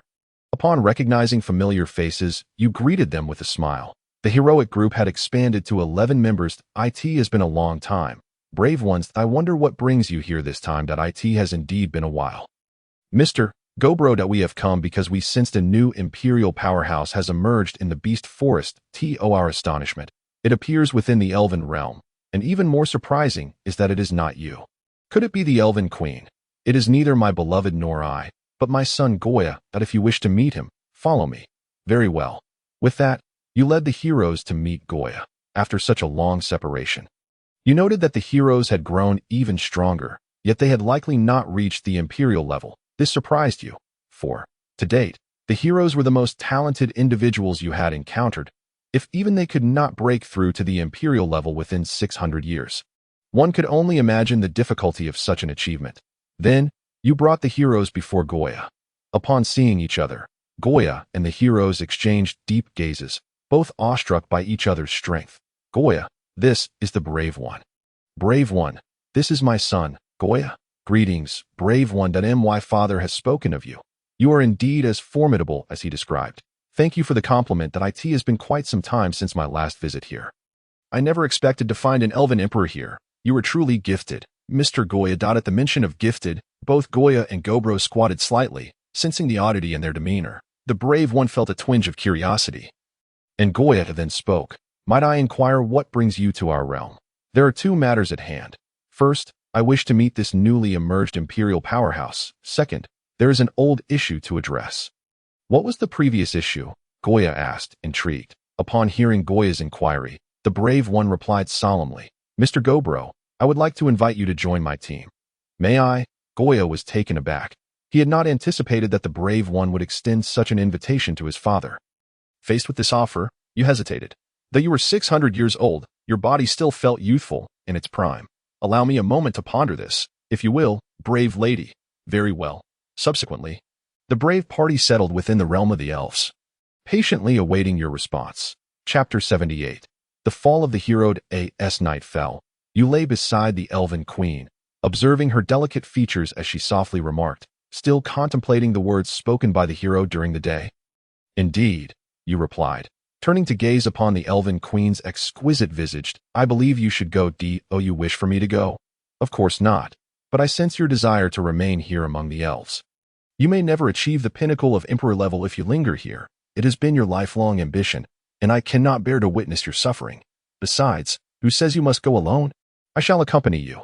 Upon hearing her words, you were taken aback, never expecting such a declaration from the elven queen. Are you hesitating due to the children? She continued. They have grown sufficiently and no longer require our constant concern. Yes, you are right. That I shall provide her with my answer tomorrow. We can venture forth together. Very well. The following day, you conveyed your intentions to the hero, expressing your willingness to join her party, provided that the elven queen accompanied you as well. Upon hearing your response, the hero's face lit up with surprise, and she readily agreed, clearly delighted by the prospect of the elven queen joining the ranks. To avoid unnecessary complications, your departure remained undisclosed to all except Goya, leading to a quiet exit. Once integrated into the hero's team, you quickly grew familiar with the members, and after spending some time together, you discovered that each member of the brave party possessed a distinct personality, such as Chi, the female sorceress, the pure-hearted male warrior, the cunning cleric, the reticent water mage, and the sycophant, Chaozai, Nantong, and the female copper. In summary, you and the elven queen stood out as the most grounded individuals within this eccentric assembly. Often feeling out of place due to your perceived lack of eccentricity. That a year into your tenure with the brave party, your remarkable performance earned you the respect of all. However, your gaze frequently lingered on a female summoner named Michael. Your attention to her was not merely due to her striking beauty and appealing physique, but rather because she was the party's sycophant and a female copper, often casting lingering glances at your wife, which you found intolerable. Upon learning from the elven queen that Michael had invited her on a date and persistently pursued her, you erupted with fury and challenged Michael to a duel. She dismissed your challenge with disdain, considering your role as a cleric within the team. The stakes were high. If you lost, you would apologize to Michael and retract your accusations. Conversely, if Michael lost, she would be expelled from the brave party. The hero attempted to intercede, yet she understood that Michael's actions were indeed inappropriate.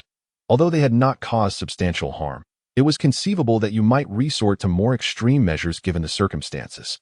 Soon, you both found yourselves in an uninhabited desert. Regardless of your clerical vocation, as emperor-level beings, Neither of you should be underestimated in combat. As the battle commenced, you vanished from sight, your speed rendering you invisible to Michael's naked eye.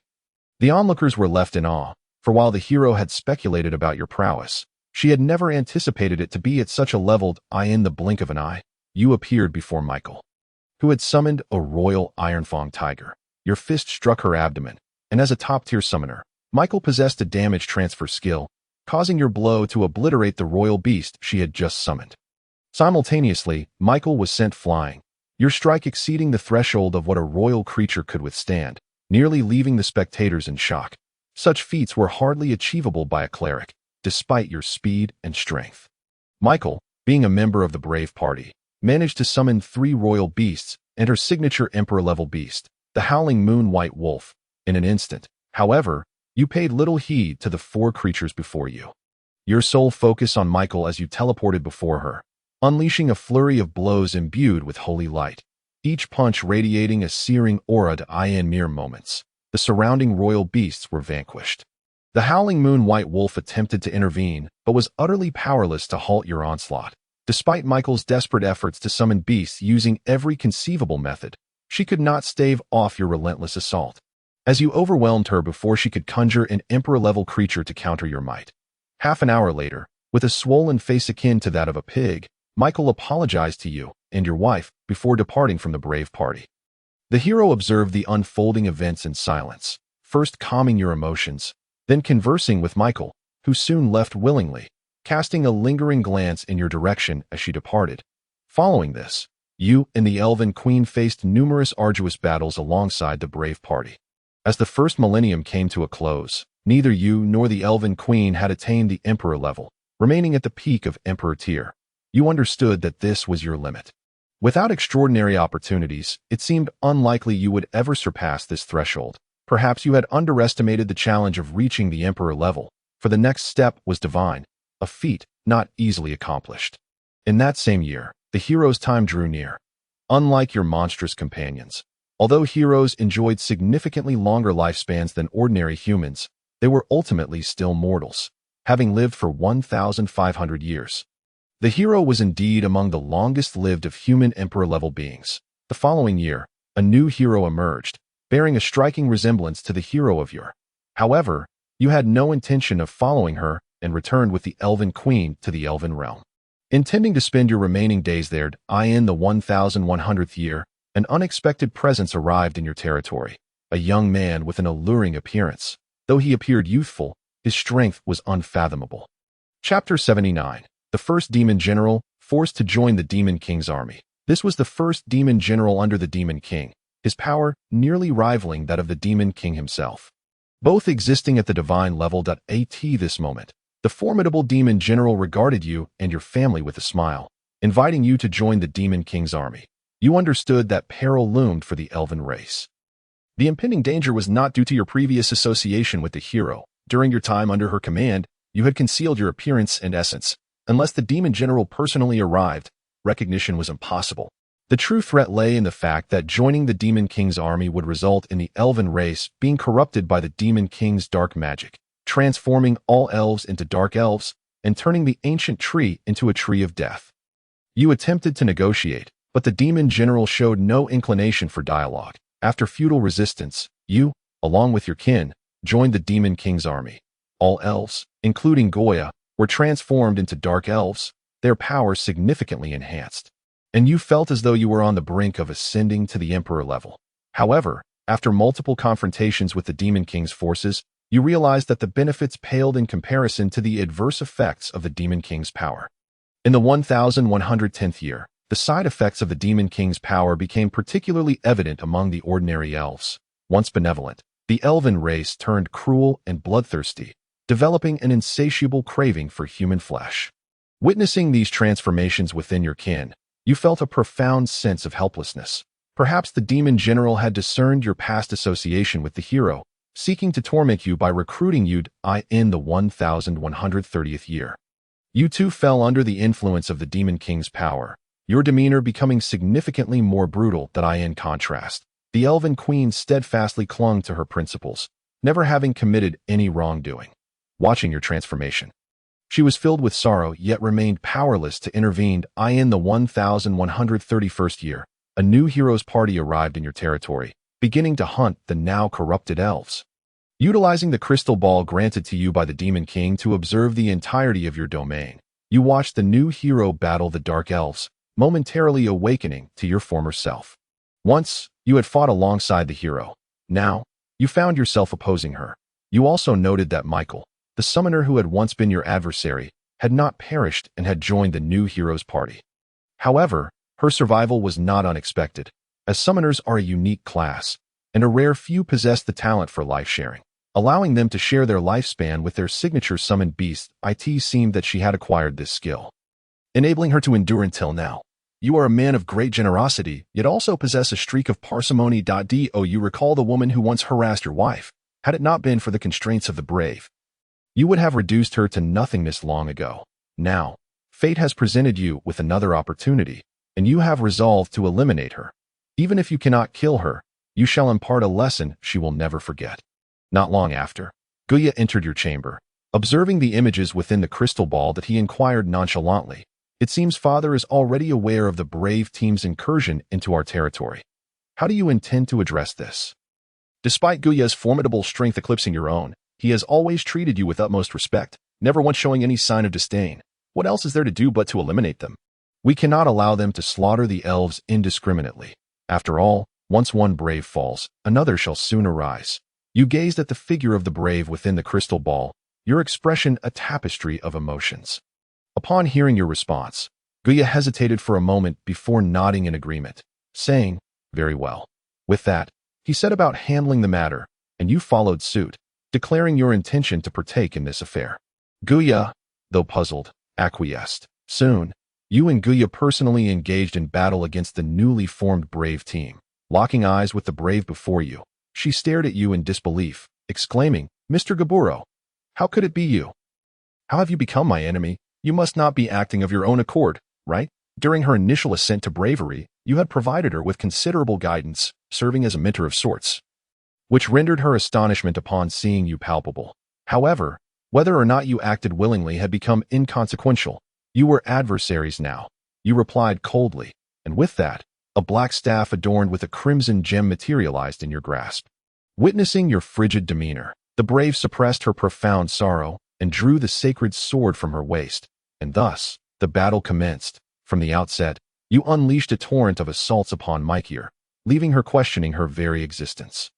Though years had passed and your power had grown, so too had Mykier's. While her summoned beasts had multiplied, their upper limits remained unchanged, rendering her no match for you. A mere half-hour later, you effortlessly dispatched her. Your gaze then shifted to the new brave who was clashing with Guya. Although this brave was only 100 years old, she had already attained the rank of emperor, her combat prowess surpassing that of Guya, who was currently on the defensive. You understood that this circumstance did not stem from any genuine superiority in strength on her part, but rather from a unique amplification she received while battling monsters, allowing her to unleash several times, even a dozen times, her usual power. It was entirely normal for Guya to struggle against her. You joined the fray, though you were merely of the emperor tier. Your support capabilities were akin to that of a half-emperor. With your assistance, Guya's combat strength surged, allowing him to hold his ground against the brave. The brave was acutely aware that should she eliminate you, defeating Guya would become a simple task, yet she remained paralyzed by indecision. Noticing the hesitation in her eyes, you sighed inwardly. This was indeed the flaw of youth, too much kindness and an overabundance of sentimentality. Such traits would inevitably hinder her from vanquishing the Demon King. Realizing that the brave would not harm you, your support abilities intensified significantly. You not only bolstered Guya, but also cast various curses upon the brave, causing her combat effectiveness to wane slightly. Yet even so, the brave refrained from attacking you, still unable to reconcile the reality of you becoming her enemy. A month later, the battle raged on, observing the brave before you, somewhat disheveled yet bearing no visible wounds. You felt a twinge of helplessness. Her strength was indeed astonishing. Her might extended beyond mere destruction.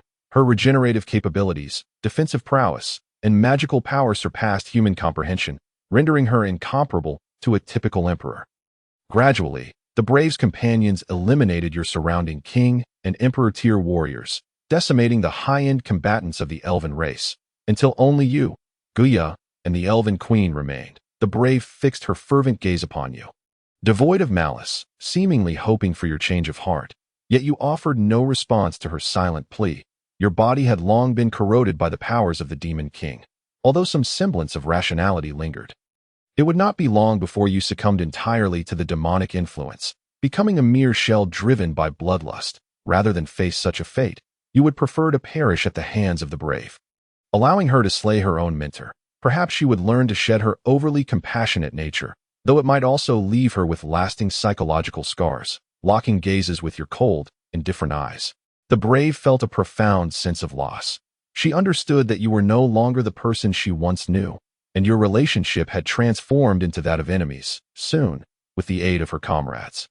The Brave vanquished Guya and the Elven Queen, and ultimately, you two fell beneath her blade. In the final moments of consciousness, you beheld the Brave kneeling before you in despair, for even someone as formidable as she could only watch as her cherished ones perished before her. Forced to take action herself, you realized that in this world, true freedom could only be attained by becoming the strongest, powerful enough that no one could restrain you. You died, and the simulation concluded. Upon completion, your comprehensive score stood at 105,000, with the evaluation stating, Half-Step Emperor. You may utilize your evaluation points to exchange for the following items. Option 1. Level up by 1 tier, costing 1,000 evaluation points. Option 2. Acquire the complete memories of this lifetime, costing 10,000 points. Option 3. Super Perception LV Max and Frenzied Beast Power LV Max Evolution, each consuming 20,000 evaluation points, can be selected repeatedly. Option 4. Superman Physique LV1, level up by 1, consuming 5,000 evaluation points, can be selected repeatedly. Option 5. Wind and Thunder LV1, level up by 1, consuming 15,000 evaluation points, can be selected repeatedly. Option 6. High Speed Regeneration LV1, Absolute Focus LV1, Steel Skin LV1, Super Impact Absorption LV1, Doubling Counterattack LV1, Precognitive Block LV1. Any one skill level up by 1, consuming 1,000 points, can be selected repeatedly. Option 7. Obtain Holy Light Mutation, consuming 100,000 evaluation points. Option 8. Upgrade Talent Blue Eye to Azure Eye, consuming 2,300 evaluation points. Upon observing these options, Gobro fell into deep contemplation. The current skill levels were exceedingly high. It must be noted that he had advanced to the royal level in the simulation, nearing the emperor level, yet he possessed only 100,000 evaluation points. One could only imagine that in the later stages, even upon truly reaching the emperor level, the points acquired would likely only allow for a few level upgrades or perhaps the enhancement of several skills. At that point, the system's utility would gradually diminish, and he would need to rely on his own efforts in reality. After a moment of reflection, Gobro contemplated the allocation of these skills and decided on the following distribution. Level up to 15 levels for a full upgrade, costing 15,000 points. Purchase Azure Eye for 2,300 points. Acquire Memory for 10,000 points. Then purchase the evolution of Super Perception and Frenzied Beast Power, costing 40,000 points. Subsequently, elevate High Speed Regeneration, Absolute Focus, Steel Skin, and Super Impact Absorption to maximum level, costing 36,000 points, leaving him with 1,700 points remaining. Although he could enhance a minor skills level, he deemed it unnecessary and preferred to save it for the next simulation to draw talents.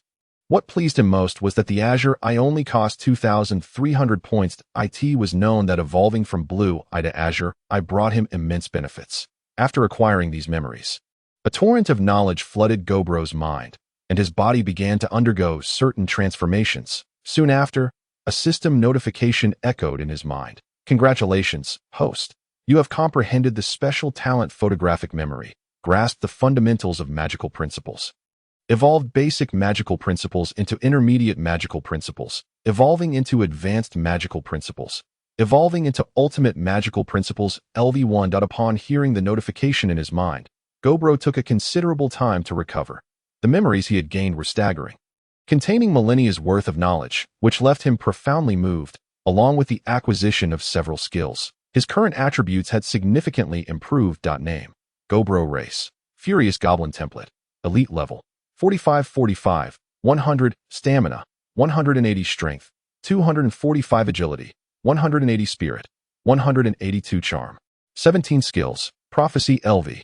1. Frenzied Beast Aura LV1, Superman Physique LV1, Wind and Thunder LV1, High Speed Regeneration LV Max, Absolute Focus LV Max, Steel Skin LV Max, Super Impact Absorption LV Max, Doubling Counterattack LV1, Precognitive Block LV1, Frenzy LV1, Ultimate Magical Principles LV1, Holy Light Judgment LV1, Oracle LV1, Holy Light Bullet LV1, Life Reversal, Special Skill, Talents, Devour, Azure Eye, Medium Stomach from Monster Lore, Great Strength, Magical Expansion, Devour Magic Crystals, Photographic Memory. His skill bar had expanded with numerous skills, and the attributes in his attribute list had experienced a substantial enhancement.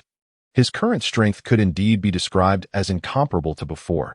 Gobro mused that it would be splendid if he could obtain the Summoner's Talent for life sharing in the next simulation, allowing him to bind a long-lived magical beast to extend his lifespan, for even among those of the same level, different magical beasts have varying lifespans. After a brief moment, Gobro gradually returned to reality. His physique had grown larger, and his charm had increased. He now realized that upon the enhancement of a goblin's appearance, it merely meant looking less like a goblin, the greater the disparity from the typical goblin appearance. The higher the beauty score. Taking a deep breath, he continued deeper into the magical beast forest, for his current strength was sufficient to acquire the ghost grass. Chapter 81. Devouring Black Grass. Advancing to leader level following his memories. Gobro made his way toward the location of the black grass. Along the journey, he encountered no ghost tribe members, as the current timeline differed from that of the simulation by 3 years. 3 days later, Gobro arrived at the target cave. Although it was not the open time, there were still leader-level strongholds guarding the entrance. The Guardian at that moment was a powerful member of the Azura clan, the mightiest among the 3 tribes. Though Gobro's current strength could easily overpower this being, he decided to wait until the simpler-minded magified orcs were on guard before infiltrating, as he needed to remain inside for a while and could not afford to eliminate them upon entry. Being discovered would certainly lead to complications. Fortunately, the next day, the guards at the entrance were replaced by magified orcs, indicating a daily rotation. Encountering a colossal beast-man at the cave's mouth, Gobro conjured a small holy light bullet and directed it to fly a short distance away. Boom! Under his control, the holy light bullet exploded, prompting the magified orc to rush over to investigate. Seizing the opportunity, Gobro swiftly entered the cave. Now, with his mastery over wind and thunder greatly improved, he did not summon any tumultuous winds. The magified orc soon saw the deep pit created by the holy light bullet, but aside from that, nothing else was amiss. He then returned to the cave entrance to continue his watch.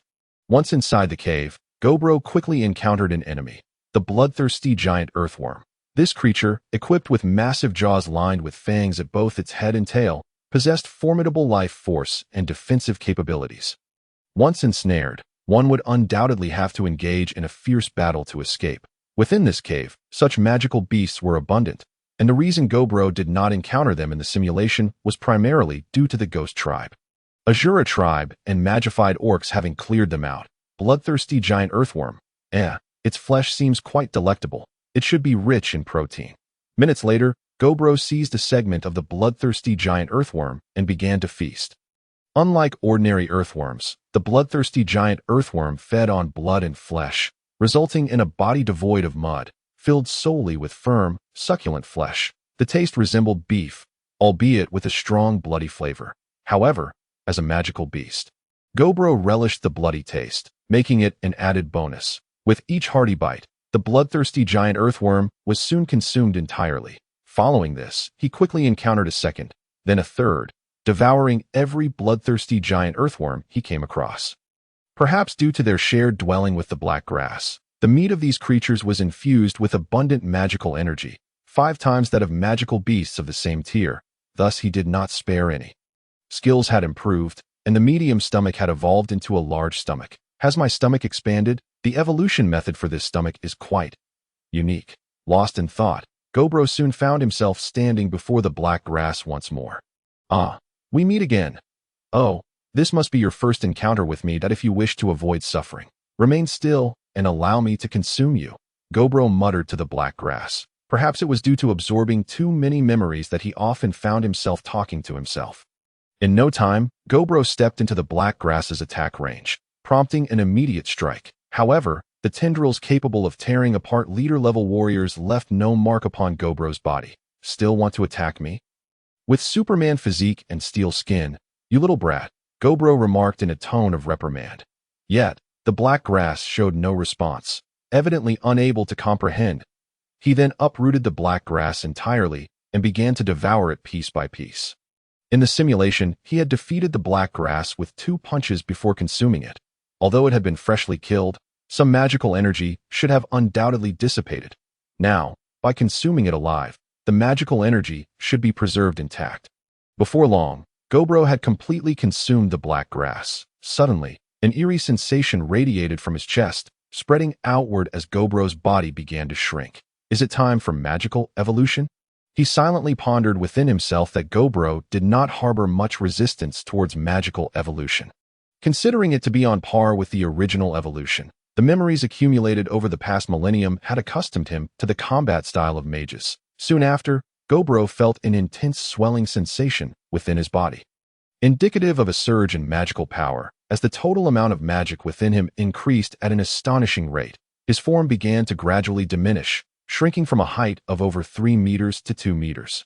Blue lines emerged on the surface of his skin, intertwining to resemble ancient runes. His muscles softened, rendering his entire appearance more harmonious. As an evolved leader-level being, the Goblin Mad Mage acquired new skills: Body Enhancement Magic LV1, Anti-Magic Shell Magic LV1, Group Frenzy Magic LV1, Weakness Curse LV1, and Reckless Spell LV1. Concurrently, some changes appeared in Gobro's attributes. Name: Gobro Race, Goblin Mad Mage. At the leader level, the level cap increases by 12 levels. And all 4-dimensional attributes receive a 20 base value increase, with a 300 increase in mental attributes. Template: Leader, Magical Evolution. Post-evolution attributes are 1.5 times that of normal evolution, and 35 new skills are acquired.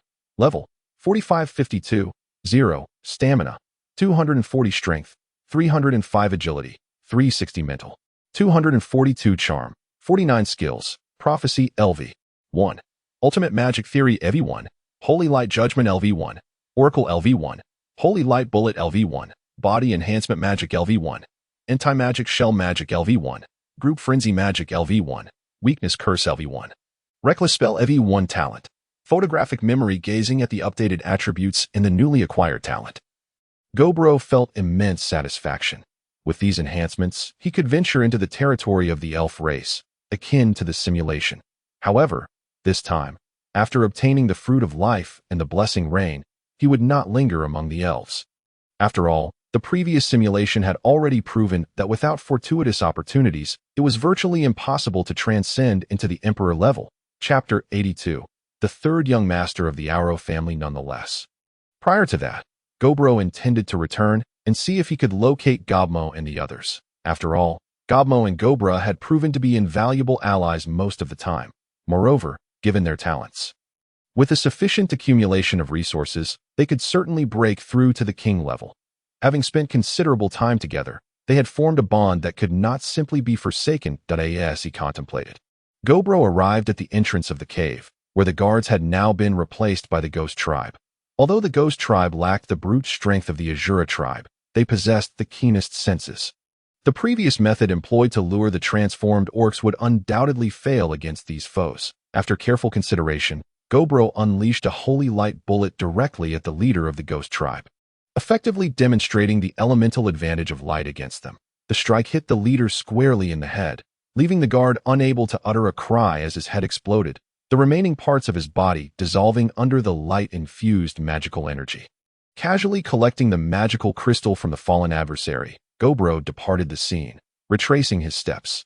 Thanks to the increase in his strength, his speed had significantly improved, allowing him to reach the location where he had parted ways with Gobmo and the others in half the time it took to arrive. Subsequently, he commenced his search. Owing to the Azure's capabilities, Gobro's search speed was rapid. As nearly a week had elapsed since their separation, he recognized that anything could have transpired during that time. Gobro remained cautiously optimistic. However, fortune smiled upon him as, during the twilight hours, he spotted several goblins huddled together for warmth in a cave. Upon approaching, he discovered it was indeed Gobmo, Gobra, and Gobri. Gobra, are we going to die? Gobri uttered weakly. Not at all. How could we perish? The leader will definitely find us, Gobra reassured her, while Gobmo remained silent, acutely aware of the dangers present in the beast forest over the past few days. Leader, please be safe, Gobmo silently prayed. In the next moment, a slender silhouette appeared at the cave entrance. The moment the three spotted this figure, they instantly became vigilant, as none among their acquaintances bore such a form. The first to be eliminated from consideration was Gobro, for his physique was far from this. Simultaneously, they all felt an overwhelming sense of pressure emanating from this figure. But this how we meet our end. Gobro mused internally. The figure drew closer. They discerned its appearance. A strikingly handsome human. Upon seeing the trio, the human's face contorted into a look of disgust. He then called out, towards the outside. What bad luck! There are goblins in this cave. I'll deal with them first. You all come in afterward to handle their corpses. Understood, came the response from outside. Gobmo and the others had begun to grasp a smattering of human language, allowing them to glean the essence of the conversation. A wave of desolation washed over them. Their current state was far from favorable, and if this human sought to eliminate them, it would be a mere trifle. Just as the human drew his longsword, preparing to strike, a powerful green hand seized his wrist, and he immediately sensed something amiss. However, in the next instant, another green hand gripped his head, forcefully pressing it into the stone wall. Upon witnessing this scene, Gobmo and the others could scarcely believe their eyes. Although his form had altered, the outline of his face and his aura remained unchanged. Gobmo, with a hint of uncertainty, inquired, Leader, is that you? It is I, Gobro replied, turning to stride towards the cave entrance.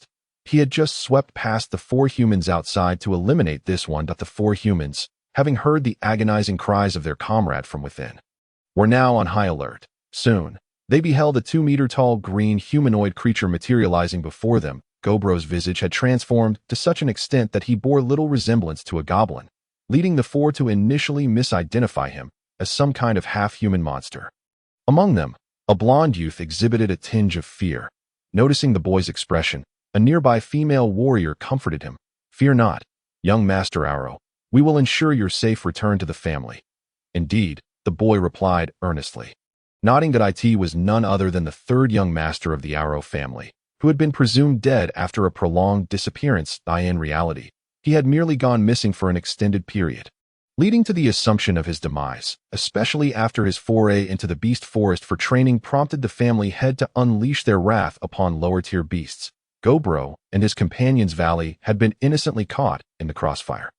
The third young master of the Arrow family gazed at Gobro with trepidation. His prolonged entrapment in the beast forest stemmed from an encounter with a fearsome magical beast, forcing his party to hide for an extended duration without revealing themselves. Now, confronted by Gobro's imposing presence, he felt an overwhelming sense of dread. Are you human?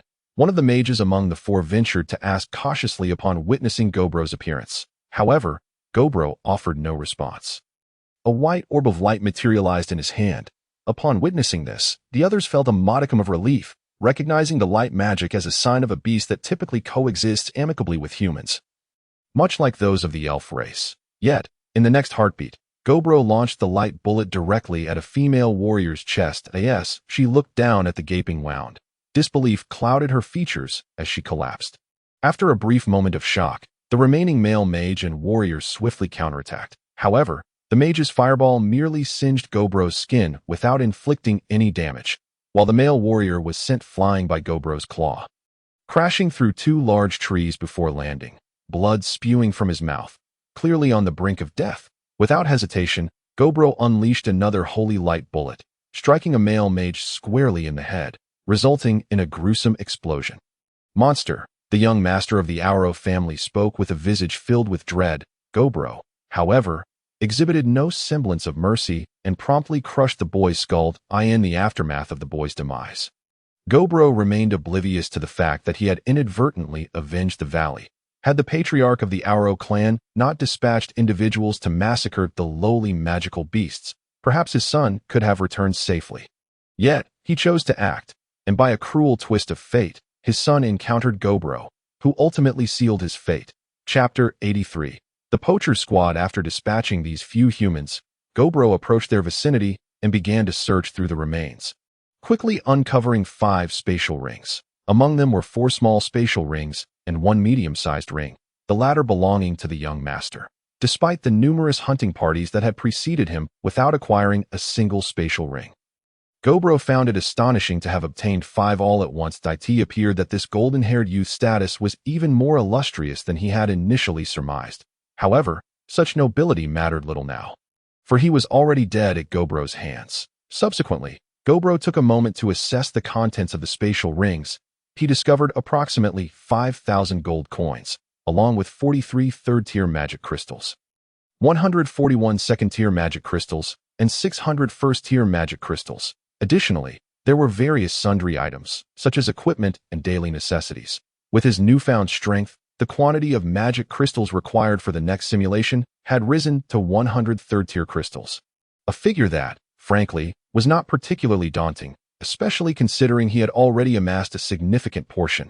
Hunting leader-level creatures had become an effortless endeavor for him. Gobro then entered the cave.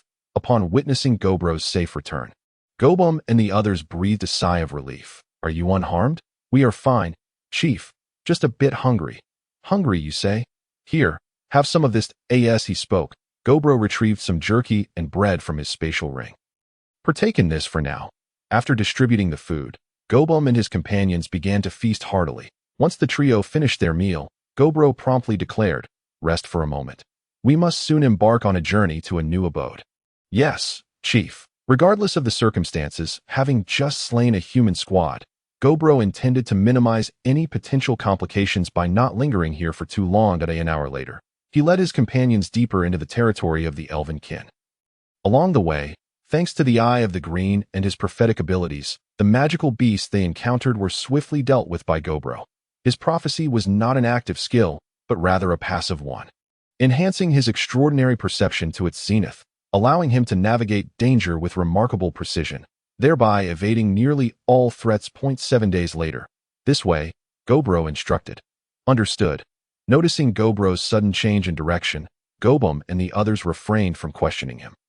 The chief surely had his own reasoning for the abrupt maneuver. Shortly after altering their course, Gobro soon spotted a group of humans within the magical beast forest, transporting several iron cages toward the forest's exit. Inside the cages were 4 female elves and 3 male elves, all youthful, having yet to reach a century in age. Upon witnessing this scene, Gobro's countenance turned icy. Having lived alongside the elven kin in simulations for many years, his affection for them had grown profoundly. Thus, seeing individuals engaged in the poaching of elves filled him with abhorrence. "Wait here for a moment. I shall return shortly." "Yes," the trio responded in hushed tones. Having been instructed by Gobro that this was not the valley, and they should speak quietly to avoid drawing attention, Gobro then stealthily approached the poacher squad, which comprised 10 individuals, 8 of whom were leader level, and 2 were chief level. Exhibiting formidable strength. It was evident that elves commanded a high price in the human world, as even chief-level warriors were involved in the nefarious trade of capturing them. The leader of the group seemed to sense something amiss and glanced toward the area where Gobro had been, yet detected nothing unusual. Perplexed by this absence, he trusted his instincts, renowned for their accuracy throughout the years, and prepared to alert his comrades. Just as he was about to issue a warning, an overwhelming sense of danger surged from behind. Instinctively, he rolled forward, but was met with excruciating pain as his spine shattered, rendering him motionless on the ground. Observing the chief-level adversary he had effortlessly dispatched, Gobro felt a pang of reflection. The human physique was, in comparison to magical beasts, undeniably fragile. Had he attacked a chief-level beast, a swift response would have resulted in mere superficial wounds. Whereas this human had met his demise instantaneously. As the others processed the sudden appearance of Gobro, another chief-level human thief immediately shouted, "Kill him!" The remaining 9 surged forward, targeting the vital points of Gobro's form. Under normal circumstances, such an onslaught would spell certain doom for a magical beast, concluding the skirmish in an instant. However, regrettably for them, Gobro was a mage who had solely invested in strength, even without employing magic.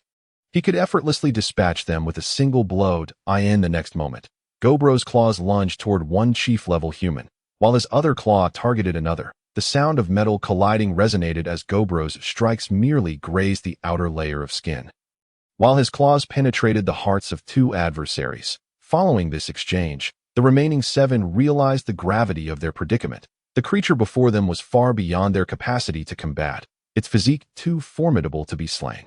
In almost perfect synchrony, all 7 fled in different directions.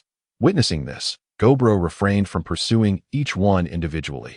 Instead, he extended his right hand, summoning 7 luminous orbs, and unleashed his assault. The 7 holy light projectiles swiftly homed in on their targets, detonating upon impact. Afterward, Gobro swiftly dealt a final blow to the 2 remaining chief-level thieves, ensuring their demise before methodically searching their bodies. The spoils proved bountiful. The poachers were quite affluent, each possessing a small spatial ring. While the 2 chief-level thieves bore medium-sized rings. In total, they had amassed 20,000 gold coins, alongside a considerable quantity of magic crystals. 9 4th-tier crystals, sufficient to fulfill the requirements for the next simulation, as well as 34 3rd-tier crystals and various 2nd and 1st-tier crystals. Additionally, Gobro discovered several precious gems among their possessions, marking this venture as an extraordinary success. Chapter 84. Approaching the Elven Kin. Simulation commences once Gobro had thoroughly collected the spoils. He approached the elves before him. The 7 young elves regarded Gobro with expressions of sheer terror, having witnessed his recent display, which had eclipsed the fear instilled by their captors. Gobro then produced the key he had discovered and unlocked the iron cage before them. Speaking as gently as he could, "It is all right now. I shall escort you home." He spoke. He began to unshackle their cuffs. This amiable demeanor, juxtaposed with Gobro's earlier brutality, almost led them to believe he was a kind older brother. After freeing them from their restraints, one of the young elves timidly murmured, "Thank you." His demeanor exuded trepidation, clearly intimidated by Gobro. Understanding their apprehension, Gobro could empathize. After all, he had just been hunting and had displayed such ferocity moments prior. "Follow me," Gobro instructed. The young elves cautiously trailed behind him, reuniting with Gobum and the others. Upon seeing the 7 elven youths, Gobum and his companions were momentarily entranced, having never before encountered such exquisite beings. Their instinctual desire to reach out was swiftly curtailed by a stern glance from Gobro. "Do you know the way back home? I shall guide you," he inquired. Upon hearing Gobro's words, several little elves exchanged glances with one another, their expressions betraying a sense of panic as they had never encountered such a situation before. After a considerable pause, a young boy stepped forward and stammered, I think I remember the way." "Very well, you shall guide us, and I will ensure you all return safely. Okay, thank you, Uncle." At the mention of uncle, Gobro's lips twitched involuntarily. Strictly speaking, he had yet to even reach the age of 1. Although the elves before him appeared youthful, they were likely several decades old, and being called uncle felt rather incongruous. Nevertheless, Gobro did not refute it, as he had lived for over 1,000 years, counting his memories. Not long into their journey, Gobro soon realized that the elven boy was utterly lost, merely pointing aimlessly, likely attempting to put on a brave front. However, Gobro chose not to expose the lad's facade, subtly altering their course to lead them closer to their destination. Before long, nightfall enveloped them, and Gobro, utilizing his azure eye, discovered a cave. After dispatching the original occupant, a black bear, they claimed the cave as their own. Gobro kindled a modest fire within, and the group gathered around to roast meat. As they watched the sizzling meat, a wave of anxiety washed over the little elves. Typically, elves abstained from consuming meat, and they had never tasted it before, worrying that Gobro might lack other provisions. Observing the anxious expressions of the young ones, Gobro deliberately picked up a bare paw and took a hefty bite, casting furtive glances at them as if he were contemplating devouring them instead. The sight of Gobro's demeanor frightened the little creatures, who dared not show their fear too overtly for fear of drawing Gobro's attention, instead trembling slightly in their seats. Yet, in the next moment, Gobro extended his hand toward one of the little elves. "No, please no. Aren't you elves fond of fruit?" As he spoke, a pouch of tree fruits materialized in Gobro's hand, leaving the little elves momentarily stunned. They quickly realized that Gobro's expression was one of confusion, devoid of the ferocity he had exhibited earlier. The pang of guilt washed over the little elves. Despite Gobro rescuing them, they had harbored suspicions toward him. How could they be such ungrateful creatures? Though these tree fruits may not be the finest, they are all I have. I apologize for the inconvenience, Gobro continued. Upon hearing his words, the little ones felt even more remorseful. Gobro, secretly amused by the situation, found the naive children easy to manipulate as for feeling guilt. That was an impossibility for a 1,000-year-old goblin devoid of a heart. He was solely concerned with his own amusement. After handing over the tree fruits, Gobro shot a fierce glare at Gobmo and his companions, these mischievous little rascals, who, at any opportunity, fixated their eyes on the elves as if they were prey, causing the elves to be understandably apprehensive. Yet this was unavoidable. After all, elves were indeed quite alluring. That it was not just Gobmo and his companions, primarily driven by instinct, who found it difficult to resist temptation. Even Gobro himself often succumbed to it. After their meal, everyone settled down for the night. Gobro took it upon himself to keep watch, placing a wooden board to separate the goblins from the elves and ensuring they slept at a safe distance apart. With a few goblins nearby, the little elves found it impossible to sleep, occasionally peeking at Gobro, whose broad back now radiated an inexplicable sense of security. The following day, after a light breakfast, they resumed their journey. Perhaps due to the events of the previous day, the little elves no longer harbored as much fear towards Gobro, drawing closer to him, though they remained wary of Gobmo and his companions, primarily due to their piercing gazes that could unnerve anyone. Given the number of individuals surrounding them, Gobro was intent on avoiding any conflicts during their travels. Half a month passed, and with less than a week remaining in the month, they were approximately 3 days away from the Elven territory. Gobro planned to make the most of the simulation opportunities available this month. As night fell, and everyone rested, Gobro initiated the simulation. System, begin simulation. This simulation will utilize magic crystals that as the simulation commenced, it detected a remaining balance of 1,700 points from the last simulation. He acquired the talent, Liquid Essence, which allowed him to secrete a certain amount of liquid daily. When diluted in water, this liquid could be consumed by his fellow goblins, enhancing their experience based on his own strength. Though he was unable to consume it himself, Gobro was momentarily taken aback by the acquisition of this remarkable skill. With it, the combat prowess of his tribe could see a significant increase. That he resolved to save around 10,000 points for future opportunities to see what other talents he might obtain. Chapter 85. The Ancient Tomb of the Dragon. In the first year, you drew a bucket of water from the river and placed your hand above it. Shortly thereafter, a drop of green liquid dripped from your fingertip, staining the water's surface of vibrant green at an astonishing speed. Staring at the liquid that bore a striking resemblance to dark energy, you remained silent for quite some time before continuing to add drops to the bucket. Ultimately, you dripped 3 drops of liquid essence into the water. With your current strength, you could produce a maximum of 3 drops per day.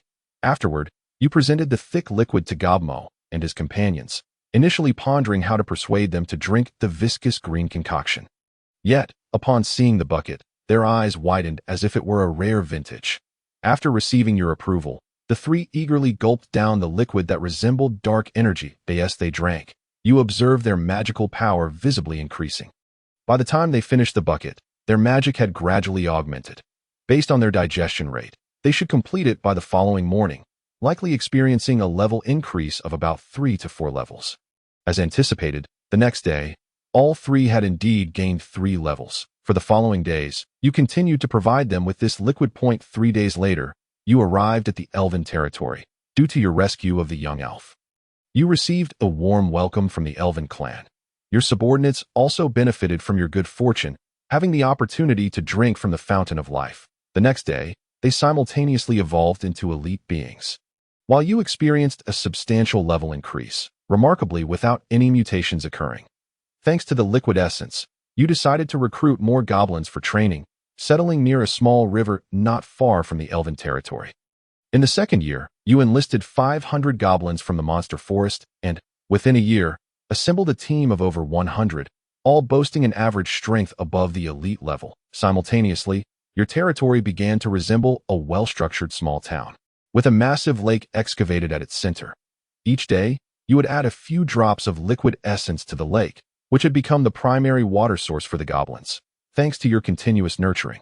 The lake had transformed into a richly green body of water. Throughout the year, you frequently visited the elven territory, fostering a harmonious relationship with them. By the third year, your tribe's population had expanded to 2,000. With the military force numbering 500 to in your territory, only those reaching the elite level could qualify for the military, while your strength had ascended to the pinnacle of the leader level. In the fourth year, you broke through to the leader level, evolving into a Saint Goblin. Your army also saw the emergence of 3 leader-level beings. The effects of the liquid essence surpassed your expectations. And due to your effective guidance, your army's combat strength was extraordinary, yielding impressive amounts of magic crystals during hunts. Thanks to the crystals brought back by your army, your strength progressed at an astonishing rate. By the 10th year, your strength had reached the pinnacle of the leader level. You planned to conquer the cave producing black grass once you attained the lord level. That same year, your tribe's population soared to 10,000. With the military force comprising 2,000 in reality, 5,000 goblins within your tribe had achieved elite status, though you preferred to keep the military size to about 1/5 of the total population. Valuing quality over quantity, that year, your subordinate Gobmo became the first being to attain leader-level strength, surpassing your expectations. In the 12th year, guided by your memories, you discovered a highly unique secret realm. One you had previously encountered with a hero during your last simulation. This realm was within your current capability to breach and, upon conquering it, would be sufficient for you to advance to the Lord level. You approached the entrance of the secret realm, accompanied by 1,000 troops, the Goblin Mage, and half of the chieftain-level goblins within your territory. The entrance, a formidable rock face, elicited a look of perplexity from the Goblin Mage, who, despite his doubts, remained silent, trusting that you would not falter. As you stood before the mountain wall, you drew an intricate magical circle using the blood of beasts. Upon completing the diagram, you began to chant an incantation, replenishing your magical energy with the life water you had meticulously prepared. By the time your chant concluded, the life water had been fully consumed, and your own magical energy was significantly depleted. Suddenly, the mountain wall parted, revealing an inner portal. After a brief adjustment, you led your army through the immense gateway, having previously instructed them to heed your commands and refrain from straying. Your troops, known for their exceptional discipline, followed your orders without question.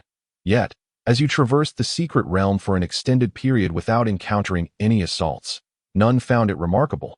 They had long grown accustomed to such occurrences. After an indeterminate time, you commanded the entire army to rest. The goblins understood that this pause signified their imminent arrival at the destination, where a fierce battle awaited them. 8 hours later, fully rejuvenated, you resumed your advance and soon arrived at a colossal stone door. Adorning the door was a magnificent dragon head, remarkably intact and seemingly alive. Despite being merely a severed head, the sight struck fear into the hearts of your goblins. Indeed, you had arrived at a dragon tomb, the resting place of an imperial dragon, and the dragon head on the door belonged to a royal black dragon. Your mission was to acquire the legacy of this ancient creature from your spatial ring. You retrieved a porcelain vial containing dragon blood, obtained from various beings of draconic lineage, such as earth dragons and dragon wolves. As you poured the blood into the groove of the door, it quickly spread, forming a dragon's body crafted from the very essence of life.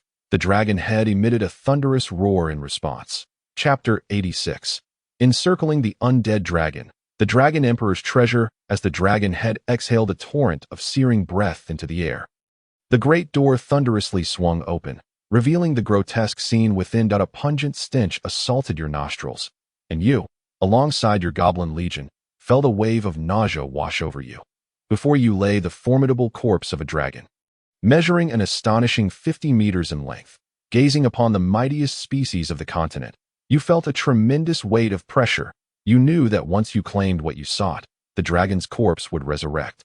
Wielding approximately the strength of a novice king, all were instructed to produce iron chains to bind the dragon's body. You spoke solemnly, and with your command, the goblins brandished 500 long iron chains they had diligently prepared.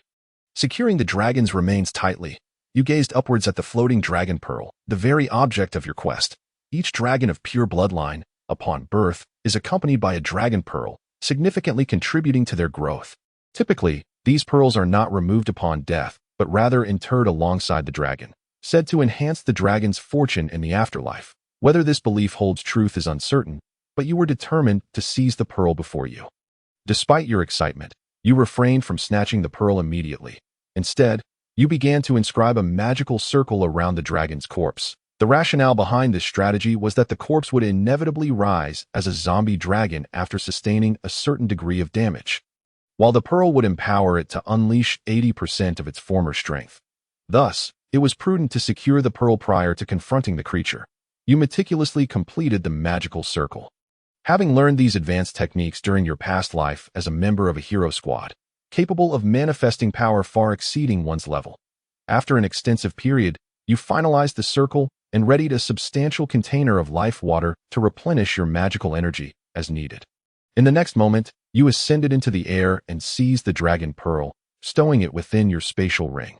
Instantly, the undead dragon beneath you opened its eyes, and as you activated the magical circle, blinding holy light cascaded down from above. The newly awakened zombie dragon emitted a heart-wrenching scream as it collapsed heavily to the ground. "Suppress it," you bellowed, in unison. All the goblins exerted their strength, pulling taut the iron chains that bound the zombie dragon. As the magical circle activated, your magical energy dwindled at an alarming rate. You calmly consumed the life water to restore your power while casting a group berserk spell upon the goblins. With your current strength, you could imbue a maximum of 100 goblins with this spell simultaneously. Just as the zombie dragon began to rise, the berserk goblins overwhelmed it, forcing it back to the ground. The holy light magical circle incessantly drained the energy from the zombie dragon, which was enveloped in a cloud of black smoke. This would be a battle of attrition. Whoever could endure until the end would claim victory. The zombie dragon attempted to unleash its breath attack against you, but the force was significantly weakened, and before it could travel far, an invisible barrier thwarted its path. You had not merely erected a single magical circle. You had established multiple layers, a feat that even royal-level beings would find challenging. Yet in your hands, as an experienced archmage, it appeared effortless. Watching the struggling zombie dragon, you remained unhurried, sipping the life water while continuously bestowing the berserk spell upon your goblins.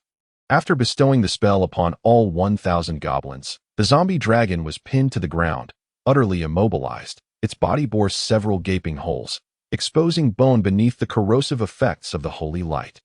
Once its flesh was entirely consumed, the zombie dragon would fall lifeless. Despite its dire state, the zombie dragon did not relinquish its fight. To a normal observer, it might seem that this dragon, in its pride, commanded respect. However, you understood that this creature was merely a shell, devoid of sensation, its cries driven solely by instinct and an insatiable thirst for blood. Thus, you felt no sympathy as time passed. Several iron chains snapped under the relentless struggle of the zombie dragon. The goblins controlling those chains stumbled but quickly regained their footing to assist one another in restraining the beast. Yet, the initial breaks acted as a catalyst, leading to further chain snapping. After a quarter of an hour, all 500 chains lay shattered, and the zombie dragon, with great effort, managed to rise. However, as it did, it collapsed once more, its flesh nearly entirely eroded. Observing the feeble creature, you did not approach but patiently awaited the final vestiges of flesh to disintegrate before retracting the magical circle.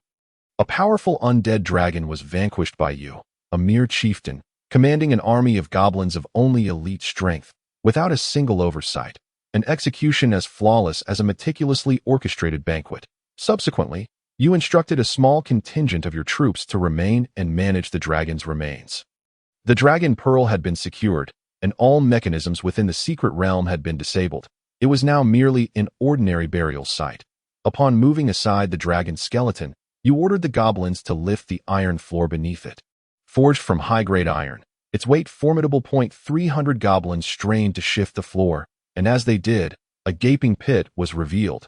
Peering into the abyss, a dazzling golden light emerged, revealing a veritable mountain of wealth, gold coins, magical weapons, and jewels piled high, rendering it impossible to ascertain the total amount of treasure. This was the Dragon Emperor's treasure, the true bounty of the tomb, likely equivalent to the tax revenue of an entire kingdom over many years. Chapter 87. Absorbing the Dragon Pearl. Evolving the Dragon Mage. Soon, you commanded the goblins to commence the transport of these riches alongside the dragon's skeletal remains. The goblins, unfamiliar with the purpose of the gold, merely found it visually appealing. You intended to waste nothing and directed the goblins to remember to salvage the floors and walls of the secret realm after transporting the treasures. After all, the materials were predominantly iron, and the secret chamber was constructed entirely from high-grade iron. Although you had amassed numerous iron weapons from humans over the years, your territory lacked its own iron mine, remaining in a state of scarcity. Thus, you would not let this opportunity for wealth slip away. You have entrusted the entire matter of transportation to Gabura, seizing this opportunity to absorb the dragon pearl. As you gaze upon the translucent orb in your hand, you are acutely aware of the consequences that await you upon ingestion and the perils you may face. Yet, you must take the plunge. After all, the earlier you consume the dragon pearl, the greater the enhancement to your innate talents. Without it, given your current aptitude, transcending to the emperor rank would be utterly unattainable. The allure of the emperor rank is overwhelmingly strong, compelling you to take this risk. Upon reaching your training cave, you swallow the dragon pearl whole. The instant it travels down your throat, it feels akin to gulping down a potent spirit, igniting a searing pain in your throat. For a fleeting moment, it feels as though your entire being is ablaze, tormenting you to the brink of despair. You thrash violently against the confines of the cave, emitting primal screams, hearing the commotion from outside. Gabura instinctively rushes to intervene, but then recalls your prior admonition to refrain from entering, regardless of the turmoil within. After a prolonged moment of hesitation, he chooses to trust you, for in his eyes, you are the omnipotent leader. Before long, delicate scales begin to emerge across your body, and two majestic dragon horns sprout from your forehead. Your nails elongate, while your muscles tear and quickly regenerate. Your pupils transform into slitted orbs, and your magical energy swells exponentially. You teeter on the brink of collapse, yet you persevere. The absorption of such a dragon pearl is indeed a formidable challenge for a leader-level being. Fortunately, your resolve is unwavering. Although your body is racked with agony, the thought of surrender never crosses your mind. A pair of dragon wings burst forth from your back. In tandem with the pain, a sensation of escalating power surges through you. You can feel your attributes skyrocketing, and you break through, ascending to the rank of Lord-level beast, evolving into a unique entity known as a dragon demon, with a level cap 30 levels higher than that of ordinary Lord-level creatures. After reaching this new tier, the torment gradually dissipates, yet you sense that the power of the dragon pearl remains partially untapped within you, lying dormant for future absorption. Subsequently, you procure a mirror to inspect your transformed visage. Though your height remains unchanged, your physique has grown more robust. Following this evolution, you acquire a total of 9 new skills, alongside a talent named Dragon Transformation, which allows you to metamorphose into a colossal dragon, significantly amplifying your combat prowess. However, this skill carries a drawback. Prolonged use of Dragon Transformation may alter your cognition, leading you to mistakenly believe you are indeed a dragon, while also imparting various dragon-like tendencies. This side effect is particularly pronounced in those of weaker will. After your ascension to Lord-level being, you unfurl your wings and soar out of the cave. Gabura, upon witnessing your appearance, momentarily freezes, then inquires, "Is that you, Chief?" "Yes, it is I," you reply nonchalantly. "Chief, you have finally emerged. Misha has come seeking you. She is currently within the territory. Would you like to pay her a visit?" "Indeed," you respond. Yet, instead of immediately seeking Misha, you head to the central lake of your territory, where you drop today's essence into the water. After your elevation to Lord level, you find yourself still limited to 3 drops of essence, but their quality is incomparably superior to before, deepening the lake's green hue. Only after this do you seek out Misha. Upon seeing her, an overwhelming desire surges within you, but fortunately, your willpower successfully curbs any actions that might jeopardize the relationship between your two races. You understand the reason for this. Having absorbed the dragon pearl, you are now infused with dragon blood, and it is only natural for you to feel such impulses. Misha, upon laying eyes on you, reveals a glimmer of surprise in her gaze, for your appearance is already striking, and after your evolution, it is even more so.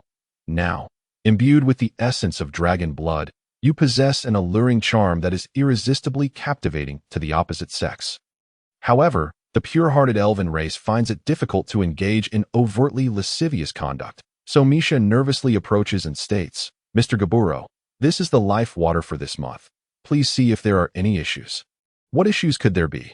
"Miss Misha, Would you care to stay for dinner? Is that permissible? Of course, this is not your first invitation to Misha, but she has turned you down each time until now. That evening, employing your well-worn charm, you enchant Misha thoroughly, demonstrating that women do not detest boring males.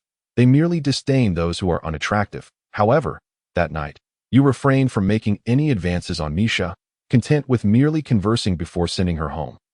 For your sights are set on the Elven Queen Point 3 months later. You have finally cleared the Dragon Tomb, and during this time, the goblins within your territory have experienced significant growth in strength.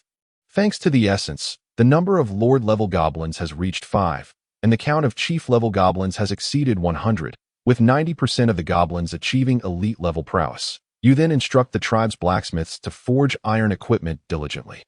And after a period of preparation, you intend to seize the Black Grass Cave, aware of the lax control the 3 tribes maintain over it. Subsequently, higher-level beings have ventured into the cave, disrupting the magnetic field and causing the entire cavern to collapse.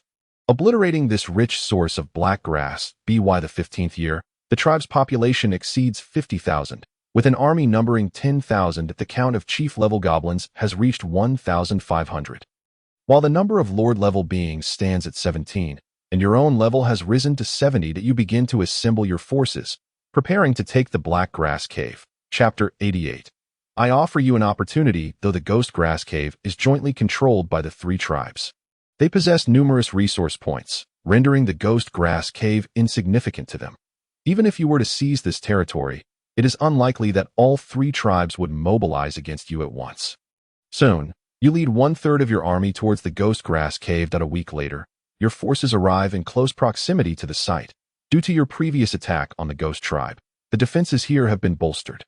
While the number of Lord-level beings remains 3, there are now an additional 20 Chief-level beings and 150 Elite-level creatures. The strength of the defenses has notably increased. Among them, only 3 Lord-level beings belong to the 3 tribes, while the remaining beasts represent a diverse array of races. Despite the fortified defenses, you deem them inconsequential. Swiftly, you exploit their unpreparedness, leading your army to directly overrun the location, claiming the Ghost Grass Cave. Days later, you select 100 of the most talented chief-level beings to consume the black grass. Gabura and the others, having surpassed chief level, no longer have the opportunity to partake in the black grass. Furthermore, this black grass requires at least 10 years to mature, and only the fully matured variety, aged 20 years or more, holds any benefit for chief-level beings. Most of the black grass remains unmutated. Even a century-old specimen can scarcely support a creature's ascension to chief level, let alone lord level. This is one reason the 3 tribes do not prioritize this resource point. The value of black grass is not as high as one might imagine, and its yield is meager, typically reserved for the less ambitious Ghost Tribe. 3 months later, as the Ghost Tribe receives no news from the Black Grass Cave, they send a token force to investigate. Upon discovering your stationed army, they report back to the upper echelons of the Ghost Tribe. A month later, the Ghost Army arrives to retaliate, only to be effortlessly repelled by your forces. In the following month, the Ghost Tribe launches another assault. Yet again, you easily thwart their efforts. This pattern continues, culminating in the 16th year, when a Lord-level powerhouse personally leads an expedition to reclaim the lost territory. Upon recognizing this formidable adversary, you decide to spare their life, for she is your former lover, Ing. With a contingent of 5,000 beast soldiers, Ing advances toward the Black Grass Cave, observing the encampment you have established nearby. She is taken aback, for your setup resembles that of a human camp, a sight she has never encountered amongst beasts before, when she realizes that this territory is held by a horde of goblins. Her astonishment deepens, for she has never seen such a gathering of high-level goblins. On the second day after Ying's army arrives, she personally approaches your camp to challenge you to a stunningly beautiful woman strides forth. The goblins are rendered speechless. Bring out your leader. I wish to see what prowess he possesses, Ing declares with audacity. Just as she finishes speaking, you step out from the camp. You had hoped to delay your appearance, but among your ranks, none but you stand a chance against Ing, and sending them forth would be tantamount to offering them up for slaughter. At present, you find yourself in a semi-dragonized state, a transformation of your own design. This form significantly enhances your power without compromising your mental faculties. Although your physique has grown considerably, adorned with scales, Now, you loom over Ing, who gazes up at you with wide eyes. Reminiscent of a goblin beholding an elf, you are the leader of these goblins, having attained Lord-level strength. To your surprise, a Lord-level goblin appears rather striking. What do you say? Will you accompany me back to the demon clan and be my man? Ing propositions, her lips glistening with anticipation. You are quite appealing yourself. Why not return to my territory and become my woman? Certainly, if you can defeat me, she retorts, and in an instant, she charges towards you. Being a fellow Lord-level warrior, she does not underestimate you. She senses the danger you pose and strikes with all her might. Yet, in the next moment, your figure vanishes before her eyes. Suddenly, she feels a sharp pain at her neck, the intensity of which robs her of all strength. You seize her wrists with one hand and lift her up, meeting her gaze squarely. From you emanates an indescribable aura of terror, a pressure she has only encountered in the Demon King. Confounded as to why, as a Lord-level being, you possess such formidable power, she becomes entranced by your strength. Subsequently, you render Ing unconscious and carry her under your arm back to the camp. Upon witnessing their leader's capture, Ying's army descends into chaos, scattering in all directions. A quarter of an hour later, Ing regains consciousness to find you seated beside her. Return with me to the demon clan. A warrior of your caliber will be highly valued, and your past will be overlooked. You disregard her inquiry, your eyes ablaze with desire. Since acquiring the bloodline of dragons, your lust has intensified daily, yet the love sought by elves is too protracted. The goblins of your kin are also unappealing to you, and now you yearn to act. Noticing your intense gaze, Ing, without waiting for your move, kisses you, the warm, soft sensation from her lips overwhelming your once proud willpower. The demon clan values desire over affection. For them, as long as one is sufficiently attractive or powerful, winning the hearts of the opposite sex is a simple task. A month later, the Demon King himself arrives at the Black Grass Cave. It is already astonishing that a Lord-level being like Ing could be summoned, yet now even the Demon King has come. You embrace Ing with your left arm, while casting a disdainful glance at the Demon King. Observing your demeanor, the Demon King remains unfazed. It seems your strength is indeed commendable, to have tamed Ing so effortlessly that I extend to you an opportunity. Join the Demon Clan, and Ing will be yours. This cave I can also bestow upon you. Very well, Demon King. I too can offer you a chance to join me as my subordinate. The cave, however, cannot be granted to you. Upon saying this, Ing bites down hard on your neck. Hearing your words, even the usually patient Demon King feels discomfort, responding coldly, Young man, do not be too brashed. Isn't being brash part of being young? Shall we fight, old man? If you're going to strike, do so swiftly. Provoked by your audacity, the Demon King can no longer contain himself and launches an attack. You shoving aside and engage the Demon King. Although you are merely a Lord-level entity, your strength, speed, and magical prowess utterly overwhelm him, and soon, he is left battered and bruised. The Demon King steps back, disbelief etched on his face. Remarkable, I underestimated you. Now I shall show you the true power of a Demon King. Prepare for the onslaught of demon magic. With that, the sky darkens ominously, clouds gathering threateningly, while a flicker of worry crosses Ying's face. Your expression remains impassive as you extend your hand, a beam of white light shooting skyward. Sensing the terrifying magical energy coursing through you, the Demon King exclaims in disbelief. No, this cannot be. How can you wield such potent magic? Who said I was merely a warrior? As you speak, multiple beams of holy light descend. The divine judgment striking the Demon King, whose shield crafted from demonic energy, crumbles effortlessly before your might. You tower over the defeated Demon King, who gazes up at you in astonishment, unable to fathom how he, a Demon King, could be vanquished so easily by a mere Lord-level being. Ying's eyes shine with admiration. You surpass her expectations of strength. You approach the Demon King, looking down upon him, then crouch to his level, coldly stating, I can still offer you a chance to become my subordinate, and I will spare your life, granting you whatever you desire in the future. The Demon King lifts his gaze, recognizing the madness in your eyes. He realizes he has no power to refuse. Very well, I accept. He struggles to reply. Observing the Demon King's expression, you ponder aloud. You aren't a pure Demon Clan member, are you? After a moment's hesitation, he nods. Confessing, my father is of the Demon Clan, while my mother hails from the legendary celestial spirit race. The celestial spirits. Your surprise is palpable, for the celestial spirits are a mythical race, exceedingly rare. You have simulated numerous encounters, occasionally meeting dragons, yet never a celestial spirit. Thus, the revelation of the Demon King's maternal lineage astonishes you. Noticing the sadness in his eyes when he mentions his mother, you wisely refrain from probing further, shifting the topic instead. Now, take me to the abyss of 10,000 demons. Upon hearing the name Abyss of 10,000 Demons, the Demon King's demeanor shifts. He had not anticipated your knowledge of such a place. The Abyss is the highest-ranking secret realm within the Demon Clan, accessible only to the most powerful of beings, yet it is also fraught with peril. It is his personal domain, and he is bewildered by your awareness of it. After a brief struggle, he concedes. Very well. Following the Demon King, you delve into his territory, descending into the depths. Before long, you arrive at the fabled abyss of 10,000 demons. The haunting wails of spirits echo within, and you feel a surge of satisfaction. The Demon King is indeed truthful, for this is unmistakably the abyss. Your purpose here is to acquire the bloodline of the Demon Clan. Although it may not rival the dragon bloodline, it is nonetheless formidable. You intend to gather several potent bloodlines to enhance your potential, as advancing to the imperial level as a goblin proves exceedingly challenging. Thus, the notion of altering your bloodline arises. Of course, you are well aware of the inherent dangers. Your body may not withstand the explosive power of such potent bloodlines, and mingling them could lead to unforeseen negative consequences. Yet, this is a simulation, and you harbor no fears. You instruct the Demon King to wait for you at the entrance, assuring him you will return shortly.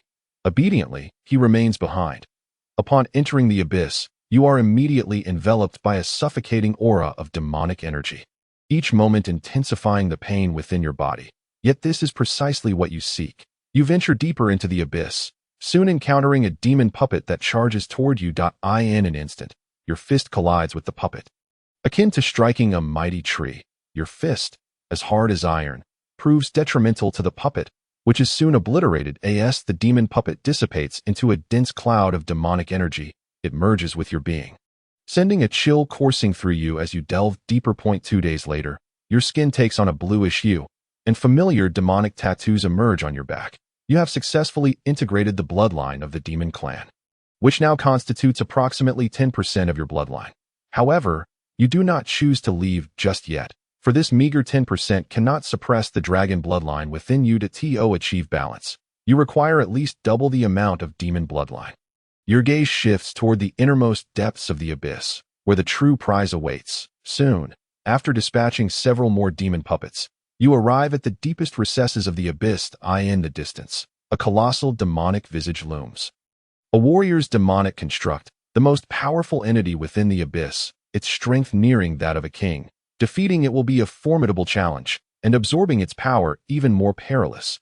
Observing from a distance, you understand that this creature's prowess far exceeds that of the current Demon King. Otherwise, the Demon King would have consumed it long ago. In the next moment, you strike without hesitation, and the radiant judgment swiftly strikes your opponent. The holy attribute attack possesses a terrifying lethality against such malevolent beings, and with just this single strike, the malevolent energy emanating from the demon statue dissipates by nearly half. Chapter 90. Dragon Demon. Your adversary has now fully turned his attention towards you. He opens his mouth wide, unleashing thousands of minor spirits that swarm forth, resembling a horde of locusts. Remaining composed, you envelop yourself in a holy light shield and persistently unleash radiant judgments upon your foe. You are acutely aware that the life force of these malevolent beings is finite and will not regenerate. They expend energy with every encounter. All you need to do is gradually deplete the malevolent energy from your opponent. Outside the abyss of 10,000 demons, the Demon King has been waiting for a full 3 days, pacing anxiously. He is unaware of the circumstances within, as each time he enters the abyss, he can barely endure 2 days due to the overwhelming density of malevolent energy. His half-demon, half-immortal bloodline cannot withstand it. He cannot fathom the consequences for someone with even a trace of demon lineage who remains inside for 3 days. However, recalling your formidable strength, he believes you might still be unharmed. In his mind, whether you survive the abyss or not is acceptable. If you fail, he will continue as Demon King, and if you succeed, Having such a powerful superior would be advantageous. On the sixth day, just as the Demon King was preparing to abandon hope, you emerge from the abyss of 10,000 demons at a leisurely pace. You have now evolved into a dragon demon, with your level cap elevated a full 35 levels above that of an ordinary Lord-class creature, apart from the addition of a sinister tattoo on your back. A slight bluish hue to your skin, and a cooler aura. There are no overt changes in your appearance. The Demon King can distinctly sense that your power has significantly increased, yet he refrains from inquiring, merely stating, "Patriarch, what shall we do next?" Upon hearing the Demon King's words, you produce a cup, fill it with water, and let 3 drops of dark green liquid fall from your fingertips, instantly staining the water a deep green. Observing this, the Demon King instinctively swallows. You offer him the cup, saying, "Drink this." Yes. The Demon King says nothing further and drinks the contents in one gulp. "What do you feel?" "My realm seems to have improved slightly," he replies, a note of surprise in his voice. Hearing this, you begin to formulate a plan. You had previously contemplated whether your essence could enhance other races if you obtained their bloodlines. It appears that your conjecture was correct, suggesting that in the future, if you were to nurture creatures related to dragons within your territory, your essence could provide them with some enhancement. However, there remains a challenge. You possess only one essence, which means it can only be released in a single location. Subordinates residing elsewhere will inevitably be unable to access the benefits of your essence. Subsequently, you inform the Demon King of your territory's location and instruct him to send someone to your base every month. You will provide a certain quantity of essence to the Demon Clan monthly, but correspondingly, the demons must also submit a requisite amount of magic crystals. Your demands are not excessive. You require a monthly contribution of 10 4th-tier magic crystals, 200 3rd-tier crystals, and 3,000 2nd-tier crystals. Given the overall strength of the Demon Clan, such a contribution is entirely feasible, especially since the production of magical beasts in the Beast Forest is alarmingly rapid. They might even organize magical beast waves to attack humans to deplete their numbers. Thus, if the Demon King cannot meet such modest demands, it would be somewhat dismissive. I shall take my leave. Esteemed Patriarch, the Demon King says respectfully, "Very well." After acquiring the Demon Clan's bloodline, you return to your territory to recuperate and properly harness the powers gained during this time, by the 22nd year. Your strength reaches the pinnacle of Lord level, and during this period, you have completely absorbed and digested the malevolent energy within you, enhancing the Demon Clan's bloodline by approximately 50%. Concurrently, you have absorbed 1/3 of the dragon orb. Your dragon lineage now stands at double what it was upon first absorbing the orb. Although still at the Lord level, your overall strength far exceeds that of a king-level being, approaching that of an emperor-level powerhouse. Throughout these years, your relationship with the Elven clan has deepened significantly. Thanks to your assistance, no more elves have gone missing, and the security measures you implemented have been exceedingly effective. Should an elf go missing, you would immediately dispatch individuals to search for them. You have actively participated in the construction of the Elven community, aiding them greatly, and now, the bond between the Elven clan and yourself is inseparable. You stand before the Elven Queen, who speaks gently. "Mr. Gobro, is there a reason for your personal visit to our Elven clan today?" "Indeed, Your Majesty, there is something of utmost importance to me that pertains to my future." Noticing your serious demeanor, the Elven Queen's expression becomes more solemn. "What do you require?" "If it is within the capabilities of our Elven clan, I will certainly assist you. What I seek is the Elven clan's treasured artifact, the Fruit of Life." Upon hearing the name of the Fruit of Life, the Elven Queen's complexion shifts immediately. She is taken aback, unsure of how you learned of its existence. After a brief pause, she shakes her head, saying, "I apologize, Mr. Gobro, but we do possess the Fruit of Life. However, I have a specific use for it." Taken aback, you inquire, "May I ask what you intend to use it for?" "I require this Fruit of Life to aid me in my ascension to the Emperor level." The Elven Queen's declaration leaves you astounded. You had not anticipated that she intended to utilize the Fruit of Life for her own elevation. It dawns on you just how much the previous Elven Queen had sacrificed for you. "I understand, Your Majesty. I was presumptuous." Just as you prepare to take your leave, the Elven Queen calls out to you, "Wait a moment, Mr. Gobro. While I cannot give you this Fruit of Life, I can inform you of how to acquire one." Your eyes brighten with hope at her words. The Elven Queen continues, "In my ancestral clan, there exists an eternal tree. Every 5 years, This tree bears 20 fruits of life. Next year is the harvest time. With my letter of recommendation, you may have the chance to secure one. Chapter 91. The eternal ancient tree. Upon hearing the Elven Queen's words, a glimmer of excitement flickers in your eyes. Though concern soon follows that my malevolent energy is rather dense. Will the elves there trust me? Do not worry, Mr. Gobro. Every 5 years, we, the branches of the clan outside, send a young member back to the ancestral clan to compete for the fruits of life. This competition allows for external assistance. The fruit of life I possess was won with the help of a human. A human. The mere mention of the word leaves you astonished. Yes, a human. A remarkably beautiful, kind, and powerful young woman. As she speaks, the Elven Queen sighs, lamenting the disparity in human nature. While some are benevolent, many are not, and regrettably, it is often the latter who seek out their elven kin. Then, Mr. Gobro, I shall have Misha accompany you to the ancestral clan. Would that be acceptable? Of course. With that, the Elven Queen promptly arranges for Misha to accompany you. You first return to your territory to inform Gobro of your temporary departure, ensuring he watches over the domain, and then you prepare for your journey. By the way, Miss Misha, you can sit on my back. This will expedite our travel significantly. Initially lost in the joy of accompanying you, Misha is momentarily taken aback by your daunting suggestion. Is that really appropriate? She blushes. It's perfectly fine. You are quite small, and at 1 TB and issued as you speak, your form begins to enlarge. Dragon scales sprouting from your flesh, and your horns growing larger. In no time, you transform into a magnificent black dragon, measuring nearly 20 meters in length. With your enhanced mastery over dragon transformation, you maintain control and do not easily lose yourself. Staring at the imposing black dragon before her, Misha stands in stunned silence for a moment before exclaiming, Mr. Gobro, you are of dragon lineage? I indeed possess a portion of dragon blood. Quickly, climb aboard, Miss Misha. I will carry you as we fly, and our speed will increase considerably. Misha responds, somewhat nervously. Soon, she carefully climbs onto your back, and you feel a small, soft presence settle there. An unexpectedly pleasant sensation. After Misha finds her seat, she gazes at your broad dragon back with a mix of trepidation and excitement, cautiously reaching out to touch and experience the texture of a dragon. Although your back is quite rigid, your senses remain remarkably acute, allowing you to perceive with clarity what Misha is currently engaged in. Yet, you choose not to confront her, permitting her the freedom to express herself. As night falls, you feel a slight strain on your spirit, prompting you to descend into the monster forest and suggest, Miss Misha, let us rest for the night. Are you tired, Mr. Gobro? My time in dragon form is limited each day, and I have nearly reached my limit today.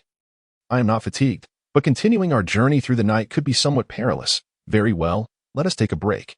With that, you utilize your Azure Eye to locate a relatively safe spot for rest. After lighting a campfire, the atmosphere between the two of you grows somewhat intimate. Misha makes every effort to engage you in conversation, and after sharing a harmonious evening, you continue your journey the following day. On the 9th day, you finally arrive at the ancestral home of the elves. Through these 9 days spent in each other's company, your bond with Misha has deepened significantly. Each day, you have been collecting the essence of the day's condensation in a vial, intending to pour it into the central lake upon your return home. Subsequently, you revert to your human form, and before long, Misha leads you towards the elven ancestral home. In the distance, you catch sight of the legendary eternal ancient tree, the ultimate evolutionary form of the tree of life, towering over 10,000 meters. The surrounding trees, compared to this eternal ancient tree, appear as mere blades of grass. It is worth noting that these trees themselves exceed 500 meters in height, suggesting they possess considerable age. If all goes as expected, this continent likely harbors only this single eternal ancient tree. Mr. Gobro, are you awestruck? Misha inquires with a playful grin. Indeed, I am somewhat taken aback that I have only heard tales of the eternal ancient tree before, and to witness it in reality is truly astounding. Mr. Gobro seems remarkably composed. My reaction was far more pronounced when I first beheld it. Let us proceed inside. Agreed. As you converse, you both walk towards the elven ancestral home. Along the way, you encounter a squad of patrolling elven soldiers. However, due to Misha's presence at your side, they refrain from launching an attack. After clarifying your intentions, they personally escort you into elven territory. Mr. Gobro, You must be quite formidable, the male elf escort remarks enthusiastically as you walk. What leads you to say that? You inquire. Because those who compete for the fruit of life are exceptionally skilled individuals. Especially someone like you, who is not even of elven descent. Misha interjects proudly. Indeed, Mr. Gobro is extraordinarily powerful. Typical lord-level contenders are no match for him. Seeing Misha's proud demeanor, you find her utterly adorable. The male elf continues to lead you into the elven ancestral home. And shortly after entering, you spot several royal elves. You marvel internally, recognizing that this is indeed the elven ancestral home. It seems that not only are there royal elves here, but possibly even imperial level and those surpassing imperial level existences as well.